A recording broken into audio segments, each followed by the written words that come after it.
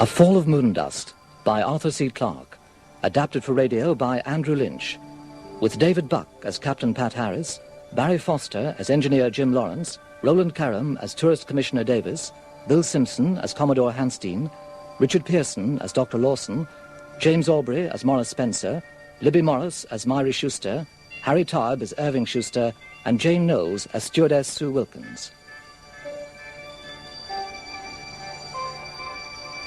A Fall of Moondust.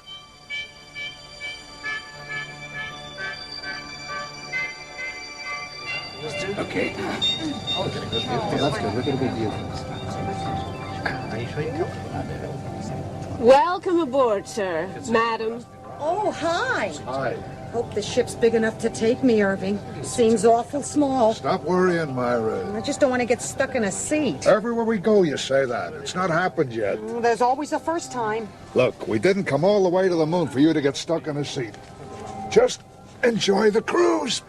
How long is the trip expected to last, young lady? 4 hours, madam. Do we sit anywhere? Yes, Selene has been designed to give a panoramic view for all its passengers. Well, I'll stay here at the front, if you don't mind. I'm sure you'll be very comfortable. Welcome aboard, sir. Hello. Welcome aboard. My name is Jayawardena. Do I sit anywhere? Just sit anywhere, sir. All seats have a perfect view. Thank you. Have you got room for your knees? Everything ship-shape, sir? Yes, Captain Harris. Full complement, as usual. Good. Catering facilities check? Of course. I'd like the seafood morning, if that's possible. I'll see what I can do, Pat. Good. I'll complete my pre-cruise checks. These are nice seats. Welcome aboard. I hope I haven't kept you waiting, young lady. No, sir. You are the last, but not late. Ah. You'll find a seat down on the right there. Thank you. That'll be fine. Excuse me. The young man in uniform who went through to the front, Captain Harris has just gone to the bridge. are you the only 2 crew members? That's right. Oh, dear. Don't worry. The Selene's a very simple ship to operate. Don't think I'm making a fuss, miss, but that door seems a bit flimsy. I mean, compared with an aircraft door back on Earth. The moon creates her own conditions. Just relax and enjoy the trip. Selene's been through the most rigorous safety checks. You okay, Myra? Fine, Irving. These seats are very comfortable. Yeah, it's a neat little ship. I think that's one of the things I like best about the moon. Everything is so clean. We're a long way from 39th. New York's still home. I hope the apartment's okay. David will look after everything. Welcome aboard, Selene. Ladies and gentlemen, I'm Sue, and Captain Harris and I are pleased you could join us on the only sightseeing trip across a lunar sea. We shall be away from Port Roris about 4 hours, and our first objective will be Crater Lake, where we will have a breathtaking view of the mountains of inaccessibility. To reach our destination, we shall travel across the Sea of Thirst, ironically named because it is formed from the driest dust imaginable. A vacuum-packed souvenir awaits you at Port Roris on our return. Right. The surface temperature of the sea at this moment is around 300 below zero. God. You wanted to get away from the heat, Myra. Irving. We are rather proud of Selene. She's a unique craft even for the 21st century. Compact, extremely simple to operate, and her terminology will be familiar to most of you as it's taken from Earth maritime phraseology. We refer to her fore and aft, port, starboard, bridge, and porthole. She is propelled by electric motors that drive fans below the dust surface. But unlike conventional seacraft, there is no discomfort to be experienced by erratic motion. There are no waves, and seasickness is something we'll never experience. If during the trip you have any questions, please don't hesitate to ask.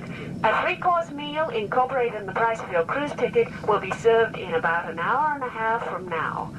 Enjoy your trip, everyone, and I'll now hand you over to Captain Harris. Good evening, ladies and gentlemen. This is Captain Pat Harris speaking to you from the bridge. If you would care to swivel your seats to the rear, you will observe the domes of Port Royal dropping swiftly from the skyline. Oh, isn't that a sight? You have all, no doubt, observed the stars from the clarity of space and been dazzled by the face of the mother planet, but this is a new experience for you. We are now traveling on neither land nor sea or space, but a little of each. No sea on Earth could ever be as calm as this. We'll stop for a moment and let you experience how still and placid the lunar surface can be. Isn't it so quiet and peaceful? Ghostly, still grayness. This is the real face of the moon. That view hasn't changed for billions of years. It's an enormous thought, isn't it?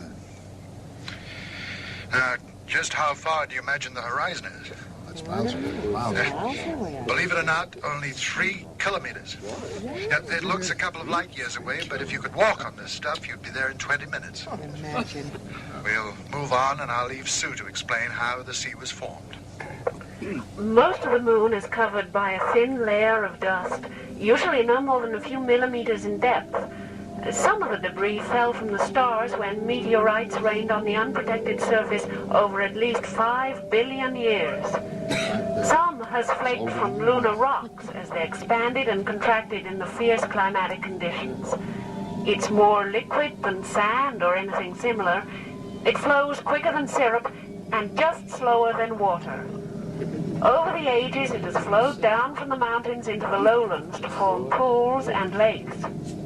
The first explorers expected this, but the Sea of Thirst was a surprise because of its size. Terrific. And ahead, we now see the mountains of inaccessibility, so called because they are entirely surrounded by sea. Have they ever been climbed? No, they haven't. Aren't they a wonderful sight? I'll go through to the bridge and put the main lights out to give you a better view and leave you to take in the haunting beauty. Yeah, that's ridiculous. Look. I've never seen anything like it. What are the passengers like? They seem an ordinary bunch. There's one man I seem to recognize from somewhere, but I can't place him. I'll point him out when I do my walkabout. Are you busy later? After the trip, I mean. Well, I said I'd go and see the latest Earth video with a friend. Why do you ask? I'm thinking of trying the new restaurant that's opened in Clavier City. I thought you might like to join me. I went 3 or 4 days ago. It's very good. Oh. Some other time then. That'd be nice. I don't think you'll need to eat out tonight. There's plenty of seafood Mornay aboard. Good. Oh, there's a Miss Morley sat front port who asked who you were. Yeah, I think I noticed her. Why do they always look like that? Now then, Captain, diplomacy and charm. Remember your code of conduct. I'd better get back to them. Out of this world. Strange, isn't it? That man has to travel so far from the fields, lakes and forests to appreciate the real beauty of his own world. Are you a poet? No, man. I just never dreamed it could look so beautiful. Bluey green crescent hanging in space. Do you think David's looking up at the moon, Irving? I hope he's looking after the office. Forget the office. That's what we came here for. Rest, the doctor said. You tell me. And who's worrying about the apartment? Not now. I'm looking at a wonderful world. Are you New Yorkers? How'd you guess? Oh, I worked in the Bronx for a while. You're not American. No. Australian, one of the originals. Ah. Long way from the Big Apple. Nobody calls it that anymore. We can almost see both our homes from here. I'm Irving Schuster. This is my wife, Myra. Oh, I'm pleased to meet you. I'm Duncan Mackenzie. It's our first trip to the moon. Really? Our first trip anywhere for years. Wow. The doctor, a personal friend, Yeah. says, Irving, you have a fine son to take care of your business. Take a vacation. Next year, maybe, he says. So, here we are. Always next year. So now it's next year. And you? First trip? Oh, yeah. I've been promising myself this for a long time. You're alone? You don't have a wife with you? Myra.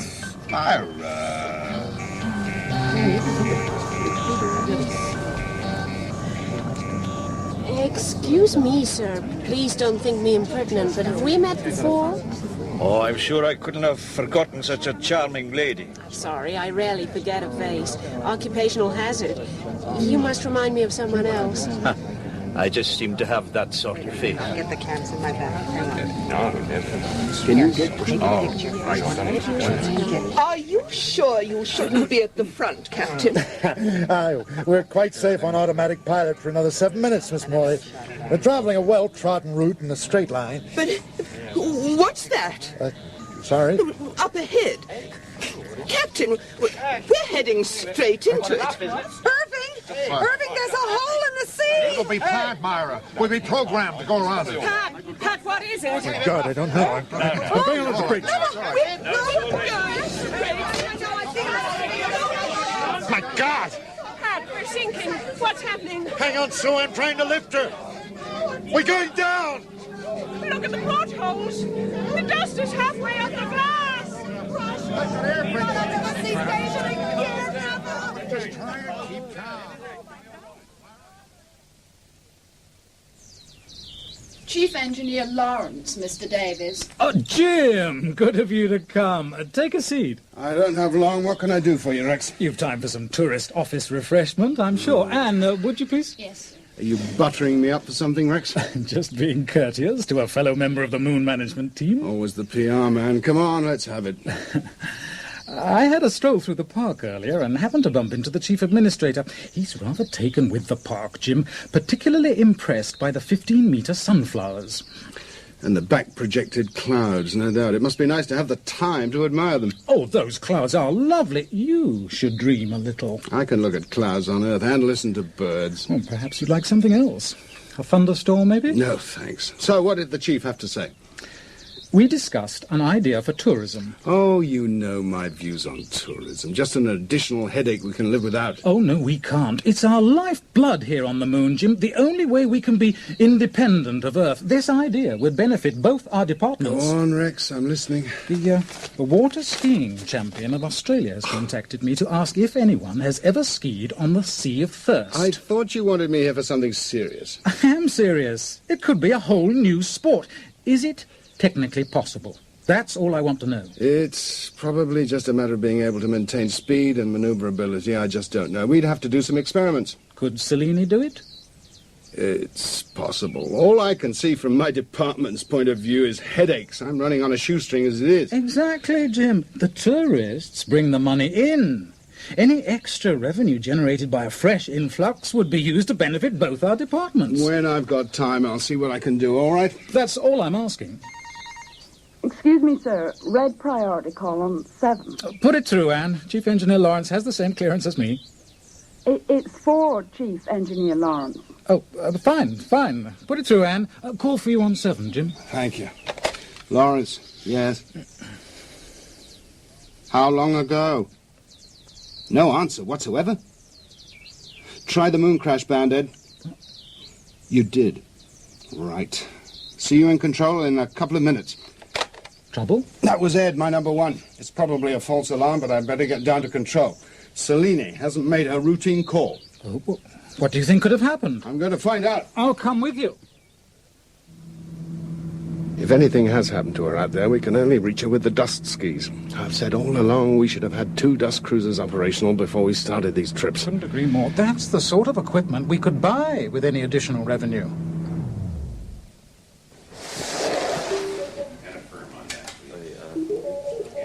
Ed, what's the problem? The 1900-hour signal came in bang on time. That was here. Nothing at 2000. That's when they called me. I've had the instrument guys check it out our end, and it's all right. We tried to contact her on her regular frequency and do a blank. We've scanned the adjoining bands, and again, nothing. That's when I called you. And nothing on the moon crash band? Not yet. If she travelled from the 1900 signal until now, how far away from the last point of contact could she be? Flat out. She'd only have travelled 80 kilometres, but she won't be travelling that fast on a sightseeing trip. Right, if we draw a circle with her position at 1900 hours as its centre and an 80-kilometre radius, she's got to be in there somewhere. Then if we concentrate on this arc in the direction she's travelling, that'll cut down the odds for finding her. Let's not provoke publicity over this. After all, it's probably just a simple breakdown. Yes, but we'll dispatch the dust skis anyway. Even if it is a false alarm, it's good training. How long before we know? Well, it'll take a while to search several thousand square kilometers at night. Ed, get them started in this area. I'll prepare for us to travel to Port Roris in a suborbital, just in case we're needed. Okay, Chief. What could have happened? I don't know. If it isn't a communications breakdown, there can only be a few possibilities. It was sudden. An explosion, maybe. I'd better set up a meeting with the legal department. Do you think we should tell the chief administrator? I'll leave that to you. Maybe he's wandering around your park somewhere. Thanks, Jim. This won't do the tourist industry any good. You should be worrying about the tourists that went out on Salini. Oh, yes, you're right.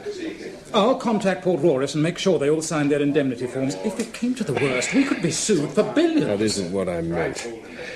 Let's hope they've just hit something and put their communications out of action. Excuse me, Chief. I've had an idea. I'm listening, Ed. Well, why don't we try Lagrange satellite? The astronomers up there might be able to see something. At night? From 50,000 kilometers? It's worth a try. Salini's searchlights could still be burning, and they'd easily spot that on the sea. Contact them, Ed. I'll get our transport arranged to Port Roris.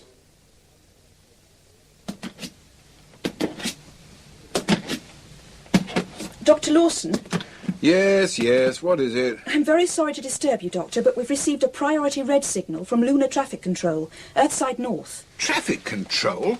I'm an astronomer, not a parking attendant. What do they want? A dust cruiser, the Selene, has gone missing on a sightseeing trip across the Sea of Thirst. 22 people on board. Traffic Control thought there may be a chance we'd spot her lights through the telescope. I don't know. I'm supposed to be carrying out serious scientific research. Not looking for a busload of lost pleasure seekers. Yes, Doctor. 100-centimetre telescope. Beautiful instrument. Designed to look at objects billions of times further away from us than the moon. Here we are, like a ping-pong ball, perpetually balanced between Earth and the moon. Where did you say that thing was supposed to be? The Sea of Thirst, Doctor. I've brought a map. Map? Map? Don't need a map. Let's look at that view on the screen. That's the Sea of Rains. Those craters are Archimedes, Plato, Aristotles, and Eudoxus. Marvellous. Even on low power. Yes. Shouldn't we be scanning the dark section, Dr. Lawson? Of course we should. That's where we're going. It's a big place, the Sea of Thirst. You have any coordinates? Yes, Doctor. Well, punch 'em in. You're expected now to work this thing. Yes, Doctor.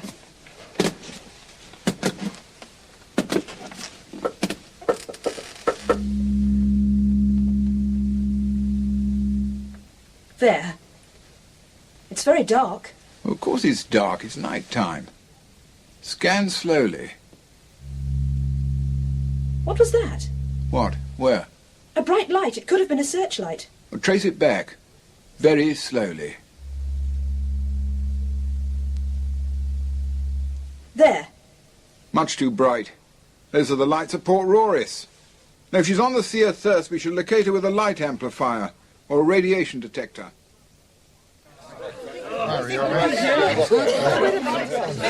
So dark. I can't see. Quiet, everyone, please. I think we've stopped moving now. Is anyone injured? No. Just make sure that everyone within touching distance of you is conscious. I'm going to reset the main lights and the purification system. Irving, you all right? I'm okay. Are you? Yeah. Mr. Mackenzie? Oh, fine. Look at the port house. Oh, we're buried. Oh, God, we're buried. And Miss Morley, are you all right? We are buried, aren't we? Yes, we are under the surface, but we can't be very deep. At least we now have light. How is everybody, Sue? At the worst shaken, I think. Well, if the food's still servable, this might not be a bad time to serve it. I'll see what I can do. Good. Could I have your attention, please? Sure. We are still in one piece, and no one is worse than a little shocked, as far as I can see. Right. If anyone does need first aid, Sue is a trained nurse, so speak up. Right. I think we've been unfortunate to have been caught in some sort of landslip or moonquake. There's no need to be alarmed. Even if we can't get out under our own power, Port Roris will soon have someone here. Meanwhile, Sue is about to serve refreshments, so I suggest you all relax, and I'll contact base.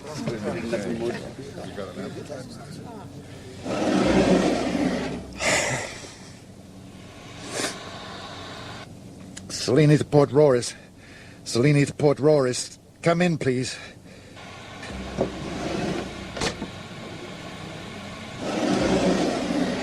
Food's underway.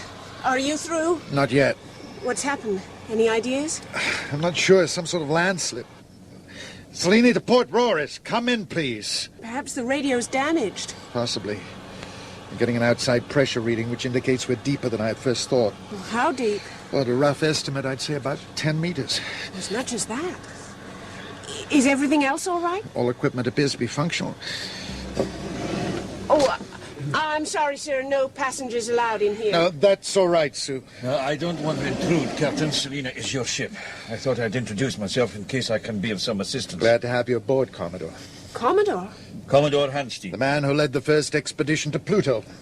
I thought I recognized you, but your name didn't ring a bell from the passenger list. I've shaved off my beard. My alias is Hansen. Since my retirement, I've tried to do some quiet sightseeing. Sorry about this, Commodore. No, it's not your fault. How desperate is the situation? I'll carry on with the meeting. Yeah, fine, Sue. We're deeper than I first thought. My guess is about 10 meters. Doesn't sound too good. We aren't too far from Port Roris. They should find us fairly quickly. My experience tells me to look on the black side. How long could we last if we had to? Well, oxygen would be the limiting factor. We've enough for about 7 days, Earth days, that is, provided there are no leaks and she seems sound enough. What about food, water, and power? No problem. We carry the compulsory emergency supply rations. We can purify all the water we need, and there's ample power now that the main motors are shut down. Any luck with the radio? I think the dust's blanketed everything out. I've left the beacon on Moon Crash. If anything can get through, it'll be that. If they had to find us any other way, any estimate how long it would take?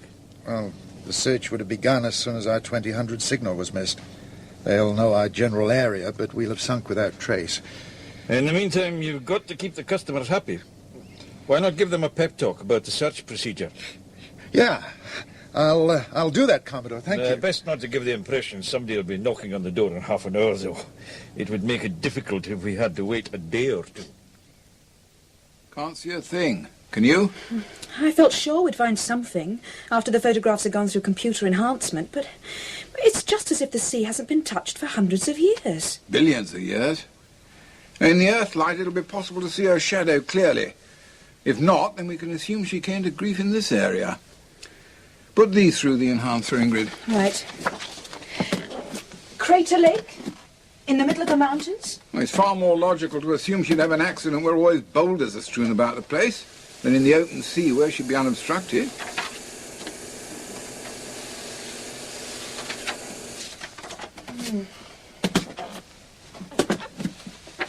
It's still very black, Doctor. No light at all. Scores of isolated crags and boulders. You see, all this area is blocked from us by the mountains. The only chance there is to investigate at ground level. Inform Earthside Control and give them our interim report. Are we giving up, Dr. Lawson? Good Lord, no. Just getting interesting. Commissioner Davis. Yes, Anne? The copy of the report from the Lagrange satellites through on Telfax. Any news? No, they haven't seen anything at all. This has happened at a very bad time.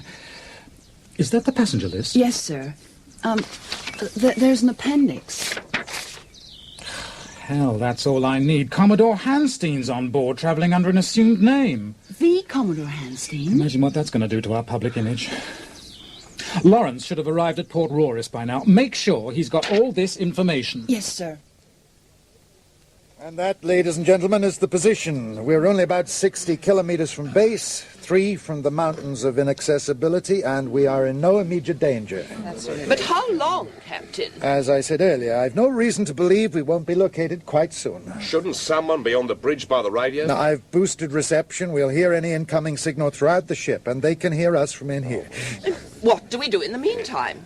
Well, we are very fortunate to have Commodore Hanstein aboard.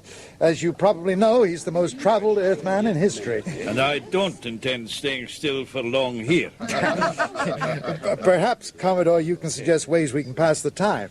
All right, Captain. Do we have any books on board? Do we? Here's one. Would you mind passing it up, please? And another. Oh, fine. We seem to have an overkill of the official tourist handout. Now, what's this one about? Oh, I'm afraid it's only a little jaunt through history. The orange and the apple. It's absolute rubbish. We're not looking for heavy literature. The orange and the apple. The truth of the romance between Nell Gwynn and Sir Isaac Newton. It sounds juicy. It was written by a promiscuous schoolgirl on Mars. Thank you, Miss Morley. I know this one. Shane. Good old-fashioned Western. Well, that's a start. Later on, we could have some volunteer readers, Captain. Good idea. Well, that's our entertainment taken care of. Are there any more questions? I noticed there was a spacesuit in the airlock. Well, couldn't someone swim up to the surface? Then the search party would know where we were immediately. Sorry, Miss Morley, but it would be like swimming in sand. You'd be absolutely blind. How would the person know which was up or down? How could he close the outer door after him? The dust would just flood in. If there are no more questions, why don't we all introduce ourselves? I'll go round the ship, and perhaps you'll give your name, occupation, and hometown. You have a remarkable collection of talent on board, if I may say so, Captain. Any sign of our rescuers? No, Commodore, not as yet. Do you mind if I have a word, Captain? No, Mr. Mackenzie. Yes, our Australian physicist, correct? Correct, Commodore. I'm a little worried. Go ahead. What's it all about? If my reasoning is correct, a 7 days limitation on our oxygen supply won't be our greatest danger. Then what is? Heat. We're blanketed by dust, and it's about the best insulator there is. The heat from our bodies and the machinery can't escape. That means it'll get hotter and hotter until we cook. I never gave that a thought. How long do you think it'll take? Well, not much more than a day. It'll take me about half an hour to come up with a more accurate estimate. The cabin temperature readout will give us a fair indication. Yeah, he's right. It's gone up 2 degrees already. Yeah, a degree an hour. I was afraid it might be as bad as that. We'll have to increase the cooling, Pat. Won't that make matters worse? Yeah, I'm afraid so. All our refrigeration system does is pump heat out of the cabin. Now there isn't anywhere for it to go. Well, check your figures, Mackenzie, and let us know how long we've got as soon as possible. Right. And we'd better keep this between the three of us for the time being. Hello, Chief. Hi, Ed. Welcome to Port Roris. Anything new on Selene, George? Oh, nothing good, Chief.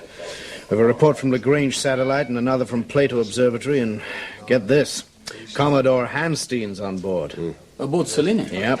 Does Tourist Commissioner Davis know? Oh, he's taking it very personally, Chief. I'll bet. Anything from the Duskies? Afraid not.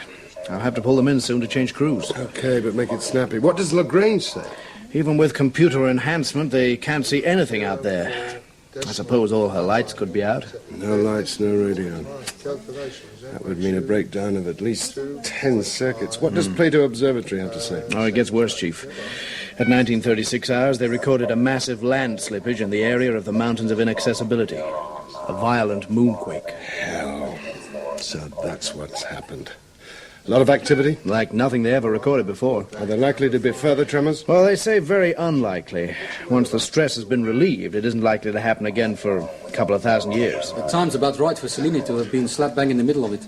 If they are buried under those rocks, they'll have had it by now. Selene's hull would have cracked like an eggshell. Okay. Get the Duskies back, George. I'm calling off the search in the Sea of Thirst. Get them fixed up with metal detectors and gas sniffers and head for the mountains when they've changed crews. It's time to pick up the pieces. Right, Chief. Ed, inform Dr. Lawson on Lagrange of the news. Thank him for his help and all that. I will do. That's it, then. I'd better speak to the administrator. And to Rex Davis, I suppose. Doctor, there's a message from Chief Engineer Lawrence, thanking you for your efforts and saying the search has been called off. There's been a report of a moonquake causing an avalanche on the Mountains of Inaccessibility, and it seems that Selene is crushed under the rocks. Blast. I was almost ready. What's that, Doctor? It's an old-fashioned infrared scanner linked up to the telescope. Quite enjoyed the challenge. All a waste of time, now. Those poor people. Isn't it still worth a try, Doctor? She might have survived the avalanche. Will it work in the mountainous area? No, of course not. There's been an avalanche and landslides. All the temperatures will be uneven. Complete waste of time. Sorry, sir. I don't know anything about them. Come here. Very basic. Though Cellini left no visible trace across the sea, she will definitely have left an infrared one. You understand? Not really. Oh, she'd have stirred up relatively warm dust from a few feet down and scattered it across a far colder surface. An eye that could detect heat could pick up her track for hours after she passed. It would have just been time for us to make a survey before the sun rose and obliterated all trace of the heat trail. Couldn't we still try it? No reason to now. I'm still not sure how it works. Good gracious, Ingrid, look, it's fundamental. Now, all you have to do... Captain, Commodore, can I have a word with you? Yeah, of course, Mac. How bad is it? It's bad. If conditions remain the same, we could have our first death from a heat stroke within 20 hours. As soon as that? Doesn't give 'em much time to find us and get us out, does it? No. If we slept, that would lower the body temperatures. It'd help. It would make sense to sleep now before conditions become unbearable. And we could turn the main lights off. Right. We must give ourselves every possible chance. May I speak with them? With your permission, Pat. Yeah, sure, Commodore.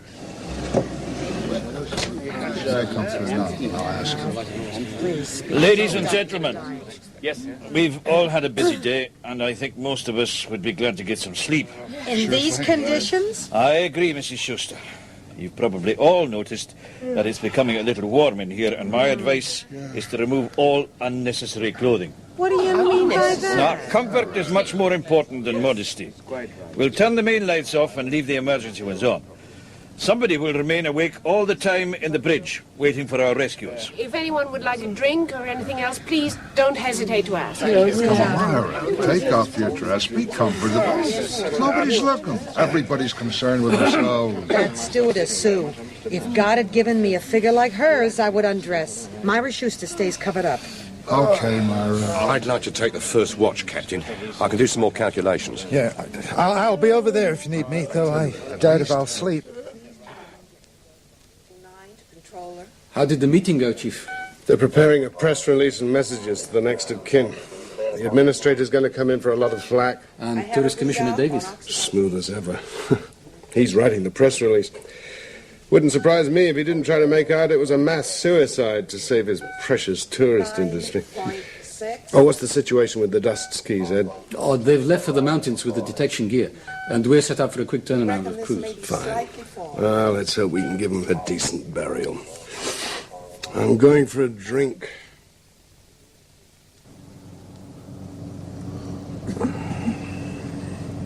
Pat, I'm sorry to wake you, but I can hear something. No, I wasn't asleep. What is it? Look, just put your ear to the hull. Can you hear it? It's the dust moving. Thank God. They must have found us. I'm not sure. How's the temperature? It isn't going up as fast as I predicted. Because the lights and sleeping? Shouldn't have made that much difference. I don't understand. The noise. I think I do. Should we wake the others? No. This dust is so fine it'll flow like water in the right conditions. I think the heat is slowly dissipating into it and causing a convection current. I thought they'd found us. It's a bit of good news anyway, if Cellini isn't heating up as quickly as we thought. The dust skis will be out searching. They could even be near us right now.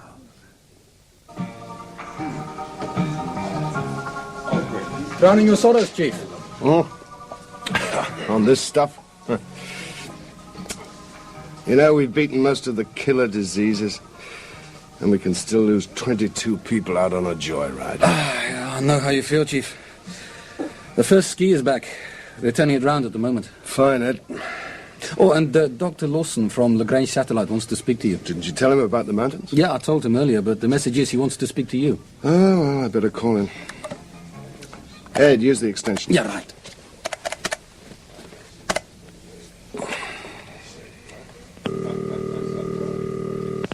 Hello? Hello? Dr. Lawson? Speaking. Hello, Doctor. Chief Engineer Lawrence. Good. Selene, dear fellow, the missing tourist bus. I believe I know where she is. Yeah, in the mountains. No, she never got that far. Anyway, it won't work there. The temperature's too uneven. No, it was while I was explaining the infrared technique to Ingrid. It's very simple, but she wanted a practical demonstration, and that's when we spotted the trail. Doctor, where have you found Selene? Ingrid has just sent the photographs over telefax to you. I'll go and get them. Look, yeah, could you start at the beginning, please? Certainly. You see, after I was unable to locate any sign of your missing craft by conventional use of the telescope, I rigged up an infrared scanning device. Then the word came from you that you were calling off the search because Selene was probably buried under the mountains. I was a little annoyed about that, but as I was explaining the method of heat detection to my assistant Ingrid, we picked up Selene's trail. It's quite elementary. Here you are, Chief. Oh, yeah, thanks. Yeah, I have the photographs in front of me now, yes. I see what you mean. Yes, I can see the trail, but I can't see the cruiser. That's a puzzle, isn't it? It seems as if she's just flown away. Doctor, she can't fly. I know that, of course. So if she can't go up, she must have gone down. Hey, could be right, Chief. What are you saying, Doctor? Well, it's obvious to me she can't fly. There's no trace of her leaving that spot, so she must be under it. What about an explosion? She could have just disintegrated. Well, there'd be hot fragments all over the place. My infrared scanner would be going wild. Hell, Doctor, I hope you're right. Excuse me, one moment. Ed, contact Davis and tell him to hold any press releases. Tell him there's a slight chance she's under the sea. I want both dust skis holding here at base. Then contact Plato Observatory and see if there could be a connection between the landslide in the mountains and that point on the Sea of Thirst. Sure, Chief. Dr. Lawson, how accurate is your infrared scanner? Totally. Depending on the range, of course. To what accuracy could you pinpoint the last location of Selene? Well, not very well on this floating ping-pong ball. Say to roughly within half a kilometre. I see. That's still a wide area for such a small craft, but it's a very good start. I'll get the search party back out there straight away. There is another way. I'm listening, Doctor. You could do an infrared scan on the surface of the sea with a great deal of accuracy, but provided we did it before the next sunrise and the heat of the sun's rays obliterated all signs. Doctor, that's it. Brilliant. Quite.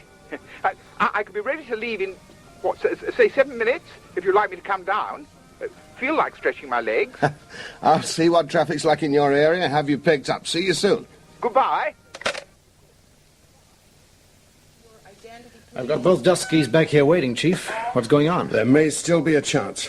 Selene could be buried somewhere here, under the Sea of Thirst. Whew. Well, if her systems are still functional, they could still be alive. That's right. Ed, find a suitable craft in the region of LaGrange to bring Doc Lawson and his machine down. Right, Chief. Shall I get the skis to this location? Send one out with a surveyor's rod. There's no harm in trying. Tell them that I'm coming out myself as soon as Dr. Lawson arrives. I'd like to drive, if that's okay. Pat and Sue are friends of mine. Oh, sure, George. Contact Farside and ask for a loan of one of their skis. Have another crew wait for it here at a moment's standby. Right. Chief, there's a ship, the Auriga, 10 hours out from Earth, bound for Clavius City. There's time to divert it to LaGrange. That's fine, Ed. I'll do it. I have a feeling there'll have to be a few strings pulled. Keep Davis in touch with what's happening, but keep it low-key. We've an awful long way to go yet.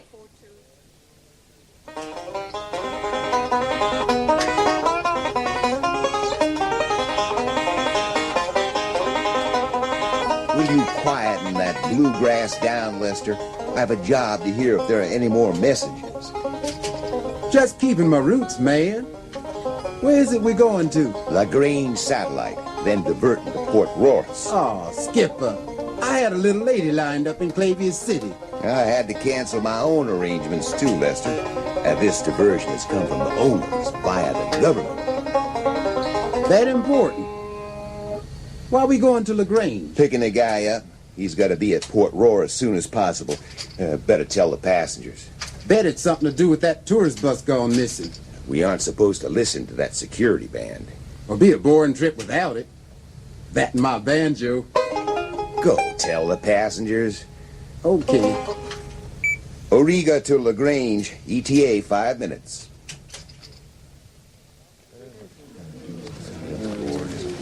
What's it all about then, Lester? Mr. Spencer, all I know is diversion to LaGrange observation satellite, then on to Port Royce, a one-horse town. Don't know how long we'll be there. Had a hot one lined up in Clavius City. Even booked a restaurant. Oh, you must have some idea. You can tell me, Lester. Couldn't tell you, Mr. Spencer. I know you're a newsman. Even if I did know something, Skip would go mad. I have a 12-month contract on the moon. I'll be making lots of important contacts. Anybody who does me a favor could be helping themselves to the future. Well, don't tell anybody I say it. I never reveal my sources. I reckon it's something to do with the missing dust cruiser. What missing dust cruiser? Skipper and me were listening to a security band. Shouldn't have been, though. Tourist cruiser Seleni's missing. 22 on board. Messed up my stay in port. Lester, will you get on back here? We're about to dock. Now, don't say I said. We're picking a scientist up. Hey, Lester, you make sure he takes this vacant seat, huh? See what I can do, Mrs. Spencer.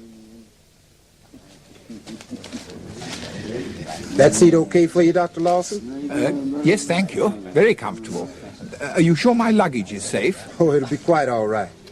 What the hell is it anyway? Scientific equipment. Very sensitive. Be careful. Sure will.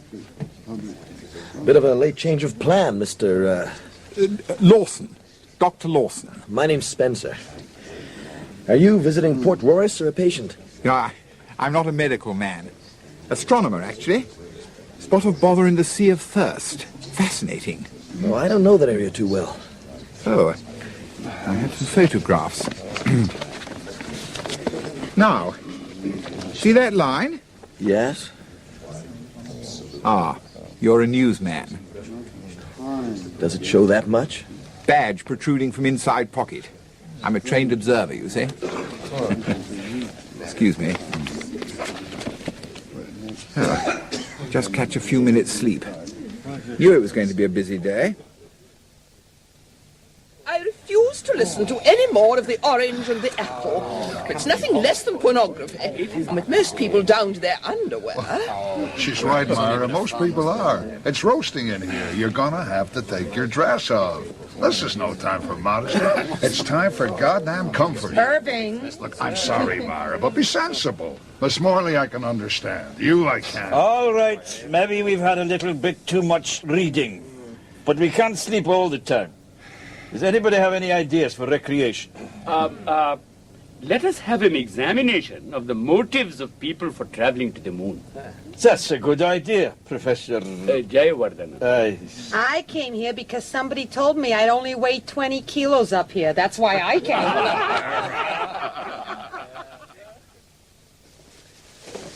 Oh, do you feel comfortable in a spacesuit, Doctor? Never worn one in my life. As long as you don't suffer from claustrophobia. If you could see the size of my laboratory aboard Lagrange, you wouldn't ask that question. Oh, it's nice to be somewhere there's a bit of gravity. This oxygen flask looks a bit small. Oh, that's just your emergency supply. The main supply is on the dust ski.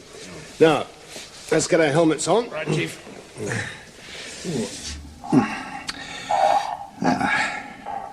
How's that? Seems fine. Now, the only control you need worry about is the intercom. That's the panel on your right. It's switched on now, so we can talk quite freely. Any questions? What's this red button for? Emergencies. You won't need it, I hope. It sets off a homing radio beacon if you get lost. Don't touch anything you aren't certain of, Doctor. Don't worry, I won't. Okay, George. Ready to roll. Right, Chief. All my life I've studied other worlds from afar. This is my first taste at first hand, so to speak. How long will it take us to get to the spot? How long, George? About an hour. It's uncannily exhilarating. Silence. No feeling of motion, yet we're moving quite rapidly. Mm-hmm. Just how much time do we, or rather, do those unfortunate people down there have? Well, provided the quake hasn't caused any leaks or systems damage, they're okay for about 6 days. How far down are they likely to be? Anybody's guess. Sea's never been plumbed out here, but the deepest dust bowl we've found so far was 41 meters. Does the depth matter to the scanner? Does it?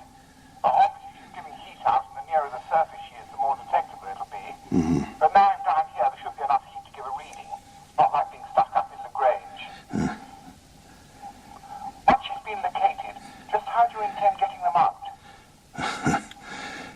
Good question, Doctor. How do you manage to get the only genuine bottle of hooch in Port Royal, Mr. Spencer? The power of the press, Skipper. I had a bigger job getting these lunar survey maps. So, that's the Sea of Thirst, and that there'll be the mountains of inaccessibility where Seleni's lost. Where she may be lost. Huh? Just between you and me, I believe the old man we picked up from Lagrange satellite has evidence that she's down in that sea. I stuck close to Lawson. I know he was whizzed through customs and immigration, but the man who met him was Chief Engineer Lawrence, the man in charge of the rescue. He was overheard saying there was a dust ski ready to take them out to the spot. Sure don't take you long to find your way around, huh? I'm a pro. I believe that spot there is where Selene is buried. If there are people still alive down there, there's going to be one hell of a salvage operation not too far from here. Port Royal will be the biggest news center in the solar system. Oh, where do I come in? Right there, Captain. Huh? I want to charter your ship to land me and my video equipment on that promontory, on the western wall of the Mountains of Inaccessibility. You realize how much that'd cost? My station will pay. I've spoken to them, and about a bonus for you and Lester. This could be one of the biggest news stories of the century. What do you say? Can it be done?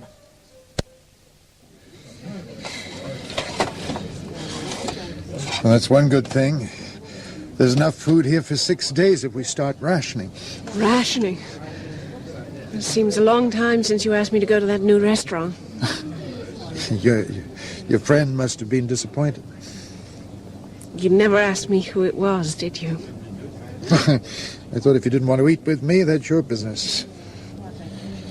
You shouldn't accept things at face value. What do you mean, if I'd asked about the friend you were seeing the video with them?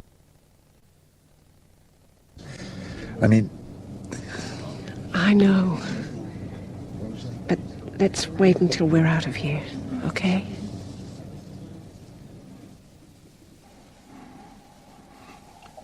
Everything all right, Doctor? No. It doesn't look too good, I'm afraid.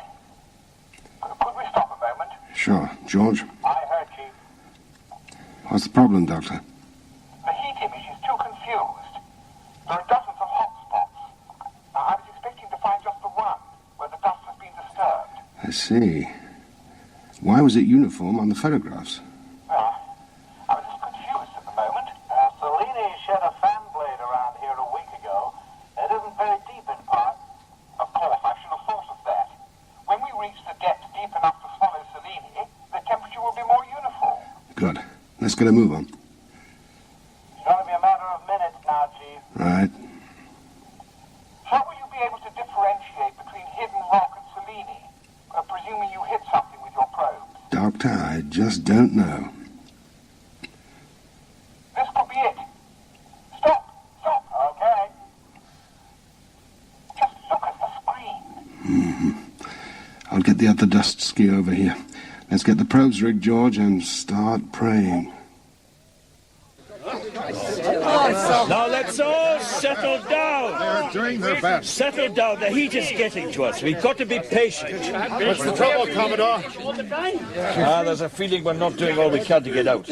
I've explained that we've no alternative but to wait for rescue. Ladies and gentlemen, we're at least 10 meters down. Even if we could get the airlock open, no one could overcome the dust's resistance and get to the surface. But what about the main motors, Captain? We could try them. I doubt us moving a centimeter, and we go forward, not up. Well, we could all stand at the back. That would probably just damage the hull. But if there's one chance that it might work, isn't it worth the risk? Yeah. We're boiling down here. All right, that's enough from everybody. The danger in trying to escape unaided is too great. We're safe here for at least 6 more days. 6 days. Might not be too comfortable. In fact, it'll get hotter. But we've got to stay calm and cooperative. Calm and cooperative. Listen to that. Shut up! Shut up, everybody! Myra! Be quiet! Listen! Listen! Hey! They found us! They found us! Fantastic. I'll look back. I'll go and try the radio. I've hit something, but I can't tell what it is. It's Selene, all right. Just look at the trace on the screen.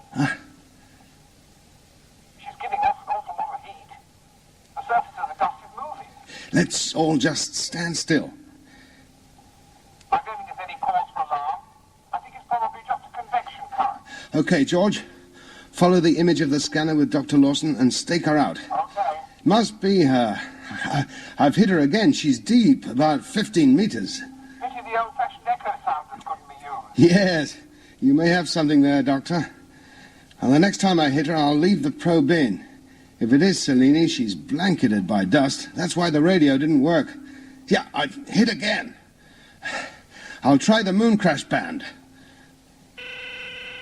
That's her. The probe's acting as the aerial. Yeah, it doesn't mean they're alive, though, George. That signal's on automatic. Probably lasts about 3 weeks.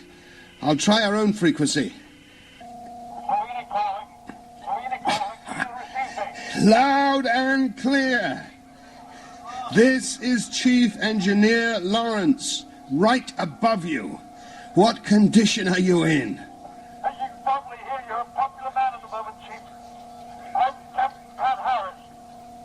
We have no injuries. The hull is intact, and we have oxygen and food supplies for about 6 more days. Our only cause for immediate concern is temperature. It's very hot down here. It was through heat detection we found you, Pat. And we should be making you a bit more comfortable before very long. We'll have you out as quickly as possible. I'll report back to base with the good news. I'll contact you soon and keep you all in touch with progress. Out. That's the word, Chief. Out. Lawrence to Port Rora's control. Come in, please. Hello, Chief. It's Ed. Good news, Ed. We've found them. Radio contact established and everyone's okay but suffering from the heat. They have enough oxygen and supplies for 6 days. The problem is going to be getting to them through the dust. She's about 15 meters deep and 3 kilometers from the nearest solid land, and we don't know how deep the dust is below her. I'm going to leave George here, and the doctor and I will come back to base to organize rescue equipment. We can only use the skis out here. Now, how much equipment can any one ski carry? In total, about 5 tons, but because of balance, the largest single item they can carry is about 2 tons. So, we can't use any really heavy gear. Right. Okay. I'll do some thinking on the way back. Have that ski from Farside standing by. Will do, Chief. Good work. Yeah, up to now it's been easy. But let's not kid ourselves. The hard part has just begun.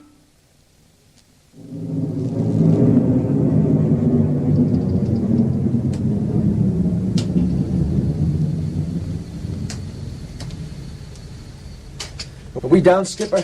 Yes, sirree. We've landed. It was a bit hairy, I must admit. Yeah, nothing in the master's handbook about a spaceship traveling 100 kilometers. Even the computer wouldn't be bothered with an efficient trajectory readout. I just let her rip upwards for 1,000 kilometers and brought her down on a normal vertical approach with final auto guidance. Kind of neat, eh, Mrs. Spencer? I didn't much care for free falling between the retros firing. I kept wondering what would have happened if they hadn't fired again. Right into the moon. Mighty cheerful, Lester. Here we are then, Mr. Spencer. Hope you're satisfied with the view. It's costing you enough. Oh, I hope you realize that the 1,000-kilometer jaunt just qualified us for deep space rates. Have you no soul? There are 22 people buried out there. Flying this rig is our living, amigo. I know how it is. All sweet talk and promises at the moment to get your story. Then when it's all old news and the accountants get involved in the cold light of day, that's another story. Yeah, point taken. Like a scene from a dream, isn't it? The sea stretching out into space. I can see what must be a dust ski. And even the pole joining Cellini to the rest of humanity. Where's that? Here, you'll need the binoculars. I'll get the camera set up. This is fantastic. By the time anybody else gets anywhere near here, we'll have all the Earth networks tied up. What a picture. The plane, the probe stuck up into the freezing stillness. The loneliness of man personified in this huge and hostile universe he has set out to conquer. Fancy some chow, Skipper. Smart idea, Lester. We could be here for some time. Isn't that a great sound? Listen. Fantastic. Hello, Cellini. Rex Davies here. I just thought I'd leave you a moment with the sounds of Clavier City Park that await your return. On behalf of the Chief Administrator, I want to assure you that all the resources available on the moon are being mobilized for your aid.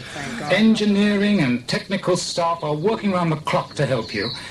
Chief Engineer Lawrence tells me the provisional plan is to sink pipes down to you to ensure a limitless oxygen supply. Sorry for the inconvenience and strain you've had to undergo. That's all over now. Just relax. Sit and wait, and we'll have you out in no time. Good luck. Best wishes, and we'll be in touch again soon. I wish the Commissioner wouldn't be quite so optimistic, Commodore. I'm sure he was just thinking about her morale. Well, it's been fine since the link was established. I'll be glad to get out of this. I'm getting too old for these sort of adventures. You've coped admirably, Commodore. I'm glad you're with us. Nice of you to say so, Captain. It's good to feel useful in retirement. I'm sorry to be so miserable just when everything has taken a turn for the better. Rather a bad headache, that's all. Yeah, I have a muzzy feeling myself. Must be to do with being cooped up for so long. What about these drums, Ed? Will they do? Tests show they'll support 2 tons before sinking. Fine. Get at least twice as many as we'll need. An important point, everybody. We must have all tools and spares tied down. All tools to be attached to your belts. That's an order. Can't be wandering back to the stores once we're out at sea. We have problems with breaking through the roof, Chief. What's the trouble? Well, we've tried using a bar on the mock-up, but the roof's too springy and it bounces back every time it's hit. But will it happen when we're using a 15-meter pipe with dust packed round it? Do a test, see if it absorbs the recoil. Yeah, there's another problem. Most of the control circuitry is in the roof, and it's too tough to put a clean hole through it. If it splinters, it could put one of her main systems out. Well, we'll have to bore. Use a detachable bit. How's the rest of the plumbing coming along? Oh, it should be ready in 2 or 3 hours, Chief. Good. I'll be back in 2. Oh, blast. Lawrence. Ah, Mr. Lawrence. It's Dr. Lawson here. Oh, hello, Doctor. Did you sleep well? To my shame, yes, in a very long time. You had quite a day. Is there anything you need? No, thank you. I'm being looked after extraordinarily well. I'd just like some advice from you. Certainly. Anything at all. I appear during my hours of slumber to have become something of a celebrity in my own way, and I'm being inundated with questions from the media. What shall I do? Just tell them everything that happened. Enjoy yourself, Doctor. Well, it does seem rather decadent here in this luxurious hotel room. Tourist Commissioner Davis said I could have anything I fancied. Rather a rash statement, I thought, when I like unlimited use of all the Grange's facilities to study the planet Gagarin 1. I'll consider it a personal favor if you keep the newsboys off my back. If you put it like that, I shall do my best. I'm sure you will, Doctor. See you later. I'm sorry to make a fuss, Sue, but if you got something for my headache... Excuse me, I am also suffering. We do have some mild painkillers. I'll get them. Mr. Mackenzie, could you come through to the bridge? The captain would like to see us. Yes, of course. Oh, if they're for a headache, I'd like some too. Mac, I'm afraid we've got another serious problem on our hands. Another one? I'm afraid so. It appears we're experiencing a build-up of carbon dioxide. But I thought you were safe for another few days. Yeah, under normal circumstances, but unfortunately I think the heat's affected the CO2 conversion system. How long do you think we got? Impossible to say accurately, but I'd say a matter of hours. That doesn't give Lawrence time to get here with his team. There could be a bit of panic. Oh, I'm not too delighted myself. Any ideas? Oh, there's always the sleep treatment. It would have the respiration rate. Well, that's all we can do then. I'll have a word with him while you radio through, Pat. Right. I'll come with you.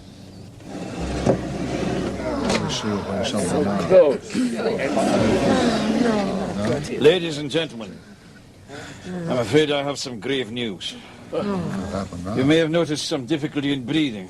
Now we have. And several people have complained of headaches. I'm afraid it's the air. We still have plenty of oxygen, but the carbon dioxide we breathe out isn't escaping. The chemical conversion unit has been affected by the heat. As we see it, there's just one chance. We must render ourselves unconscious. How can we do that? Asleep, our respiration rate is halved, and the air will last twice as long. Well, how do you propose we do that, Commodore? Sue, I take it the first aid kit is the standard issue. Yes, Commodore. Could you pass it, please? Now, this, for those of you who might not know, is a standard sleep tube. Now, each tube is sufficient to render an adult instantaneously asleep and keep them asleep for approximately 10 hours. I'm having none of it. Now, please, let me finish. We don't have any other choice. 2 people will remain awake. One will be the captain. And I suppose the other one will be you. No. I'm taking the easy way out. Just to show you how harmless it is, I'll go first. Now, you just unscrew the top, put this end against your forearm, and press here. I'll see you all in 10 hours. Sleep well, Commodore. There's no need to worry about that. This stuff just... Does the rescue base know our position? All that remains is to take a sleep tube.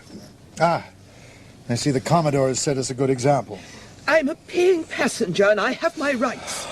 I have no intention of taking one of those. Miss Morley, I am not arguing with you. I am in total charge of this vessel and its occupants. I am tired, I am hot, and my head is banging. I'd much rather sleep, but it's my duty to stay awake. Morley, we must help the captain. We must preserve the good air. Please pass me one, miss. Thank you, Professor. Let's not waste any more time. These are microjet hypodermics. You won't feel a thing.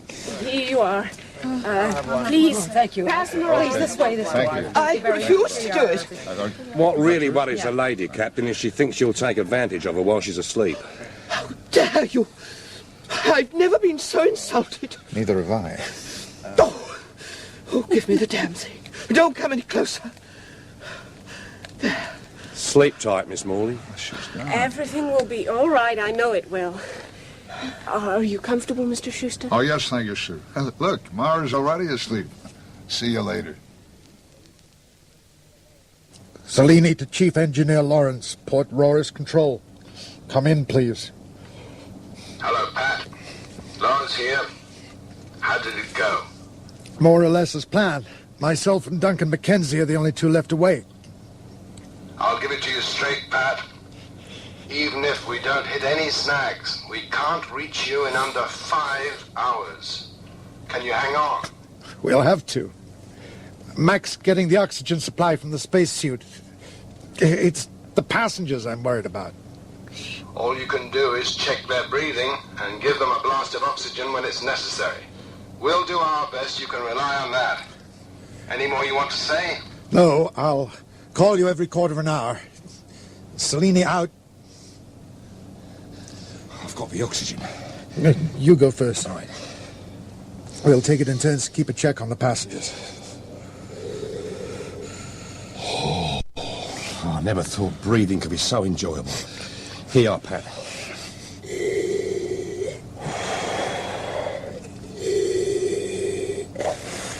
How long will this last? About 12 hours between us. Don't know how much the others will need. What have you found to smile at?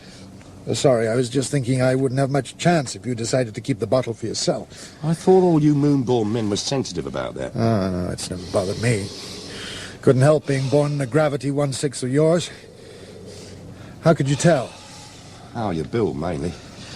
You all have the same tall, slender physique. And your skin. The lamps never seem to give the same tan as natural sunlight on Earth. I've never been to Earth, never will. Couldn't take the gravity. Looked Australia plenty of times through my telescope. I have a sentiment for it. My parents took off from Woomera. Oh, Woomer's an Aboriginal word meaning a booster stage for spears. Wow. Well, live and learn. I'd better go check the others.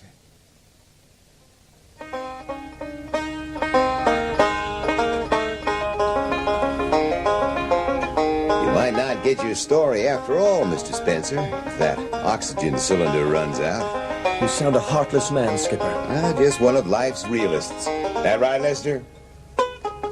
I hope they get the poor devils out. Feel like a goddamn vulture sitting up here on a mountain shelf. Well, I hope it's going to be a rescue, not an exhumation. Have to be quick. Captain Harris didn't sound too perky last time he reported in. Cellini calling Lawrence. Come in, please. Pat, we aren't far away. I can see the probe. It won't be long now. At last. It's the heat as well as the carbon dioxide. I know. Don't talk unless it's absolutely necessary. I'll leave this wave band open, and I'll do the talking. I'll let you know everything that's going on, okay, Pat? All right. My God, this is better than I could have hoped for. We'll go on air as soon as you can take me. I'll do the intro, and then you can pick up Lawrence on the security radio wavelength and let him do all the work, huh? My cue out will be, the next voice you hear will be that of Lawrence himself. Understood. Coming to you in 20 seconds. Okay. What about the epic struggle for survival and all that? This could be the greatest event in live television, and I must insist on silence. That's if you want a big fat bonus, huh? What do you say, Skipper? Lester, shove that cotton-picking banjo and keep your mouth shut. You'll be on air in 5 seconds from now. 4, 3, 2, 1. This is Morris Spencer, coming to you live from the Sea of Thirst, Earthside, the Moon. The points of light you see on the right of your screens is Chief Engineer Lawrence and his gallant crew of rescuers. The probe sticking starkly from the surface of the sea is the only link 22 people entombed in the dust cruiser Cellini have with the rest of humanity. I'm going to leave the man in charge of the rescue, Chief Engineer Lawrence, to describe his plans to bring the 22 people to the surface, as he is in direct contact with Captain Pat Harris of the stricken craft. I'll leave the hellish conditions down there to your imagination. It's very hot, and there is a serious buildup of carbon dioxide. Let us pray to our own God that Lawrence can get them out of there in time. The next voice you hear will be that of Lawrence himself. Uh-oh. We got big trouble, Mr. Spencer. I have Tourist Commissioner Davies on a priority channel. Hell. Okay, I'll handle him, Skipper. Right. Hello, Commissioner Davies. How are you? I don't know how you got there so quickly, Spencer, but you've got 1 minute to get off the air. Don't you have any sense of moral decency? I'm just doing my job the best way I know how, Commissioner. Off in 1 minute, or your channel loses its franchise. Let's not get excited, Commissioner. What's the problem? We have nothing to discuss, Spencer. I've got one of the greatest news items in Moon history. That's what we've got to discuss. Now, calm down, Commissioner, and let's look at it from your point of view. What the hell do you mean? Strictly between us, Commissioner. Think positive, huh? What way can this tragedy benefit you and your department? I don't think I follow you. You must be going through a pretty hard time, huh? Tourist boss with 22 people incarcerated. It doesn't look too bright for the future, does it? What are you getting at? I think we could be men who understand each other. You could break me and my station, but in the minute I'd take to get off the air, I could break you. Are you threatening me? Damned right I am. But I'm also offering you a deal.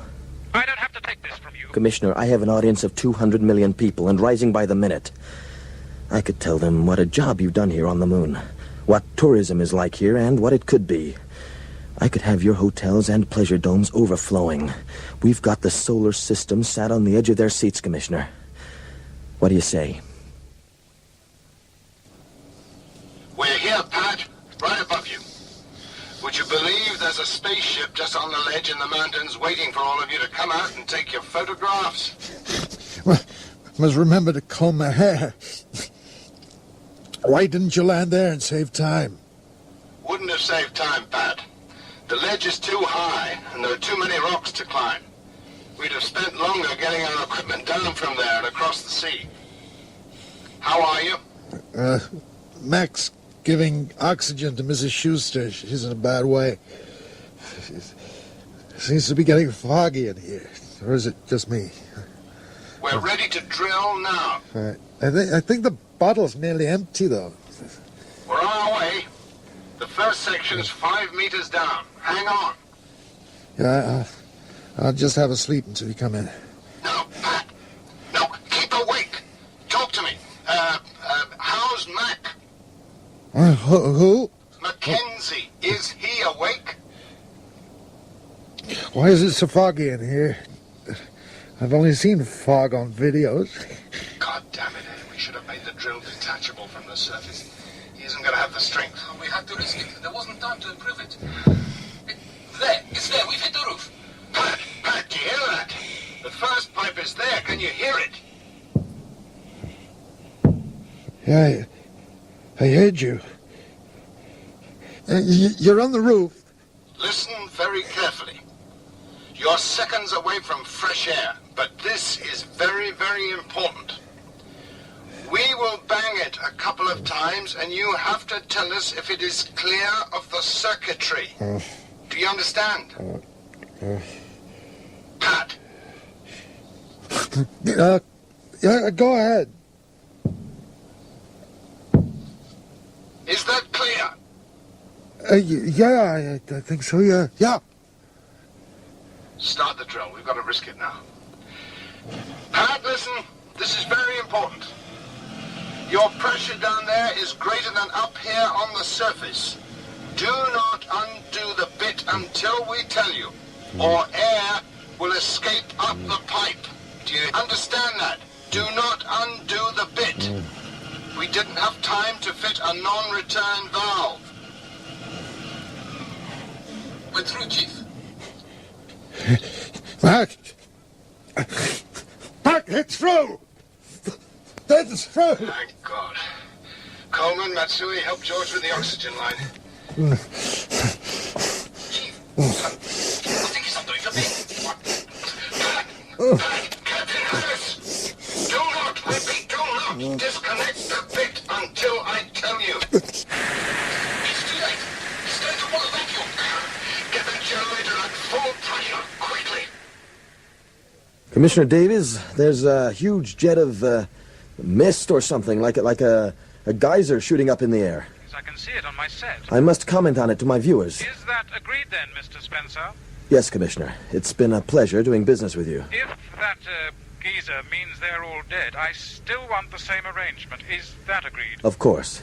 And no comments at all from Lawrence? That's already been actioned. We can all benefit from this, Commissioner.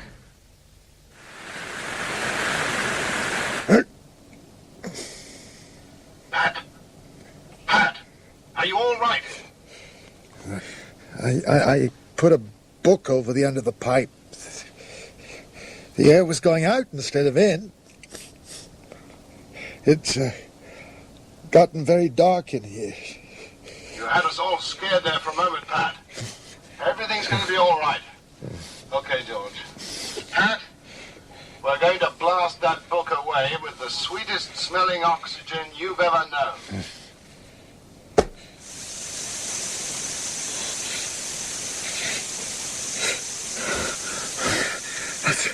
That's fantastic, Chief. Mac! Come and lie over by the pipe. Mac, you okay? Yeah, I'm all right. Why is it so dark? They got through to us. The main lights are out. I went asleep. No, it doesn't matter. They aren't all breathing properly. Can you give artificial respiration? Yeah, sure. Mrs. Schuster's a strange colour. Well, do what you can. How's it going down there? Hang on. Give us a few minutes. We've got to give some artificial respiration.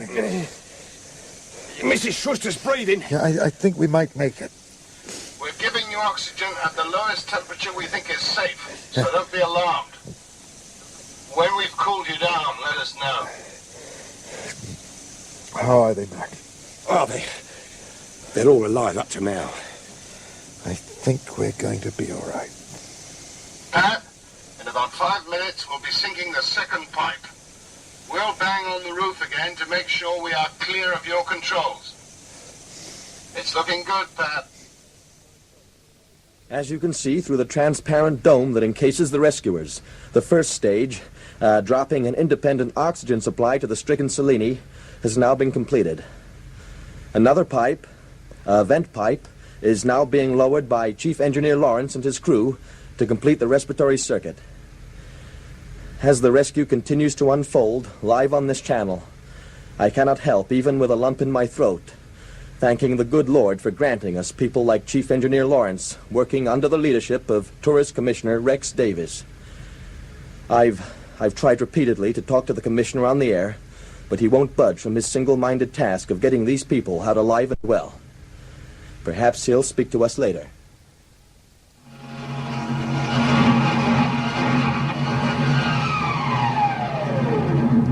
You're through, Chief.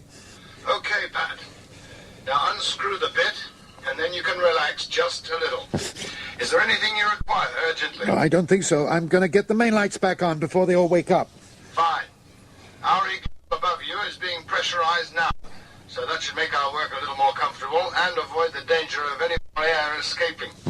Once you're out of there, we'll ferry you back to Bates in 4s or 5s, after a preliminary check by medics. What the hell was that? That was just a sneeze. It's getting quite cool down here now. All right, we'll put the oxygen temperature back to normal. The ski borrowed from Farside is just arriving. Nearly there, Pat. Okay. Breathe deep, everyone. We have fresh air again. Pat, how are we doing? Oh, so far, so good, Commodore. Breathe deep. I'm just unscrewing the vent pipe. There. Come on, Sue. Wake up. What's happening? Breathe. Enjoy the oxygen. Oh, it's so cold. We're going to be all right. What's happened? They got through to us, Professor. Breathe.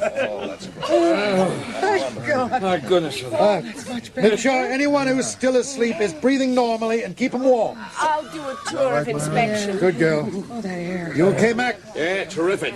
Mrs. Schuster, you had me worried for a while.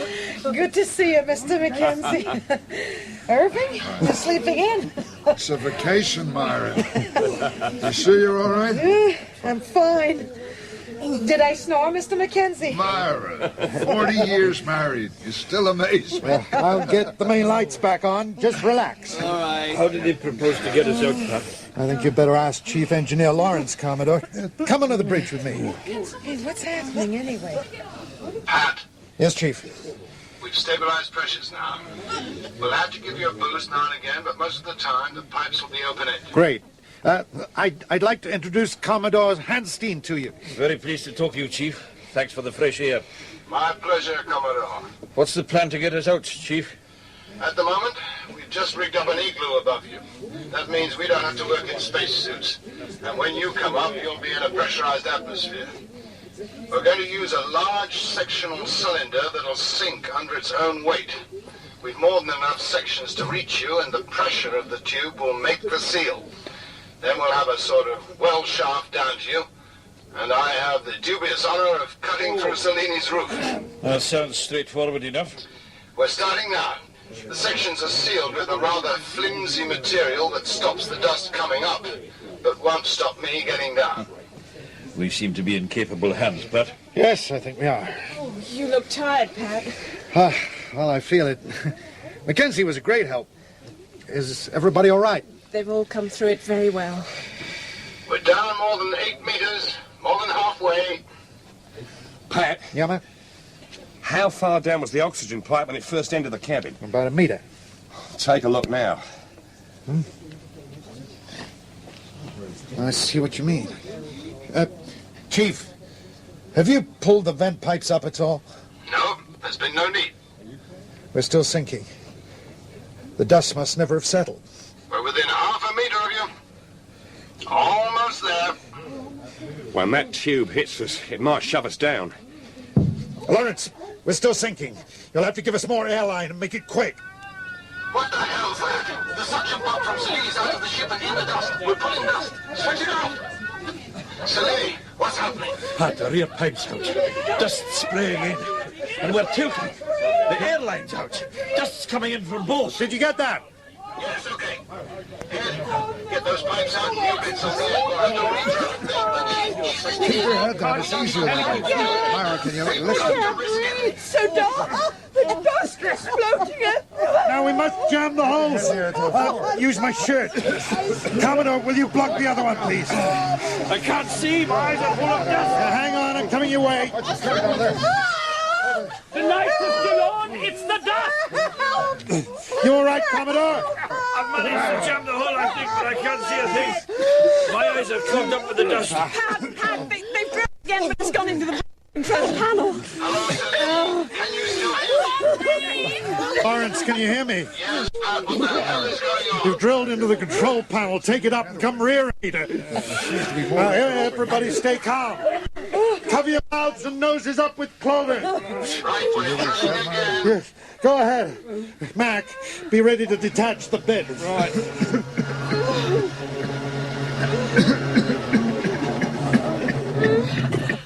Get through to us. Good. At least you've got oxygen.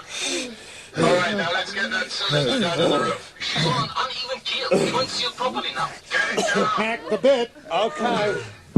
He needs to unstick, Chief. They better get. I'm tying a rope around my ankle. Could you be quiet, please? Be quiet, everyone, please. We have to listen to this. Shush. I'll cut a hole in the hole, then you pull me up again. Then drop the rope ladder. It's too risky, Chief. It won't seal. You might get stuck. If the Selene sinks anymore, you'll drown in the dust. Shut up, Ed. I can't think of anything else. Put the power under the grinder. George, give me a hand with the rope. I'm laying down, right? Bits off, Pat. We have air again. Good. Stand back, they're coming through. Captain! It is more than a meter deep at this end. It's pouring into the bridge. I'm through. Keep that damn rope tight, Ed. I don't want to drop in. Pull me up. Pull me up. Dust pouring in. I'm choking. I think the bridge is beginning to smolder. That's where they drilled into the panel. Close the door. If we get a spark, we could explode. Pull me up, Ed. Get me out. Oh, my God. Chief, it just exploded. Grab the rope ladder. It's coming down to you. You see the ladder there? Dust in my eyes. I can't see a thing, Ed. I'm ready to... There, it's the ladder. Now quickly, start climbing. Come on, next, quickly. Help me! Help me, madam! Girl. Someone help, please! Are we getting out? Next, quickly! Hold on tight, Commodore. I'll get you out. The bridge door isn't going to hold! How many people are out soon? 11. Halfway there. Well, keep it moving, eh? Come on, Myra. Get up there. I'm not leaving you, Harvey. I'll get stuck. Pull her up. She can't climb. Goodbye, Myra.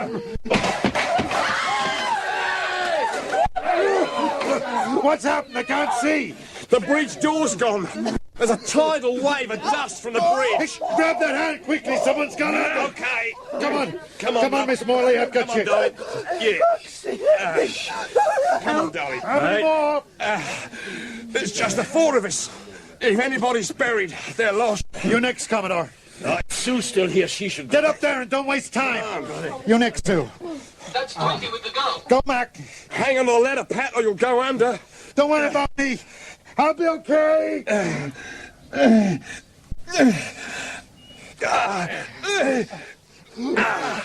There's just the captain left. Drag him up. Drag him up. Come on, Ben. Or we'll lose him. Paul! He's coming up. Oh, are you all right, Pat? Welcome aboard, Pat. Lawrence here. I can't open my eyes, Chief, but it's good to hear you. I can't see you either, but the medics are just arriving. Make them comfortable, Ed. You did a great job, Lawrence. I've never been so frightened in all my life. Thought for a moment I was going to join you. What the hell caused in the first place? Moonquake. A chance in a million. And I always thought I had a nice, safe job. Confirmation has just arrived that all 22 passengers and crew buried in the dust cruiser Selene have been rescued unharmed by Chief Engineer Lawrence and the team put together by Tourist Commissioner Davis. They're all alive and well. After a chance in a million moondust fall, the rescue operation has been a total success. And we now have a live interview with the man responsible for all tourism on the moon, Rex Davis. Commissioner. Please, call me Rex. I must apologize for not speaking to you earlier, but I had other things on my mind. Even though I had 100% confidence in Jim Lawrence and his crew, I felt it my overriding responsibility to be on hand at all times. We understand, Rex. Was there ever a time when you thought they may be lost? No, not for a second. If this mishap has taught us anything, it's that the personnel on the moon are equipped to deal with any emergency. And as man becomes even more adventurous, we will be tested again and again, and again and again we will prove ourselves equal to the task. Why, even now, there's a man who wants to pioneer dust skiing as a sport. Do you mean like water skiing? Exactly. Out there on the Sea of Thirst. Isn't that an exciting prospect? It is indeed, Rex. I see, as we speak, more of the team of highly trained medics are arriving at the rescue point, just as planned. When do you think the passengers and crew will be available for interview, Rex? Oh, now, Morris, we don't want to rush these people. Let's give them a chance to experience some lunar hospitality, all courtesy of the tourist board, of course. Well, I think you know best, Rex. Who is this enterprising man who wants to pioneer...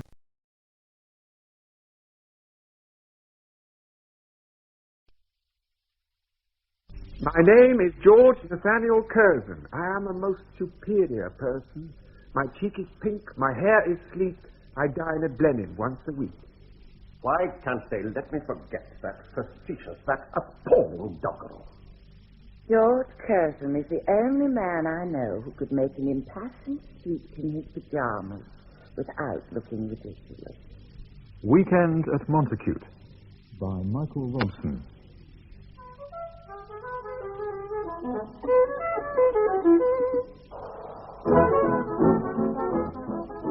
In November 1922, Lloyd George's coalition government came to an end, and the Conservative Party under Andrew Bonar Law was given control of the country.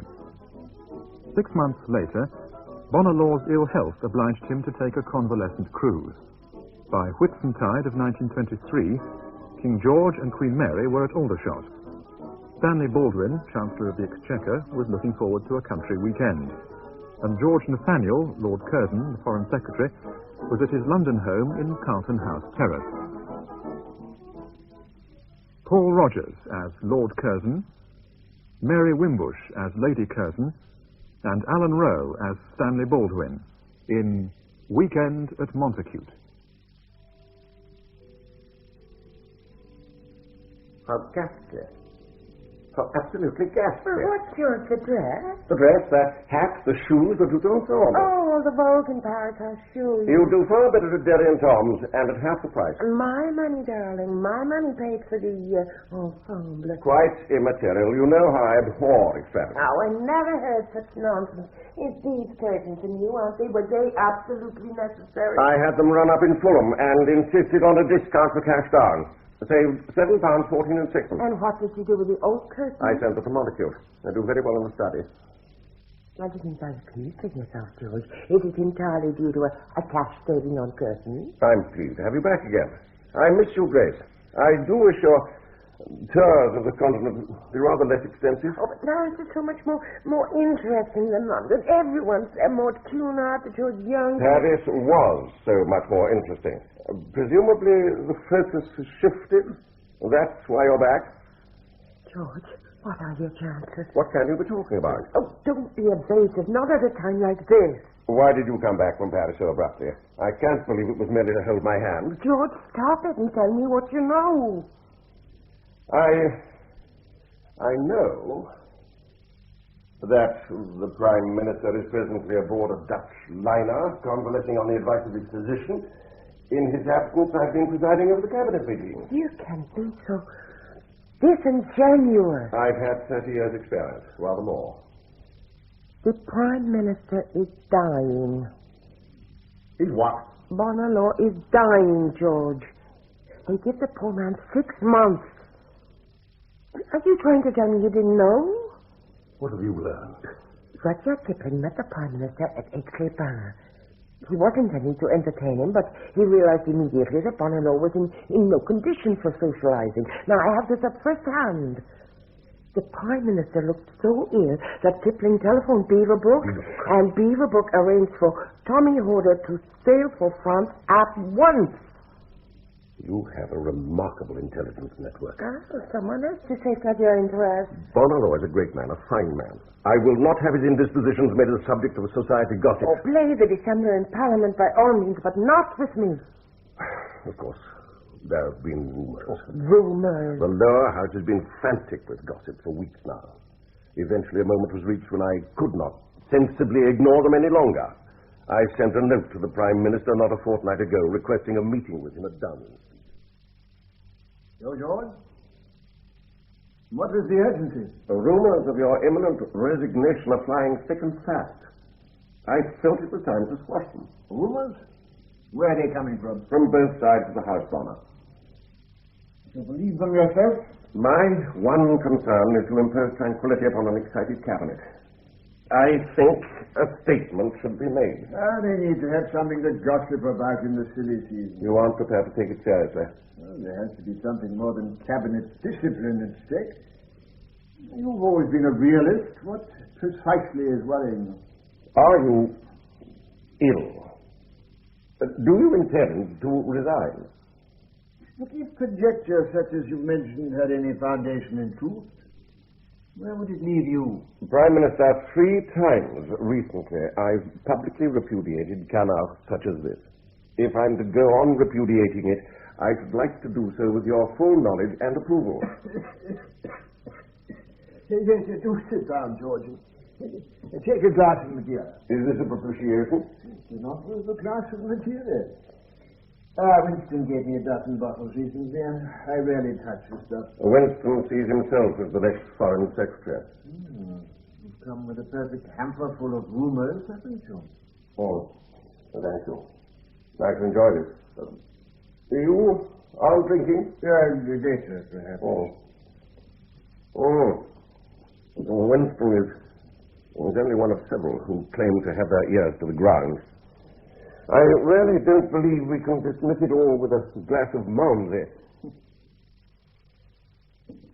Let me ask you this. Now, if the chair were left vacant quite suddenly, what would your attitude be? For you to retire now would be a national calamity. I mean it, Bonner. Yes, I respect your sincerity. Mr. Graham, would you stand? I should like to know. I should be interested in your blueprint for the future. Is it necessary for me at this stage in my career to trot out yet another curriculum by case? George. George, you're a senior and valued servant of the state. His contribution to post-war diplomacy has been incalculable. Why are you so on edge? The king must know. Our colleagues must know. The nation must know. I must be allowed to know if there's any foundation in these rumors or not. Either way, we can no longer appear to be whistling in the dark. It would be, forgive me, but it would be irresponsible to affect that no such gossip is current. I can always trust you to draw the line whereon my toes must rest. I hope I have your trust, as you have my loyalty. Was your loyalty ever in doubt? You haven't answered my question. Nor you mine. Very well, then.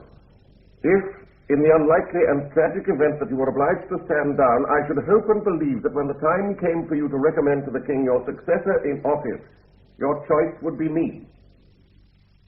Yes, but would you be willing to serve once more under another leader and give to him the diligence and devotion you've given me? Such claims as I might have to the office of Prime Minister, I could not and would not surrender. Nor should I consent to serve under any of my present colleagues. As to this, I'm quite clear, quite resolved. I'm your senior colleague, Bonner. I'm the only member of the cabinet who has served continuously since 1915. Is it true, then? You are intending to resign? The rumors are no more than that. Oh, as you know, I haven't held up to the mark for a month or so. But a relaxed throat and a weary body are the occupational hazards of any politician. Mr. Thomas Horder has advised a short cruise. And in this instance, I shall take his advice. And when the time comes for me to sail, Baldwin must lead in the Commons, and I shall expect you to preside cabinet meetings. So God knows you could do with a rest yourself. So, I may repudiate the gossip immediately. Repudiate? Denounce it, George. Denounce it with all the vigor at your disposal. But you didn't believe him. You didn't entirely believe him. It was far from well. That much was evident. But I'd no idea matters were so serious with him. Beaverbrook certainly thought so. He shunted Bonneau off to Paris, where Tommy Horder examined him. He told Beaverbrook privately that the trouble in the throat was malignant. He's unlikely to see the year out. This is a terrible thing. Terrible. I have the greatest sympathy for him, but sympathy isn't going to produce his successors. But Beaverbrook, what's he up to now? What candidate can he be lobbying for? It certainly won't be me. I know this much. Beaverbrook had a private audience with Lord Crewe in Paris only yesterday. Of what use can the ambassador be? He carries no weight in home affairs, nor would he expect to. Oh, I appreciate that. I also know that Beaverbrook does nothing without a very good reason for it. He saw Crewe, and they discussed the situation very thoroughly. How can you conceivably know what they discussed at a private interview? You forget my friends at court. Lady Crewe herself told me the substance of the entire discussion. My dear Max, what can I say? Does Sir Thomas hold out no hope whatsoever? I mean, is surgery not possible? Sir Thomas is as anxious as I am to keep Bonner in office. But he feels now that it would be cruel to expect him to continue working any longer. So what will the Prime Minister do? He means to return to London, set his house in order before tendering his resignation to the King. Yes, of course. Poor man. Poor man. But if ever we needed his courage and integrity, we need it now. But since he's been persuaded to give up office, I want to believe he can renounce the cares of office as well.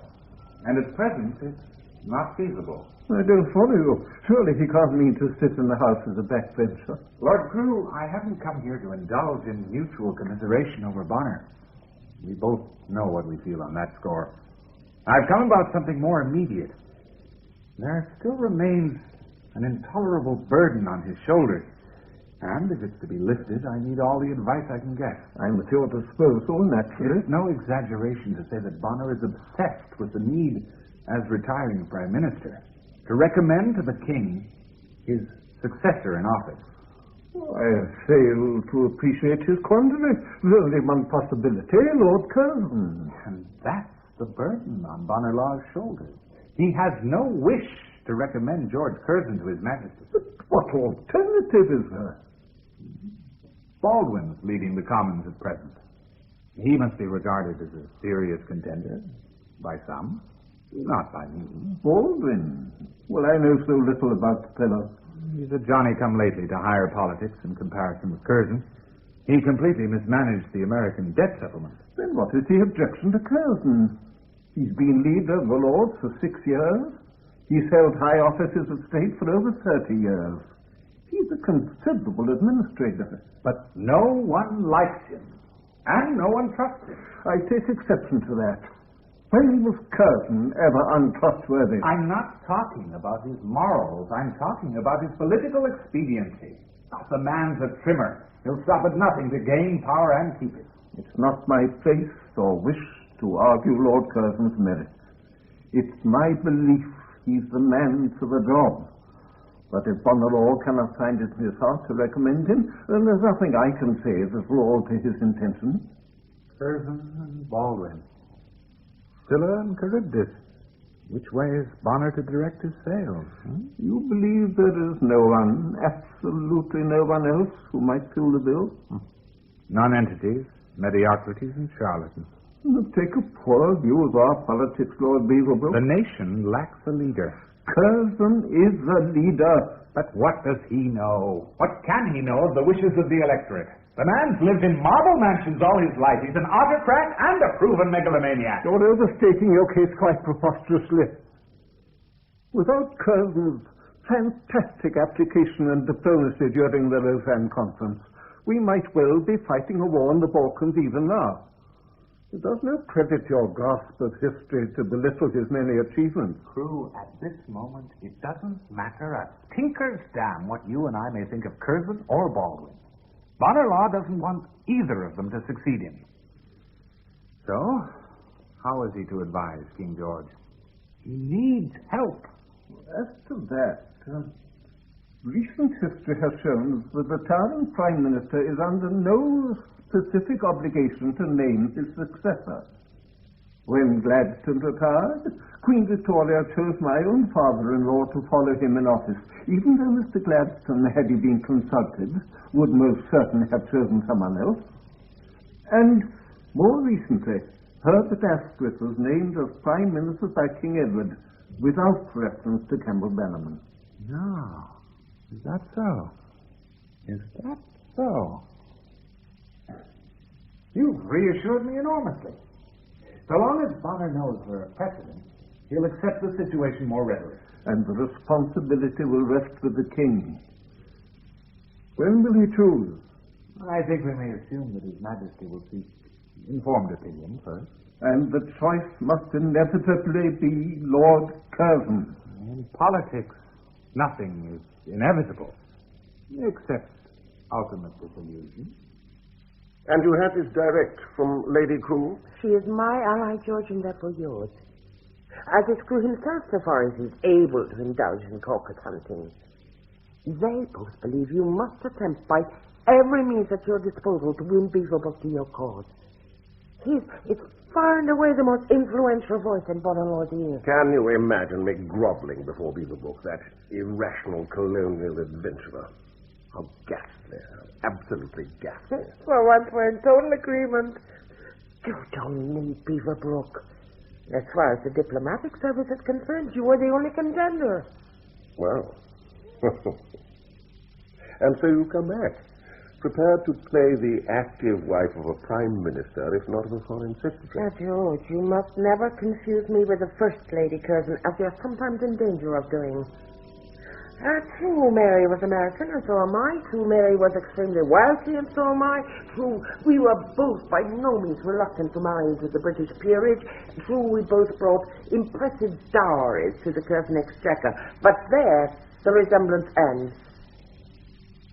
Mary tasted power with you. She was Viceroy of India at 27. I could have settled for Viceroy, but nothing less. And since to be Viceroy is now impossible, I must set my sights higher. Within the next few days, I think it more than likely that you will become Prime Minister of Great Britain. You will be, in effect, the most influential man in the world. And believe me, George, I shall be at your side every step of the way. You've never shrunk from the blatant truth, have you? Your ambition is as naked as mine. Your determination as unyielding. How very vice-regal you can be. Did you know that? Come here, Gracie. Give your poor old husband a kiss.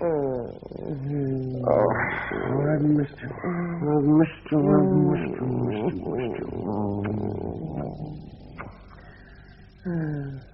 And what shall we do for Whitsuntide? Oh, Montacute.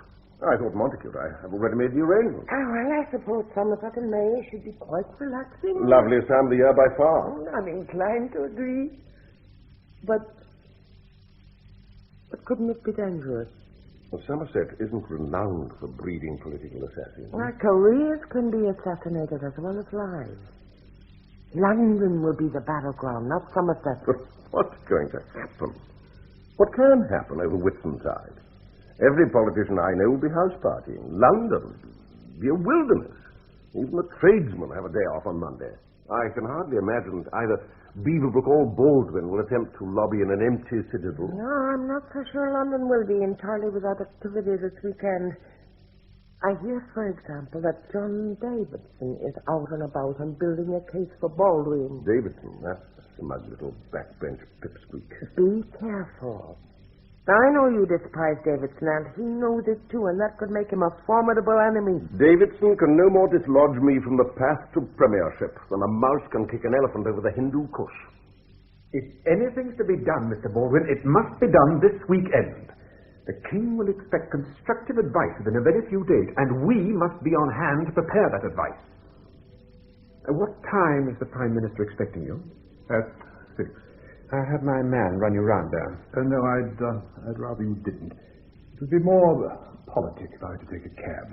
I have the highest regard for Bonner-Law. I wouldn't want him to think his party was splitting into factions the moment he laid down office. He knows politics. He knows perfectly well that vultures gather whenever there's a prospect of carrion. We can't allow the party to be seen to be leaderless. I appreciate your concern, Davidson. Nevertheless, I shall take a cab to Onslow Gardens. Very well, as you wish. But promise me one thing. Promise me two things. Tell me what they are. One, that you'll use your best endeavors to discover whom the Prime Minister intends to name as his successor, whether it's embarrassing or not. Two, that you'll join me at the Argentine Club immediately after your meeting with him. Whatever he says, whatever he intends, we have 3 days in which to find an acceptable leader. In any event, Sir Ronald Waterhouse is at Onslow Gardens at the moment, attempting to take some of the strain from Bonner-Law. I should pay close attention to what he has to say. He has the Prime Minister's confidence more than ever during this time of crisis. Mr. Baldwin, come in. Here, let me help you. Glad you arrived so promptly. Prime Minister is waiting to see you. How is he, Sir Ronald? He is under the weather, as you can imagine, but full of courage. He'll be pleased to see you, I know. Yes, we've heard nothing but rumors at the house. It's been unpleasant and, unsettling. And I think you should hear the news from Mr. Bonner-Law himself. I see. He's in the study? I'll take you in directly. But, Mr. Baldwin, if you can spare the time, I should be grateful for a few minutes after your interview. You too? Suddenly, I appear to be in demand. Has Lord Curzon seen the Prime Minister yet? Lord Curzon has not been invited. Is he expected? I think it improbable. Come, let me take you in. Before we go to Montacute, before we do anything, I must talk to you about money. Grace, you're living beyond my means. I lie awake at night worrying myself half to death. Have you any idea what running this house in Hackwood alone cost last year? No, my dear, I haven't, but I'm perfectly certain you'll enlighten me. I have it to hand. I have the exact figure to hand. I spent a wretched weekend casting the accounts, and, Grace, they terrify me.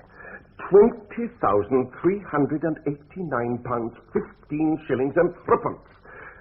I simply cannot sustain this level of spending. I shall be destitute by summer if we carry on like this.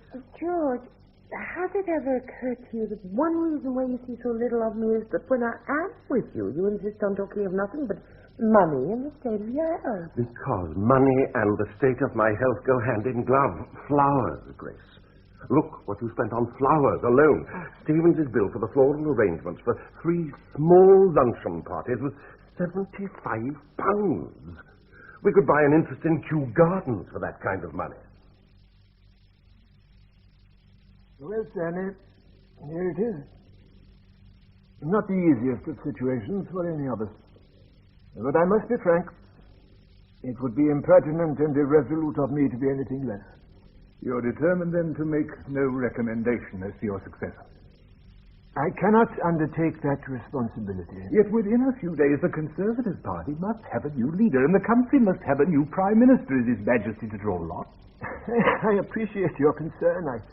I understand your dilemma. But where is the choice to fall? I mean, we must absolutely know. You're learning aggression, Stanley. And that's not a bad thing for a rising star in the political firmament. Yes, so you've forced me against the ropes. All I want is the truth. The simple truth. Very well. There are no rabbits in my hat, no aces up my sleeve, no dark horses in my stable. I admire your fund of metaphors. I'm glad you can smile. I'm glad you can still smile. Yes, the contenders are clearly George Curzon and yourself. Now, since you press me, I must tell you that I believe you are too inexperienced for the post. As I do.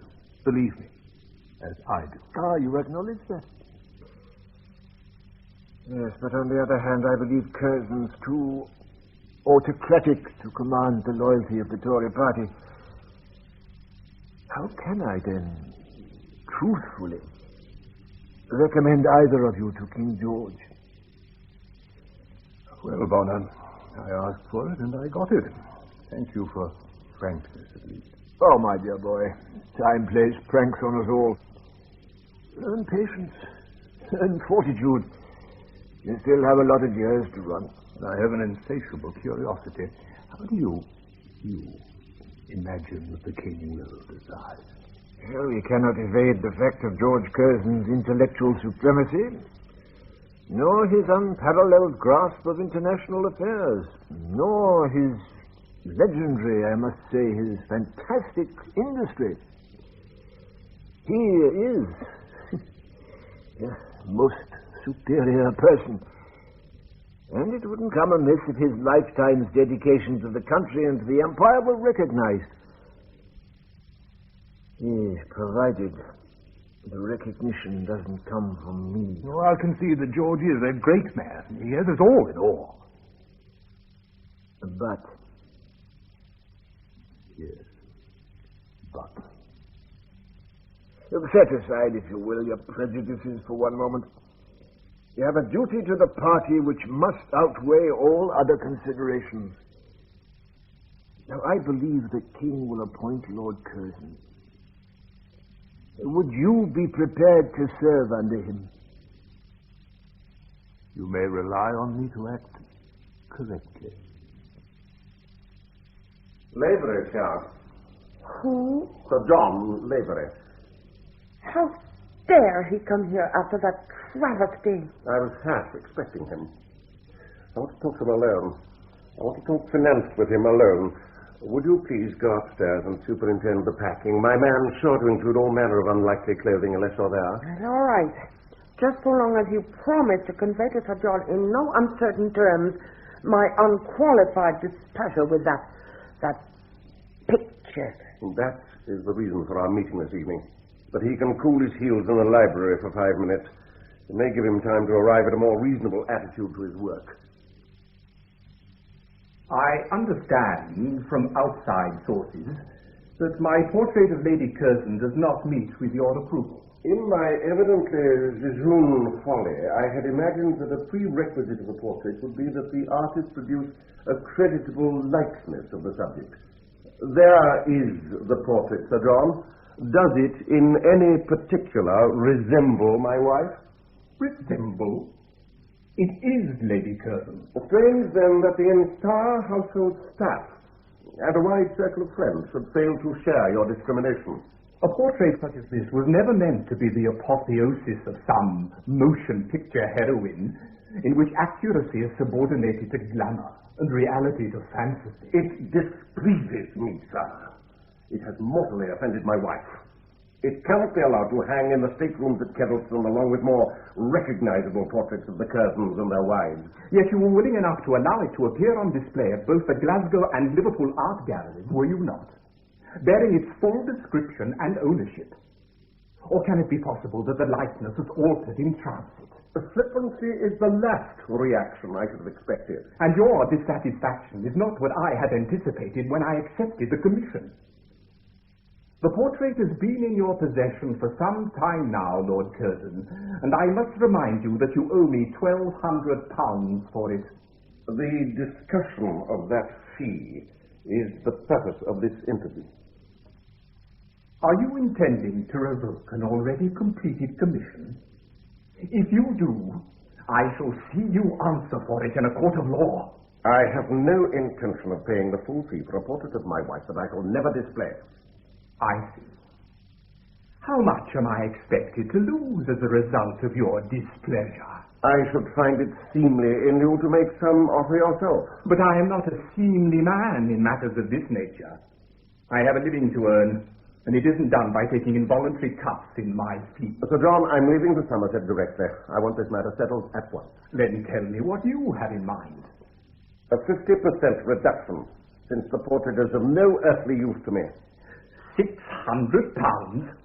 That's an affront that I'm not prepared to tolerate. Very well, then. A third. Reduce it by a third, and let's have done. With extreme reluctance. And only because if I stay here a moment longer, I may offer physical injury to you, I shall accept a fee of £800, on condition that you reveal this to no one. No one! And now, good evening to you, sir. Have the portrait sent to my studio next week. Sir John. Yes? I shall want the frame back. I beg your pardon. The frame is mine. I had it made for that specific painting, and it was costly. I shall want it back. Damn your impertinence, cousin! Is the fish to your liking, Mr. Baldwin? The fish may be a paragon of its kind, Davidson, but to me at the moment everything tastes of boiled spring. It's a mistake, however, to invite me to the club this evening. Nonsense. A good dinner and a few glasses of wine will send you to rights quickly enough. You're on edge, that's all. This is no mere edginess. I'm frankly appalled at the prospect before the party. And the dish. It has no leader. And do try a little sauce with your fish. They prepare it particularly well here. Of course, we have a leader in you. I must make myself irrevocably clear. I'm unready for the total responsibility of this kingdom and the empire. I'm inexperienced in the overall framing of national and international policy. Within Cabinet, within Commons, our party is divided, and I am not the person to act as coalescing force. Not yet. I never see the man so reluctant for ultimate office. Curzon must be straining in the slips now for the very prize you have no wish to compete for. But Curzon's no stranger to power, to authority, to dominion. He has no reservation about governing the entire world tomorrow morning, with a position open to him. Oh, to you it's amusing, no doubt. Can you believe I'm protesting in order to be further reassured? Well, I'll have some more wine now, waiter, if you please. Sir.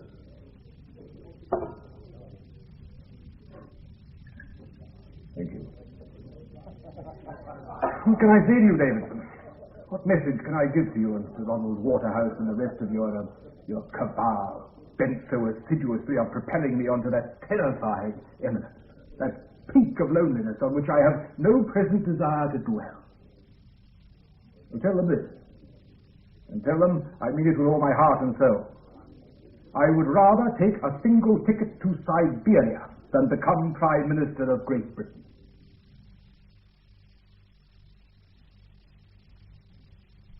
So, Parsley, champion, the white ash of the hawthorn. Cuckoos and greenspanches. Why do we stay away from Montacute so long? Oh, look at that little thing. Oh, yes. Yes, a white folk. Poor little beggar. What? It always seems to me the tatterdemalion of the hedgerows. So starved, so precarious. I prefer you like this. Like what? Oh, you know, knowledgeable squire. At times like this, on mornings like this, I truly pity he who was not born an Englishman.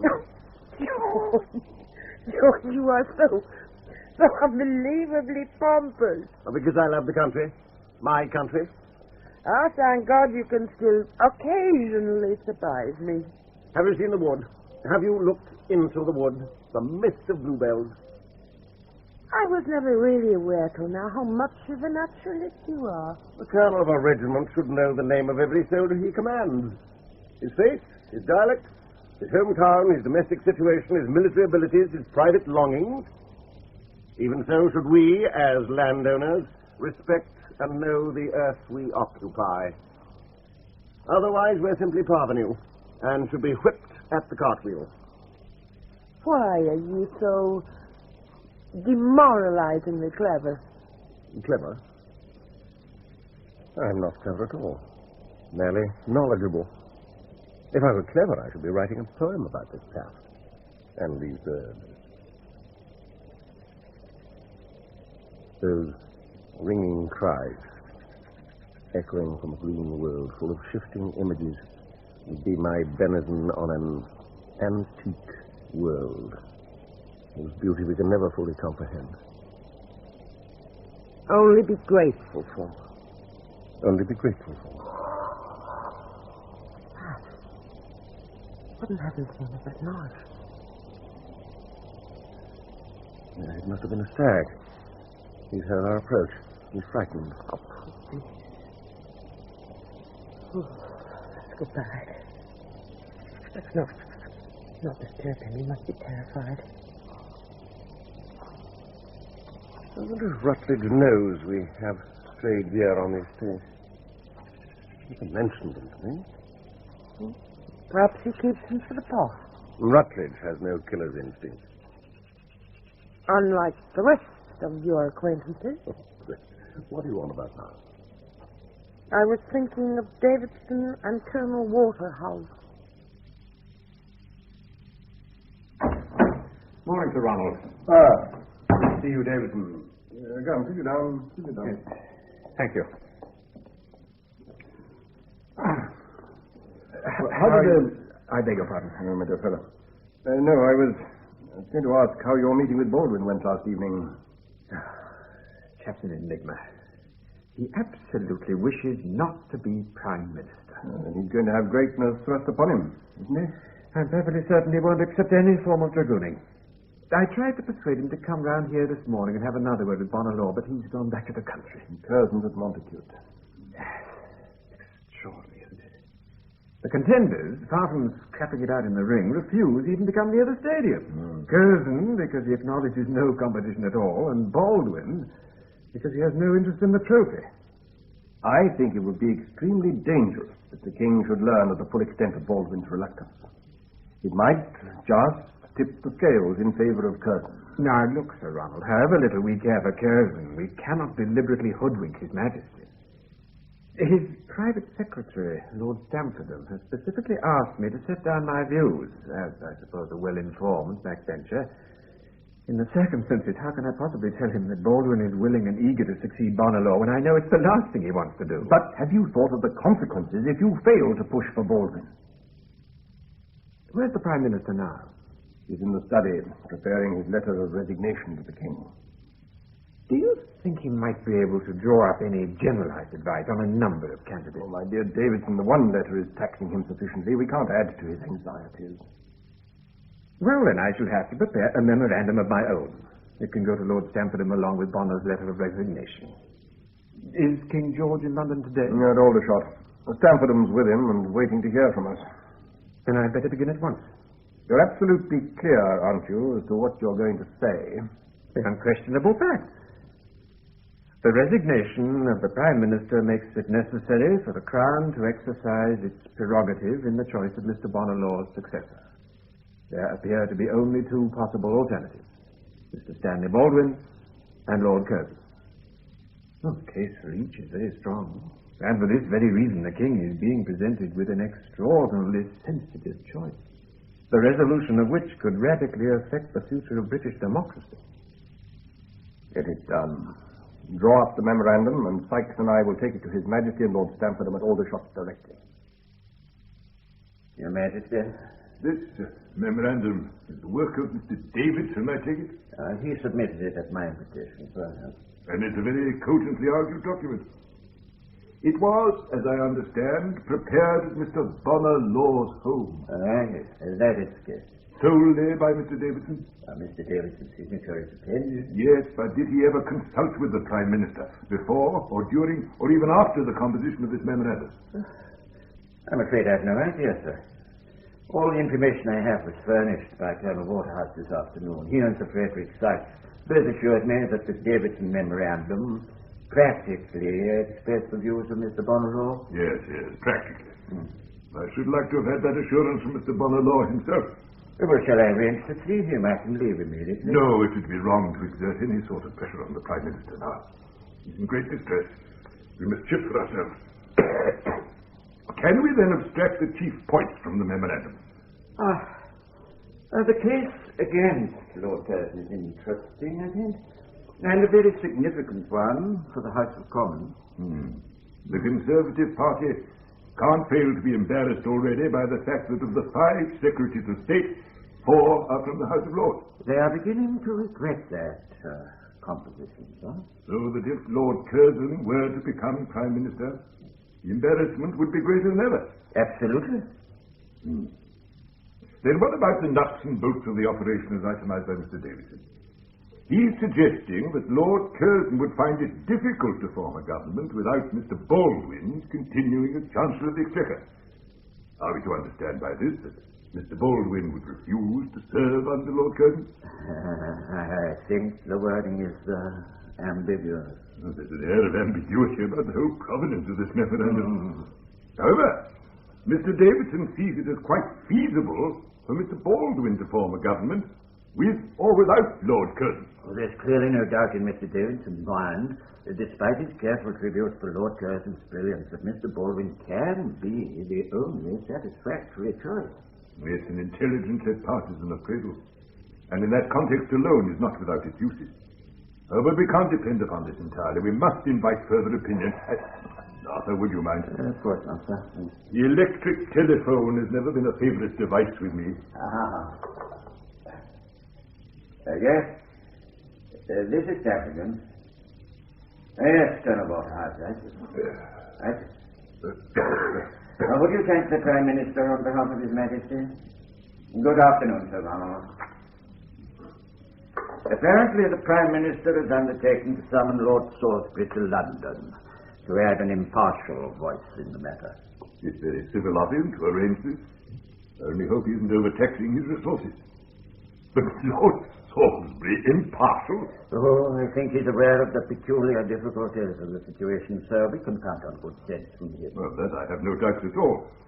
But we can't be unaware that Lord Salisbury's father was a major architect in Lord Curzon's early political career, and that Lord Salisbury himself is, allegedly, a close friend of his.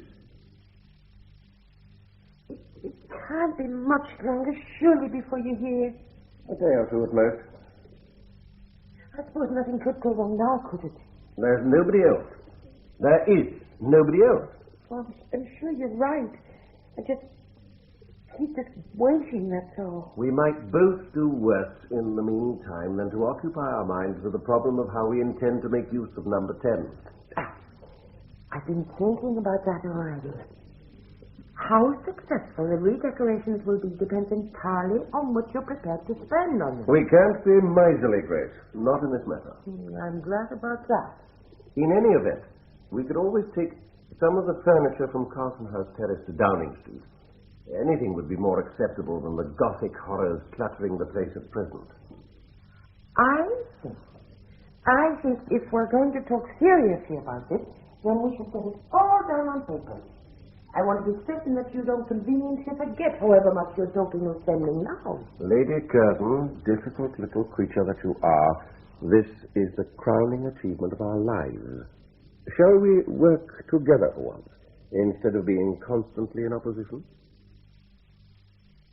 I'm very grateful to you, Lord Salisbury, for interrupting your weekend like this. I hope it hasn't caused too many difficulties. My one concern is to be of assistance, Lord Stamfordham. I had a long talk with the Prime Minister this morning. Ah, yes. I gather from Colonel Waterhouse that you were at Onslow Gardens by 8 o'clock. I took the milk train. Oh, very uncomfortable for you. How was Mr. Bonalow? The change since I last saw him is very apparent. This illness of his is catastrophic. I'm afraid it is. I'm afraid it is. May I ask, what was the substance of your conversation? I could understand, and to a considerable extent share in, his misgivings as to a successor. But I pointed out to him that I could see no way in which Lord Curzon could be rejected in favor of Mr. Baldwin. You did? One needs an enormous backlog of experience on which to rely when one becomes Prime Minister. And that experience Mr. Baldwin simply does not possess. And what was Mr. Bonalaw's reply to that? We discussed the matter at length, despite his evident discomfort.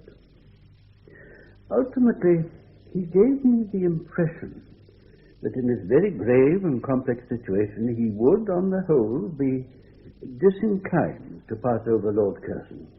He gave you the impression. Now, forgive me, but for His Majesty's sake, I need something more reliable than that impression. Did he tell you, in those many words, on what you've just rehearsed to me? I'm in a quandary, Stamford. In all honesty, I must report that Bonalaw felt about to realize that Curzon was the final test, be he a pis-aller or not. Equally, I must say that the Prime Minister was in some distress, and his opinions were necessarily those of a very sick man. I should hesitate to have those opinions passed on to the King as Bonalaw's unclouded last word in the matter. I greatly appreciate your candor, thank you. Now, how do you feel about it all? George Curzon is a very great man. Of course, he has faults, many of them. But who in high places hasn't? Yet I'm also bound to add that George has bellowed over the years, and his work, both in cabinet and abroad, over the past 6 years in particular, has commanded a very wide respect. Indeed it has.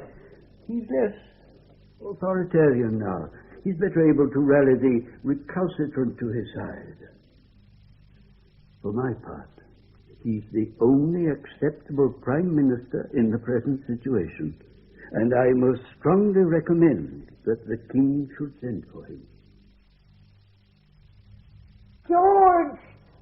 Oh, George, do hurry up! Shan't be a moment.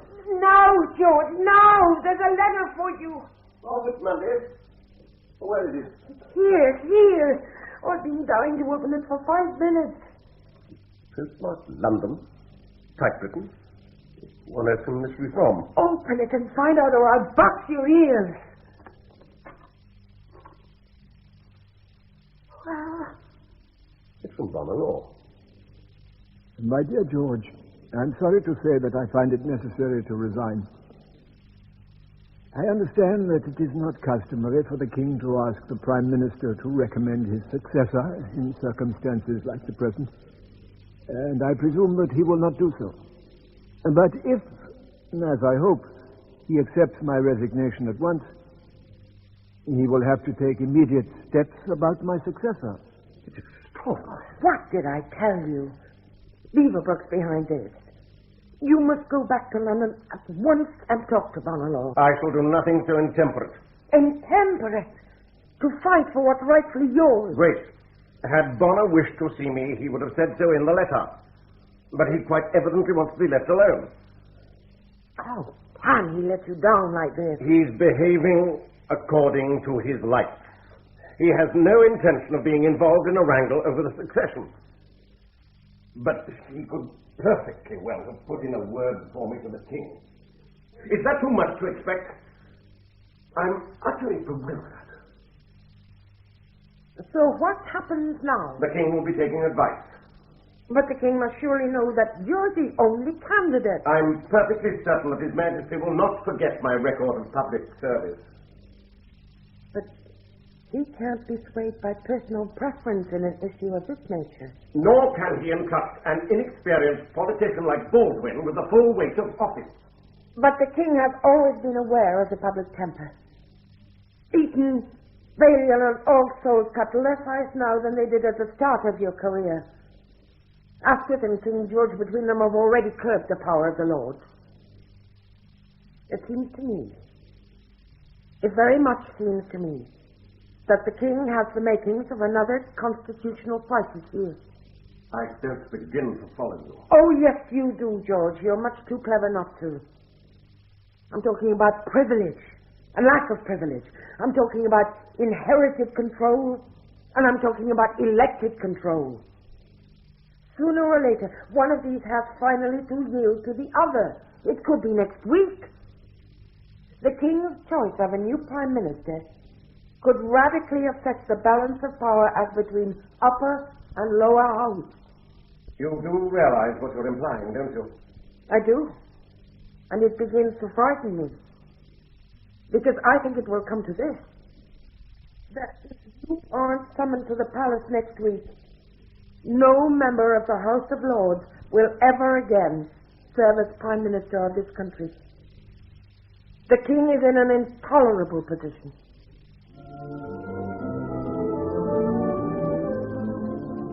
Aren't you enjoying the band? Georgie? I'm sorry, Yes, the band's excellent, quite excellent. I shall see our thanks are conveyed to them all. You've been very quiet all day. I'm worried about Mr. Bonalaw. He has the country's prayers. And ours. I'm afraid that small compensation for the loss of such a man in such times as these, and in so hideous a manner. Whatever age we live in, we always think the times are bad. But we've lived through worse. We've lived through a world war. Perhaps you don't see what I mean, May. The challenges presented to us now are even greater because they're more insidious. I could only put it like this. The war led us to feed on stimulants. Now we're back to sober diets. And there's no glamour. In economic campaigns, there's no excitement. The very meaning of patriotism is on shifting ground. The people are listening for a definitive voice to give them a sense of unity again. And unity is now in hazard because of the illness of the Prime Minister. Have you made up your mind yet about his successor? I'm afraid I haven't entirely. That's what's concerning me. I imagine Lord Curzon must be waiting to be called. I imagine so. And very reasonably. He's given a lifetime of devotion to the Empire. Would he be a successful Prime Minister? He'd be a greatly ambitious one. In the interest of the state. Is that any kind of drawback, George? Curzon's a dedicated imperialist, but to be such in 1923 is no easy matter. I've no doubt he'd propose the annexation of China if he thought she offered the remotest threat to India. I think the people, at present, are more concerned with setting britain to rights than in extending the empire.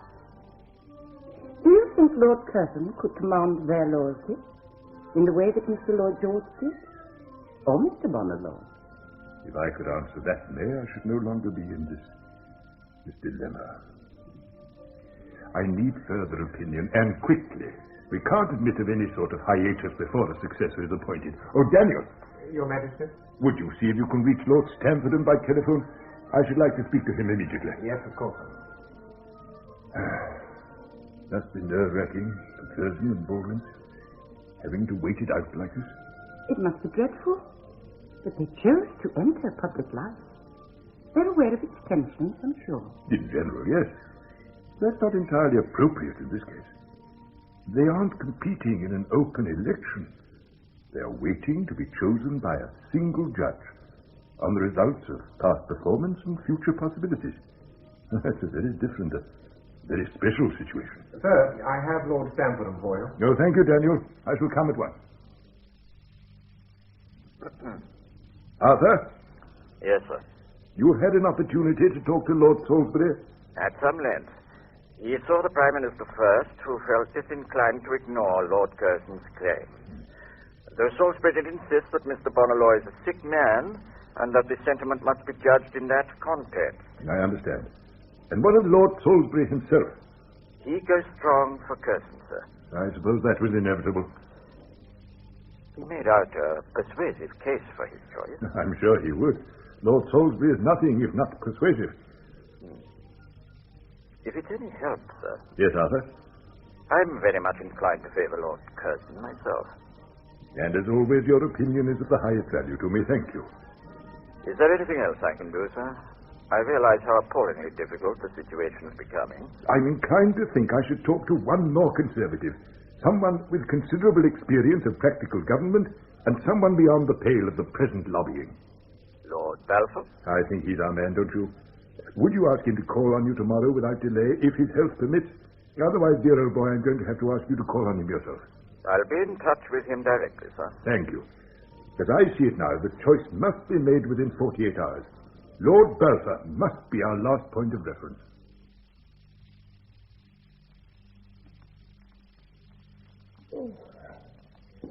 I'm glad we have the fire lit. It's warm enough by day, but evenings are still damp. Oh, George, do stop prowling around and sit down. I wish I could settle. I wish I could enjoy anything at the moment. But you can't be worried, can't you? Not seriously. There's no logical reason why I should be worried, but I can't help it. I've waited so long for this moment. I think I've been waiting for it ever since Oxford. You're the only one who is worrying. No one else is. But no one else in British history has ever pulled it off. The Grand Slam, Viceroy of India, and Prime Minister of Great Britain. It's what I've worked for all my life.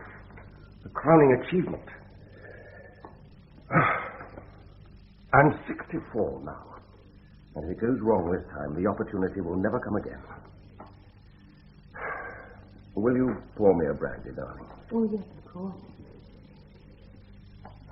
I've never known you so apprehensive.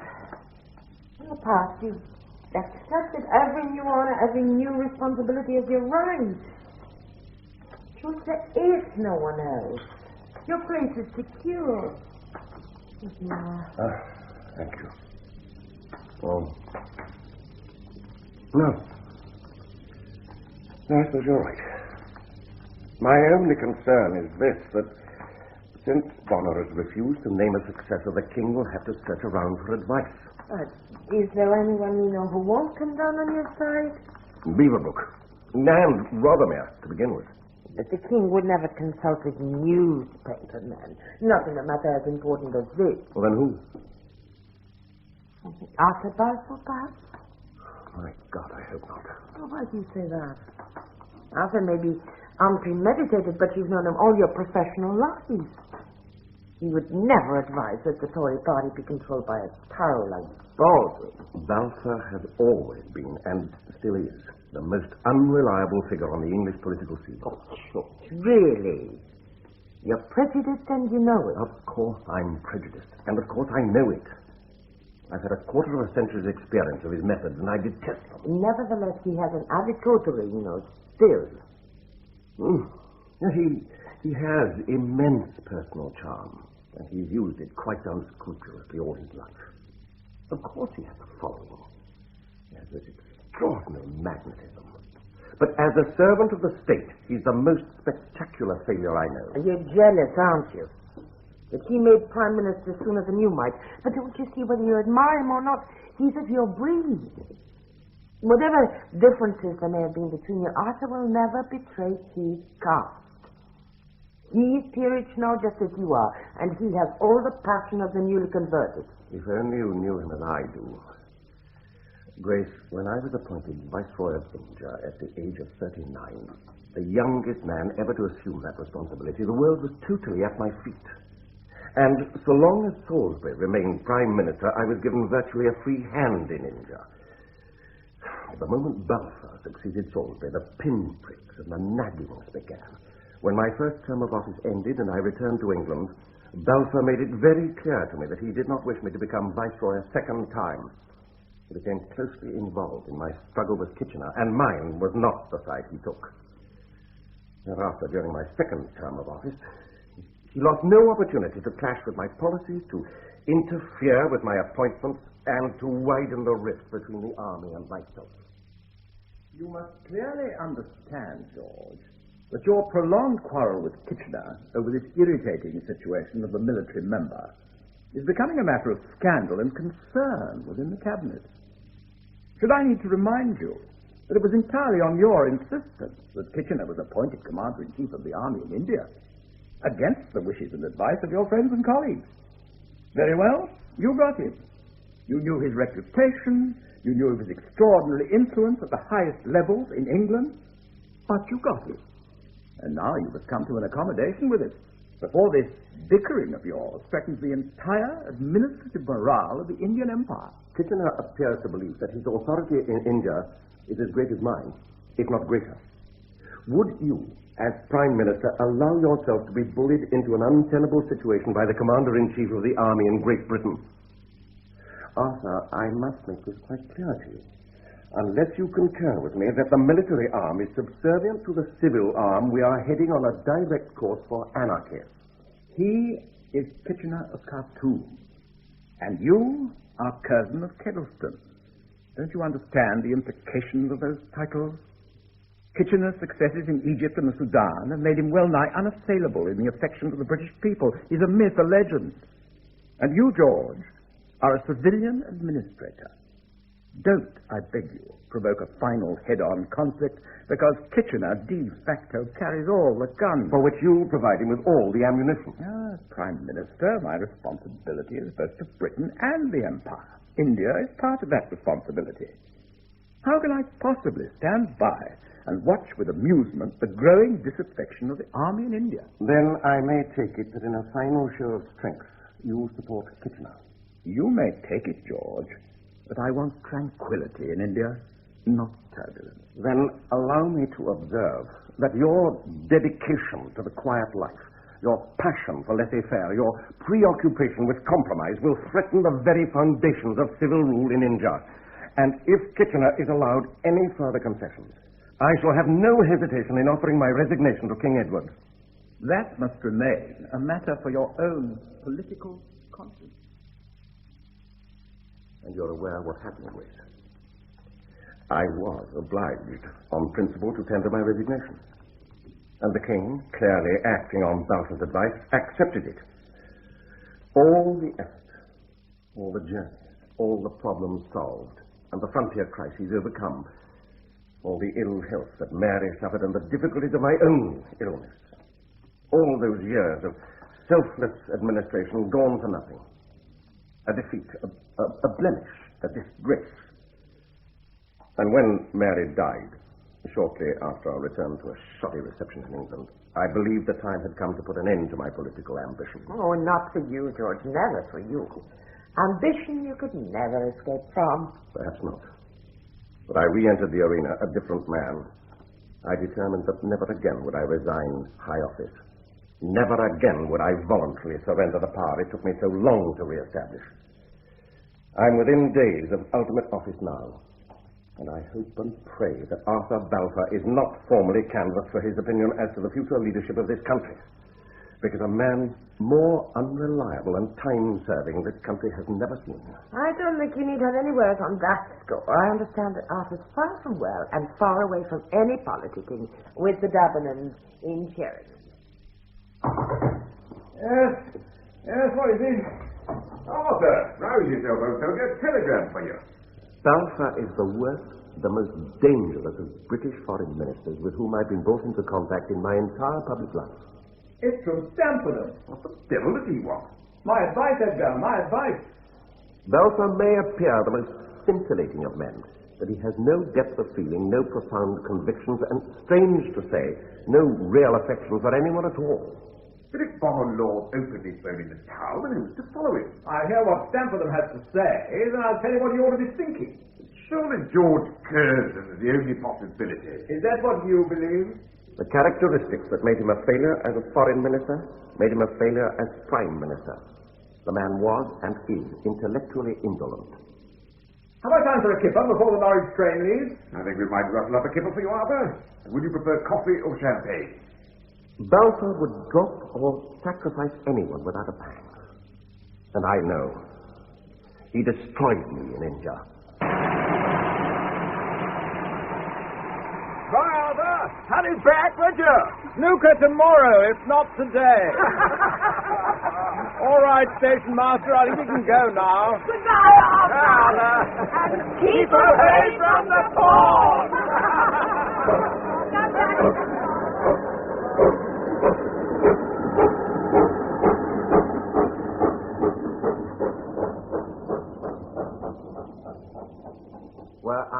Were any one of his intimates to die suddenly, Arthur Balfour would dine out that night with undisguised complacency, and in the intervals of conversation or bridge, he'd be heard to murmur, "Poor old George."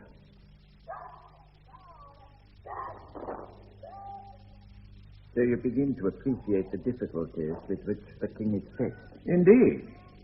And for that very reason, I think we must therefore confine ourselves to consideration of the problems that a Prime Minister, who is also a member of the House of Lords, would encounter. We're aware, of course, of the high proportion of peers already holding cabinet appointments. Yes, that's the first of the problems, and the second naturally follows from it. Can you begin to imagine the resentment that the House of Commons would feel if a peer were also to be made Prime Minister? In effect, the Commons would be entirely controlled by the Lords, and this in 1923 is a ludicrous proposition. These considerations have naturally been reviewed, but I'm grateful for your estimation of the Commons' likely temper in that event. Thirdly, and I think most important of all, would be the situation vis-à-vis the Labour Party.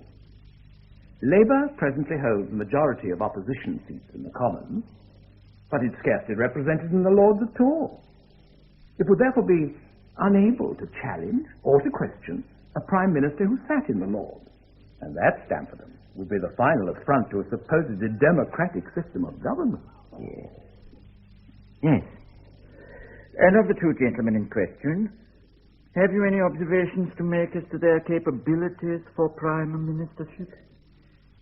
I should prefer to deal solely with the constitutional situation, which I've done already. To comment on the respective merits of the individuals in question would be invidious. On the one hand, my knowledge of Lord Curzon is based on an intimate and lifelong friendship, and a recognition of his quite exceptional qualifications. On the other hand, my knowledge of Mr. Baldwin is slight, and so far his public career has been more or less uneventful, with no signs of special gifts or outstanding ability. It comes to this, then. You feel that Lord Curzon is the more capable candidate, but that his nomination would grossly affront the Commons. Lord Stamfordham, I believe I've said enough already. The unpleasant dotting of I's and crossing of T's I must regretfully leave to you. In this affair, I can only act as an advisor, not as a sponsor.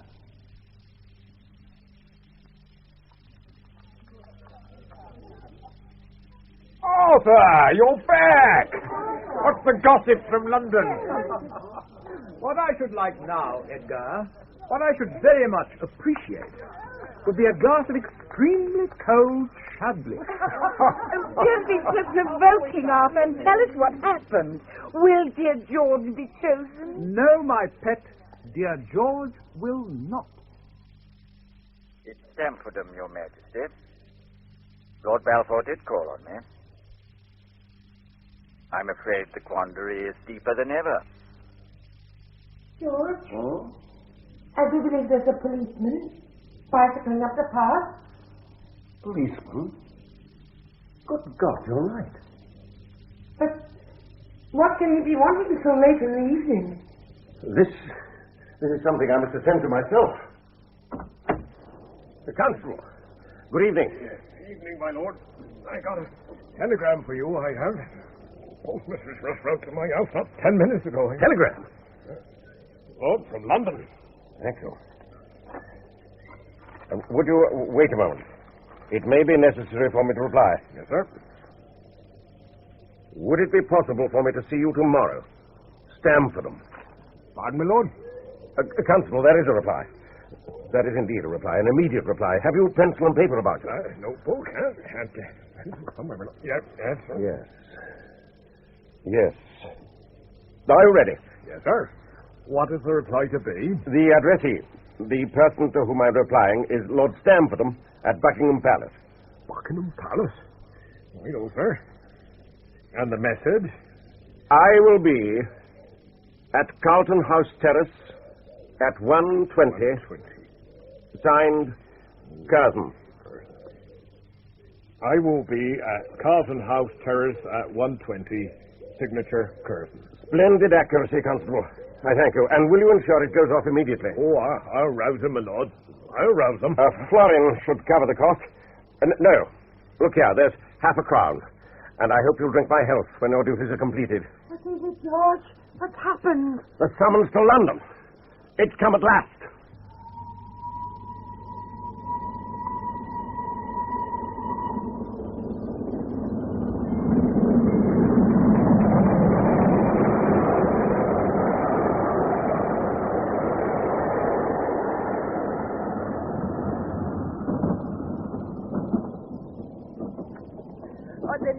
papers are entirely in your favor, George. Except for the Times, as you might expect.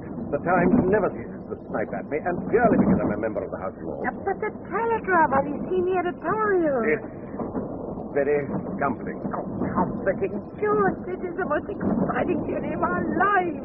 Within 6 hours at most, you'll be Prime Minister. And you will be first hostess of the land. I didn't mean to do it, you know. I thought the opportunity would never present itself. The trouble is that throughout our married life, you've always had less faith in my political future than I possess. No quarrel. Now we can begin to plan in time.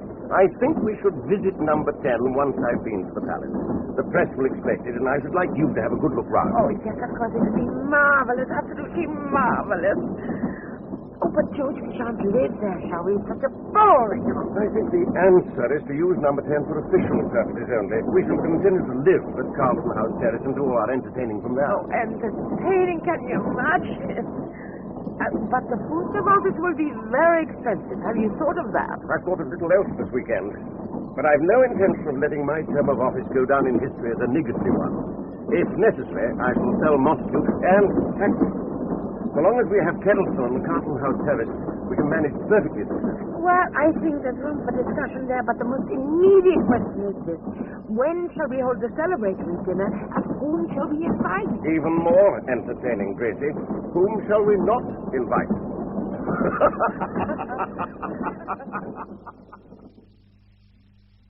Thank you for coming to town so early, Mr. Baldwin. Today is going to be enormously difficult.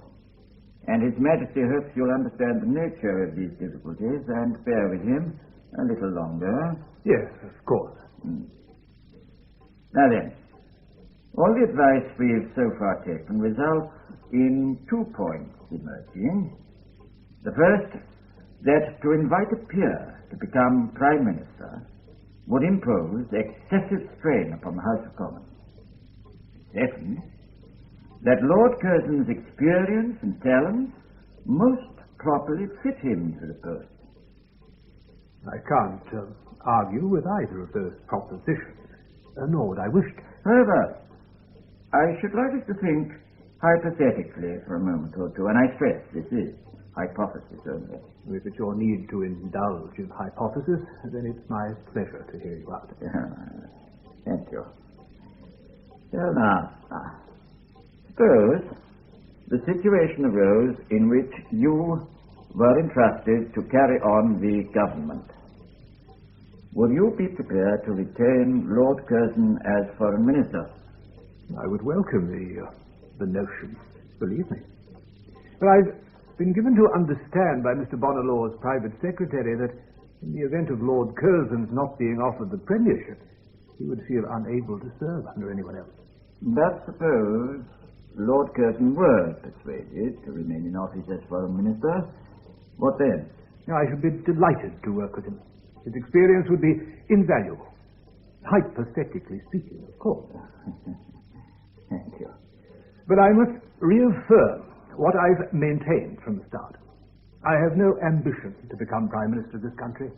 If Lord Curzon is offered the post, I shall gladly continue as Chancellor of the Exchequer. Lord Stamfordham, this is the work I love. This is the work I feel competent to deal with.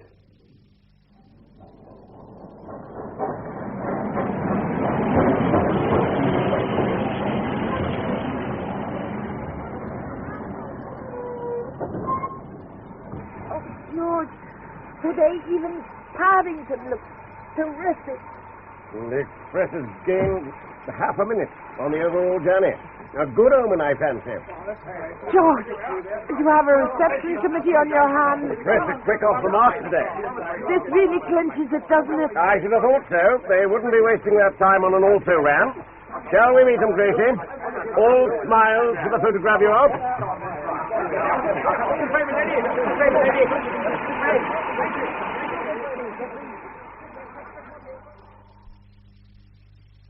Come in, Lord Stamfordham. You've met my wife, haven't you? Good afternoon, Lady Curzon. Lord Stamfordham, how good to see you again. You're very kind. You won't object if Grace remains with us. I'd like her to hear the news along with me. Well, of course, that's entirely up to you, Lord Curzon. Well, then do sit down, please.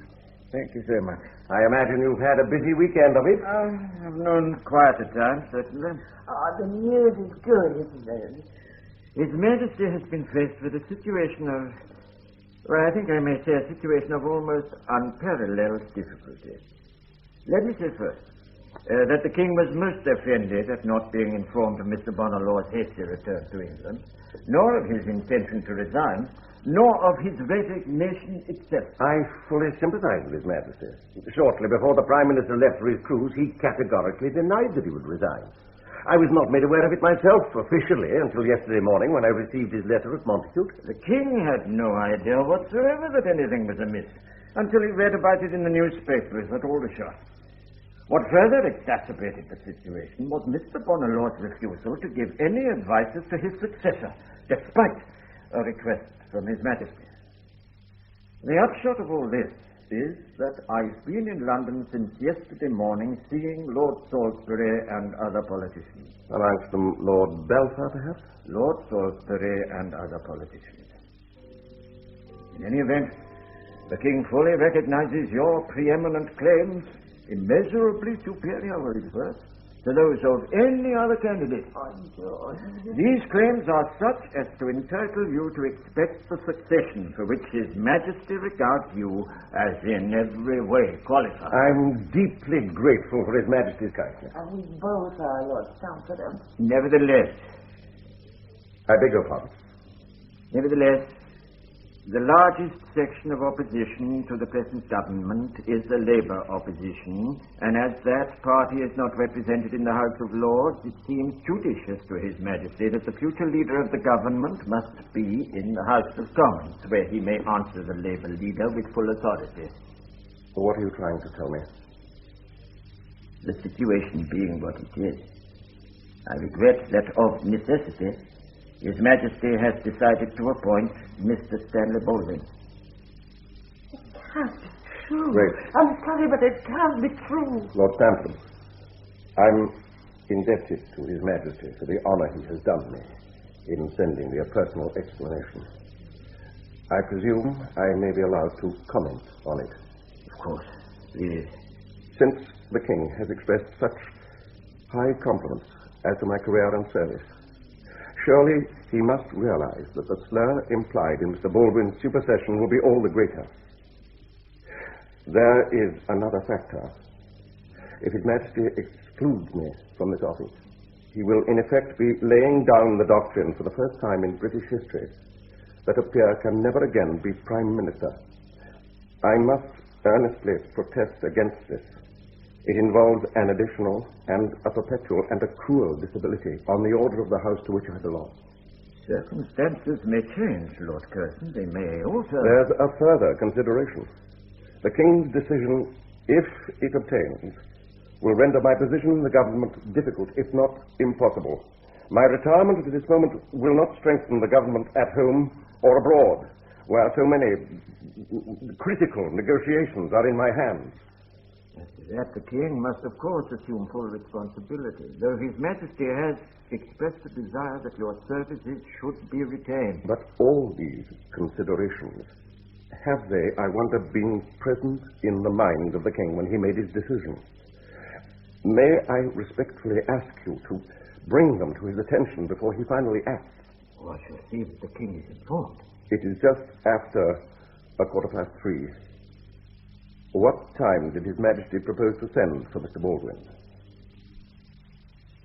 In the course of the afternoon, I imagine, before he returned to Aldershot this evening. So, my views may still carry weight. Your views will never go disregarded. Good afternoon, Lady Curzon. Lord Curzon.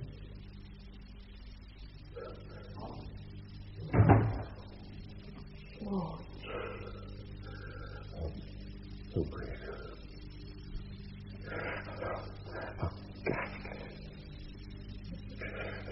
How absolutely ghastly. It is at once our necessity, our prerogative, and our pleasure, Mr. Baldwin, to desire you to act as the head of the government, led until recently by Mr. Bonnerlaw. I am deeply honored, Your Majesty. But still totally apprehensive. The position of leader has been offered to me when I'm inexperienced, before I'm really fitted for it, by a succession of curious chances that could never have been foreseen. I have never expected it. I am in no way trained for it. I understand your misgivings, and I appreciate your honesty. But will you accept the post? Oh, with respect, sir, Lord Curzon is in every way more qualified to lead them than I am. Lord Curzon is an unparry. But you must be aware of the problems inherent in our inviting a member of the House of Lords to become Prime Minister. They're immense, sir, it's true, but Lord Curzon is your man. I'm sure of it. The thing is this, Mr. Baldwin. I'm convinced that my responsibility to the country, to my people, makes it imperative that the new Prime Minister should be chosen from the House of Commons. Were Lord Curzon to be appointed, and the experiment failed, the Crown would be regarded as being completely out of touch with public feelings, and rightly. I hope you will understand my dilemma, as I understand yours. Then I can only promise your Majesty that I shall do all in my power to justify the privilege and the responsibility you have so graciously offered me. You have our prayers, as well as our congratulations, Mr. Baldwin. You see, Ray, virtually every newspaper carries the same story. Utter bewilderment that Baldwin should have been chosen. I've seen something else.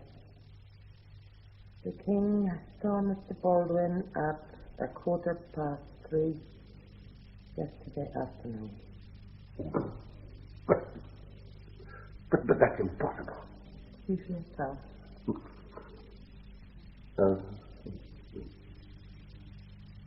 And it was at 3:15 p.m.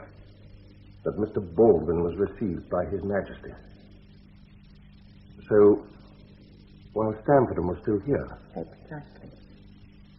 While he was still assuring me that my observations would be presented to the King, Baldwin was accepting office. Oh,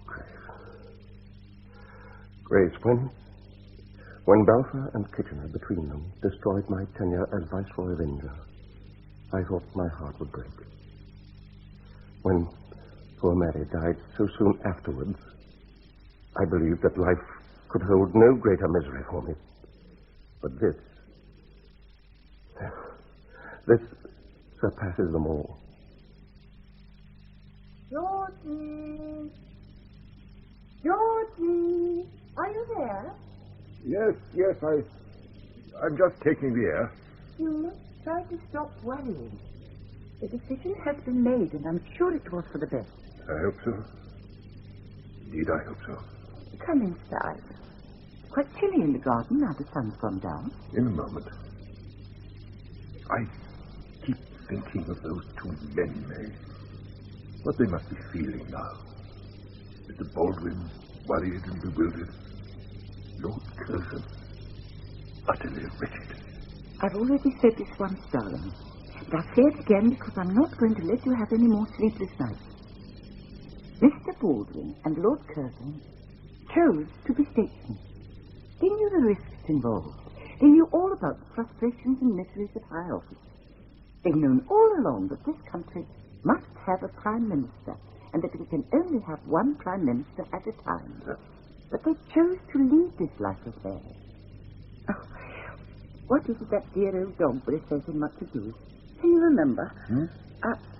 Yes, I've got it. God's a good man. When two men ride a horse, one must ride behind. I've forgotten. How right he was. Well then, you were the one who had to decide who should sit in front, not them. You had no choice in the matter of being king. They had every choice in the matter of being politicians. Yours is the loneliest and hardest task, Georgie. Dear May, you're a great comfort to me. Did you know that? What keeps occurring to me is the irony of the situation.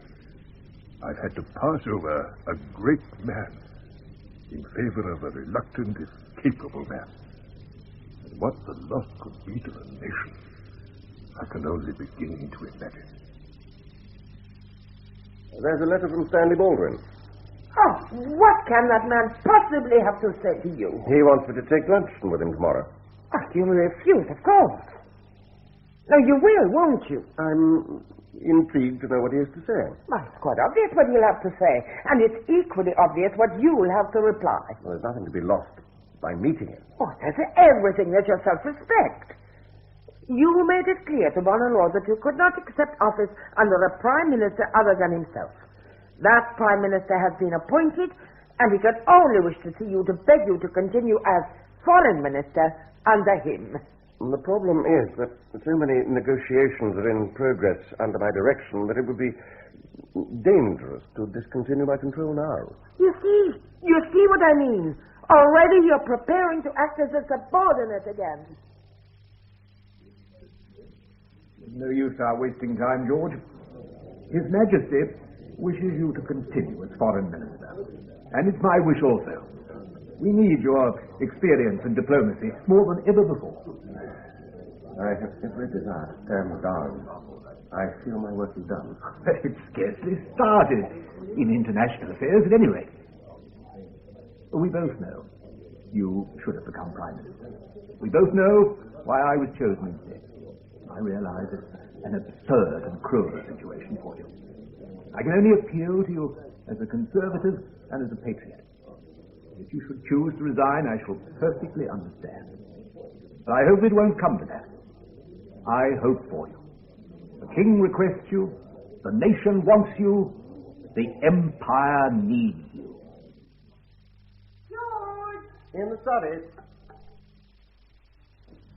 Hello, darling. You're looking very bright about the eyes. What have you been up to? I'm just been down to Thomas Cook's. We can have a stateroom on the next suitable cruiser that's sailing for Buenos Aires. But when would that be? 10 days' time. But why so soon? Your Argentine affairs have waited for months. Couldn't they wait a few months more? But what's to keep us here now? I shall be back in Lausanne in 10 days' time. I don't believe it. You'd better see what I've written to Baldwin. Baldwin? He has you dancing to his tune already. That's very far from the case. He's dancing to mine. Oh, George, let me see. As my retirement at this moment might be thought to involve distrust in your administration, I will for the present continue as a foreigner. And you're going to send this? I have no real option.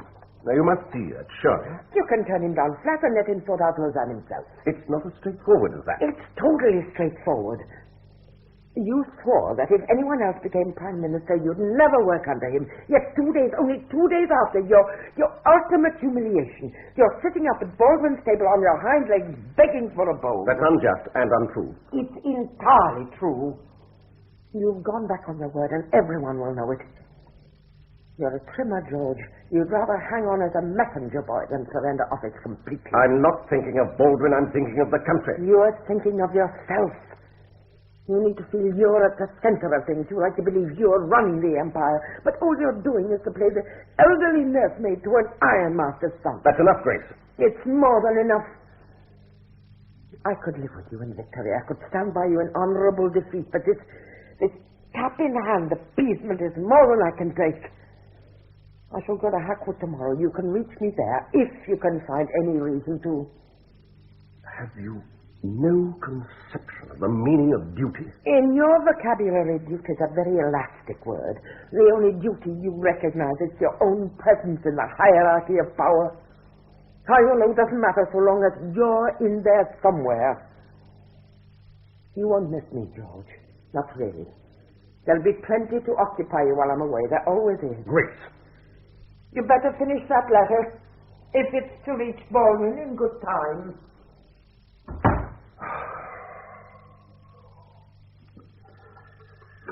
I will, for the present, continue at the Foreign Office.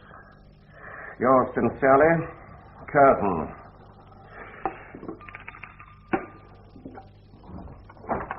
Oh, Anderson. My lord? I'd like this letter to go to number 10. Downing Street, you understand? My lord. There's no need to send it through post. You can take it yourself. Directly, sir. On the instant. Oh, Anderson, don't take a cab. They're ruinously expensive. It's just as fast to walk from here. Very good, my lord. Thank you, Anderson. My name is George Nathaniel Curzon. I am a most superior person. My cheek is pink, my hair is sleek. I dine at Blenheim once a week.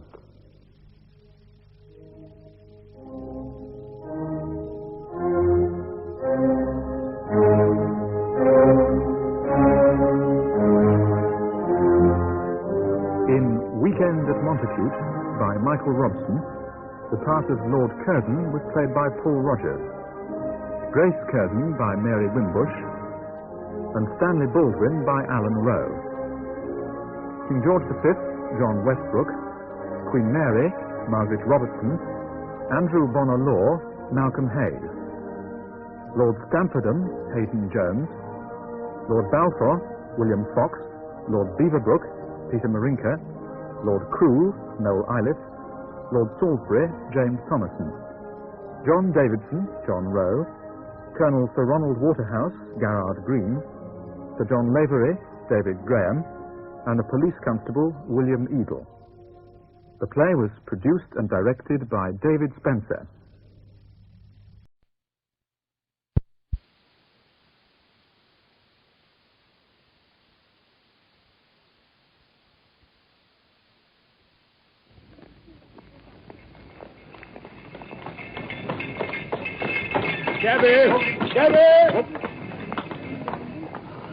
Capital, my dear Watson. Let us return to our humble abode. 221B Baker Street, please, cabby.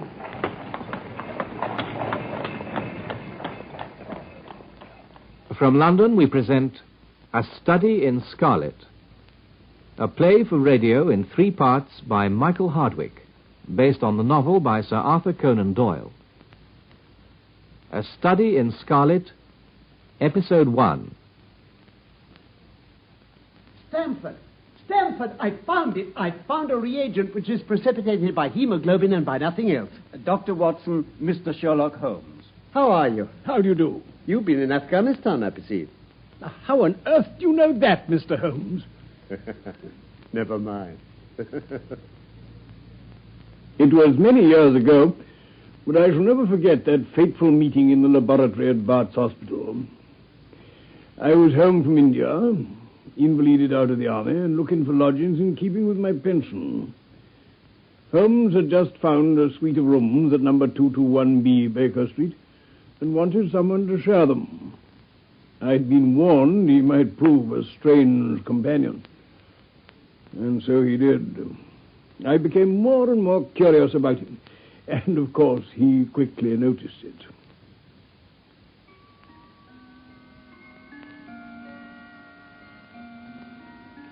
I trust, Doctor, that these few weeks have not proved to you that I'm too difficult a fellow lodger after all.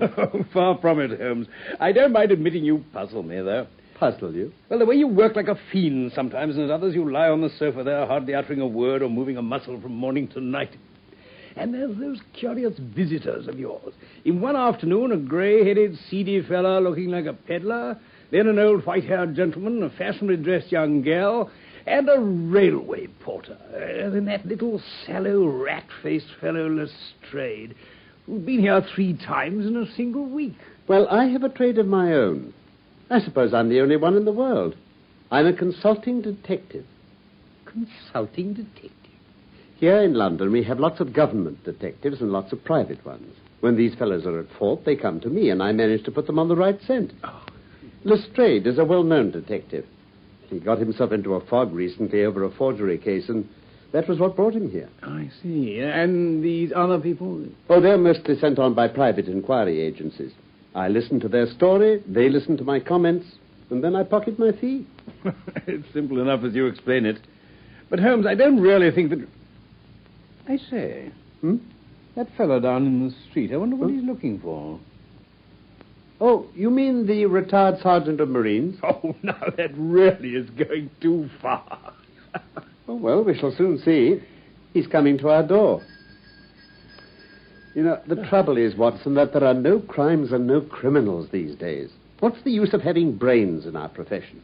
I know well that I have it in me to make my name famous. No man lives or has ever lived who has brought the same amount of study and of natural talent to the detection of crime which I have done. And what's the result? There is no crime to detect.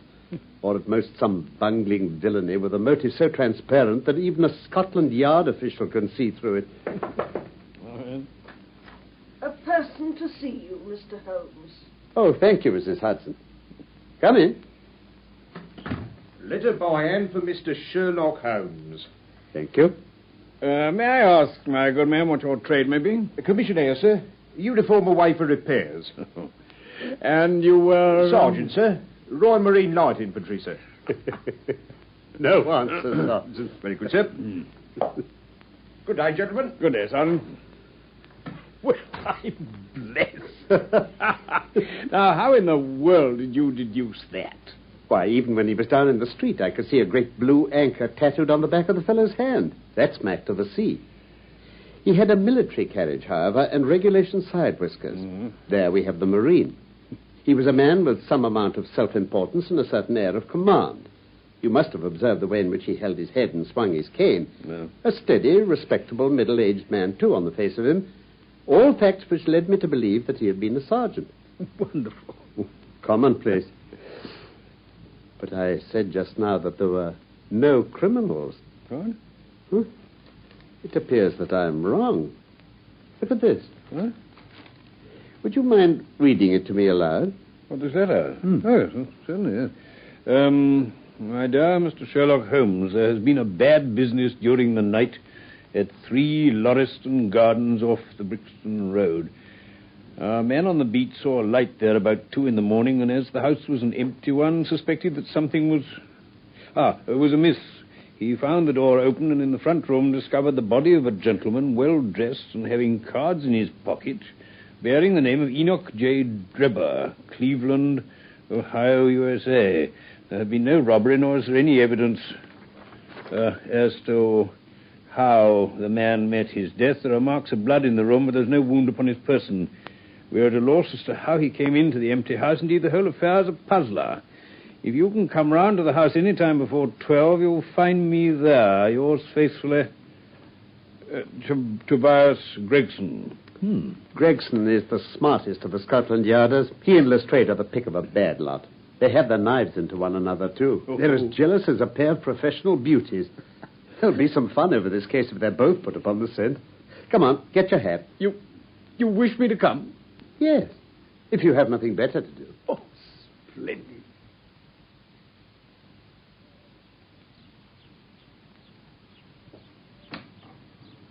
Here you are, Cabot. Thank you, Governor. Well, I must say, you don't seem to be giving much thought to the matter in hand, and all that talk in the cab about Cremona fiddles and the difference between a Stradivarius and an Amati. No data yet. It's a capital mistake to theorize before you have all the evidence. Well, you'll have your data soon. Aren't we going in? All in good time, Watson.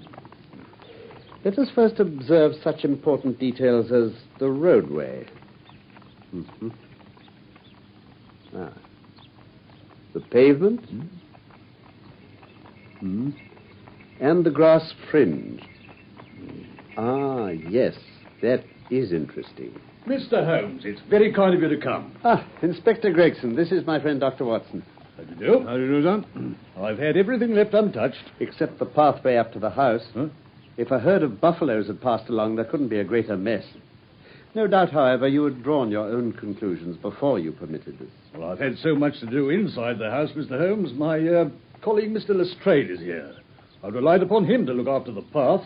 With 2 such men as yourself and Lestrade upon the ground, there will not be much for a third party to find out. Well, I think we've done all that can be done. It's a queer case, though, and, well, I know your taste for such things. Did you come here in a cab, Gregson? No, sir. Did Lestrade? No, sir. Then let us go and look at the room.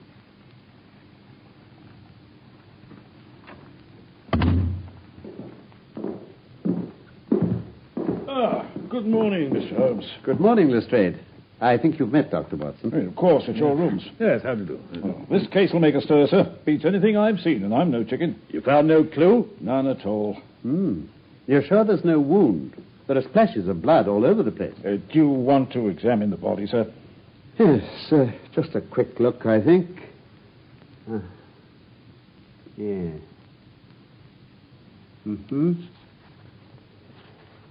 Yeah. Well, that seems to be all. Just a sniff at his lips. And a glance at the soles of his patent leather boots. Yeah. Well, I think I've seen everything I need to see. He's not been moved at all. Well, no more than was necessary for the purposes of our examination. Then you can take him to the mortuary. There's nothing more to be learned. Right. Let's have the stretcher. Hello? What's that? Well, it's a ring. There's been a woman here. It's a woman's wedding ring. Well, this does complicate matters. Heaven knows they were complicated enough before. You're sure it doesn't simplify them? Simplify? All right, you can take him away. Yes, sir. Come, Gregson. There's nothing to be learned by staring at the ring. What did you find in his pockets? Gold watch and chain, gold ring with a Masonic device. Gold pin, bulldog's head with rubies as eyes. Cards of Enoch J. Drebber of Cleveland, corresponding with the EJD upon the linen. No purse, but loose money to the extent of £7.13. Oh, and 2 letters. One addressed to E.J. Drebber and one to Joseph Stangerson. At what address? American Exchange, Strand, to be left till called for.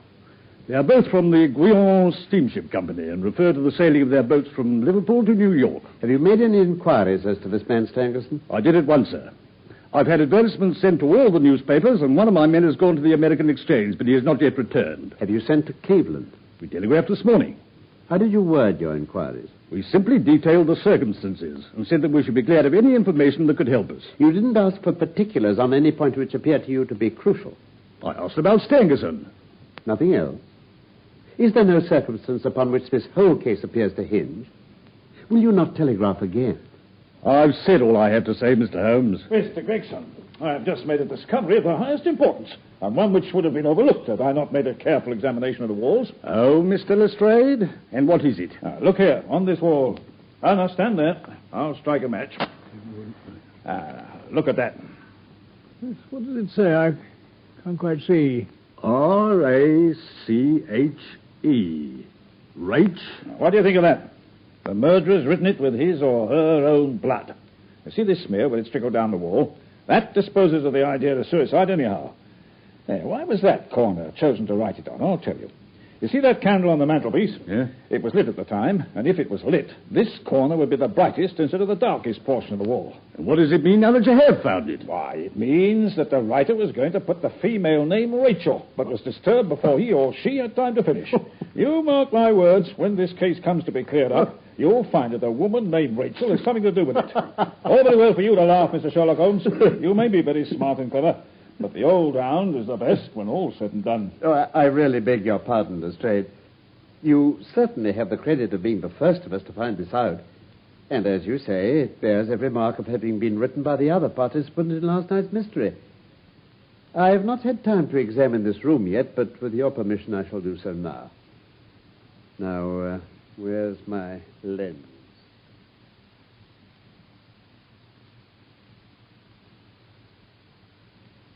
There. I think that will do. 20 minutes that took you, Mr. Holmes. I could have spared you the trouble in 5. They say that genius is an infinite capacity for taking pains. It's a very bad definition, but it does apply to detective work. What do you think of it, sir? Oh, it would be robbing you of the credit of the case if I were to presume to help you. You're doing so well now that it would be a pity for anyone to interfere. If you let me know how your investigations go, I shall be happy to give you any help I can. In the meantime, I should like to speak to the constable who found the body. Is he here? Well, no, he's off duty now. Then can you give me his name and address? Oh, yes, sir. His name is John Rance. You'll find him at 46 Audley Court, Kennington Park Gate. Kennington Park Gate. Thank you. Come along, Doctor. We shall go and look him up. Oh, gentlemen. Yeah? Huh? I'll tell you one thing which may help you in the case. What's that, sir? There has been murder done, and the murderer was a man. He was more than 6 feet high, was in the prime of life, had small feet for his height, wore coarse square-toed boots, and smoked a Trichinopoly cigar. He came here with his victim in a four-wheeled cab, which was drawn by a horse with 3 old shoes and 1 new one on his off foreleg.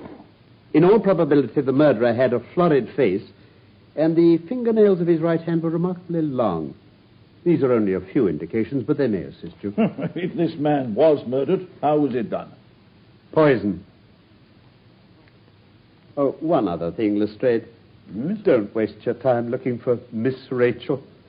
Rache is the German for revenge. Come along, Doctor. I have a telegram to send. I'm coming, Holmes.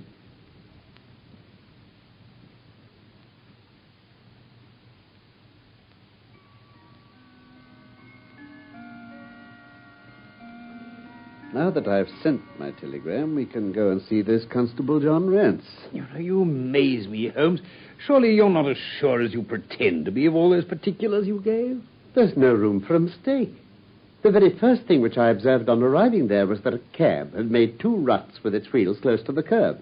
Mm-hmm. Now, up to last night, we've had no rain for a week, so that those wheels, which left such a deep impression, must have been there during the night. Since the cab was there after the rain began, and was not there at any time during the morning, I have Gregson's word for that. It follows that it must have been there during the night, and therefore that it brought those 2 individuals to the house. Well, that seems simple enough, but how about the other man's height? When a man writes on a wall, his instinct leads him to write about the level of his own eyes. Now, that writing was just over 6 feet from the ground. It was child's play. And his age? Well, if a man can stride 4.5 feet without the smallest effort, he can't be quite in the sere and yellow. That was the breadth of a puddle on the garden path which he had evidently walked across. Patent leather boots had gone round, and square toes had stepped over. There's no mystery about it at all. Is there anything else that puzzles you? Well, the fingernails and the Trichinopoly cigar. The writing on the wall was done with a man's forefinger dipped in blood.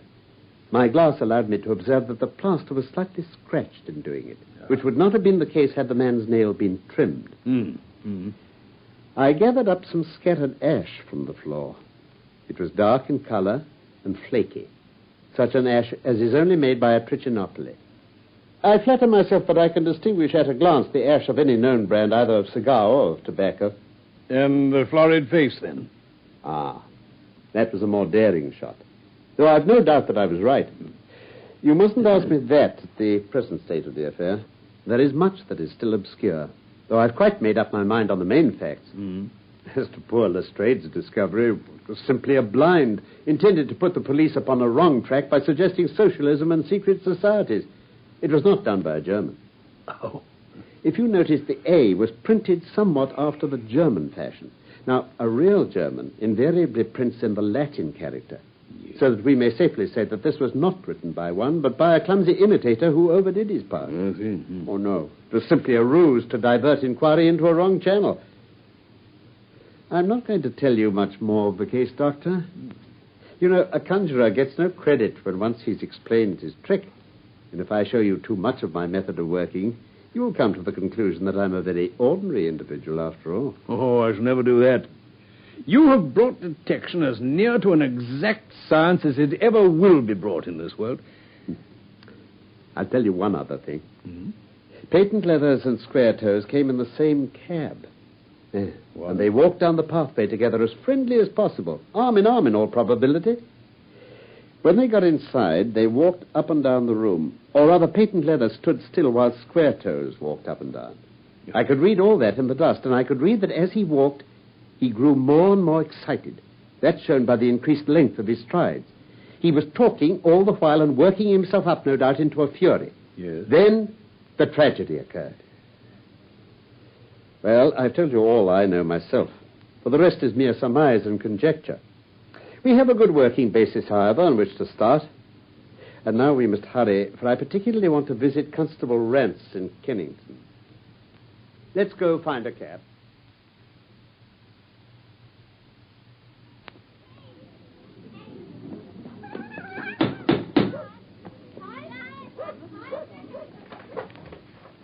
Yes, what is it? You are Constable John Rance? What of it? Who wants to know? My name is Sherlock Holmes. Inspector Lestrade said I could find you here. It's about the business at Lauriston Gardens, Brixton Road. I made my report at the office. Can't a man get a bit of rest when he's off duty? We thought that we should like to hear it all from your own lips. Oh, well, I shall be most happy to tell you anything I can, sir. Come in, gents. Thank you. Sit you down on the sofa, gents. Now, what was it? Just let us hear it all in your own way as it occurred, please. Very well. Well, my time is from 10 at night till 6 in the morning. At 1 o'clock it began to rain. I met Harry Murcher, who has the Holland Grove been. We stood together at the corner of Henrietta Street a-talking. Well, presently, maybe about 2, a little after, I thought I'd take a look around and see that all was right down the Brixton Road. I was strolling down, thinking between ourselves how uncommon handy a 4 gin hot would be, when suddenly the glint of a light caught my eye in the window of that same house. Now, I knew that them 2 houses in Lauriston Garden was empty. On account of him that owns them won't have the drains seen to, though the very last tenant that lived in one of them died of typhoid fever. So, I was knocked all in a heap, but seen a light in the window, and I suspected something was wrong. When I got up to the door, all was quiet inside, so I went into the room where the light was a-burning. There was a candle flickering on the mantelpiece, a red wax one. By its light, I saw... Yes, I know all that you saw. You walked round the room several times, and you knelt down by the body, and then you walked through and tried the kitchen door, and then... Where was you hid to see all that? Seems to me that you knows a good deal more than you should. Here's my card. No, don't get arresting me for the murder. I'm one of the hounds, not the wolf. Mr. Gregson or Mr. Lestrade will answer for that. Go on, though. What did you do next? Went back to the gate and sounded my whistle. That brought Murcher and 2 more to the spot. Was the street empty then? Well, was as far as anybody that could be of any good goes. What do you mean? I've seen many a drunk chap in my time. I've never seen anyone so drunk as that coat. He was at the gate when I come out, leaning up against the railings, and I was singing at the pitch of his lungs about Columbine's newfangled banner, some such stuff. He couldn't stand for less help. What sort of a man was he? No, common drunk sort of man. He'd have found himself at the station if we hadn't been so took up. His face, his dress, didn't you notice them? Oh, I should think I did notice them, seeing that I had to prop him up, me and Murcher between us. He was a long chap, a red face, the lower part muffled round. That'll do. What became of him? Well, he didn't have to do that looking after him. I'll wager he found his way home all right. How was he dressed? Brown overcoat. Had he a whip in his hand? A whip? No. He must have left it behind. You didn't happen to see or hear a cab after that? No. Well, there's half a sovereign for you. Oh. Oh, thank you, sir. I'm afraid, Rance, that you will never rise in the force. Oh? That head of yours should be for use as well as ornament. You might have gained your sergeant's stripes last night. The man whom you held in your hands is the man who holds the clue to this mystery and whom we are seeking. But I tell you... There's no use arguing about it now. I tell you that it is so. Come along, Doctor.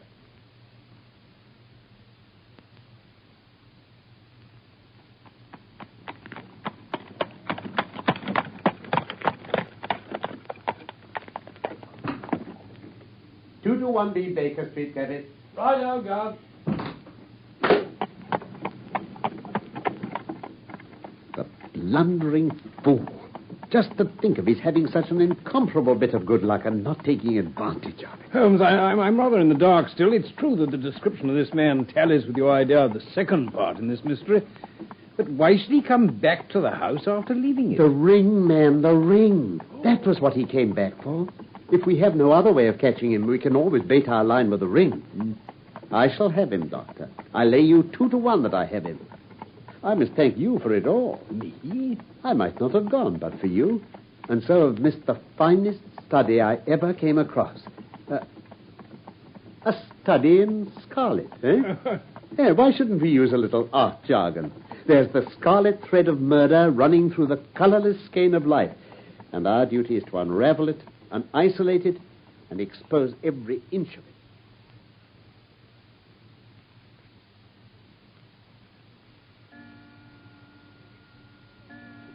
Watson, what's the matter? You're not looking quite yourself. This Brixton Road affair has upset you. Well, to tell the truth, it has. I ought to be more case-hardened out of my Afghan experiences. I saw my own comrades hacked to pieces of my wand without losing my nerve, but I've gone over this business again and again this afternoon, till I dozed off, that is. I can understand. There's a mystery about this which stimulates the imagination. Where there's no imagination, there's no horror. Have you seen the evening paper? No. Gives a fairly good account of the affair. It doesn't mention the fact that when the man was raised up on the stretcher, a woman's wedding ring fell upon the floor. Oh. It's just as well it doesn't. Why? Look at this advertisement. What? I had one sent to every paper this morning immediately after the affair. Where? In the found column. Yes. In Brixton Road this morning, a plain gold wedding ring found in the roadway between the White Hart Tavern and Holland Grove. Apply Dr. Watson, 221B Baker Street, between 8 and 9 this evening. Oh. Excuse my using your name. If I used my own, some of these dunderheads would recognize it and want to meddle in the affair. Oh, that's all right, but supposing anyone applies, I've no ring. Oh, yes, you have. Huh? Here you are. This is almost a facsimile. I say. But who do you expect will answer this advertisement? Why, the man in the brown coat. Our florid friend with the square toes. If he doesn't come himself, he'll send an accomplice. Wouldn't he consider it too dangerous? Not at all. If my view of the case is correct, and I have every reason to believe that it is, this man would rather risk anything than lose the ring. According to my notion, he dropped it while stooping over Drebber's body and didn't miss it at the time. Yeah. After leaving the house, he discovered his loss and hurried back, but found the police already in possession owing to his own folly in leaving the candle burning. He had to pretend to be drunk in order to allay the suspicions which might have been aroused by his appearance at the gate. I see. Now, put yourself in that man's place. On thinking the matter over, it must have occurred to him that it was possible that he had lost the ring in the road after leaving the house. What would he do then? He would eagerly look out for the evening papers in the hope of seeing it among the articles found. Yeah. His eye, of course, would light upon this. He'd be overjoyed. Why should he fear a trap? There'd be no reason in his eyes why the finding of the ring should be connected with the murder. No. He would come. He will come. You shall see him within the hour. And then? Oh, you can leave me to deal with him then. By the way, have you any firearms? Oh, I have my old service revolver and a few cartridges. You'd better clean it and load it. He'll be a desperate man. And though I shall take him unawares, it's as well to be ready for anything. Very well, then. I'll do it as soon as we've had dinner. That was part one of A Study in Scarlet by Michael Hardwick from the novel by Sir Arthur Conan Doyle. Sherlock Holmes was played by Carlton Hobbs and Dr. Watson by Norman Shelley. Production for the BBC was by Norman Wright.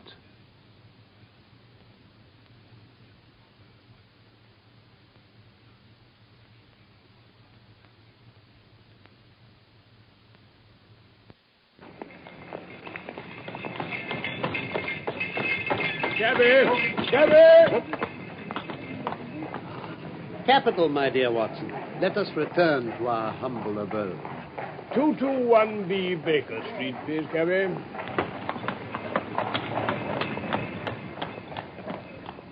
From London, we present the second episode of A Study in Scarlet, a play for radio in 3 parts by Michael Hardwick, based on the novel by Sir Arthur Conan Doyle. Here is Dr. Watson to continue the story of A Study in Scarlet. A Study in Scarlet was how my friend Mr. Sherlock Holmes had described our investigation into the murder of the American Enoch J. Drebber in an empty house near the Brixton Road. Certainly, my mind kept returning to the scarlet of that blood in which some unknown finger had dipped to write on a wall above the dead man the one word Rache, the German for revenge. Revenge for what? And by whom?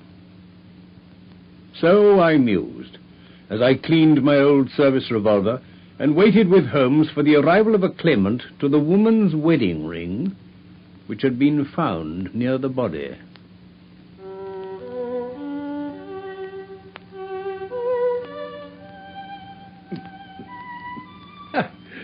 Well, the old pistol seems none the worse for lying idle. The plot thickens, Watson. I've just had an answer to the telegram I sent to America after we left Lauriston Gardens. My view of the case is the correct one. And that is? Oh, my fiddle would be the better for new strings. Put your pistol in your pocket. Very good. When the fellow comes, speak to him in an ordinary way. Leave the rest to me. Don't frighten him by looking at him too hard. He'll probably be here in a few minutes. Now, open the door slightly. Yeah, well. That will do. Now, put the key on the inside. Here comes our man, I think. Quickly with the key. All right, very good. Now, listen. Good evening. Oh, Dr. Watson, yes, will you just follow me? Here, I'll be there.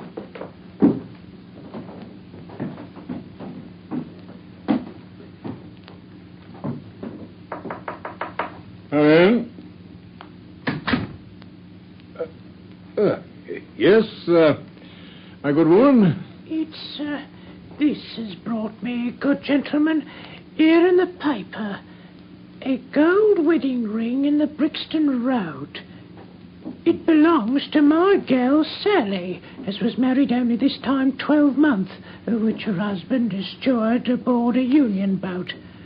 And what he'd say if he come home and found her without her ring is more than I can think, he being short enough at the best of times, but more especially when he has the drink. If it please you, she went to the circus last night along with... Is that her ring? Ah, the Lord be thanked. Sally will be a glad woman this night. And what may your address be? 13 Duncan Street, Houndsditch. There's a weary way from here. The Brixton Road doesn't lie between any circus and Houndsditch. The gentleman asked me for my address. Sally lives in lodgings at 3 Mayfield Place, Peckham. And your name is... My name is Sawyer. Hers is Dennis, which Tom Dennis married her, and a smart, clean lad, too, as long as he's at sea, and no steward in the company more thought of. But when on shore, what with the women and the liquor shops... Holmes, give it to her. Here's your ring, Mrs. Sawyer. It clearly belongs to your daughter, and I'm glad to be able to restore it to the rightful owner. If he could have come home and found her without it, I don't know what he might have done. Thank you, good gentleman. Oh, my poor Sally, what will she say? Good night to you, Mrs. Sawyer. Good night to you, sir. I'll follow her. She must be an accomplice. She'll lead me to him. Wait up for me, Watson.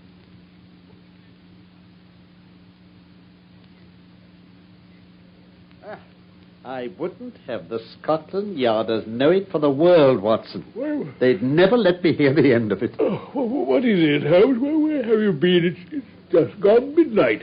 Oh, I don't mind telling a story against myself. That creature had gone a little way when she hailed a four-wheeler which was passing. Yeah.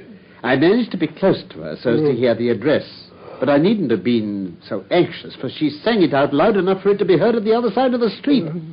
Drive to 13 Duncan Street, Houndsditch, she cried. This begins to look genuine, I thought. And having seen her safely inside, I perched myself behind. You perched yourself? Huh? Oh, that's an art which every detective should be an expert at. Well, away we rattled and never drew rein until we reached the street in question. I hopped off before we came to the door and strolled down the street in an easy, lounging way. I saw the cab pull up. The driver jumped down, and I saw him open the door and stand expectantly. Nothing came out, though. What? When I reached him, he was groping about frantically in the empty cabin, giving vent to the finest assorted collection of oaths that I ever listened to. There was no sign or trace of his passenger, and I fear it'll be some time before he gets his fare.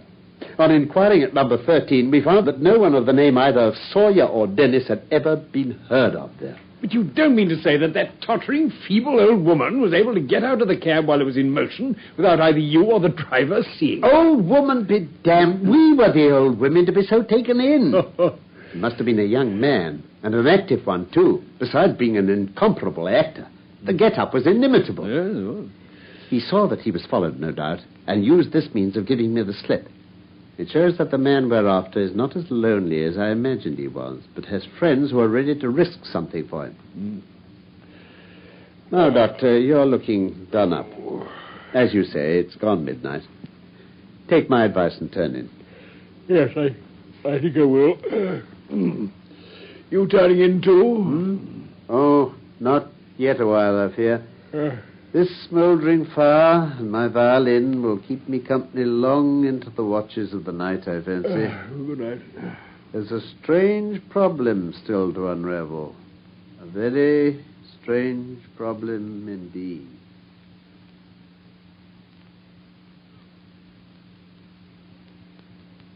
Well, Holmes, the papers are certainly full of it today. The Brixton Mystery, they're calling it.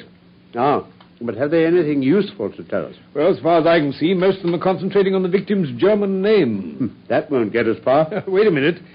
This must be a later edition. They've identified the man. Have they, indeed? Well, in that case, my dear Watson, pray post me up while I demolish this fourth egg. Oh, very well, Holmes.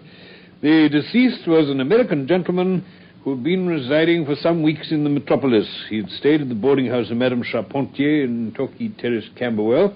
He was accompanied in his travels by his private secretary, Mr. Joseph Stangerson. The two bade adieu to their landlady upon Tuesday the 4th inst. And departed to Euston Station with the avowed intention of catching the Liverpool Express. They were afterwards seen together upon the platform. Nothing more is known of them until Mr. Drebber's body was, as recorded, discovered in an empty house in the Brixton Road, many miles from Euston. How he came there, or how... Oh, continued on page 4, column 3. There you are.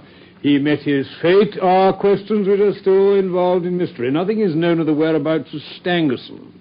We're glad to learn that Mr. Lestrade and Mr. Gregson of Scotland Yard are both engaged upon the case, and it is confidently anticipated that these well-known officers will speedily throw light upon the matter. I told you that whatever happened to Lestrade and Gregson would be sure to score. Well, that depends on how it turns out. Oh, bless you, it doesn't matter in the least. If the man is caught, it'll be on account of their exertions.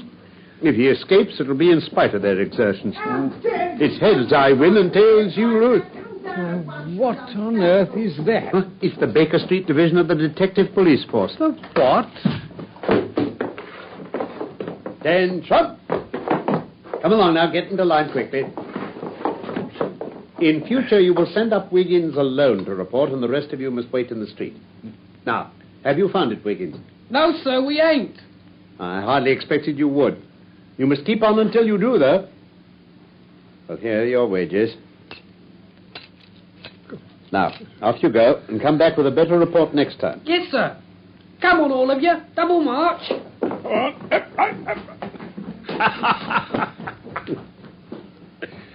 Now, Holmes, what on earth? There's more work to be got out of one of those little beggars than out of a dozen of the force.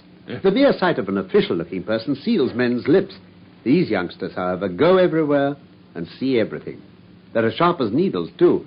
All they want is organization. Are you employing them on this Brixton case, then? Yes. There's a point which I wish to ascertain. It's merely a matter of time. Mm-hmm. Oh, Inspector Gregson. Come in. Mr. Holmes, congratulate me. I mean, the whole thing is clear as day. You mean that you were on the right track? The right track? Why, we have the man under lock and key. And his name is? Arthur Charpentier, sub-lieutenant in Her Majesty's Navy. Well, take a seat and try one of these cigars. We're anxious to know how you managed it. The fun of it is that fool Lestrade, who thinks himself so smart, has gone off upon the wrong track altogether. He's after the secretary, Stangerson, who had no more to do with the crime than the babe unborn. And how did you get your clue, Gregson? Well, the first difficulty which we had to contend with was finding this American's antecedents. Some people would have waited until their advertisements were answered, or until parties came forward and volunteered information. But that's not Tobias Gregson's way of going to work. You remember the hat beside the dead man? Yes, by John Underwood and Sons, 129 Camberwell Road. Oh, I had no idea you'd noticed that. Well, anyway, my belief is you should never neglect a chance, however small it may seem. To a great mind, nothing is little. Quite, yes. Well, I went to Underwood and asked him if he'd sold a hat of that size and description. He looked over his books and came on it at once. He had sent a hat to Mr. Drebber, residing at Charpentier's boarding establishment, Torquay Terrace. Thus I got at his address. Smart. Very smart. I next called upon Madame Charpentier. I found her very pale and distressed. Her daughter was in the room, too, an uncommonly fine girl she is, I may add. She was looking red about the eyes, and her lips trembled as I spoke to her. That didn't escape my notice. You know the feeling, Mr. Holmes, when you come upon the right scent, a kind of thrill in your nerves. Before I even started to question them, I felt that these people knew something about the matter. Now, ladies, have you heard of the mysterious death of your late boarder, Mr. Enoch J. Drebber of Cleveland? Oh, there, now, dear. Yes, sir, we have heard about it. At what o'clock did Mr. Drebber leave your house for the train? At 8 o'clock. His secretary, Mr. Sanderson, said there were 2 trains, one at 9:15 and one at 11. He was to catch the first. And that was the last you saw of him? Madam, I asked whether it was the last you saw of him. Yes, it was. Oh, Mother, no good can ever come of falsehood. We did see Mr. Drebber again, sir. God forgive you. You've murdered your brother. But Arthur would rather we spoke the truth. You'd best tell me all about it. Half confidences are worse than none. Besides, you don't know how much we know already. Oh, on your head be it, Alice. Perhaps you'd better leave us together. Yes, Mother. Now, sir, I had no intention of telling you all this, but since my poor daughter disclosed it, I've no alternative. Having once decided to speak, I will tell you all without omitting any particular. It's your wisest course, madam. Mr. Drebber had been with us nearly 3 weeks. He and his secretary, Mr. Stangerson, had been travelling on the continent. Yes? Mr. Stangerson was a quiet, reserved man. Oh, but his employer, I'm sorry to say, was far otherwise. He was coarse in his habits and brutish in his ways. How so? But the very night of his arrival, he became very much the worse for drink, and indeed, after 12 o'clock in the daytime, he could hardly ever be said to be sober. But his manner towards the maidservant was disgustingly free and familiar, and worst of all, he assumed the same attitude towards my daughter, and spoke to her more than once in a way which, fortunately, she's too innocent to understand. But on one occasion, he actually seized her in his arms and embraced her. Oh, his own secretary reproached him for it. But why did you stand all this? I suppose you can get rid of your boarders when you wish. Would to God I'd given him notice on the very day he came. But it was a sore temptation. They were paying £1 a day each, and this is the slack season, and I am a widow, and my boy in the Navy has cost me much. I acted for the best. This last was too much, however, and I gave him notice to leave on account of it. I see. Oh, my heart grew light as I saw him drive away. My son is on leave just now, but I did not tell him anything of all this. His temper is violent, and he's passionately fond of his sister. Well, when I closed the door behind them, a load seemed to be lifted from my mind. Yeah. Oh, alas, in less than an hour there was a ring at the bell, and I learned that Mr. Drebber had returned. He was the worse for drink. He forced his way into the room where I was sitting with my daughter and made some incoherent remark about having missed his train. He then turned to Alice, and before my very face proposed to her that she should fly with him.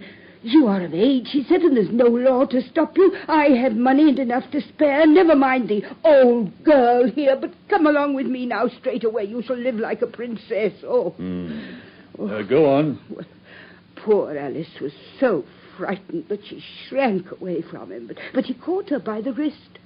Well, I screamed, and at that moment my son Arthur came into the room. Well, what happened then, I do not know. I heard oaths and confused sounds of a scuffle. I was too terrified to raise my head. And when I did look up, I saw Arthur standing in the doorway laughing with a stick in his hand. I don't think that fine fellow will trouble us again, he said. I will just go after him and see what he does with himself. And with those words, he took his hat and started off down the street. The next morning, we heard of Mr. Drebber's mysterious death. Madame Charpentier, at what hour did your son return? I do not know. He has a latchkey and he let himself in. After you went to bed? Yes. When did you go to bed? About 11. So your son was gone at least 2 hours? Yes. Possibly 4 or 5? Yes. What was he doing during that time? I do not know, sir. I do not know.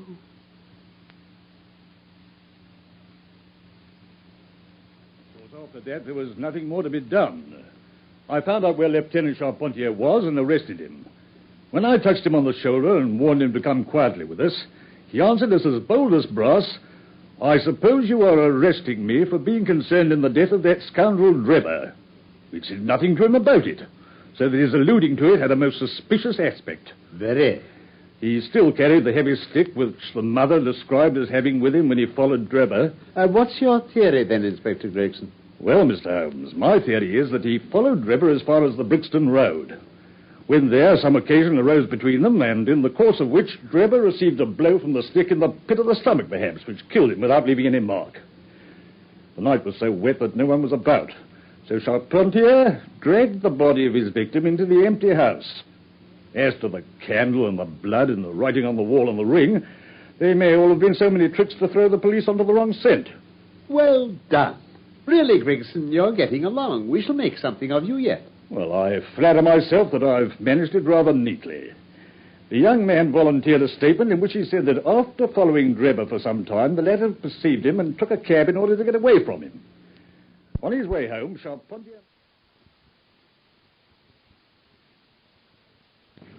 Yes, I think the whole case fits together uncommonly well.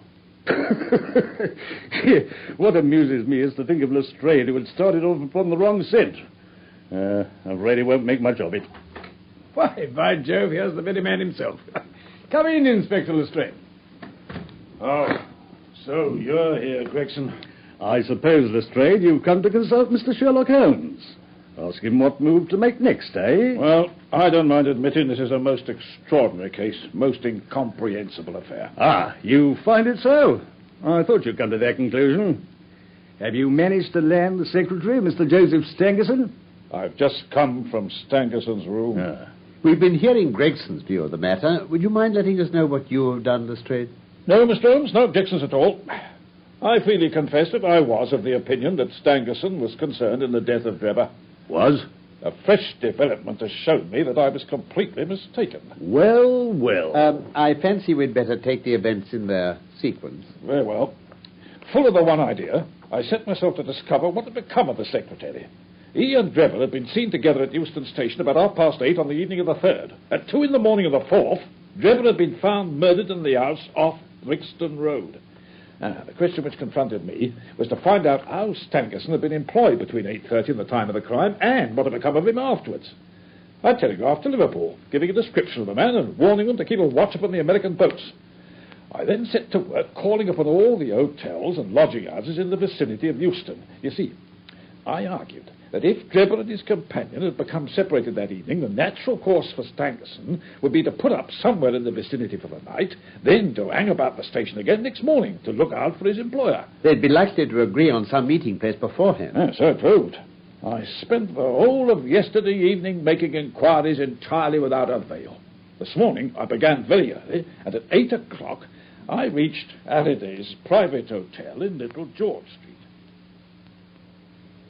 Good morning, sir. Can I help you? Yes, I'd like to know whether a Mr. Stangerson is living here. Oh, certainly, sir. No doubt you're the gentleman he was expecting. He's been waiting here for a gentleman for 2 days. Yes. Where is he now? He's upstairs in bed. He wished to be called at 9. Well, I'll go up and see him at once, then. Yes, sir. The Boots will take you. Boots? Yes? Morning, sir. Right. Take this gentleman up to Mr. Stangerson's room. Yes. Would you follow me, sir? There's his room, sir, just along here. Thank you very much. Thank you, sir. Oh. Cool. What's that? It looks like blood. Coming from under his door. You're right. It's locked, sir. Well, stand out of the way while I put the soldiers with. Yeah, but, sir, I Get think... back.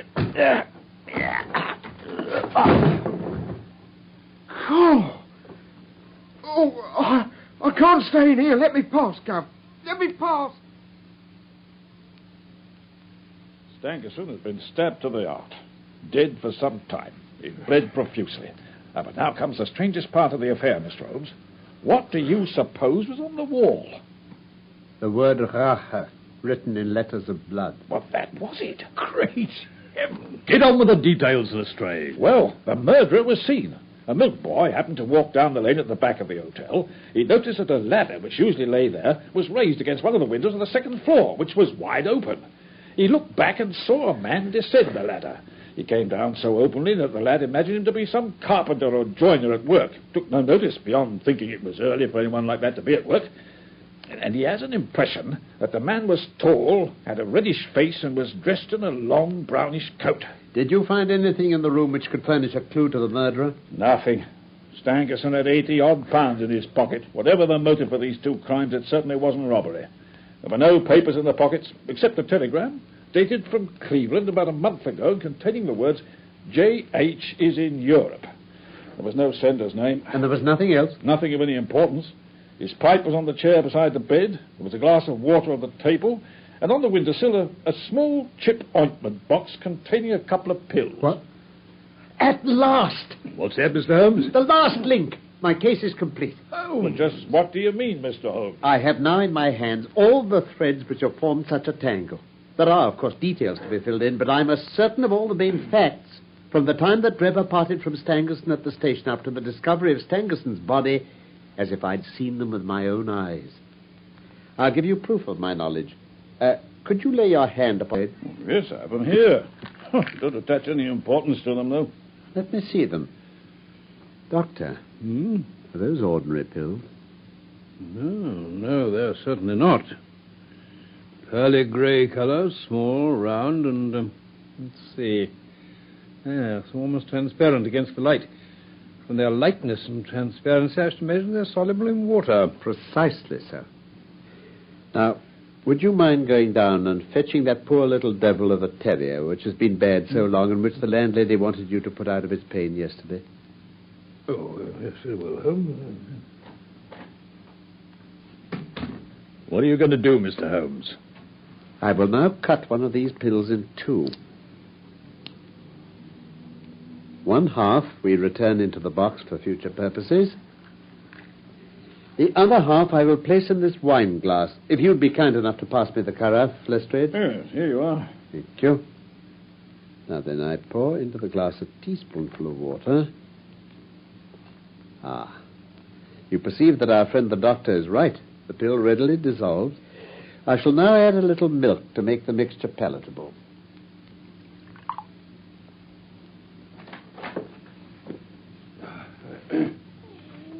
Here he is, poor old chap. Long past his allotted span, I'm afraid. Put him down on a cushion while I transfer this mixture to a saucer. Right. Now, poor old boy, here's a little drink for you.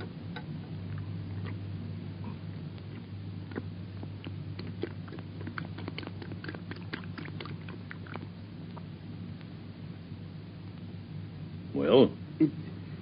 It can't be a coincidence. The very pills which I suspected in the case of Drebber are actually found after the death of Stangerson, and yet they're inert. What can it mean? Oh, surely my whole chain of reasoning cannot have been false. No, it's impossible. And yet this wretched dog is none the worse. Well, if you ask me... Wait. I have it. Where's that other pill? Yeah, well... Cut it in two for me while I get more milk and water ready. Done. Now, in it goes. You mean you're going to try again? Precisely. Now, boy, try another saucer.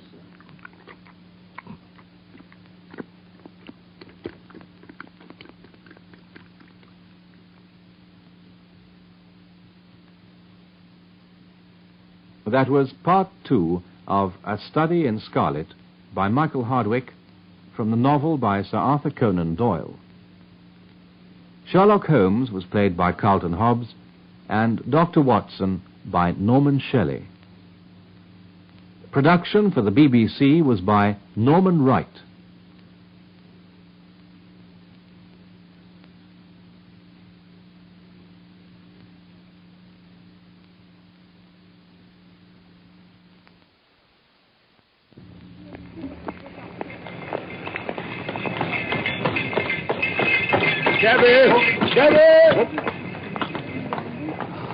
Capital, my dear Watson. Let us return to our humble abode. 221B Baker Street, please, cabby.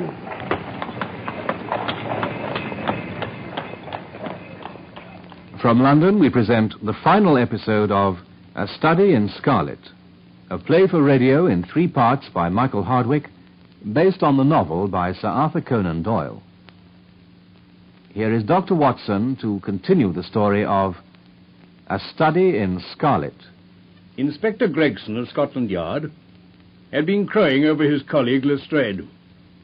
While he, Gregson, had acted so decisively in arresting young Arthur Charpentier for the murder of Enoch Drebber, Lestrade, with the mere duty of questioning Stangerson, the dead man's secretary, had returned to 221B Baker Street with failure written all over his face. But then Holmes and I had been as astonished as Gregson to hear that he had found Stangerson murdered too. Lestrade had brought a box containing 2 pills, which he had found near the body.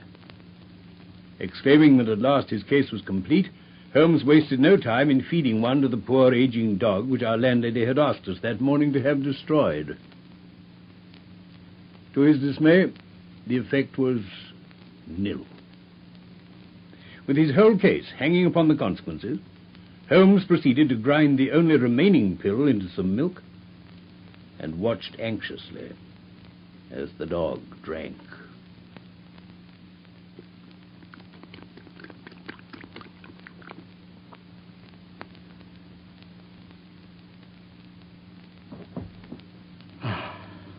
Poor old chap. It worked. I should have had more faith. I ought to know by this time that when a fact appears to be opposed to a long train of deductions, it invariably proves to be capable of bearing some other interpretation. Of the 2 pills in that box, one was of the most deadly poison and the other was entirely harmless. I ought to have known that before ever I saw the box at all. Well, I don't like saying it in front of you, Gregson, but I'm right out of my depth. I really am. You're not alone, Lestrade. Now, look here, Mr. Holmes. We want something more than mere theory and preaching now. It's a case of taking the man.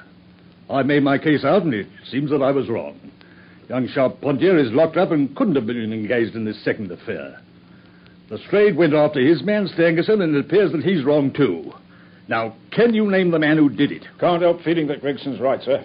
Holmes, if I may say so, any delay in arresting the murderer might give him time to perpetrate some fresh atrocity. There'll be no more murder.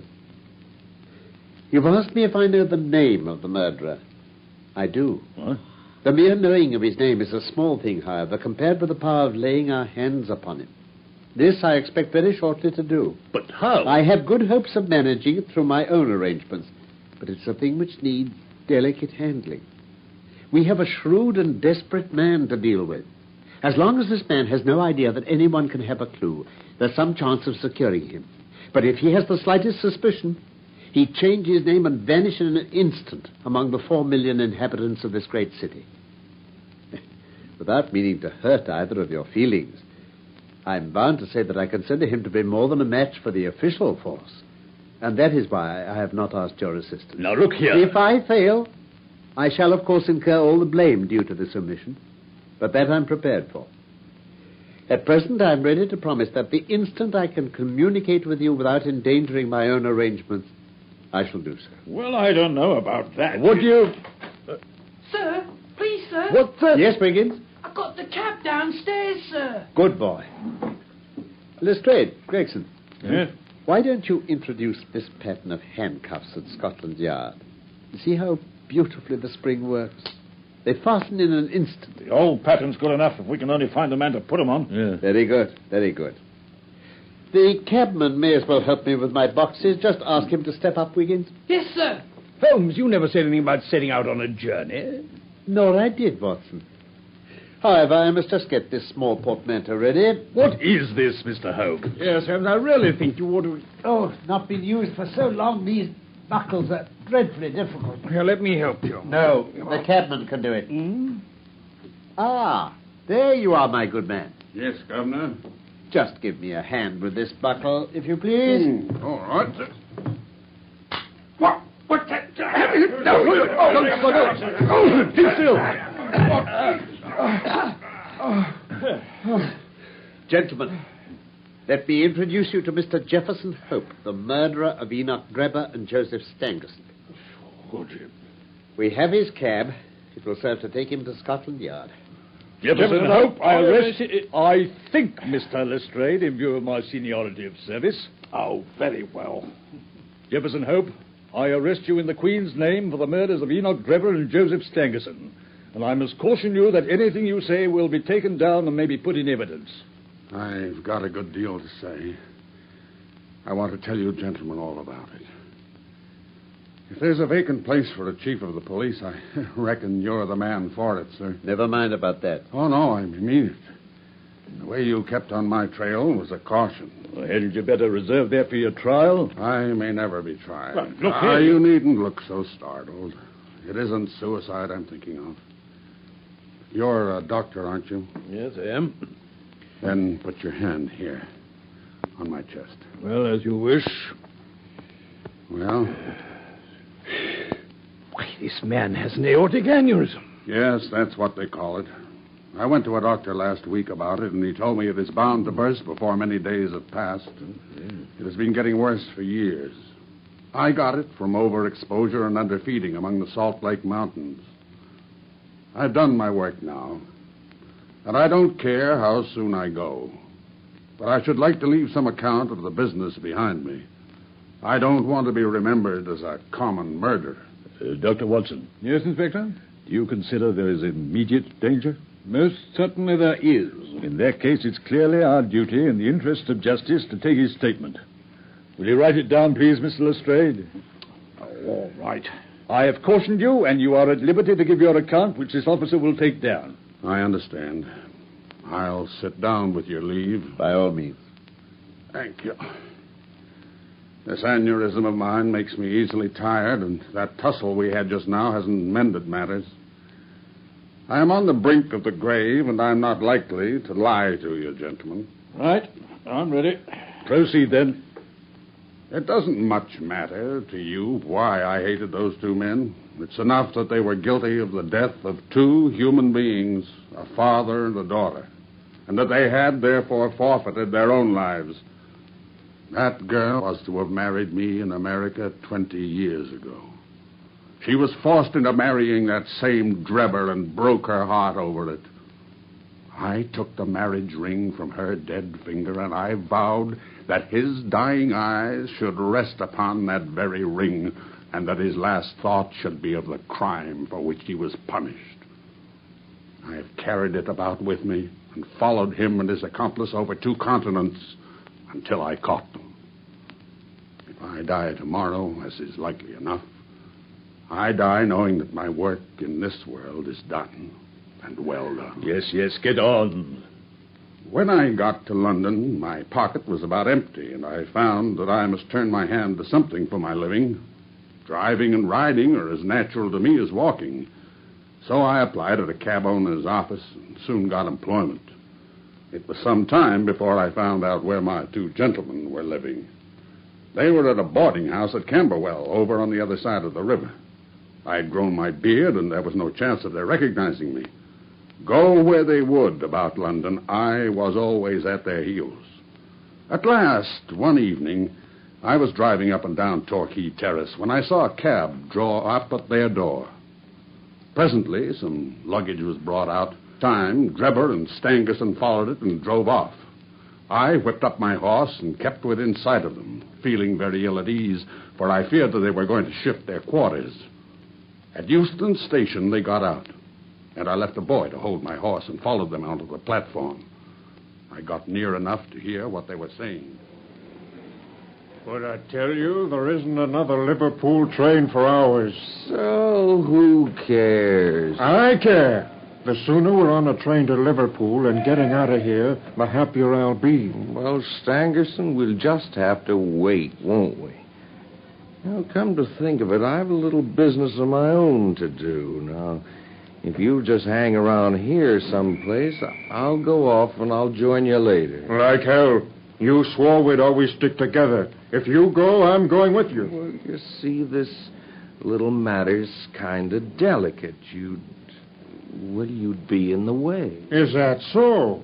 Well, either I go with you or we both stay here. You can take it or leave it, Rebel. Look here, Stangerson. It's about time you remembered you're nothing more than a paid servant around here. Who the hell do you think you are trying to dictate to me? I didn't mean it that way. Well, that's how it sounded to me. Now, cut it out once and for all. Okay, then. But look, supposing you're not back in time for the train. It's the last one tonight. Oh, I'll be back here before 11. Tell you what, if I'm not, we'll meet up again at Halliday's Hotel. That suit you? I guess it'll have to. The moment for which I had waited so long had come at last. My plans were already formed.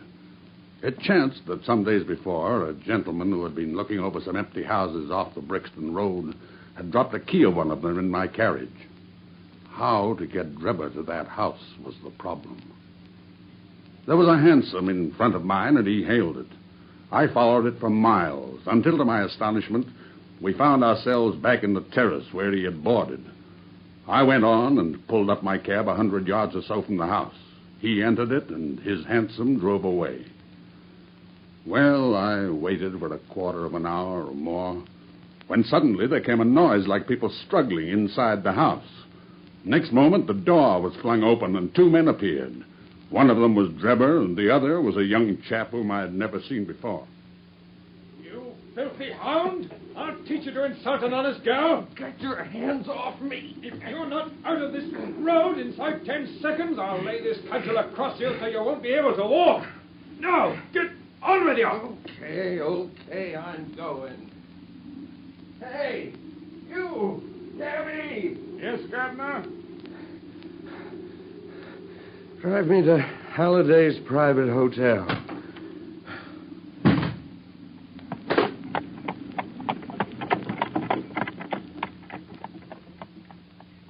When I had him fairly inside my cab, my heart jumped so much with joy that I feared lest at this last moment my aneurysm might go wrong.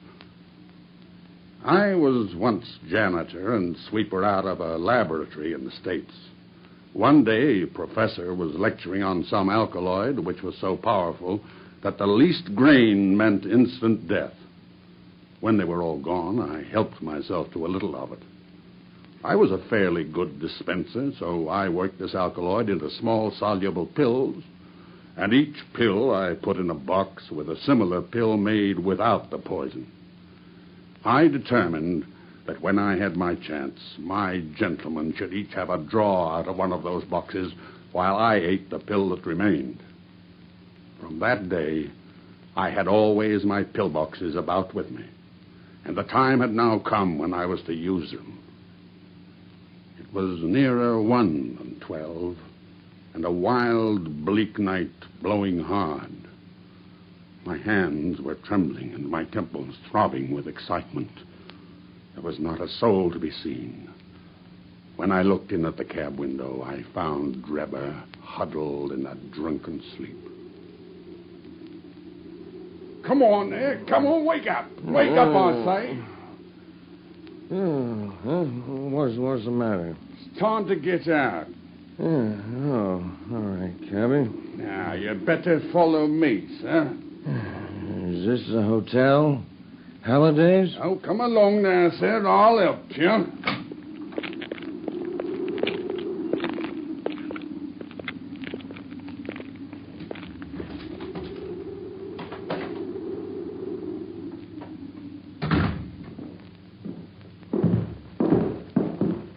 It's infernally dark. Say, what kind of a hotel is this? We'll soon have a light. Just like this candle. There. Now, Enoch Drebber, who am I? Who? What do you mean? I don't... No. No! Yes, you dog. I have hunted you from Salt Lake City to St. Petersburg, and you've always escaped me. But now your wanderings have come to an end. No, keep away from me. What do you think of poor Lucy Ferrier now? Punishment has been slow in coming, but it has overtaken you at last. Would you murder me? Who talks of murdering a mad dog? What mercy had you upon my poor darling when you dragged her from her slaughtered father and bore her away? Wasn't I killed her father? But it was you who broke her innocent heart. Let the high God judge between us. You see this box? What is it? What are they? They're just a couple of pills. Choose and eat. There is death in one and life in the other. I shall take what you leave. Let us see if there is justice upon the earth, or if we are ruled by chance. Poison? You're mad. I won't do it. Oh, yes, you will, with my knife at your throat. Choose and eat. This way, you have a 50-50 chance. If you don't take it, it'll be my knife and no chance for you at all. Very well. I'll eat. Now, I'll take the other, and we shall see. It doesn't taste. You've got it. You must... You...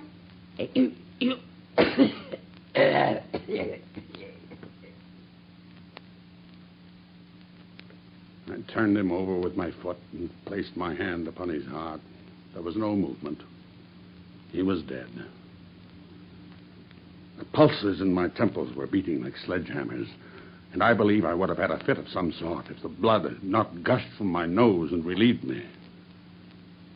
I remembered a German being found in New York with rash written up above him, and it was argued that the secret societies must have done it.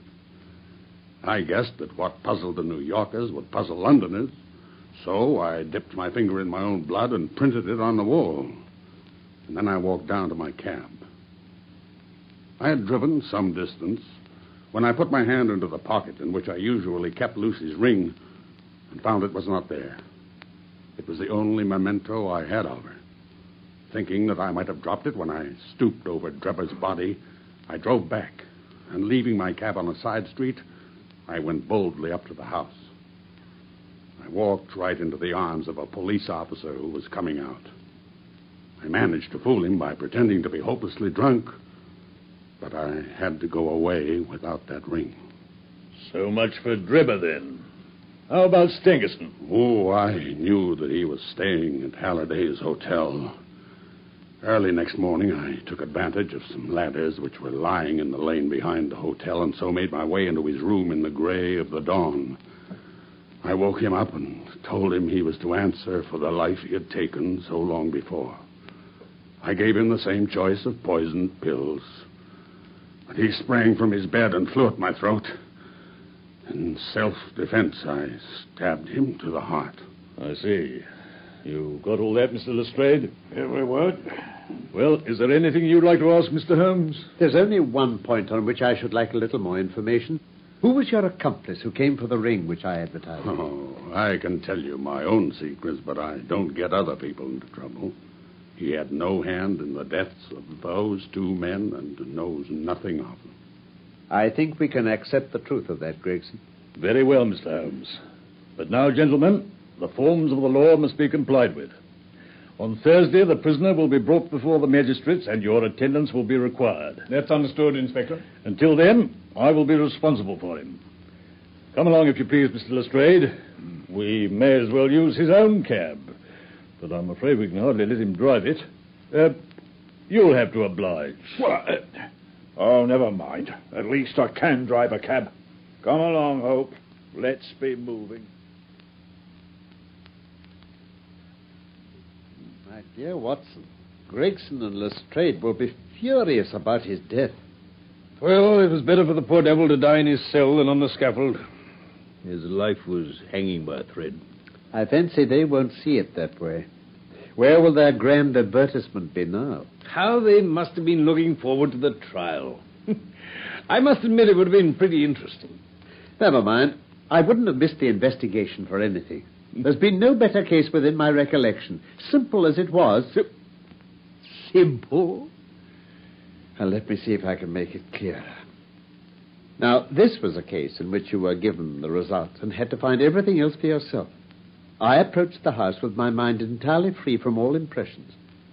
I began by examining the roadway, and there, as I've already explained to you, I saw clearly the marks of a cab, which, as I ascertained by inquiry, must have been there during the night. Yes, but just a moment. How could you know it was a cab and not a private carriage? By the narrow gauge of the wheels. The ordinary London growler is considerably less wide than a gentleman's brougham.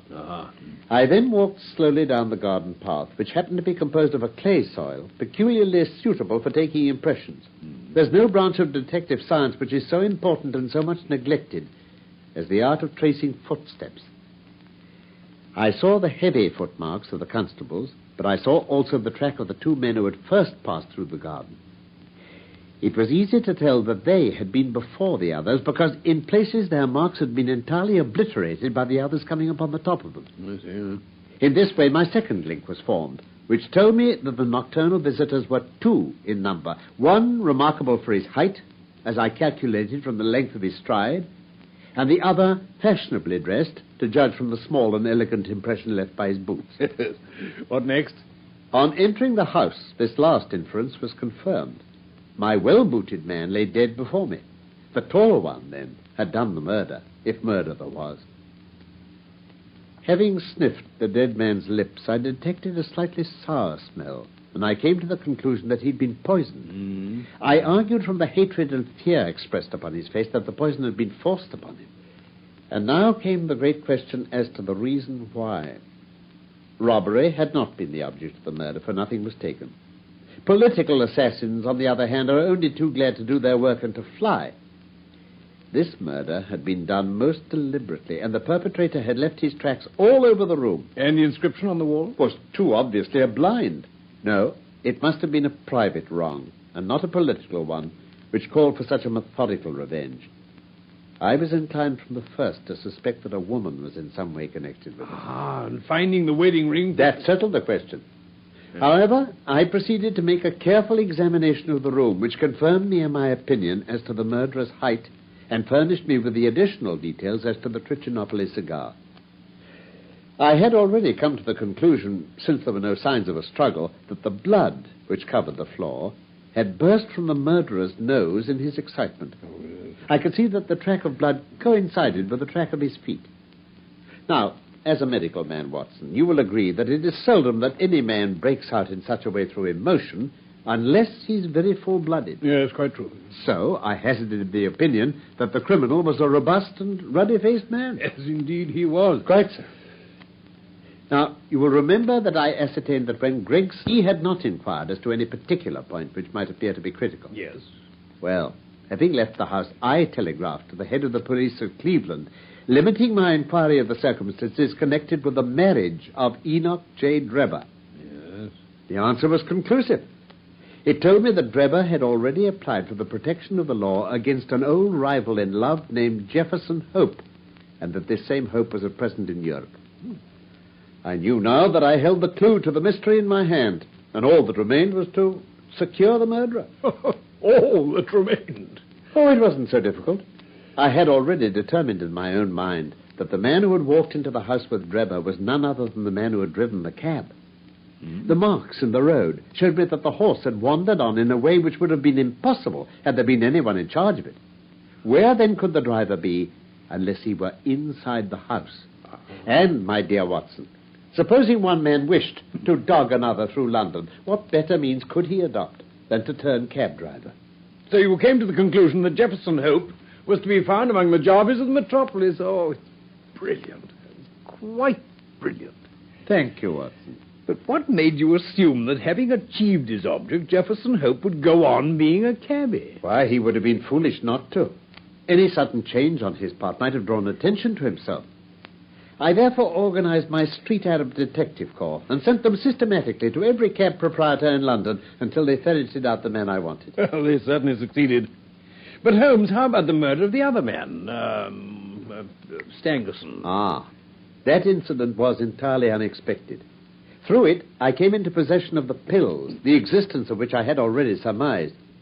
You see, the whole thing is a chain of logical sequences without a break or flaw.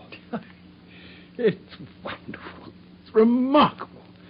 You should be publicly recognized for this, Holmes. Oh. You should publish an account of the case. Oh, no. Well, if you won't, I'll do it for you. I have all the facts in my journal. The public shall know them. You may do what you like, Doctor. Hello? Yes, Mrs. Hudson. The echo's just come, Mr. Holmes. Oh, just throw it down there, Mrs. Hudson. I'll look at it later. No, I'll have it, please. Oh, very good, sir. Thank you. Shall you be in to lunch, gentlemen? I fancy we shall. Thank you, sir. Thank you, Mrs. Hudson.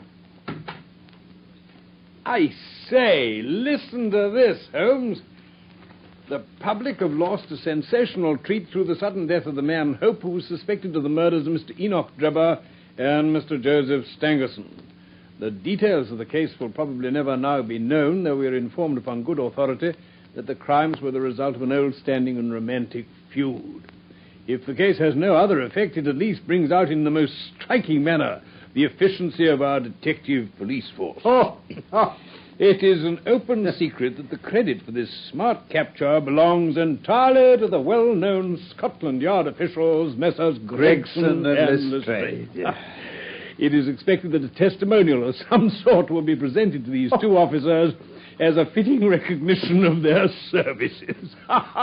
Well, Holmes, what about that? Didn't I tell you so when we started, Watson? That's the result of all our study in Scarlet. To get them a testimonial.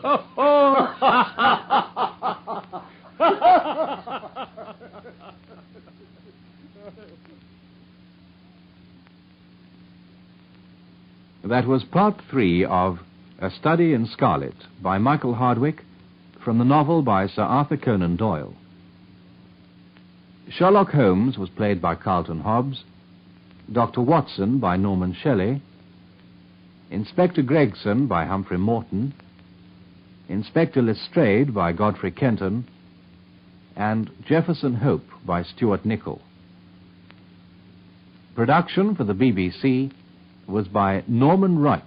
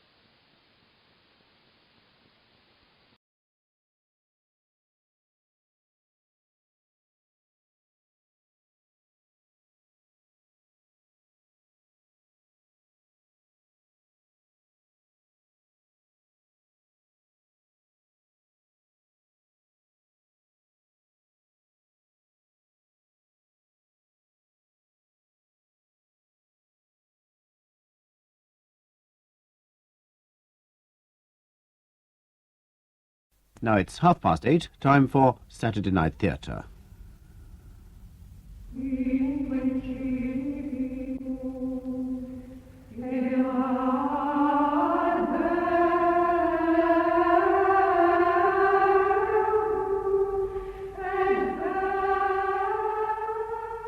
Mistress of Novices by John Carr, with Rita Tushingham as Bernadette and Colette O'Neill as Mother Marie-Thérèse Vauzou. The Convent of Saint-Gildard in Nevers, the mother house of the Order of Sisters of Charity and Christian Instruction.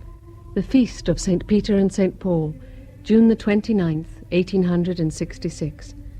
On this day, Reverend Mother Josephine Imbert and the Mistress of Novices, Mother Marie-Thérèse Vauzou, joyfully anticipate the inception of the new postulants. This morning, the Bishop of Nevers paid a visit to the Mother General. Good morning, Reverend Mother. You know why I have come? My decision has not altered, your lordship. She is still a chronic asthmatic, and a house of religion is no place for an invalid. Even if the invalid should be the visionary of Lourdes? Your lordship, the girl would be useless here. She is well cared for by the sisters at Lourdes.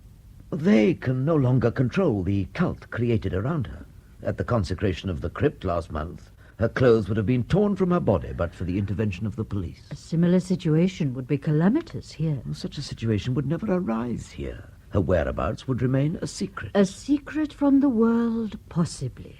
But within these four walls, never.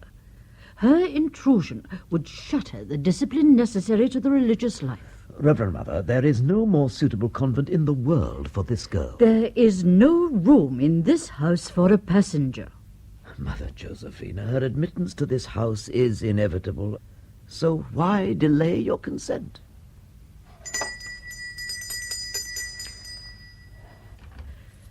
Yes, Mother. Please summon the Mistress of Novices. Yes, Mother.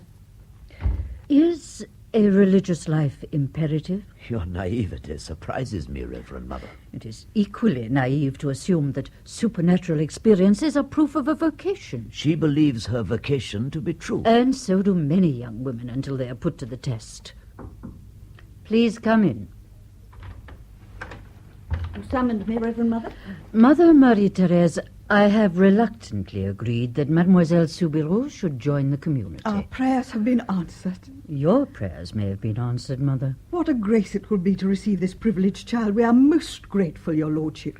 Some appear to be more grateful than others, Mother. It will be the greatest blessing of my life to behold the eyes that have seen the Blessed Virgin herself. Yes. Contain your exuberance for a while.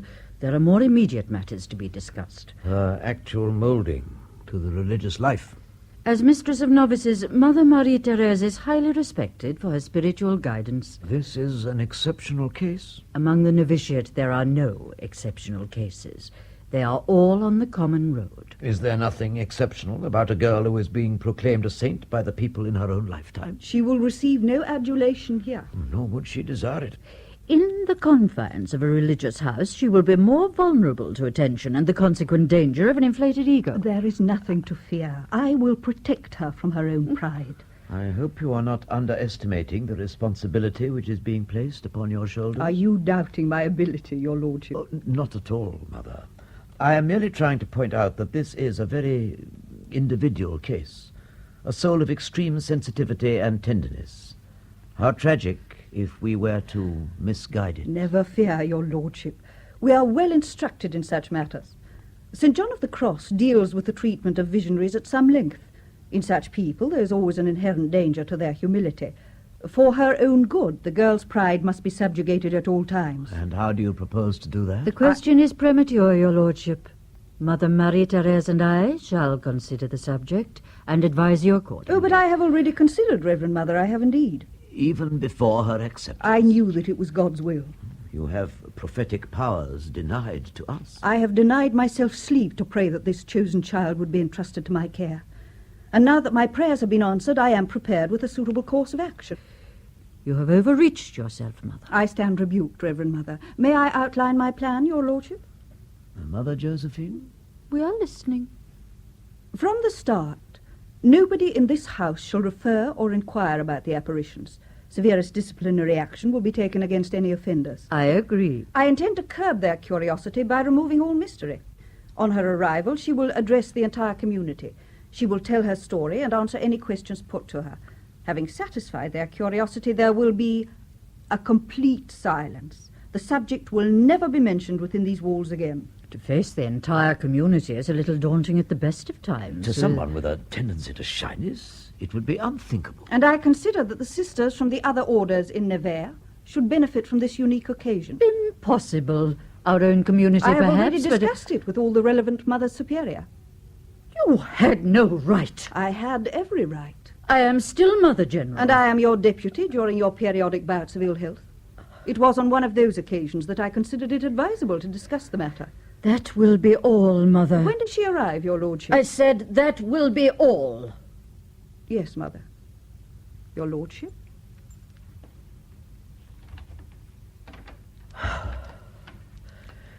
A very diligent woman, Mother Josephine. A very trying one, your lordship. All the same, I think the girl will be safe in those strong hands. Not precluding your invaluable guidance, of course. How soon can you receive her, Reverend Mother? We are waiting, your lordship. I shall notify Lord immediately. Thank you, Reverend Mother.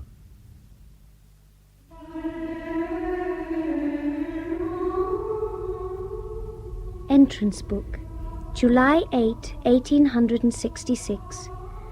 Mademoiselle Bernadette Soubirous, postulant from Lourdes, aged 22 years.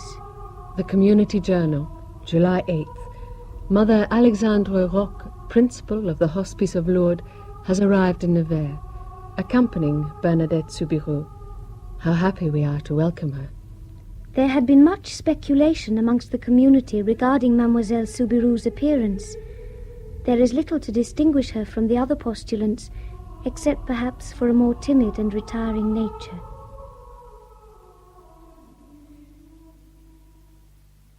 The postulants are ready, Reverend Mother.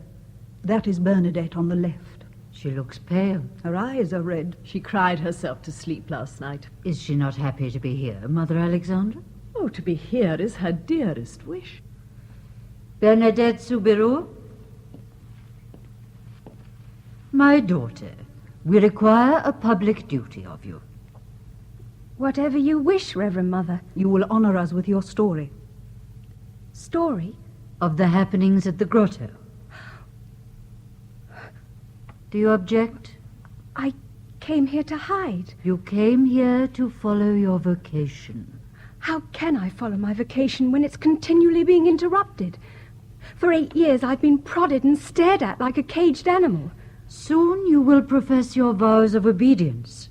I suggest you start practicing them now. You will address the entire community before the bell of the midday Angelus. No. Do you refuse my first request? I meant that I'm nervous. I cannot face them. Of course you can. They will want to hear what happened in Lourdes. Haven't they already heard? That supposition betrays an inclination to self-love. I shall record it as such. I meant I have told it so many times before. Do you have an aversion to retelling so divine a privilege? Mother Marie-Therese, what do you do with a broom? A broom? Why, sweep with it, I suppose. And then? One generally puts it back in its place. Why? And so with me. I've been used, and now I'm happy to be put back in my place. I would be grateful to remain there, Mother. Well spoken, my child. Record that as an inclination to modesty, Mother Marie-Therese. The sisters are waiting, Reverend Mother. Come along, my child.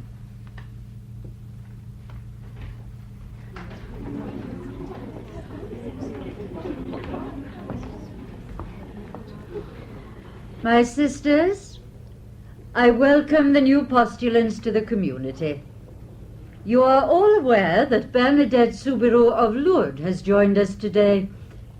To suppress any future curiosity, she will tell you of various supernatural experiences purported to have happened to her.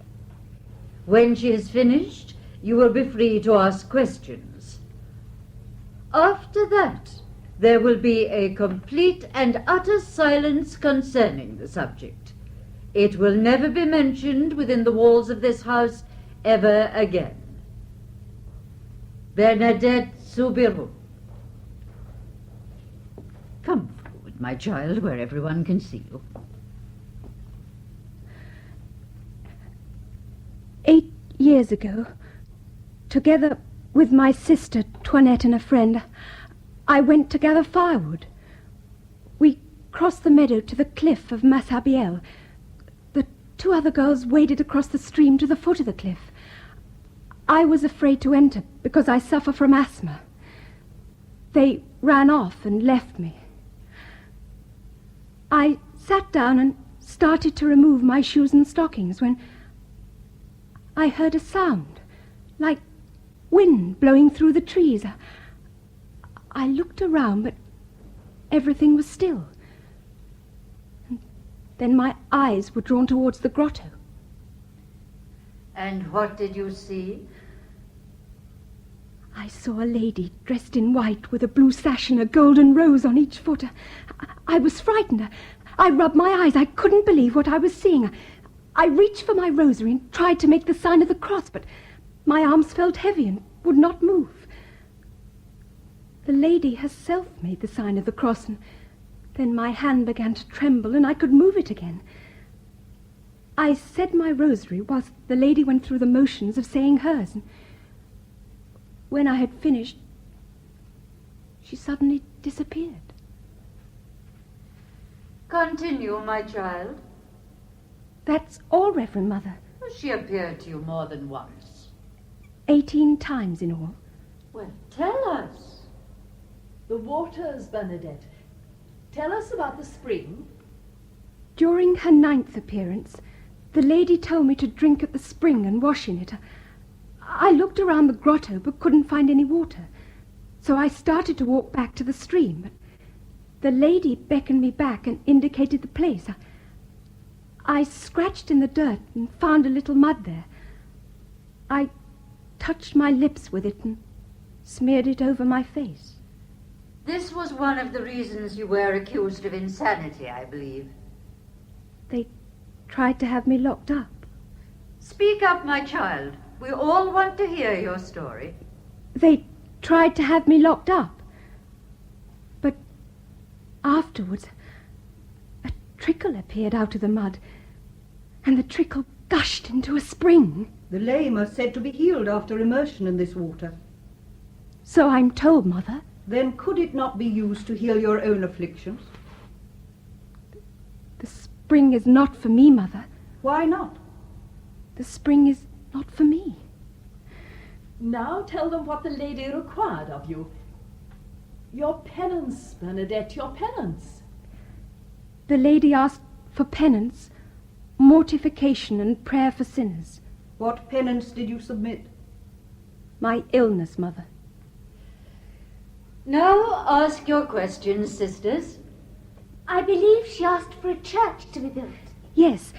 The lady said I was to tell the priest to build a chapel at the grotto, and that people were to come there in procession. Her wish was granted when the crypt was consecrated. The lady? You have mentioned very little about her. Was she beautiful? Yes. How beautiful? So beautiful that when you've seen her once, you will be happy to die to see her again. And her voice? Her voice? What was it like? I heard her voice in my heart rather than in my ear. I believe you were given a personal message. What was it? She said, I cannot make you happy in this world, but I promise to do so in the next. It is rumored that you were entrusted with 3 secrets. Yes, Mother. And you have never revealed them? They wouldn't be secret if I had. But they are said to concern the whole of mankind. I have never said that. Others have. Others didn't hear them. The secrets were only for me. Then they can't have had much importance. They were of great importance to me, Mother. Is it true that you were faced by many doubters? Yes, Reverend Mother. People demanded proof. Our parish priest even requested that the lady should make a wild rosebush flower. And did it? No, Mother. It hadn't bloomed for years. I don't think it ever will. A pity. She revealed the miraculous spring instead. Which portrays a practical nature. Is it true that they've honoured her by placing a statue in the exact place where she appeared? White Carrara marble, so beautiful. It is beautiful, but quite unlike her. It's said to be in the pose she assumed when she revealed her name to you. Would you show us how she stood? Thank you. And what did she say? I am the Immaculate Conception.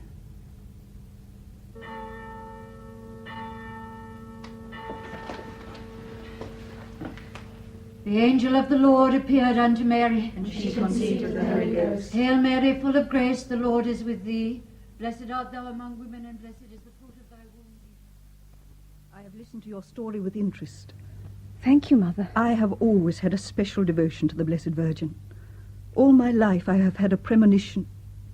More than a premonition, a definite knowledge that she would grace me with a particular mission. I have waited long, my daughter. You have been more fortunate. I did nothing to deserve so great a privilege. However, there are several points in your story which I find disturbing, as others have, I believe. You have a way of drawing a veil over certain aspects which might suspend belief. I can only tell what happened, Mother. The choice of believing or disbelieving depends on the listener. Oh, don't misunderstand me. I do not criticize your story, but rather your way of telling it.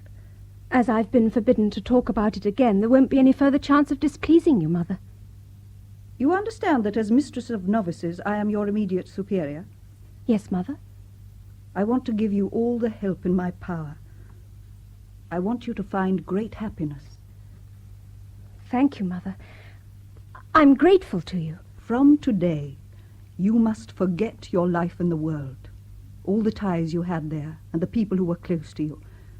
You will miss them at first. We all do. I shall miss my family, I know. We are your family now. And we rejoice to have a new sister, a sister we shall love and care for and share our lives with. But you must cooperate with us, my child. Most willingly, Mother. Never be afraid to come to me with any doubts you may have.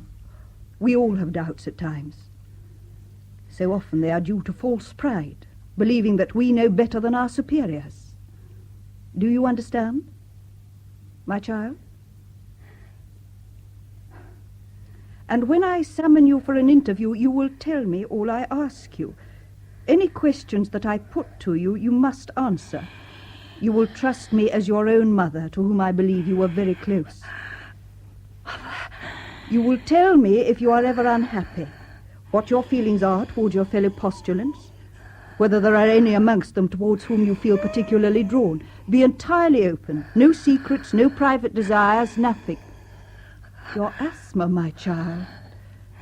I believe this is an affliction which is aggravated by nervousness. You have no reason to feel uneasy in my presence. Too much can be made of an illness. It is a form of self-indulgence and must not be encouraged. There, that is better already. And so, God bless you. Think over what I've told you, my child. For that is the only way to find joy and fulfillment in the new life you have chosen. Do you understand?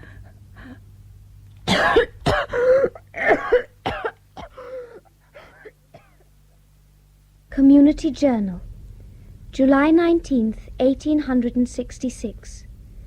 Word has leaked out that Bernadette Soubirous has joined the community. Each day pilgrims arrive in great crowds to ask for her. Reverend Mother Josephine firmly rejects all proposals to see or interview her. July 29th, the Feast of St. Martha, patroness of the congregation.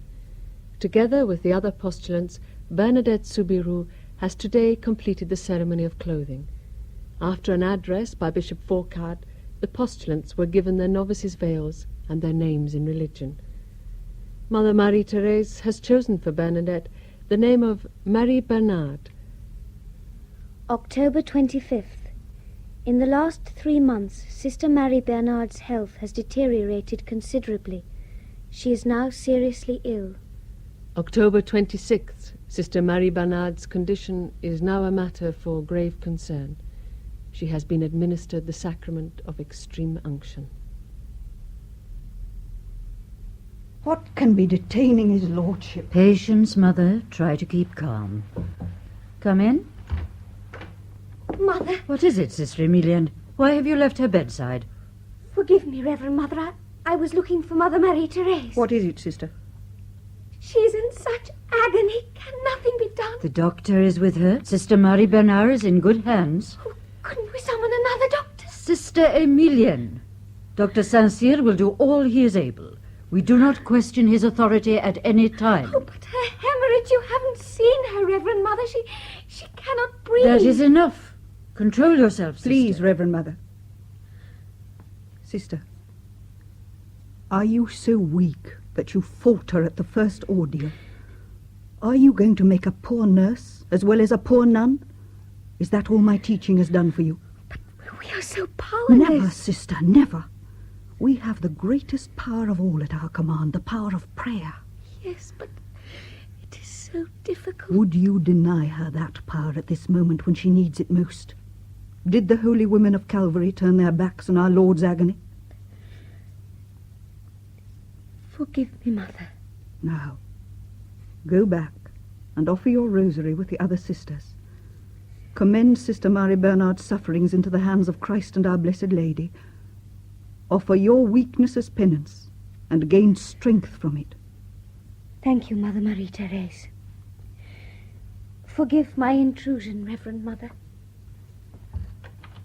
I apologize for usurping your authority in your own office, Reverend Mother.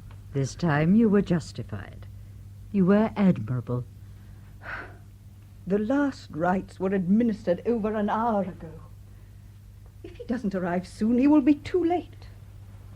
This nervousness is so unlike you.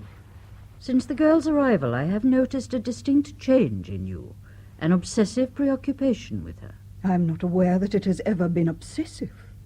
Possessive, perhaps? We have been entrusted with the care of a special soul. To refine it has been my responsibility. The responsibility of us all, I think. I cannot help but feel personally answerable, Reverend Mother, as I do for all my novices.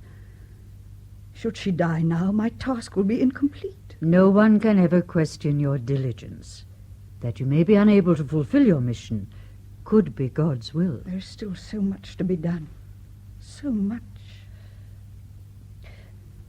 Her progress has satisfied you? She followed the rule punctiliously.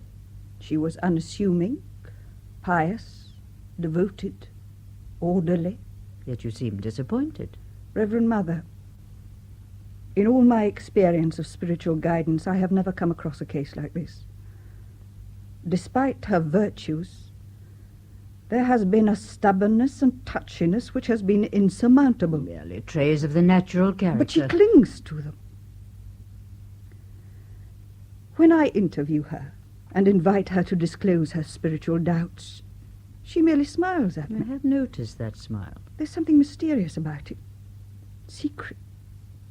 One would almost call it sly if one didn't know her. But it doesn't make my task of solving her doubts any easier. There is a complete and utter lack of contact between us. And to guide her, I have to know her intimately. There might not be any more to know. There must be. I have to know. Mother, is there any doubt in your mind? Doubt? Of her true vocation? As a novice, she's an example to us all, but as a confidant of the Blessed Virgin, she leaves much to be desired. I hope you're not presuming to dictate to whom Our Lady should appear. That was not my intention, Reverend Mother. I was merely speculating that there are others who appear to be more worthy. Why not accept what is offered? I shall continue to pray for enlightenment. I shall mortify my body until I know the truth. I have to penetrate that soul. Death may have succeeded where we have failed, Reverend Mother. Come in. Is there no sign of his lordship? No, Father. How is she? She is sinking fast, Reverend Mother. She has asked to be granted the privilege of taking her final vows. To grant such a request is unprecedented. She's been in the novitiate for only 3 months. Father Douce, as the end is near, I consider it right to grant her request. Reverend Mother! Will you preside at the ceremony at once, Father? His lordship desires that privilege for himself. If his lordship is not here, she may die unprofessed. The girl is not ready. I cannot agree. In the name of humanity, we are granting a dying wish. Father, I shall take full responsibility for your presiding in his lordship's absence. Very well, Reverend Mother. Mother Josephine? Is it over? No, Reverend Mother, but the doctor has summoned you urgently. I came as soon as I received your message, Reverend Mother. Am I too late? Thank God you have arrived in time, your lordship. Please follow me. Blessed art thou among women, blessed is the fruit of thy womb, Jesus. Holy Mary, Mother of God, pray for us. Can you hear me, my child? I believe you wish to profess your vows. I am here to receive your profession, sister. No. Strength. I shall pronounce the formula. It will be sufficient for you to answer Amen. Can you hear me? I, Sister Marie Bernard, wishing to consecrate myself in the service of God, vow poverty, chastity, and obedience in the rules of the congregation approved by the Sovereign Pontiff. I beg our Lord, Jesus Christ, by the intercession of the Most Blessed Virgin, to grant me the grace to fulfill these promises. Spread the veil across her brow, Mother. The crucifix between her fingers. Thank you. Now lay the rosary and rule book beside her. Thank you, Mother. Benedicat vos omnipotens Deus, Pater et Filius et Spiritus Sanctus. Amen. Pray for me, Sister Marie Bernard. Goodbye, my child. Praise the Lord is with thee. Blessed art thou among women, and blessed is the fruit of thy womb, Jesus. Holy Mary, Mother of God, Doctor? pray for us sinners now and at the hour of our death. There can be no change now. Is she in pain? I cannot understand how she has withstood it for so long. Her entire life has been a battle against poverty, disease. And defeat will be welcome. You're tired, Mother. My eyelids feel heavy and inflamed. I advise you to rest. I shall stay till the end. You have worked long and hard, Doctor. If you're convinced that no more can be done, then I offer you the same advice. I shall keep vigil all night if needs be. That will not be necessary, Mother. I shall not die tonight. Doctor, what has happened? I reached there, Mother, but they weren't ready for me. The congestion appears to have dispersed. I'm better, Doctor. Sister Emilienne, send for Mother General immediately. Her pulse is normal. You had us believe the child was dying. She was, Mother. Could you have diagnosed wrongly? A trained eye is not necessary to diagnose imminent death. Then it is a miracle. It's not given to my calling to confirm so extravagant a diagnosis. Nor is it within your province to deny it. This patient has a history of sudden recovery, but I did not believe her records until now. And a series of miracles have been perpetrated upon her. What has happened? A miracle, Reverend Mother. The facts, Doctor. The patient appears to have recovered. Is this possible? Her pulse is normal, her respiratory tubes are clear. 10 minutes ago she was dying, Reverend Mother. I have no doubt of it. This incredible change. It has happened before. You know her medical history. Her brow is cool. Believe me, there is no longer any immediate danger. Did you allow us to summon his lordship at this unearthly hour of the night for nothing? I thought I was dying, Reverend Mother. You allowed yourself to become the centre of attention. I wished to die professed. And so you took your vows under false pretences. Oh, no, Reverend Mother. Vows taken in articulo mortis are due for renewal a year after the patient's recovery. If you aren't dead by the morning, I'll take your veil away and return you to the novitiate. I'll do my best, Reverend Mother. Fortunately, your best will not be good enough. You must rest, sister. See how beautiful my crucifix is, Mother. Sister Vincent, look at my rule book. Oh, what a little thief you are. Thief? Getting it under false pretenses. Thief, perhaps. But they're mine, and nobody can take them away from me. I belong to the community now. I belong to the community, and they'll never be able to dismiss me, not as long as I live. Sister Marie Bernard, the time has come for you and I to become better acquainted. The patient must rest now.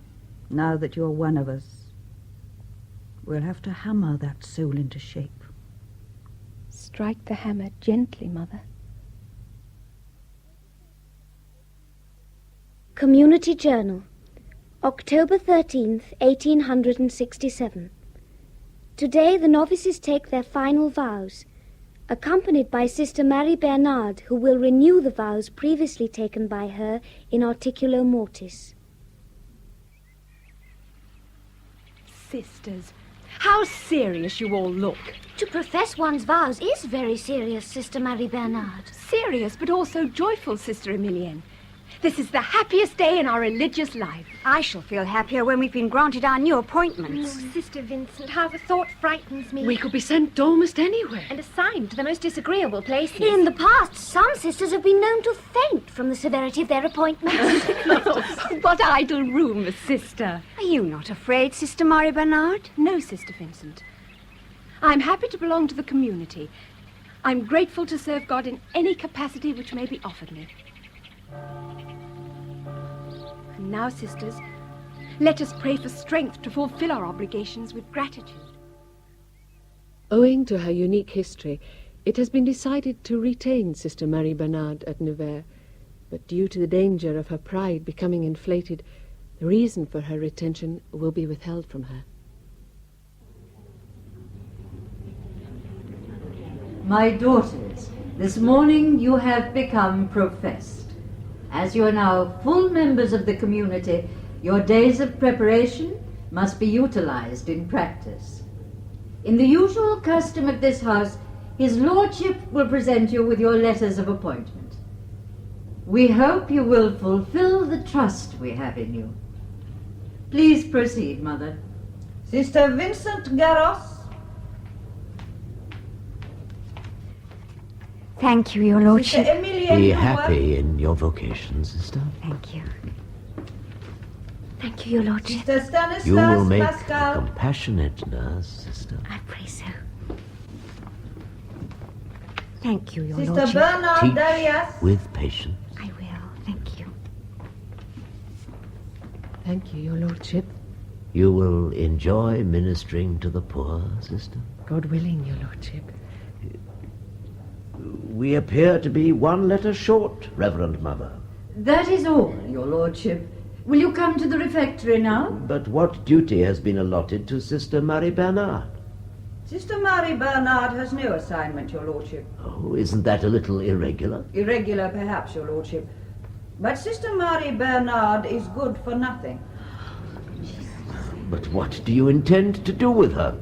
We were awaiting your suggestion, Your Lordship. She'd be a burden to any house we sent her to. My daughter.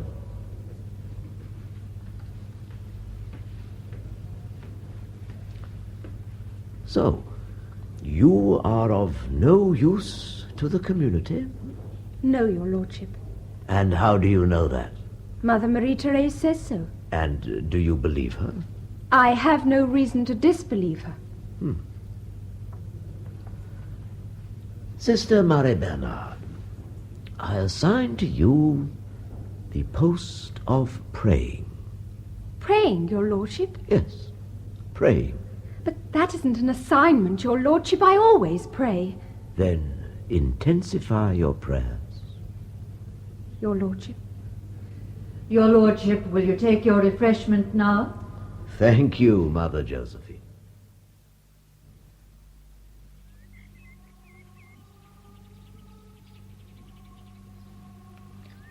O Mary, most gentle Mother, grant me the strength to conquer the pride my heart suffers. Grant that, like you, I may be generous in the sacrifices that our Lord asks of me. And I too. Oh, I am glad to be leaving, sister. I will. You're the last person I should like to have nursing me. What do you mean? You're so sensitive, I'd probably end up by nursing you. Don't be such a tease, sister. Amelia will be very efficient. Where are you going, sister? Far away from Mother Marie-Therese, thank goodness. But think of me when next you're given a penance, Sister Vincent. I'm no longer her novice, thank goodness. You're all too harsh on Mother Marie-Therese. Nearly as harsh as she's been to us. I've always had an affinity for the sick. But Mother Marie-Therese thought I was better suited to teaching. I envy the children you teach, sister. They may not learn much, but at least they won't have penances imposed on them. Oh, imagine. I shall be with them tomorrow morning. Where have you been assigned, sister? Lourdes. Oh, you are most fortunate, sister. Were it in my power, I would willingly change assignments with you. I shall never return there. We're sorry for the humiliation you've endured today, sister. Public humiliation helps suppress the natural side of one's character. But it was so unjust. They called you good for nothing. You are more practical than anyone. Your needlework is exquisite. Sisters, we are trained to do good works, to teach and nurse. I am no good at any of these. In your place today, I would have been unable to suppress my feelings towards Mother Marie-Therese. Sister? I would have screamed at her. Sister Vincent Garros, your sentiments are unworthy of your vocation. Sisters, we must try and see God in our superiors at all times. But I'll tell you a secret. Sometimes I boil inside. But only inside. I try not to let it show. I always submit, come what may. Your conquest of the natural character is an example to us all. If that is true, which I doubt, then perhaps I was given the grace of greater effort because I had more to overcome. It's the ground. Sisters, make haste. Some of you have trains to catch. And those remaining have the celebratory meal to attend. Sister Marie Vincent has baked a cake specially for the occasion. Please, hurry. Yes, Mother.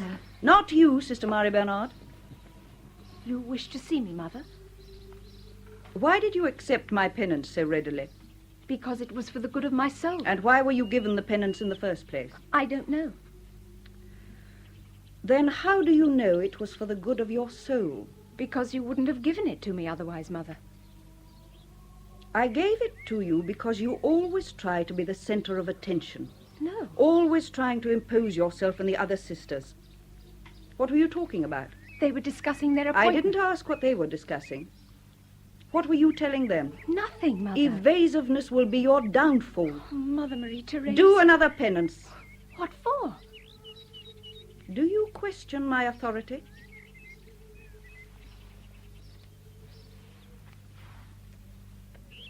It would be beneficial if I knew why I was doing a penance. That was for touchiness. The first was for self-love. I am guilty of touchiness, Mother. I try to overcome it. That is as it should be, my child. We are all guilty of self-love, but I try to remember your teaching that it only dies with the body. You are always quick with a pert reply. I try to understand you, sister. But you do nothing to simplify my task. There is nothing to understand but what you see before you. What I see before me is someone piously evasive. Your trouble is that you always have too much to say at the wrong time. Whenever I invite you to unburden yourself, you stand mute. I search my heart in the hope of finding something to discuss, Mother, because I know it will please you. But my heart is free of doubt and spiritual anxiety. There is never anything to unburden. Yet you always find enough to say to the other sisters. That is just talk. Then why not talk to me? I always answer your questions. That is not the same thing. You never confide in me. I don't understand what you would have me confide. Do you have any personal prejudice against me? No. Would you perhaps have unfolded more readily to some other person? There is no more to unfold. I have to know. What is there to know? Tell me. Mother. Tell me what really happened at Lourdes. If the Holy Father wanted to know, would you tell him? What, Mother Marie-Therese? What would he want to know that I haven't already told you? The 3 secrets. No. You would even deny the Holy Father? The Holy Father wouldn't ask such a question. He knows it's of no concern to him. Isn't it? Mother Marie-Therese, Sister Pascal is leaving for Lourdes. God bless you, sister. Thank you, Mother. Goodbye, Sister Marie Bernard. I shall be able to tell your family that you're well again. Remember me. Come, sister, your train will leave you behind. Goodbye, sisters. God bless you all. Goodbye. Now that you are professed, you will no longer be under my personal jurisdiction. But should you ever feel the need to share your secrets, should you ever feel the weight of them too heavy on your soul, remember, I am here. I cannot reveal the secrets to I shall be any... watching and waiting. For what? For the moment you will turn to me. Bless you, my child. Oh, God. Help me. Help me.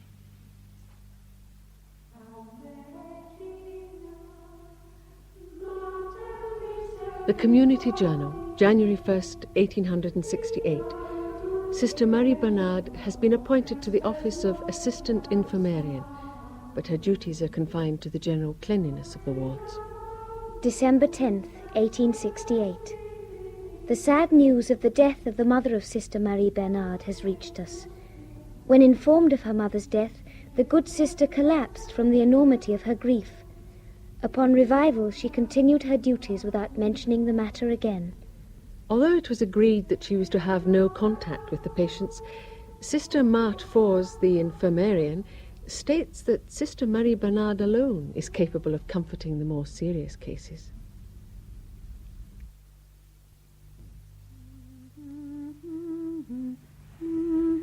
Sister Marie Bernard, I'm frightened. There's nothing to fear. You're recovering. I nearly died. We all have to die someday. Don't you fear death? No. Sister Marie Bernard, I am in pain. We must suffer a little for God, sister. He suffered so much for us. Sister, please straighten my pillow. I'm coming.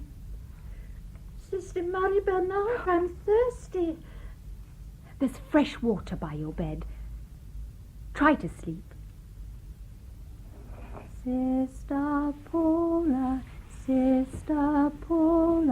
go to sleep, go to sleep. Sleep until the bells ring, ding, dang, dong.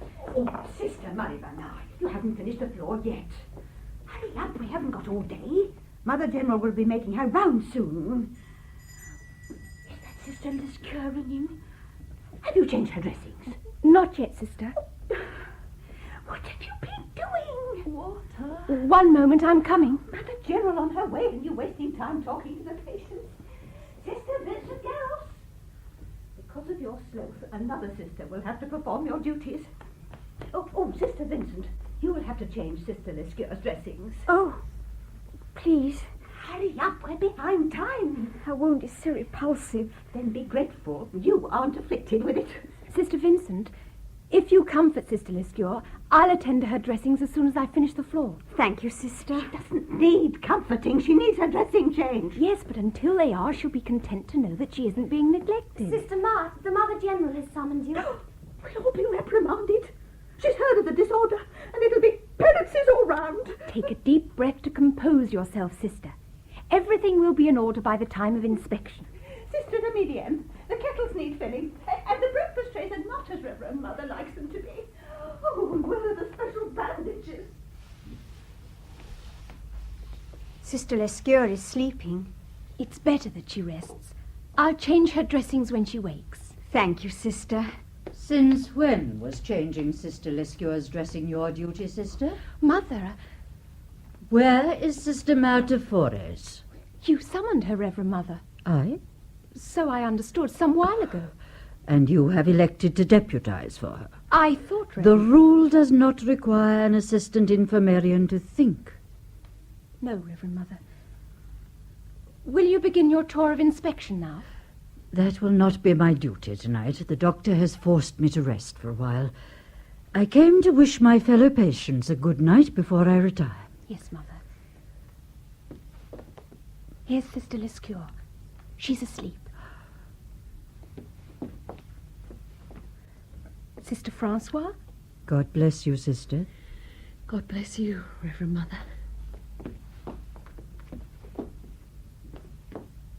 Sister Paula. Sister, why are you limping? It's nothing, Reverend Mother. One does not limp for nothing, Sister. It's only my knee, Reverend Mother. Show me. Has the doctor inspected this? It's of no consequence. But has nobody else noticed your limp? Mother Marie-Therese was kind enough to remark on it. What did she say? She told me to walk properly. She said one only limped to attract attention to oneself. Your heavy duties must be curtailed. But the floors, Reverend Mother. There are other capable sisters. Mother Josephine has asked me to relieve you, Sister. Are you tired, Sister? No, Sister Vincent. Then are you unwell? I was looking at the poplars out there.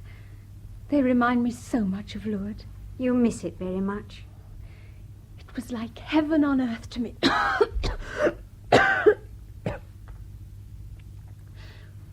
What else do we have to do? Nothing. Then I must find something. You overwork yourself. I must not be idle, Sister. That cough is getting worse. I've always had it. It should have been treated when you were a child. When I was a child, there were more important matters to be considered than coughs. What is more important than one's health? Bread, my dear Sister Vincent. Or the lack of it. Once my younger brother was caught eating the candle scrapings off the church floor. And I can assure you it wasn't because he liked the taste of candle wax. To be guaranteed happiness in the next world is what matters. Surely that is the ultimate grace. It's not as easy as that. What could be easier? When one's final destination is assured, what could be more pleasant than to sit back and enjoy the journey? One is given instructions at the start of the journey. How one conducts oneself according to those instructions is what matters. I must polish the bedposts. You've already done so. The water jugs have to be replenished. Why do you avoid me? Sister. You do? We have work to do. Do you dislike me? We work well together, Sister Vincent. Is that all? You are my sister in religion, but I love you as though you were my blood sister. Working with you in the infirmary has given me the greatest happiness since entering the community. There, are you satisfied? Sister Mary Bernard, do a penance, kneel. Yes, Mother. Mother, you haven't the right. She's no longer a novice. Sister Vincent Garros, report to the kitchens. The kitchen? You heard what I said. Why, Mother? Because I told you to. No, Mother. Kiss the floor. No. I give you one more chance before I report you. Only the Mother General has the right to reassign a professed sister, or to demand a penance. Due to the indisposition of Mother Josephine, I have this day taken over the duties and position of Mother General of the entire community. You are hereby relieved of your duties in the infirmary. You will report to the kitchens immediately. Yes, Mother. Come here.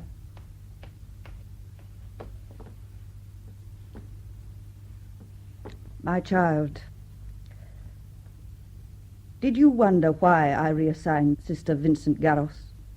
It is your privilege to do so, Mother. In a community such as ours, the danger of personal attachments is always strong. Your vocation worries me more than the others. I have to guard it jealously. Thank you, Mother. Your face is drawn, Sister. Are you in pain? Not unduly, Mother. Do you think a change of duties might be beneficial?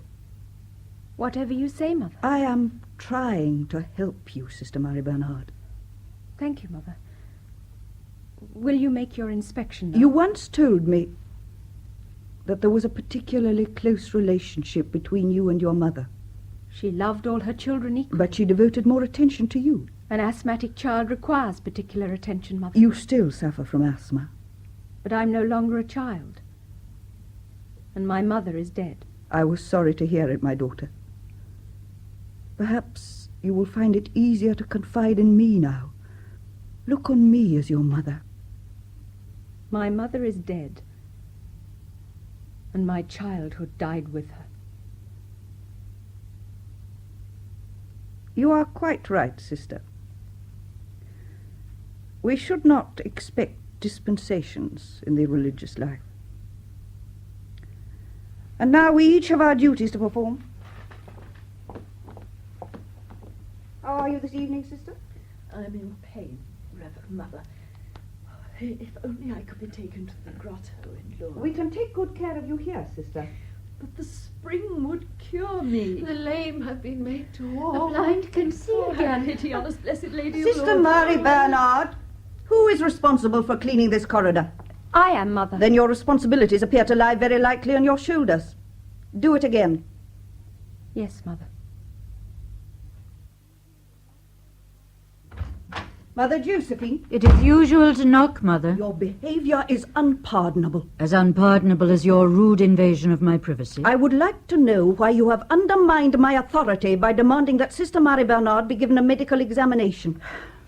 If you have eyes, use them. The girl is ill. She takes pride in flaunting her perpetual ill health. In my opinion, she does not need a doctor. And in my opinion, she does. Then why couldn't she beg for one the same as anyone else? Since when has anyone had to beg for a doctor in this house? That isn't what I meant. Unfortunately, you did mean it. Nothing would give you greater satisfaction than to see that girl beg. Reverend Mother. I may be indisposed, but I haven't missed anything. I have watched your treatment of the girl.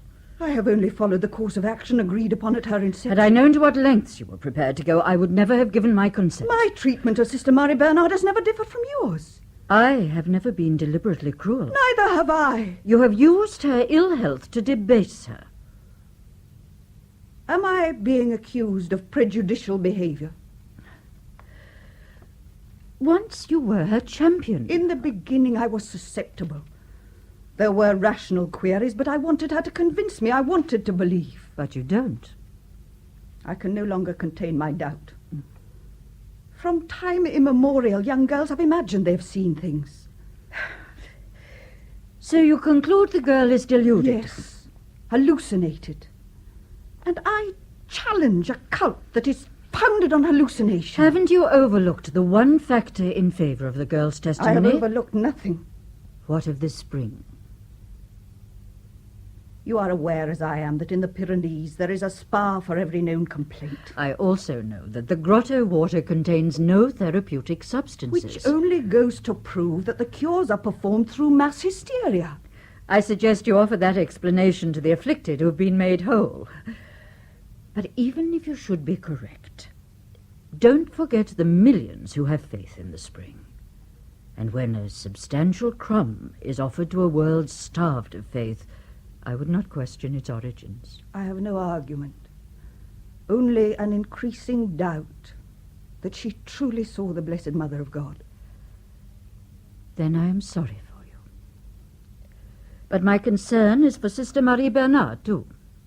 And now that you are of the belief that she is not supernaturally privileged, you will not object to her being treated with more leniency in future. Now you favour her. Our rule, Reverend Mother, demands a uniformity of treatment. That is all I ask.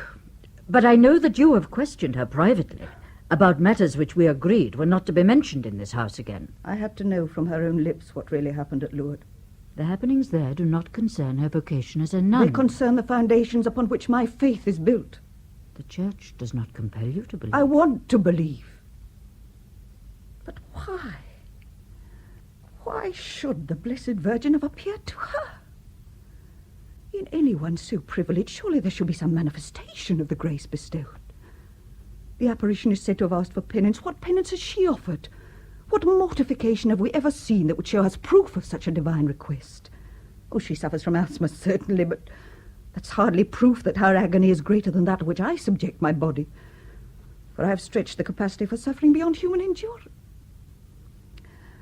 Let her show me abnegation and suffering which I have not experienced. What devotion does she have to our Blessed Mother that can match mine? My whole life has been devoted to her, and her alone. Nobody denies your devotion. Then why believe that she was chosen above me? It is not for us to question. I do question. It's time somebody started to question the girl. Your doubts are your own, Mother. But in future, you will treat Sister Marie Bernard like any other sister in this house. I would go so far as to say that, for both your sakes, it is preferable that you see as little of her as possible. Please come in. The examination has been completed, Reverend Mother. Yes, Doctor. Oh, please continue. Mother Marie-Thérèse will wish to hear. Why wasn't I informed earlier of the condition of Sister Marie Bernard's knee? Her knee? Hadn't you noticed her limp? Many of us suffer from rheumatic pains, Doctor. We're taught to bear suffering. Did anyone examine her so-called rheumatic pain? If I examined all Sister Marie Bernard's ailments, there would be little time for my own duties. A remark hardly befitting a sister of charity. If you could have spared the time, you might have saved a great deal of suffering. An examination was not considered necessary. On whose authority? Authority never came into it, Doctor. She never asked for attention.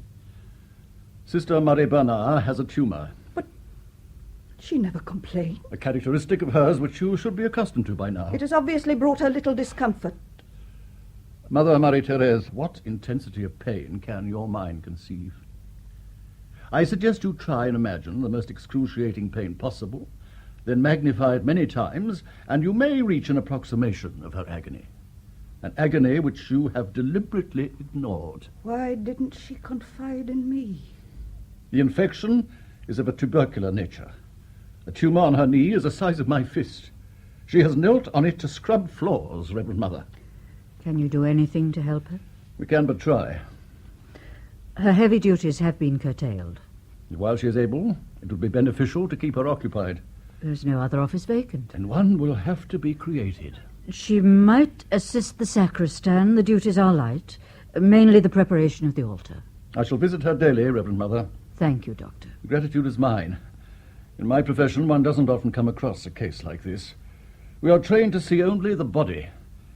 Familiarity with it reduces everything to that one common denominator. But with Sister Marie Bernard, one is aware of another dimension.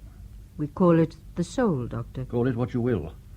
To witness the emanation of holiness in her suffering would convert the hardest cynics. How could I have been so blind? This physical torment is surely the penance required of her by our Blessed Lady. All doubt must be laid to rest now. Unfortunately not, Mother. In the medical profession, her case is still dismissed as mere mumbo-jumbo. I recently received a request for information on her from the Society of Doctors of Orne. They had held a seminar on the miracles of Lourdes. Their conclusion was that the whole affair was based on the evidence of an hallucinated child. They even went so far as to surmise that the girl was being held prisoner here, to prevent her speaking further, and possibly jeopardizing the rich financial interests growing up around the grotto. We are aware of these rumors, Doctor. They also say that Lourdes was dreamed up in Rome to revive religious fervor. We live in a world where even the inexplicable must have an answer. And when there are no answers, what easier than to create them? Thank you for your kindness, Doctor. I'd like to see the infirmarian before I leave. I'll take you to him. Very well, Mother. Goodbye, Doctor. Goodbye, Mother Josephine. Doctor, what is the Society of Doctors of Orne? Exactly what it says, Mother. A society of distinguished doctors. You mean their qualifications are unsurpassed in the medical profession? I would prefer to call them the bishops of my profession. And they said she was hallucinated. I wouldn't let it disturb you, Mother. Even bishops are capable of being mistaken. But what did you reply? Regarding her hallucinations? I told them in no uncertain words that I've been privileged to work with her. And while she was my infirmarian, she performed her duties to my complete satisfaction. But What did you specifically say about her being hallucinated? I confirm that her efficient clinical detachment does not render her in the least way liable to hysteria. But you yourself admitted that doctors are sometimes fallible. Doctor, do you believe her? I have no reason for disbelief, Mother. Have you?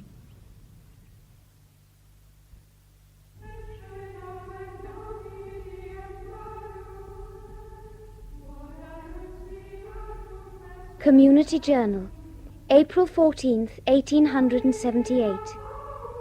The mild spring weather has been kind to Sister Marie Bernard's health. Her asthmatic attacks have been fewer, and even the pain in her knee has eased. Both physically and mentally, Sister Marie Bernard is enjoying a tranquility she has not known for some years.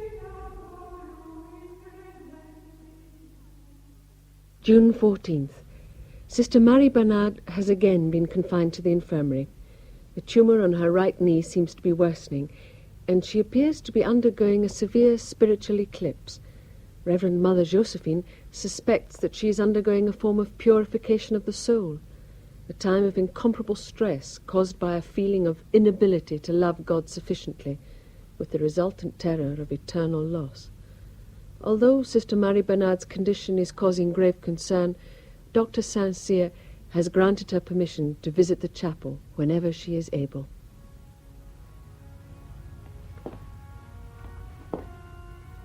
Mother Marie-Therese. I have not seen you for some time, sister. I hope you are well treated in the infirmary. Although I took the vow of poverty, I'm sure the poor were never so well treated as I have been. I hope you continue to make progress, my child. Mother, once you asked me to come to you. That was many years ago. Do I have permission to speak to you now? I have my duties to attend to. I have no one to turn to, Mother. Your confessor? I've already been to him. Then why come to me? Because I thought you would understand. What is there to understand? Mother, I am consumed by doubt. I feel forsaken. There is no longer any response when I pray. That happens to us all from time to time. Never so cruelly as now. I feel I cannot love the intangible sufficiently and have consequently been abandoned. Only you can measure the depth of your own love. Oh, I love him with all my soul and heart. I have offered pain and humiliation in silence because it was all I had to offer. But it was insufficient. You have not changed, sister. You still seek consolation from the virtues you practice. No, Mother. You are still consumed by your own pride. My pride is a cross I have to bear. And you have flaunted it. I have tried to carry it hidden in my heart. Then you have failed. I have failed, Mother, but not through want of trying. I've been granted so many graces and made so little use of them. You have been granted no more grace than anyone else in this community. You have been deceived into believing that you are a paragon of all the virtues. A long time ago I told you you were on the common road. Until you believe me, you will know no peace. I have always believed you. You have set yourself up as someone spiritually privileged. I was only trying to express my gratitude for what happened at Lourdes. Sister Marie Bernard, did it happen? The truth need never leave the walls of this chapel. I saw her. Disease and poverty play extraordinary tricks in a child's mind, sister. I saw her. But it was not a vision of the Blessed Virgin, was it? Was it? Do you think if she had deigned to appear to you, she would abandon you now? I saw her. Is your mind so clouded that you are incapable of accepting the truth?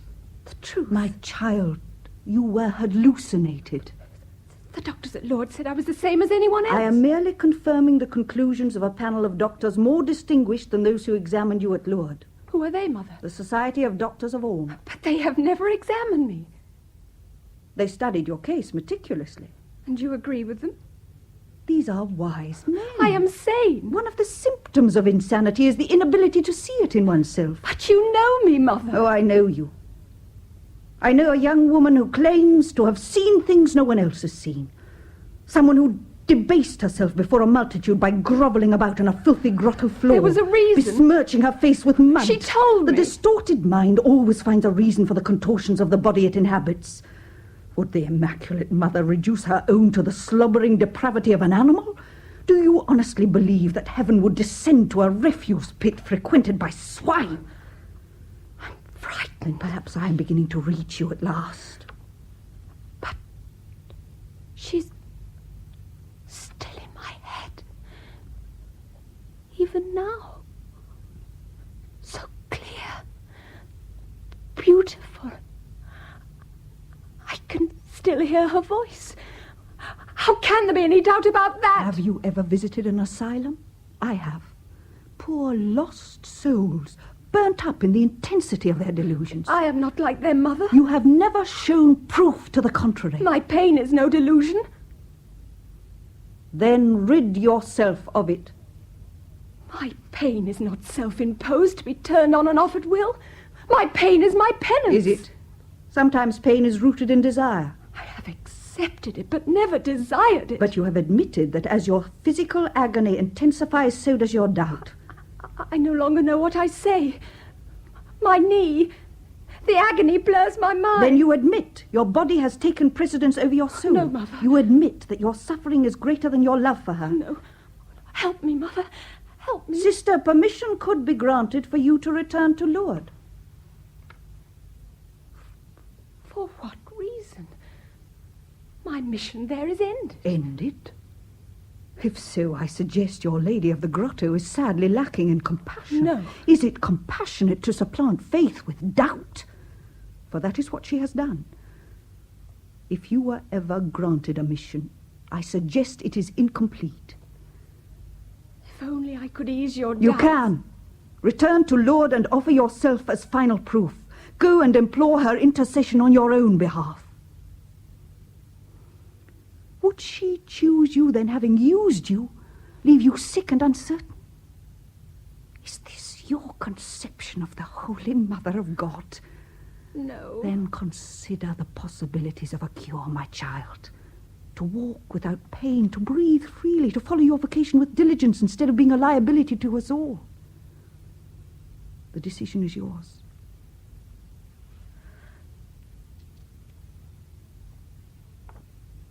When may I leave, Mother?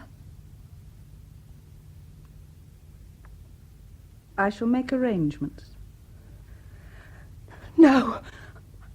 I cannot go. So at last, I know the truth.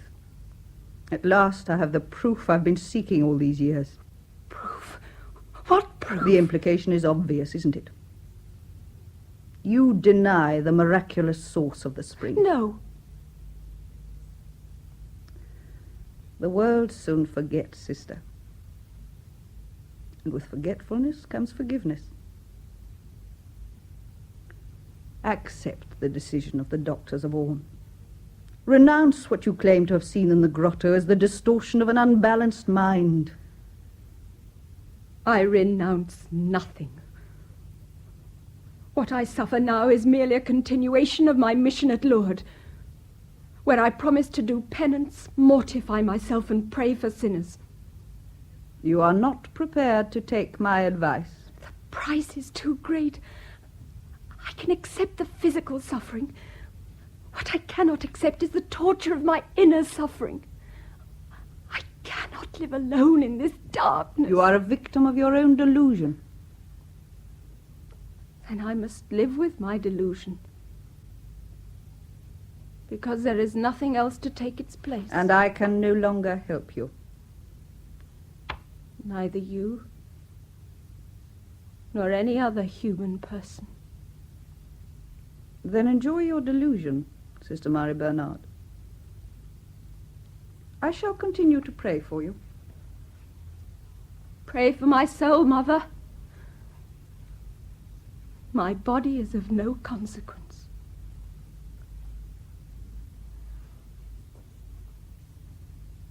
O compassionate heart of Jesus, accept my agony as supplication for those that suffer, weep, and forget you. From this moment on, I have severed myself from all hope of human understanding.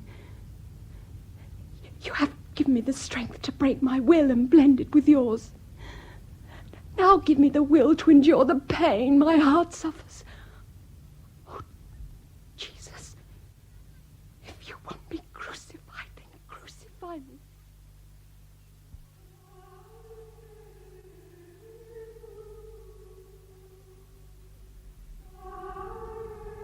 The Community Journal, December 8th.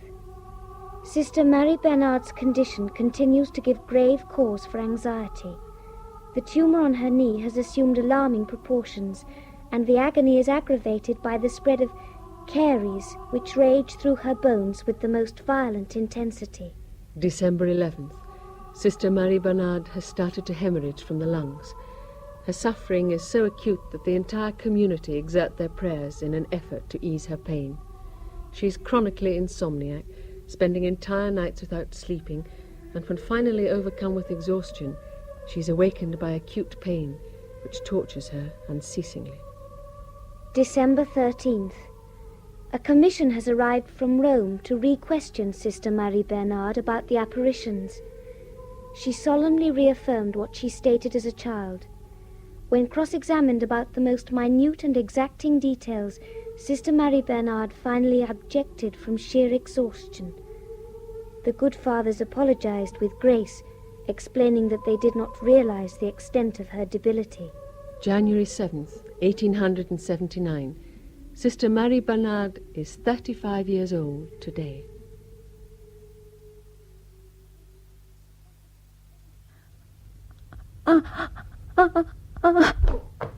Sister Mary Bernard. The doctor will be here soon. No, rest, sister. Don't try to speak. Oh, quickly, doctor. The congestion's intensifying. I want you to sit up, sister. It will help you to breathe more easily. Sister, yes, you will have to help me carry her to the chair. That's impossible, doctor. But necessary. Her bones are so brittle and nerves so inflamed, she cannot bear the weight of a sheet. I'm aware of that, sister, but unless we move her immediately, she will choke to death. Please call for assistance. Oh, yes. There, sister. You will soon be more comfortable. Sister, the stool. Oh, my God. My God. Don't talk. Quickly, sisters, onto the chair. You must each support a leg. I must stress the agony the patient is undergoing, so I beseech you to exercise your utmost gentleness and skill.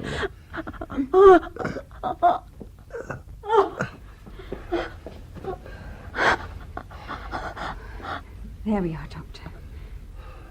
That's it. The end is here. Please summon the Mother General. I'll go. Sister Mary Bernard. Goodbye, Vincent. This time, it really is over. Do not weep. I do not weep, sister. I remember the promise. I cannot make you happy in this world. But in the next... The beginning will be soon, sister. Doctor, is she... My child. Mother Marie-Therese. She is unwell, sister, and unable to be with you. Tell her I saw her. Do you have a last request? Forgiveness. There is nothing to forgive, my daughter. Forgiveness for all the trouble I've caused her. I hadn't the strength of soul to follow the religious life faithfully. We are well satisfied, sister. And from the sisters, I ask forgiveness for the bad example I've shown them. And above all, I beg forgiveness for my pride. Conserve your energy, sister. Reverend Mother, pray for me. Pray for me. I shall ask the Immaculate Mother to console your suffering. Not consolation. Ask for patience, strength. The agony is good for the soul. I saw her. I saw her. Hail Mary, full of grace, the Lord is with thee. Blessed art thou among women, and blessed is the fruit of thy womb, Jesus. Holy Mary, Mother of God, pray for me, poor sinner. Oh,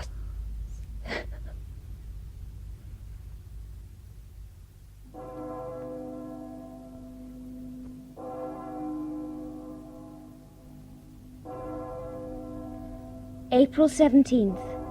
Despite the heavy rain, thousands of people have come from all over the country for the lying in state of Sister Marie Bernard. The throngs became so great that the police commissioner had to be summoned to exercise his authority in controlling them. Ascension Day, May 22nd.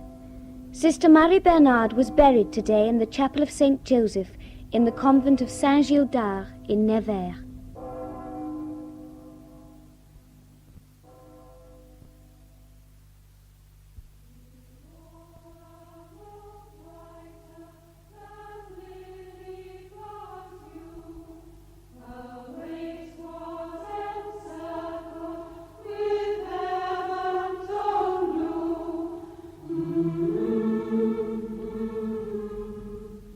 Community Journal, July the 11th, 1906. Mother Marie-Thérèse Vauzou, a former mistress of novices, today celebrates her diamond jubilee in the religious profession. Although retired to the convent of Mary Immaculate in Lourdes, Mother Marie-Thérèse is strongly in our thoughts. We offer her our congratulations on this wonderful day and join in her great happiness. How we wish we could all be with her in Lourdes.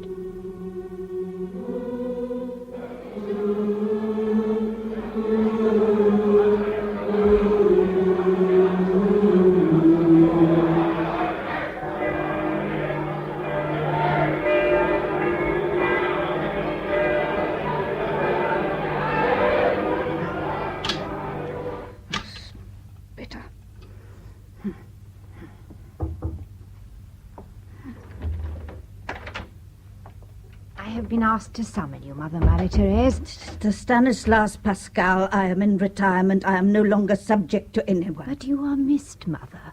It is your diamond jubilee, and you are not celebrating. Old, weary. The Bishop of Nevers is asking for you. He is a fine man, only surpassed in the guidance of souls by yourself, Mother. Don't try to humour me. I am not trying to humour you. Then you pander to my age. Your judgment has guided so many vocations. One soul. I receive no light to guide me. God gave her to me without help or hindrance. He offered me entire responsibility. I failed. The moment I saw her, I lost all peace of mind. The mere sight of the girl antagonized my heart. That was a long time ago. Now they're clamoring to have her sanctified. Well, they will be cruelly disillusioned by their failure. What is it? Mother Forestier has just returned from Rome. The cause of Bernadette's canonization is to be introduced.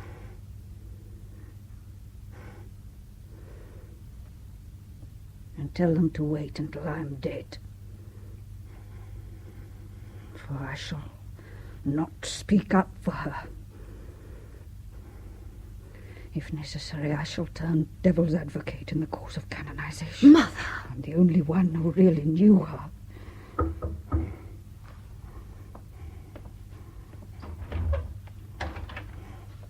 Mother.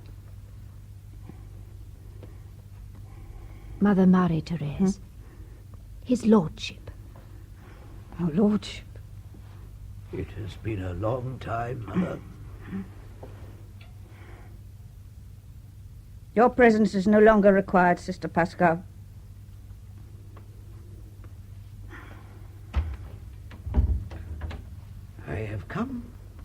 offer congratulations. To an old woman riddled with spiritual doubt. I was given to believe that you prided yourself on your faith. All the more reason to despise one's pride.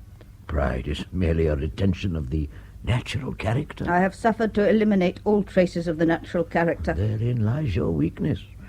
You expect too much of the self. When one demands perfection, an example must be set. And what example do you set? By your isolation. God has put me under detention, my lord. In the one place I never hoped to be.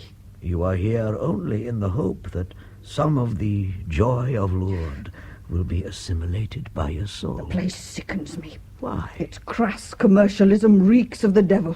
It has been ordained a holy place. It is a marketplace for vulgarity. Would you deny the pilgrims a memento of their visit? Don't forget that their happiness is as deep-rooted as your aversion. Our happiness will be short-lived when our cause is dismissed. You are convinced that it will be? The Blessed Virgin did not appear to her. Whether she did or not is superfluous to the subject.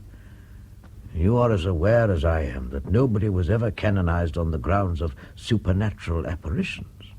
If she is canonized, it will be for the high level of Christian integrity with which she conducted her life. She was not without fault. If she were, she would have had nothing to overcome. You have come here to condemn me. No. You have heard of my treatment toward her. Now you've come to condemn me like all the others. No. Mother Marie-Thérèse, do you believe your behavior toward her was justified? I was incapable of behaving in any other way. But was it justified? I was incapable. Were you incapable of easing her suffering? Don't probe my wounds. Why? My tongue could not express what was in my heart. To address her was to wound her.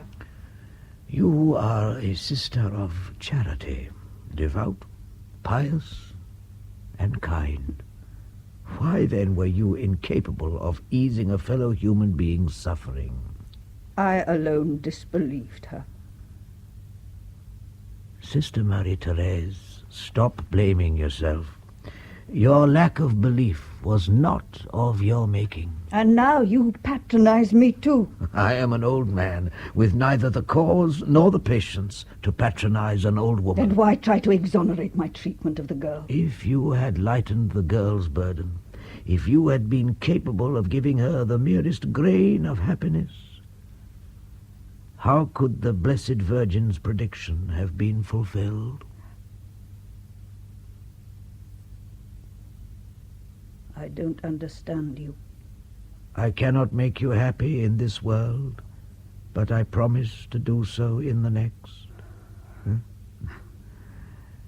Should the Congregation of Rites affirm Bernadette Soubirous' cause, you will be recognized as the integral contributor to her glorification. You. You say I was the principal object she had to overcome? Can't you understand? No. Try. I understand nothing. Then accept your consolation without understanding. I'm not here for consolation.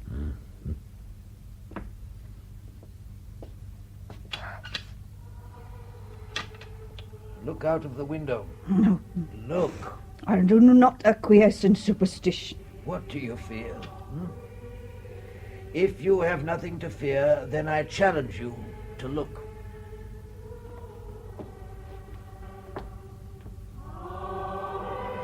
Such deception is cruel. Only a minority will be cured. The majority will receive a special grace. The grace to suffer well. An example was chosen. Bernadette fulfilled her mission. And you, Mother, were an instrument in the fulfillment. The Blessed Virgin showed good taste in choosing this place. The mountains. Such tranquility. such peace. Goodbye, Mother Marie-Therese. God bless you.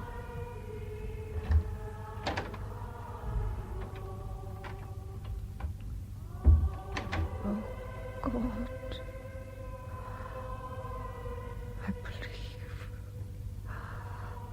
I believe.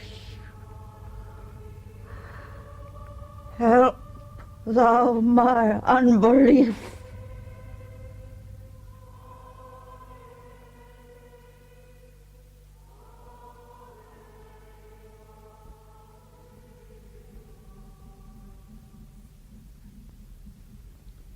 On February the 15th, 1907, Mother Marie-Therese Vauzou died in her 82nd year, after imploring the intercession of Our Lady of Lourdes. On December 8th, 1933, the feast of the Immaculate Conception, Sister Marie Bernard was canonized and will be known henceforth as Saint Bernadette.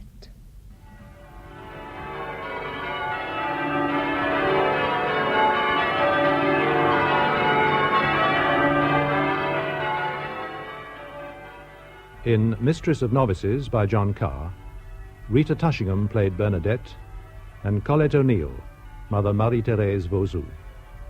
Catherine Parr played Mother Josephine Imbert, Timothy Bateson, the Bishop of Nevers, and Rolf Lefevre, Dr. Saint-Cyr. Sister Marthe Forres was Dinah Olsen, Sister Emilienne, Julie Hallam, Sister Vincent Garros, Jill Raymond, Sister Bernard Dalias, Sandra Clark, and Sister Stanislas Pascal, Valerie Verdon.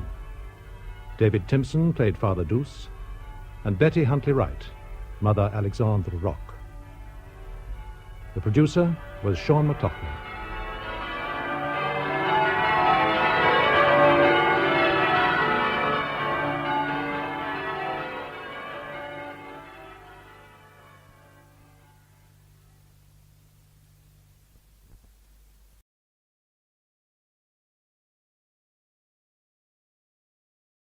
Bob Mason, Marlene Sidaway, Roy Barraclough and Rosalind Shanks in Zack by Harold Brighouse.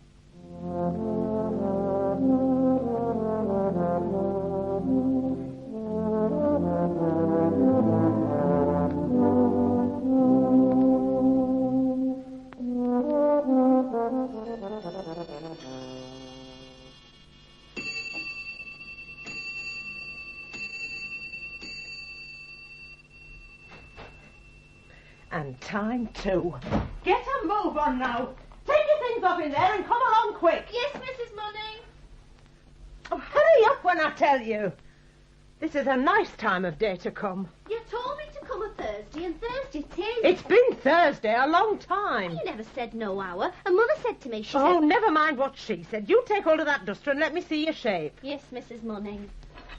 Well, take care of those ornaments now, Sally. Now, don't you fret yourself. I'm not the breaking sort. You can stop my wages for all I'm like to break. That's of course. Mother didn't know you in a hurry. Well, she ought to then. I told her.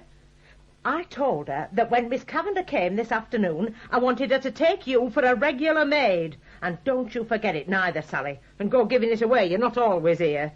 Oh, here's Mr. Paul. Good afternoon, sir. Has she come yet? Not yet. Have you... Oh, this room'll do now, Sally. It will. Though I says if they did it. Oh, did you? I fancied I did it myself.